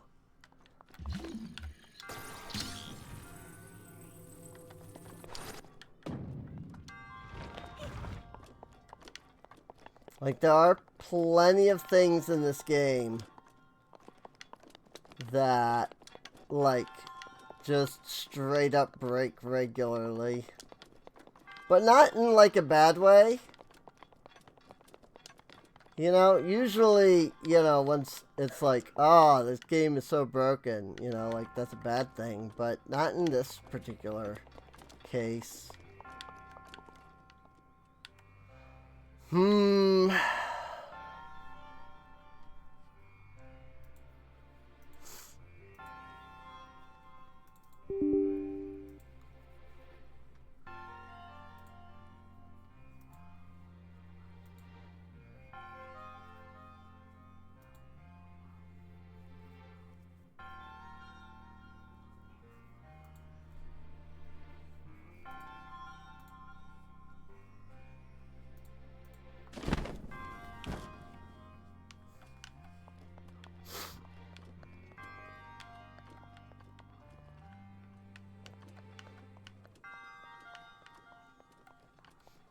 Now, where in the world could this other chest be?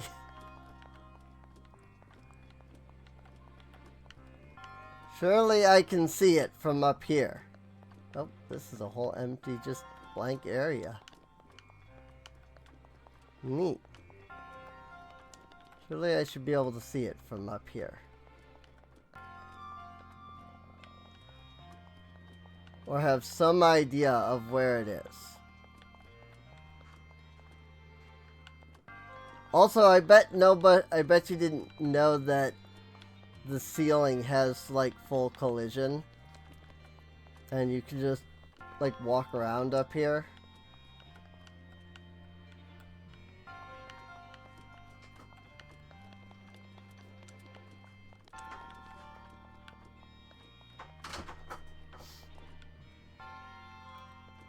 I legitimately don't see any, like, chests anywhere.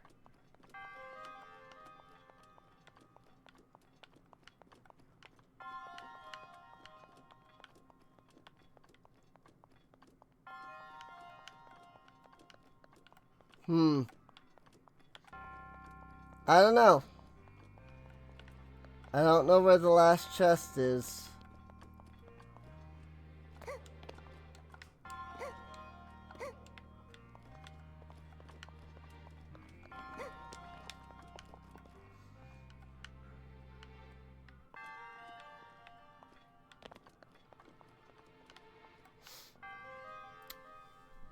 Well,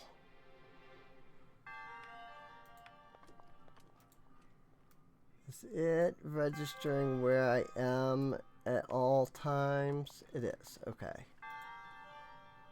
So if I edit this to be like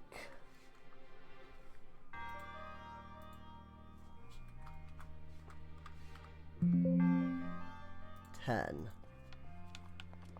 Whew. Sure glad that I didn't do lower than 10, because that almost put me through the floor.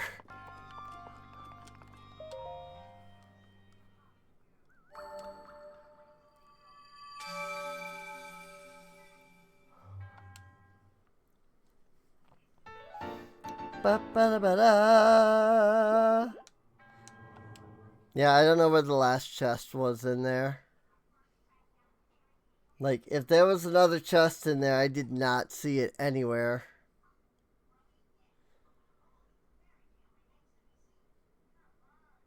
So...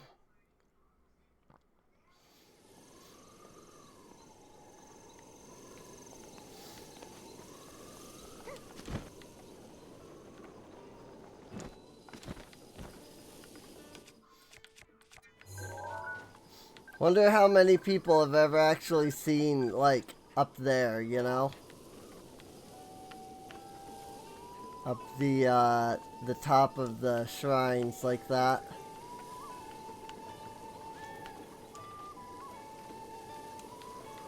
I had to do that a couple of times in the previous playthrough of this.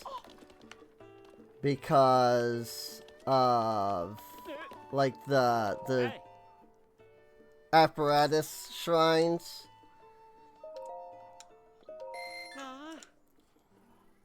Like with them being broken sometimes.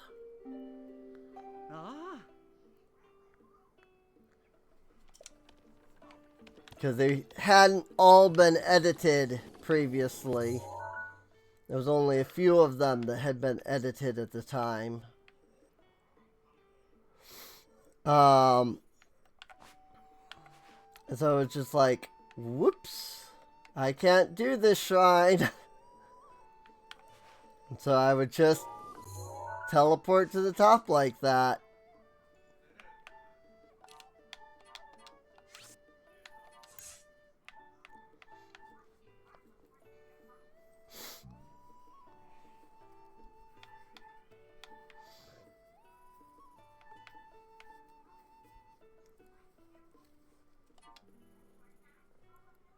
I think this is at Dracozo Lake.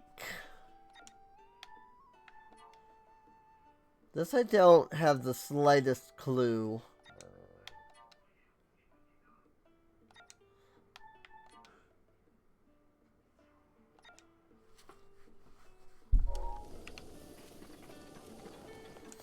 Here, let's talk to Picongo. He might know where something is.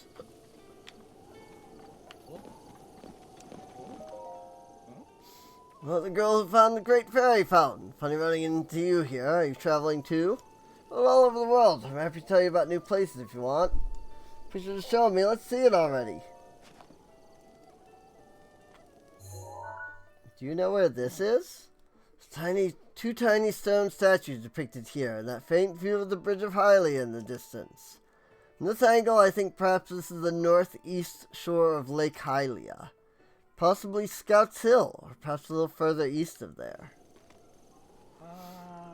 That's all I know, I'm afraid. Sorry, but you'll have to follow your own feet if you want to find it.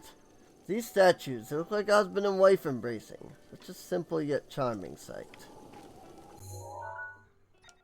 Okay. I kind of didn't expect that that was going to be the thing that he picked out, but that's fine.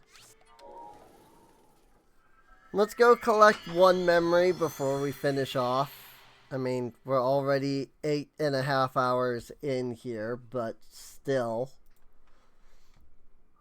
I feel like I need to do something substantial. I mean, I guess we did do freaking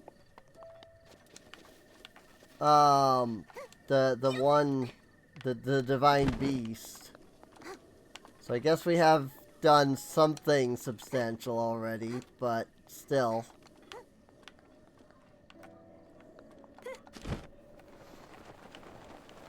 We're gonna go to Scouts Hill, which is, I think, over this way. I think it's this. Have you gone where the Traveler Medallion is? Not yet. That's the Akala Labyrinth. And I've not headed up that way yet.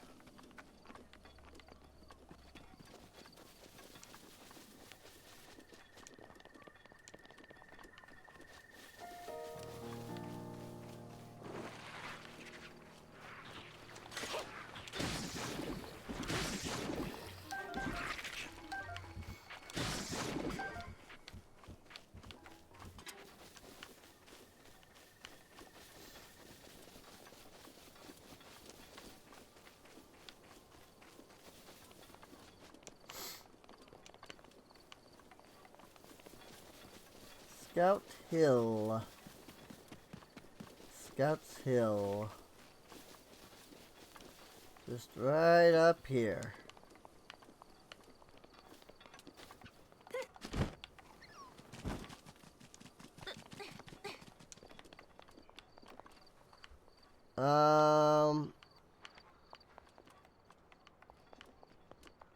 Let's see.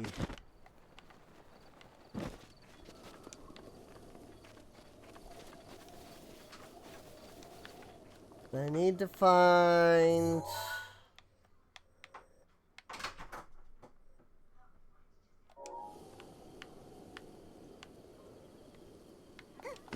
think it's that. Like, I think it's literally right there. Which is funny, because we were technically over here, but I didn't realize there was a memory here.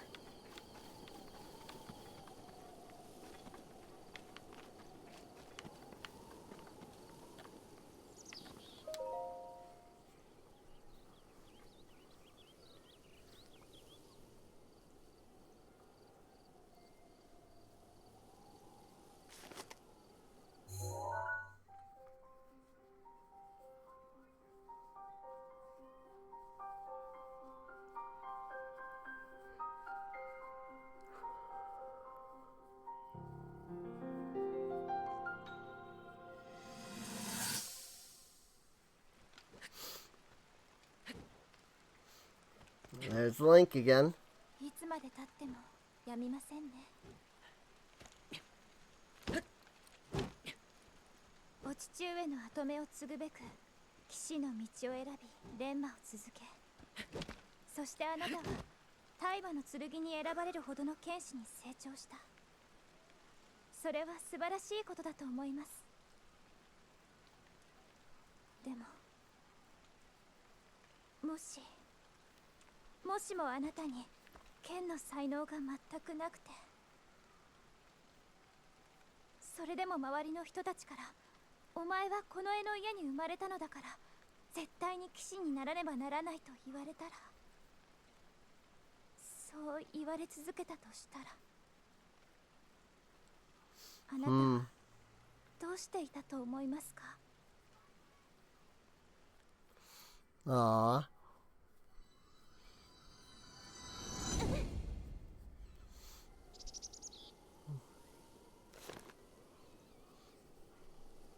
Poor Zelda. She really had it rough in this game.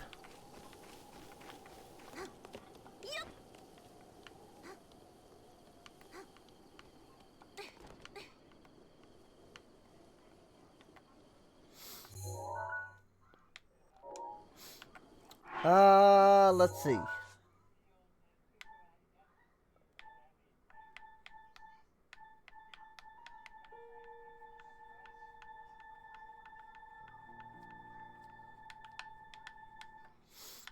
I know this is in Eldin somewhere.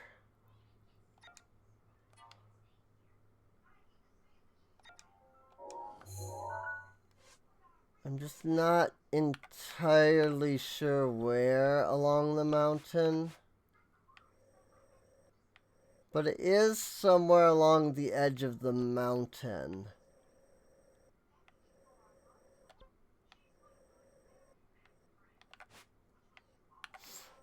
It might even be like around here, because I think the military training camp there. Like, I think that down there, the like water, I think that's the military training camp. And then there's like the river.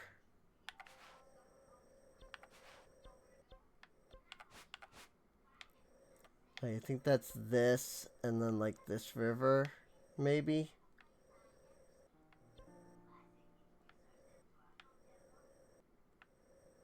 So it might be around here somewhere. But I'm not entirely certain.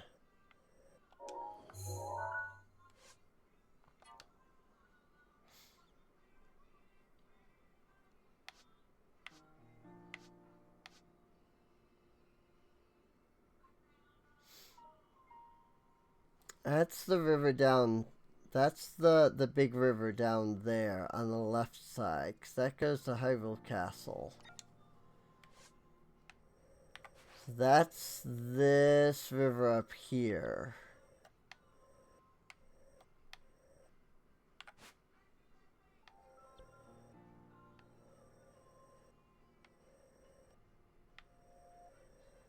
So what's that other river? I'm very confused. 'Cause It's like there's the river that goes that way, you know, through the picture, like straight. It's like behind Hyrule Castle.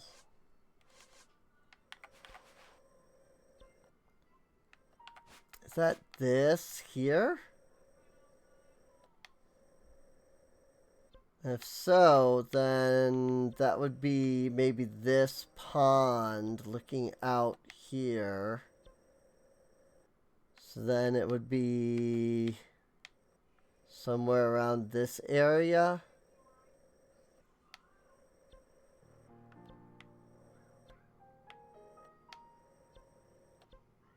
Maybe?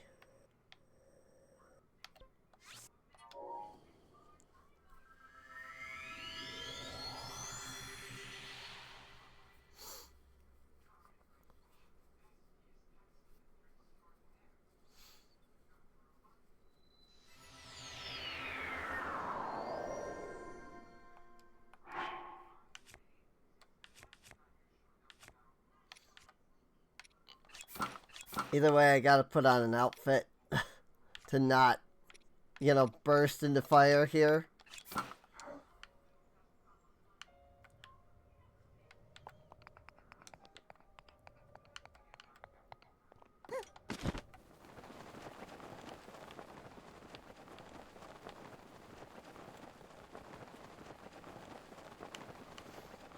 I would like to not spontaneously combust, you know? I'm just saying.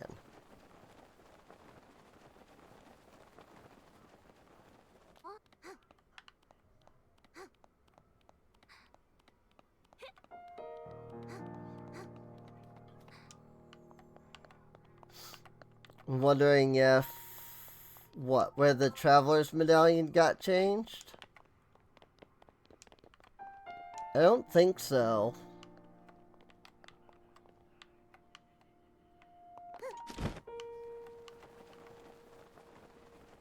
Pretty sure that's still in the same area as it was.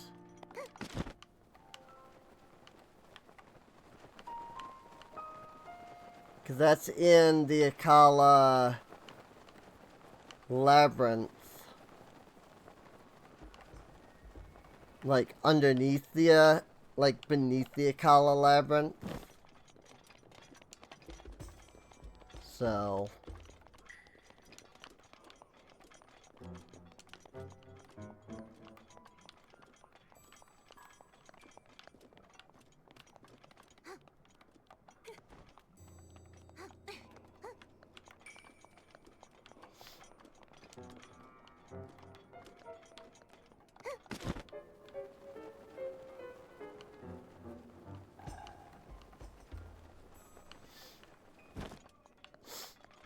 This is always a perilous path. Try and get around. Like, I don't know how Link and Zelda got up here. Whole room was filled with ruined guardians.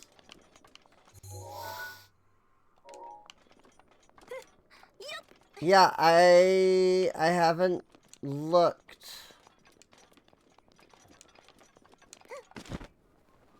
to see if, you know, they changed anything or not.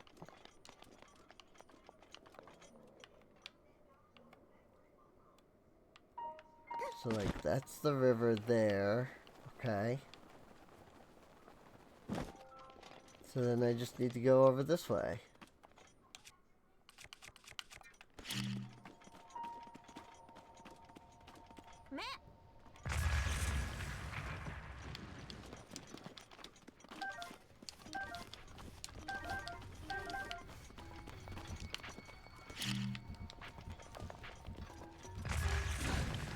Ow.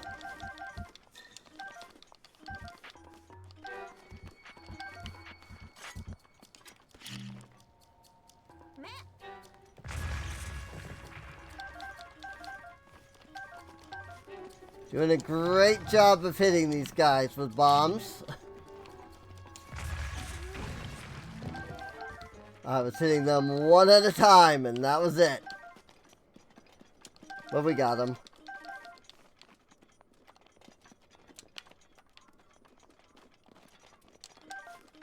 Sapphires, opal, flint, opal.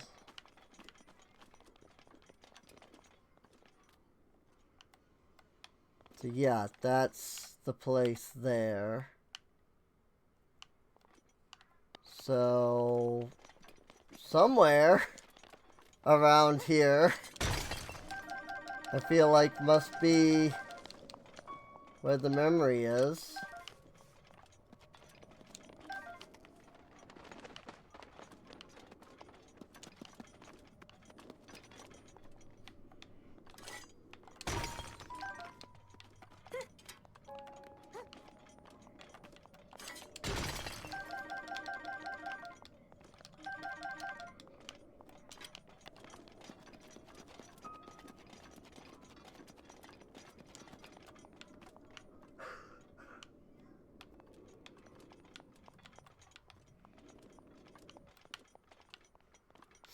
If only there was something that could point me more directly there.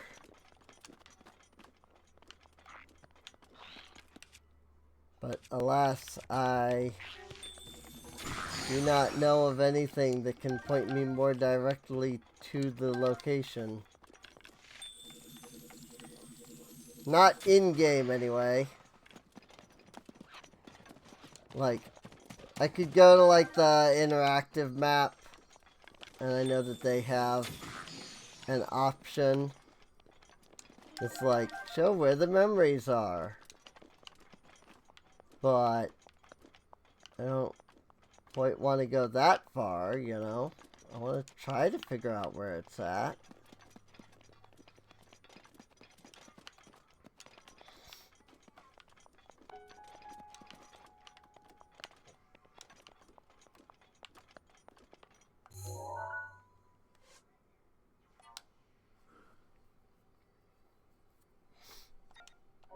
I mean, that's that.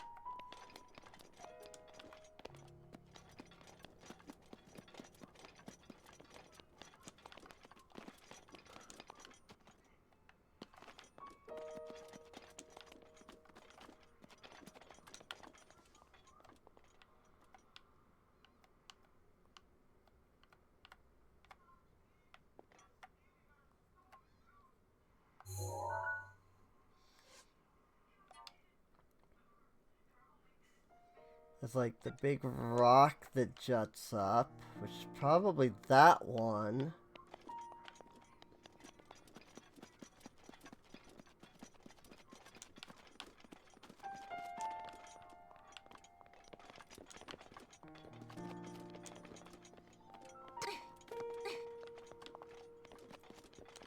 So maybe it's up here?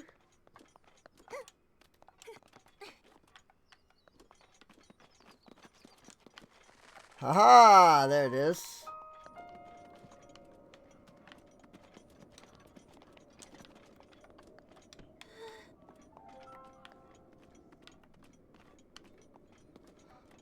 Right next to a Korok.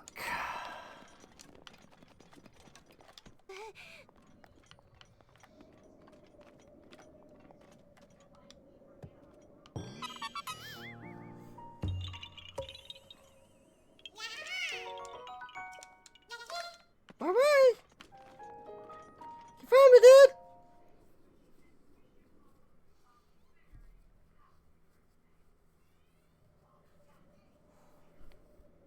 What?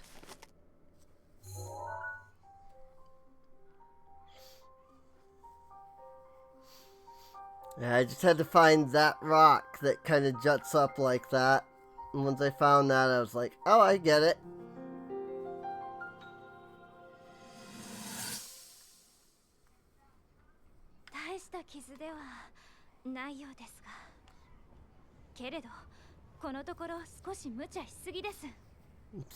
Bokoblins, a freaking Lionel.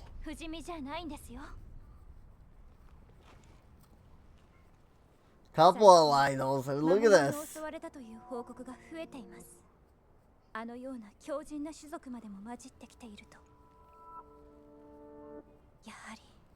これは薬剤復活の予兆と考えるべきなのでしょうか。さあ急ぎましょう。最悪を想定し万全の構えを敷いておかねばなりません。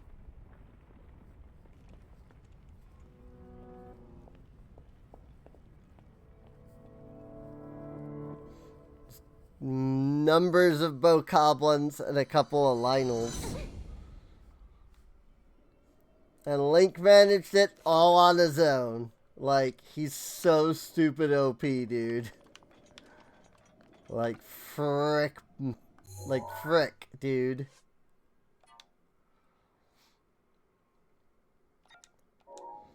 Interesting, though. You can actually, like, see Korok Forest over there.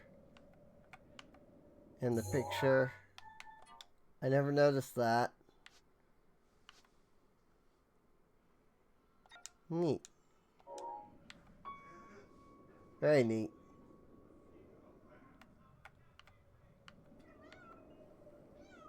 Meow.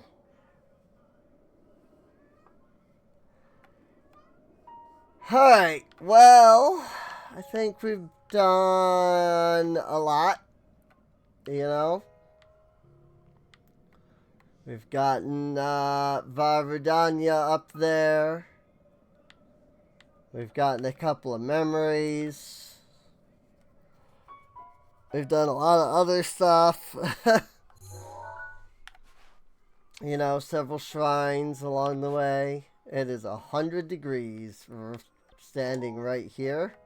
Good lord. If that is hot.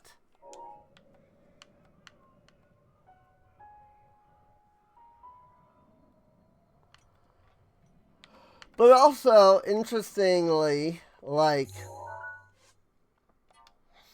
you can see that there's no Sheikah Tower.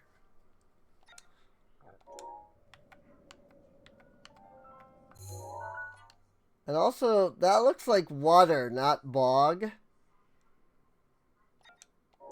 Like, that doesn't look like the black, like, bog. That looks like regular water.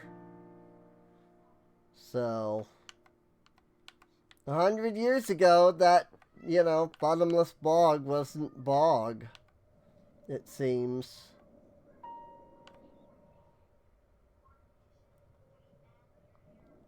Man, oh man, though, just the view of the world wherever you go, especially when you're, like, really high up like this. It's pretty cool, honestly. But we must end the stream at some point. So, since we've now gone for 8 hours and nearly 40 minutes at this point,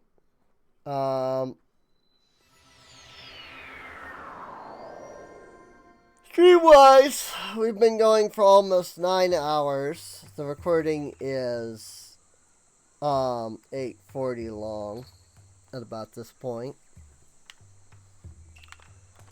You know, because of all the pauses, and it's usually 5 to 10 minutes after I start the stream before I actually, you know, hit the record and whatnot. So, there's usually a bit of a disconnect either way. But yeah, this has been fun. Always enjoy Breath of the Wild. You know. Easily one of my favorite games to play, because there's just so much to do. And, you know, fun. Unlike a lot of open world games that I've tried that are boring as crap, this one is actually just a lot of fun. You know, the world is all neatly connected together and intricate and whatnot.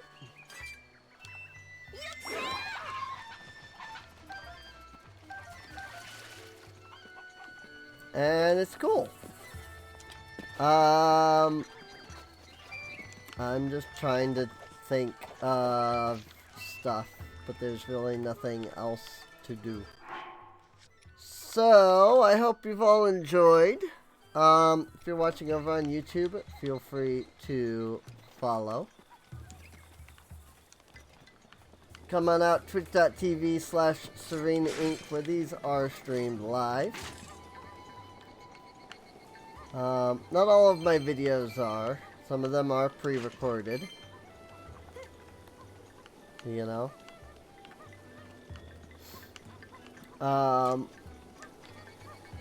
But Breath of the Wild usually is, so.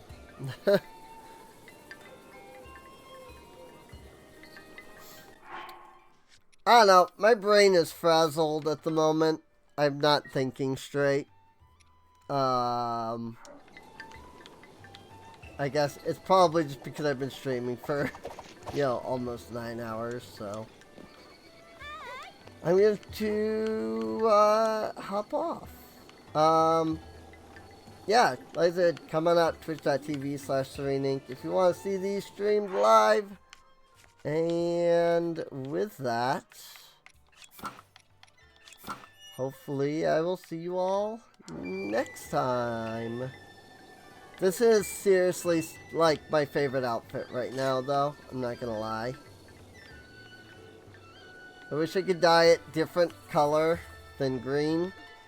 But, otherwise, but really it's fine. You know?